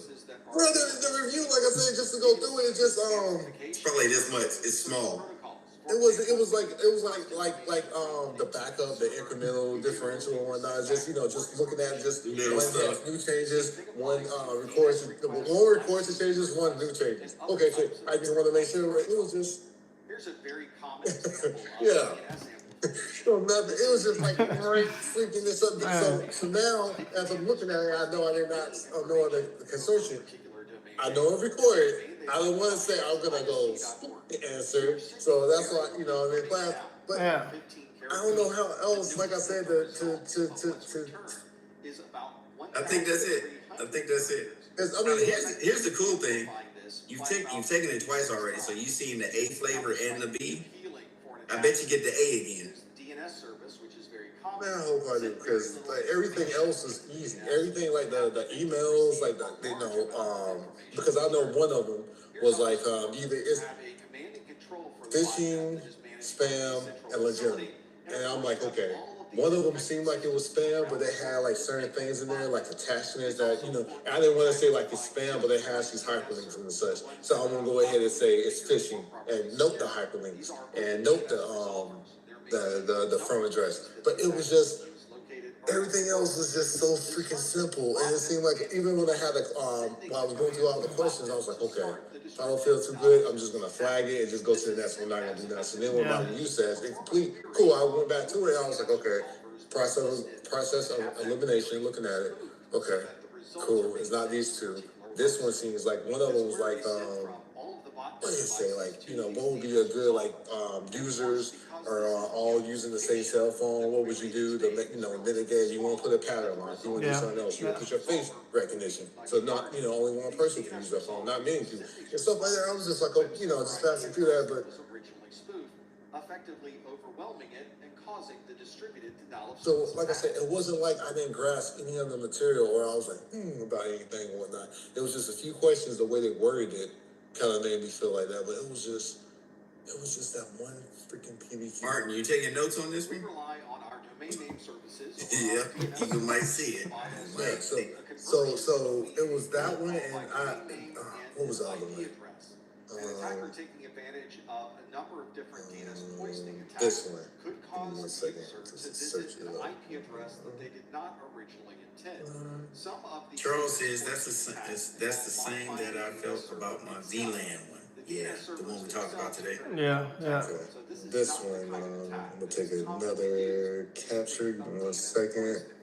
Something that This might be one. more accessible to the attacker would be to modify the host file. This one right here, I was a little unsure of because when you look at it, it gives you because I chose on the left side, I chose the gaming system. On the right side, I chose the computer. I chose the 192.168.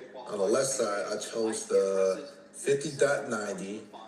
For the encryption, I chose the WPA2. The port, I was trying to go between. I was thinking to myself, which one? I was choosing like the 33 number 06. Yeah. No, 338. Yeah. I saw that. Yeah, I chose 2389, and then the select LAN IP. I was thinking to myself, I'm gonna choose a 169. And it seemed like I didn't know the IP address for the gaming system, so I was like, I think it's like the 50.90 because I chose for the computer the 192.168 because I know 127 is a damn loopback, broadcast and stuff. So I was like, that's the only one I can really say.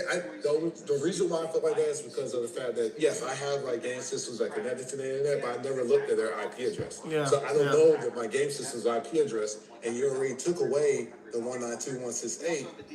But the thing is, as I'm looking, as I look, because like I said, I had when I had issues with my router, I could see everything on my router. I saw all the IP addresses. I have a Nintendo Switch, and I never, when I saw on my router, it had a 192 address. They didn't have a 192 address to choose from, so I'm thinking to myself, the only other address to choose from is probably the 5090. For the gaming system? Yeah, for the gaming system. Am I? The 50, if you're looking at anything that starts with a 50, that's a public IP address. I was thinking that. The reason why I was thinking that was because people have been swatted before. That's why. People get swatted all the time in Call of Duty and such, or I don't like you, I'm gonna swat you. That's why I was thinking that. That's the only reason why I chose it. And plus, like I said, the 192 is a necessity. And it was like I said, I didn't want to choose a 10. I didn't want to choose the 224, so I chose the 50. Was I right? For the wireless access point, I would have picked 192.10.1. I would have did 1PA2. For the LAN IP for the router, yeah, it was 3389 for the router. Yeah, that's for the router. For the router's IP, was that the 169? Was I wrong or right? That's a PIPA. Anything 169 is an PIPA address. Okay, so that's another damn point. So yeah, the router should have been what? That's because you can't get an IP address, so it'll go 169.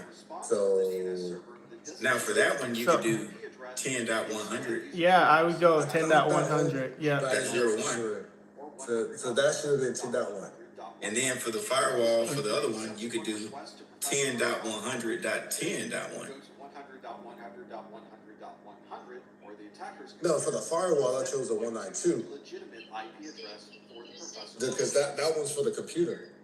Because the computer is the only one that has the only device, because you can only choose a computer gaming system. You can't have that's it. 192. So on one side, you could do 192 for the wireless access point, and then for the right side, for the firewall, because you have to put the Xbox system behind the firewall. Yeah. You have to put the Xbox behind the firewall? That's what it was? Yeah, because on the inside, if you look on the inside of a gaming system, Yeah, there's a firewall in it. Yeah, it has to be encrypted. So when you're looking at firewall on this picture, you don't add another firewall. Inside the gaming system, it's a firewall. I did not know that. Yep. So when you go in to set up your gaming system for quality of service and all this stuff, the firewall is inside the Xbox or the PlayStation or the Switch. You're allowing the port 3389 for RDP. So I should have had a computer on the left side with the 192 and then on the firewall side. Yeah, the computer goes on the wireless access point. The Xbox goes behind the firewall, which is inside the gaming system. So what's the IP address for the gaming system? That's the 192. You could do 192. Well, see, you already used 192. Yeah, but then But on the other side, you can give it whatever address you want. You can do 10.100.0.1. That's a private address. I have to pass this thing on test. Yeah, I think That's all it was. Generally, with Wi-Fi, with wireless access points, you'll see 192 as an address. For Ethernet, if you're putting it on LAN, generally you'll see 10 or something like that. So for the router, it should have been 50.90 then? Yeah, for a public IP address, yeah, because it has to bring in the public IP address from the ISP, because it says from the internet. Yeah, that's. So I was thinking once, I don't know why on 169. I remember you were talking about 169 and people.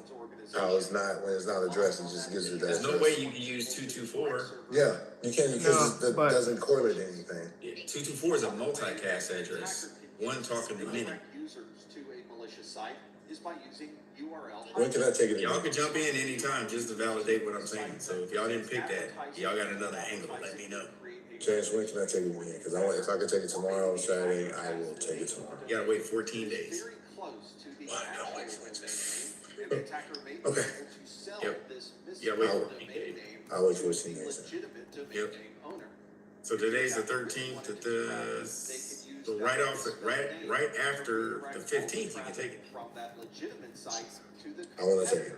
I mean, I can get you a voucher. You can schedule it. You just schedule it right after the Sec Plus exam. Okay. I can cut you a voucher real quick. at which point. But if y'all did something different on that one, jump in and let us know. The attacker wants you to download But that's what I would do. That's what I did actually Yeah. for my exam. And I was just like that in the other little one. Sometimes you'll hear this URL hijacking referred to as typo squatting. Like I said, it wasn't like, you know, I felt like, oh man, like I don't know anything about this test, so I didn't, like I said. Users that are trying to get to the legitimate domain name. Okay. Sometimes this is just a misspelling of the original domain name, and you may not even notice that the domain name is different. Good try though. You don't 20 points. Your score got way higher. It jumped. So you did good. Yeah. But a misspelled domain name would look very similar to this, which at first glance I did not know. could be the correct. All right, I'm getting your voucher now. Except Messer is spelled with Now MESS go ahead and go to the site. in the spoofed or hijacked URL. Or perhaps the attacker has registered a domain name that is simply a misspelling of the original domain name. Because that's how I feel like that's the only thing that was my points. Everything else, like I said, no other issue. Accidentally leave off the last S. This means the user would be directed to a domain name that is owned by the attacker rather than the legitimate. Wait 14 days, okay. Attackers could also add additional letters to the domain name. For example, ProfessorMessers.com, which looks very close to the legitimate domain name, but of course this is a domain name that is owned by the attacker. Or they might use the same name in the first part of the domain, such as Professor Messer, but instead of using .com, they'll register that same domain with a different top-level domain, such as .org. This is another reason why we often tell you not to click links inside of your email and to look very closely at the domain that you're visiting to ensure that you're really. So October, I want to take it October 10th. Too soon. It's got to be after the 15th. Let's say Okay, October 17th. browsing the internet and then suddenly you're disconnected from the wireless network. There's no warning, no messages. You've simply dropped off the network and now you no longer have internet access. So you wait a bit, you reconnect to the wireless network, you go back to serving, and then the wireless network. October 17th it is. This is something that can happen over and over and over again, and you may not be able to even stop it from occurring. Anyone on this wireless network could be susceptible to a wireless deauthentication attack. This is a denial of service that takes people that are working normally on the wireless network and then suddenly disconnects them completely from any connectivity over that network. The main vulnerability associated with this deauthentication attack relates to the management frames that are sent and received by the access point. These are frames that normally we don't see happening. They're all going back and forth between your device and the access point behind the scenes. But they're used to connect your device to the network, manage its connection, and then disconnect it when you're done using the network. Each time you bring up a list of the access points you want to connect to, or you authenticate or deauthenticate from an access point, it's using these management frames to provide that functionality. Unfortunately, earlier versions of the 802.11 specification did not provide any security for these management frames. They're sent across the network in the clear. There's no encryption of these frames, and therefore an attacker could manipulate these frames in order to cause problems for people on that network. I took a packet capture of traffic that's on my 802.11 network, and I pulled up one of many different types of management frames. One thing you'll notice immediately is that everything on this page is all. I agree, Charles, because that will let you know, other than saying like, hey, you need to save the whole module like 1.1 or something, because you. I remember that happened. It's just like, okay, so what exactly with the module? What exactly did I not get? Because it doesn't really tell you.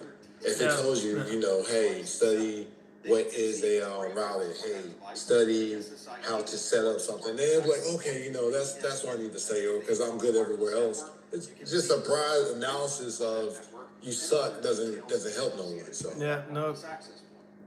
Let's look at an example of a deauthentication attack. Yeah, I don't want to waste my time if I'm already good at one subject. Yeah, keep restudying it. Yeah, continuing to study it. Yeah. That's a waste of time. Yeah, I'd rather. If there's one, that's the one complaint about I have with CompTIA is they don't tell you shit. It's I don't know how else, you know, sucks. But that's how they get your money. That's how they tell you. They just say, you know. That's how they get that government money. Man. zero mod. When we run this command, you'll notice that we have a listing of all of the access points in this area. This one is listed with the BSS ID. there. You can see the ESS ID associated with that address.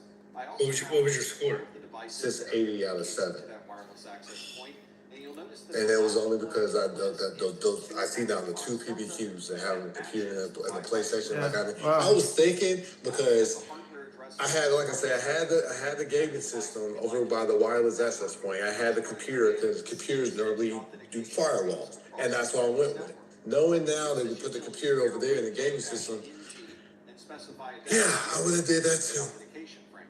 Then we'll select would've did that wireless too. access points hardware ID, and then the I had no device that clue. we'd like to Did not remove know. from the network with its MAC address.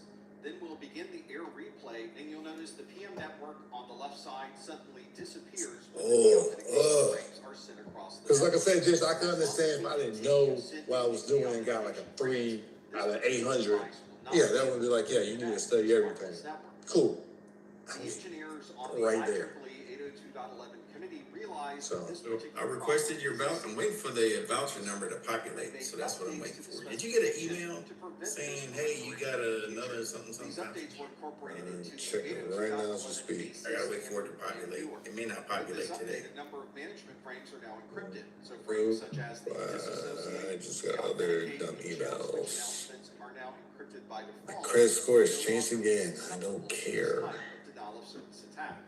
If you perform a packet capture on your 802.11 AC network or newer, you may still see management frames that are not. Alright, so I put in a request, so I'm just waiting for it to populate with a number. Frames that have to be in the clear. Did I miss anything else with today's lesson? I'm sorry I couldn't like give it my all or my full divine attention. You're fine. That you might still see if you We're just talking about perimeter security, deauth attack took advantage of a network vulnerability architecture, within the where do we 802.11 place devices, core devices, stuff like that, right? So that's what we were talking about. Radio frequency or Stuff that we can go back over, or I can brush you up on before class on Monday, or after class, or during lunch or something, we can get caught up on that. I think one of the other questions was, it was like, what do you do before you implement like a big change to a company? Was it sandbox? Was it request something? I think that one too. I was like, I don't want to say sandbox. Change request. Change request, that's what it was? Because it was like, before you implement the change, what do you do? And it's like, because I was like thinking to myself, I would sandbox the terminal before making the changes to find out only if it was going to bring down the system or take a long time for the system to come back up. Oh, that's sandbox. Yeah, I was thinking that, but it was like before you implement the change, I was like, okay. Okay. That was about it. Besides that, like I said, nothing else was like, bothering me. Like I said, and then when she gives you the sheet of paper, I wish I could write on there what questions I can go back and study. Yeah. That would be the best thing. Try to, just remember that, which ones I missed. Other than CompTIA just telling me like that. So Windows exam, they test you only on what you missed when you have to go back and take it. Wait, really? Wow. So they'll present to you questions that you predominantly missed on your second or third attempts, and you'll do those over again. And this might be more of a reactive. Now, don't get me wrong; they still have to facilitate the same, but they'll change it up. Yeah. As soon as someone tries to communicate with the access point, the attacker turns up the volume and makes it impossible for anyone to communicate on. So they'll still test you on what you got right, but you'll see more on subjects you got wrong, because they want to make sure you understand it. It's causing these wireless jamming problems. You just need to hunt them down and turn off the jam. And now they're implementing in testing centers adaptive tests. So like what Charles was saying, let's say you have a pool of 90 questions. Let's say I present to Charles 90 questions, but 10 questions are going to be over perimeter security, basic stuff. If Charles starts nailing 2 or 3 out of 10 questions, like once he gets to like 50%, they'll drop all the physical questions. You get what I'm saying?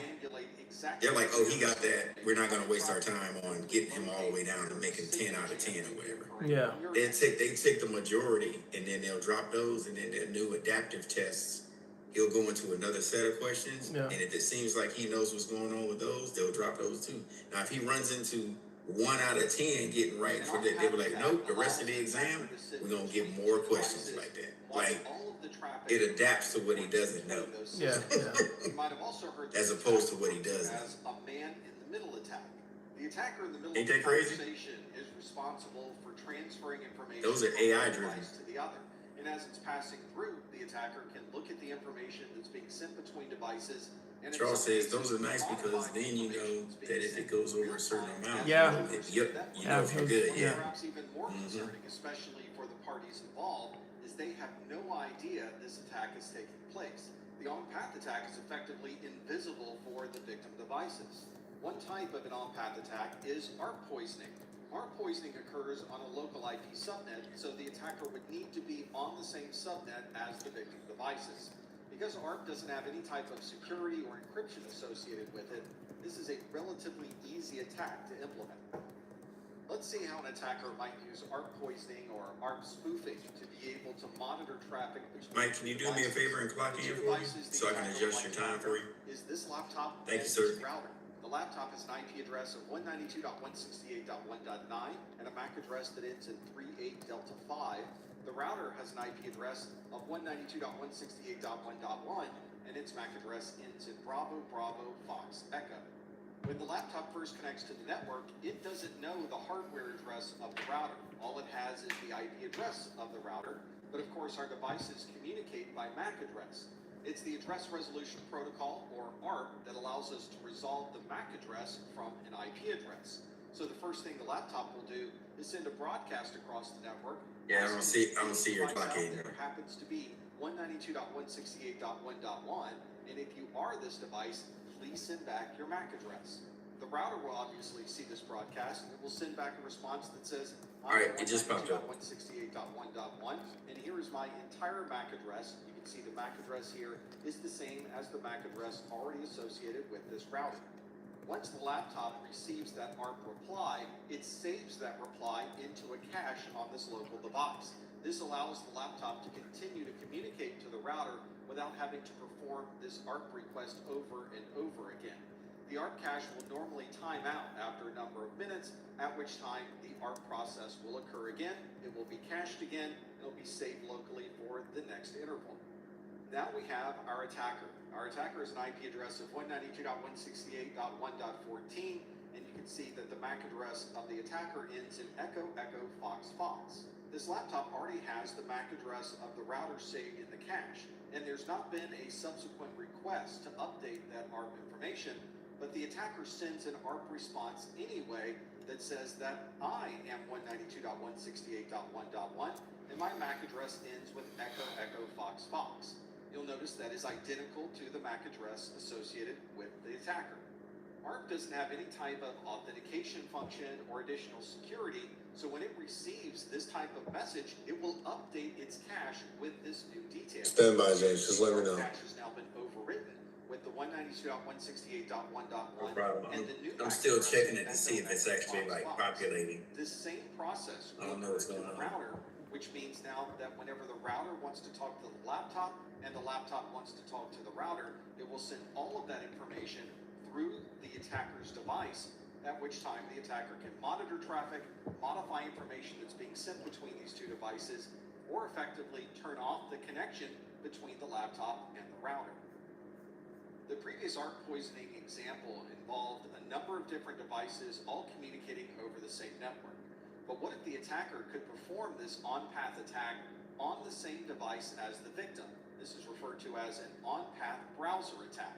With an on-path browser attack, or what you may have heard as a man-in-the-browser attack, malware or a Trojan on this device is configured as a proxy that is able to redirect traffic before and after it's sent to the network. This means that even if the network traffic was encrypted, this type of attack would still be able to see all of the information in the clear because it's running on the same device as the victim. And of course, because it's an on-path attack, everything looks normal to the victim device. Now the malware waits for you to log into something important, like your bank account, and captures all of the information that you sent to the bank, including your username, your password, and other credentials. Once you open up your browser and connect to your bank with the username and password, the attacker now has all of the information they need on your device to start other sessions behind the scenes that you as the victim would never see. These sessions may be transferring data from one account to another, spending your money at an online shopping site, or any other location that requires a username and password that has now been captured by the on-path browser attack.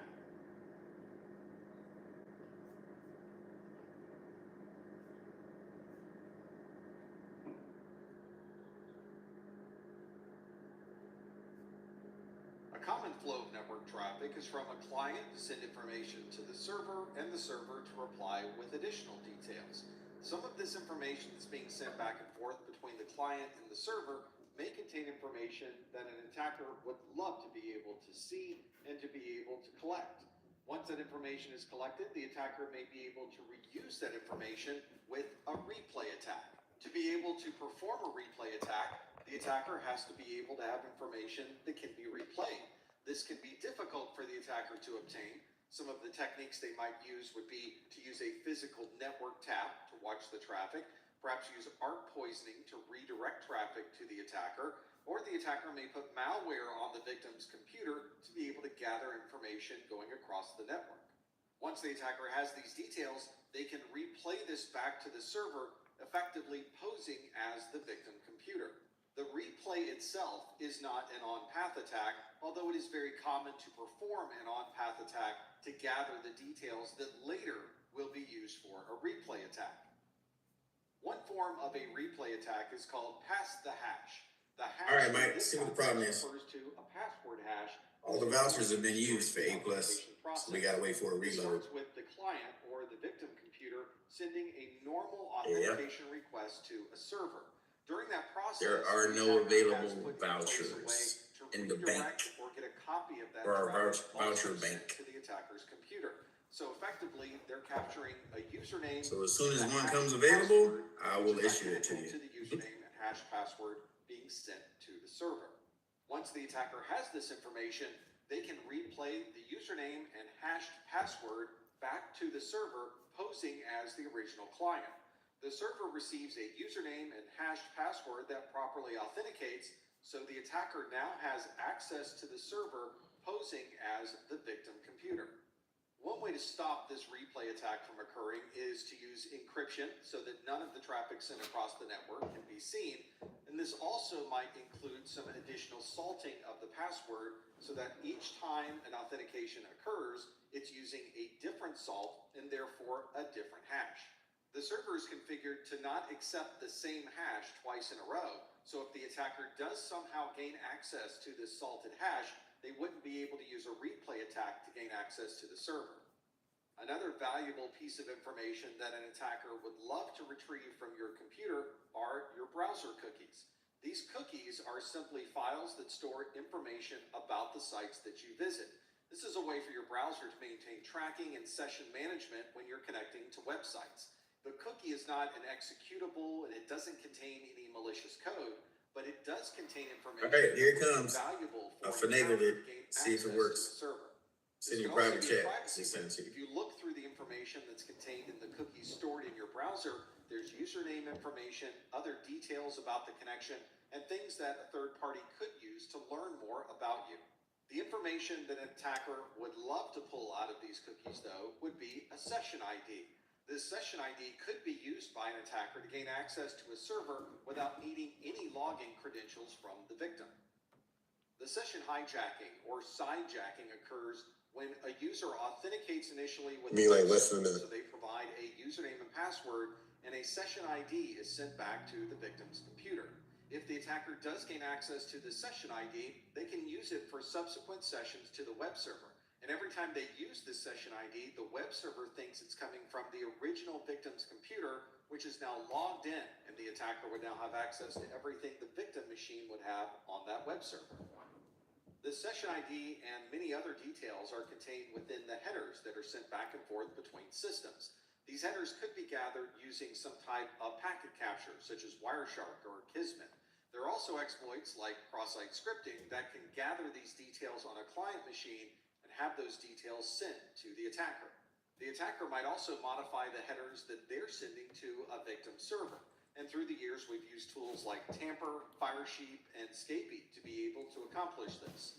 There are also a number of add-ons and extensions you can put in your browser to be able to view your cookies and modify the information that's contained within those cookies. One way to prevent this session hijacking is to simply encrypt everything. If you're encrypting from the source device and all of that data is encrypted all the way until you reach the destination device, anyone monitoring this traffic would not be able to see any of your session IDs or any other personal information. This requires the server to be configured to allow encryption using HTTPS, and these days many servers are already configured to allow this type of encryption.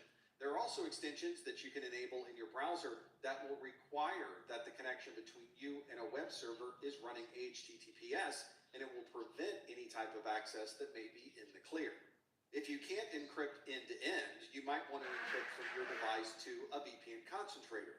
That would at least allow for encryption on the first part of the journey, and the only part that would be in the clear is the part that is after the VPN concentrator.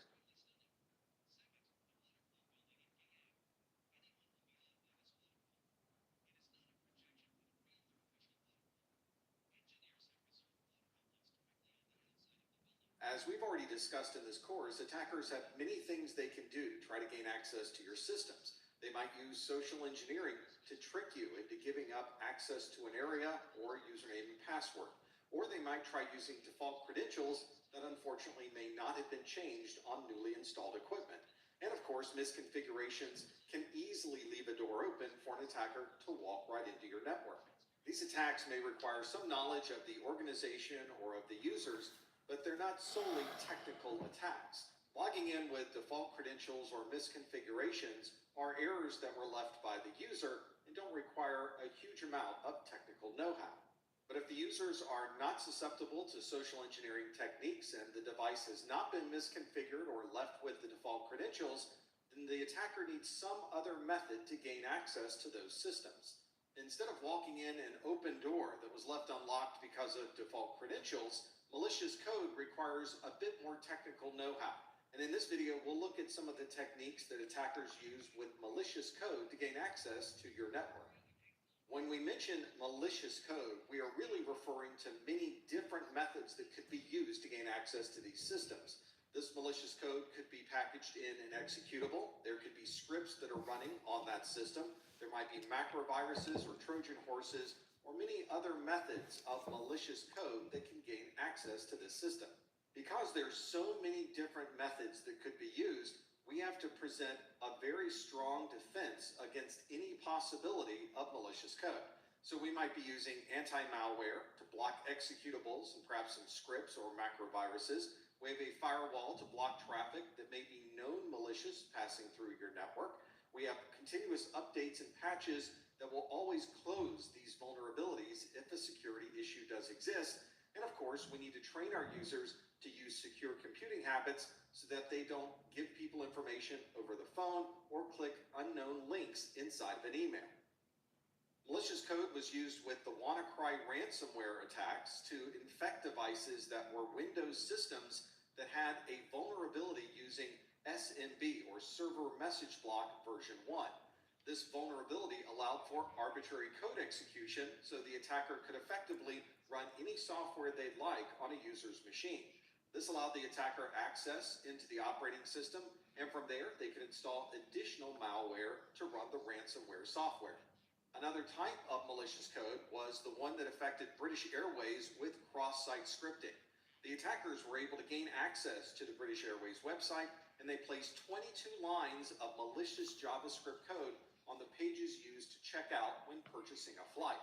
This allowed the attackers to start collecting credit card information, and by the time this was discovered, approximately 380,000 victims potentially could have had their credit cards stolen for this cross-site scripting attack. And another type of malicious code was used with the Estonian Central Health Database. This is a database for the entire country of Estonia, and it was accessed using SQL injection as the malicious code. This allowed attackers access to the entire database, effectively breaching all health information for citizens of Estonia.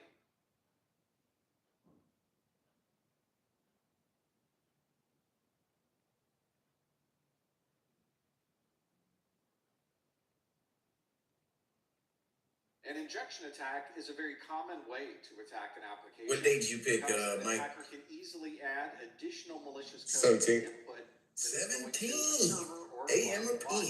Normally, PM. this injection attack would be stopped by the application, but occasionally you'll find an application that does not provide the proper checks of any input going into the application, and this is a perfect place for an attacker to put their own malicious code. A very common type of injection attack is a SQL injection, but there are other types that can include HTML, XML, LDAP, and other data types. A similar application attack is one called a buffer overflow. With a buffer overflow, you're adding information into a particular area of memory reserved for a variable, but you're putting more information than that variable can hold. And the extra data overflows into the buffer of memory that is next to this variable. This is another attack that is enabled because the application itself is not doing any type of checks for input into the app. This means the attacker can add much more information to the input, and the application will improperly allow that information to be written into memory. Fortunately, this is a relatively difficult exploit for an attacker to discover. There are many different variables, memory works in different ways depending on the application in use, and very often this simply crashes the application instead of providing any functional use for the attacker. But if the attacker does find a buffer overflow that they can repeatedly use and has consistent results, then they may have a very powerful attack against this application.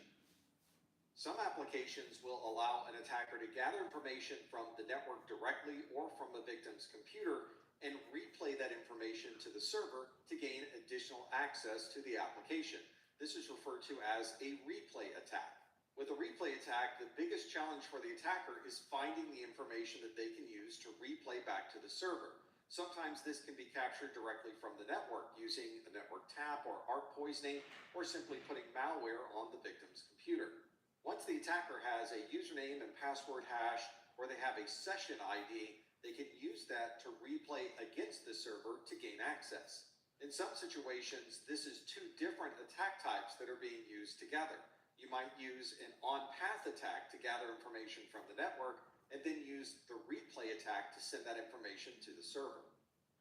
When a user logs into an application, they're often provided permissions that are appropriate for their role. A user would not commonly be granted administrator rights or higher level permissions by simply logging into the application. But of course, an attacker is looking for these elevated rights and permissions. And if there is a known vulnerability in this application... All right, we're going to get ready for Motivational Monday. Motivational Monday. You might wonder, hey, what the heck is that? So this is something we have some kind of quote from a system administrator, but we certainly that we can read during the day from each person.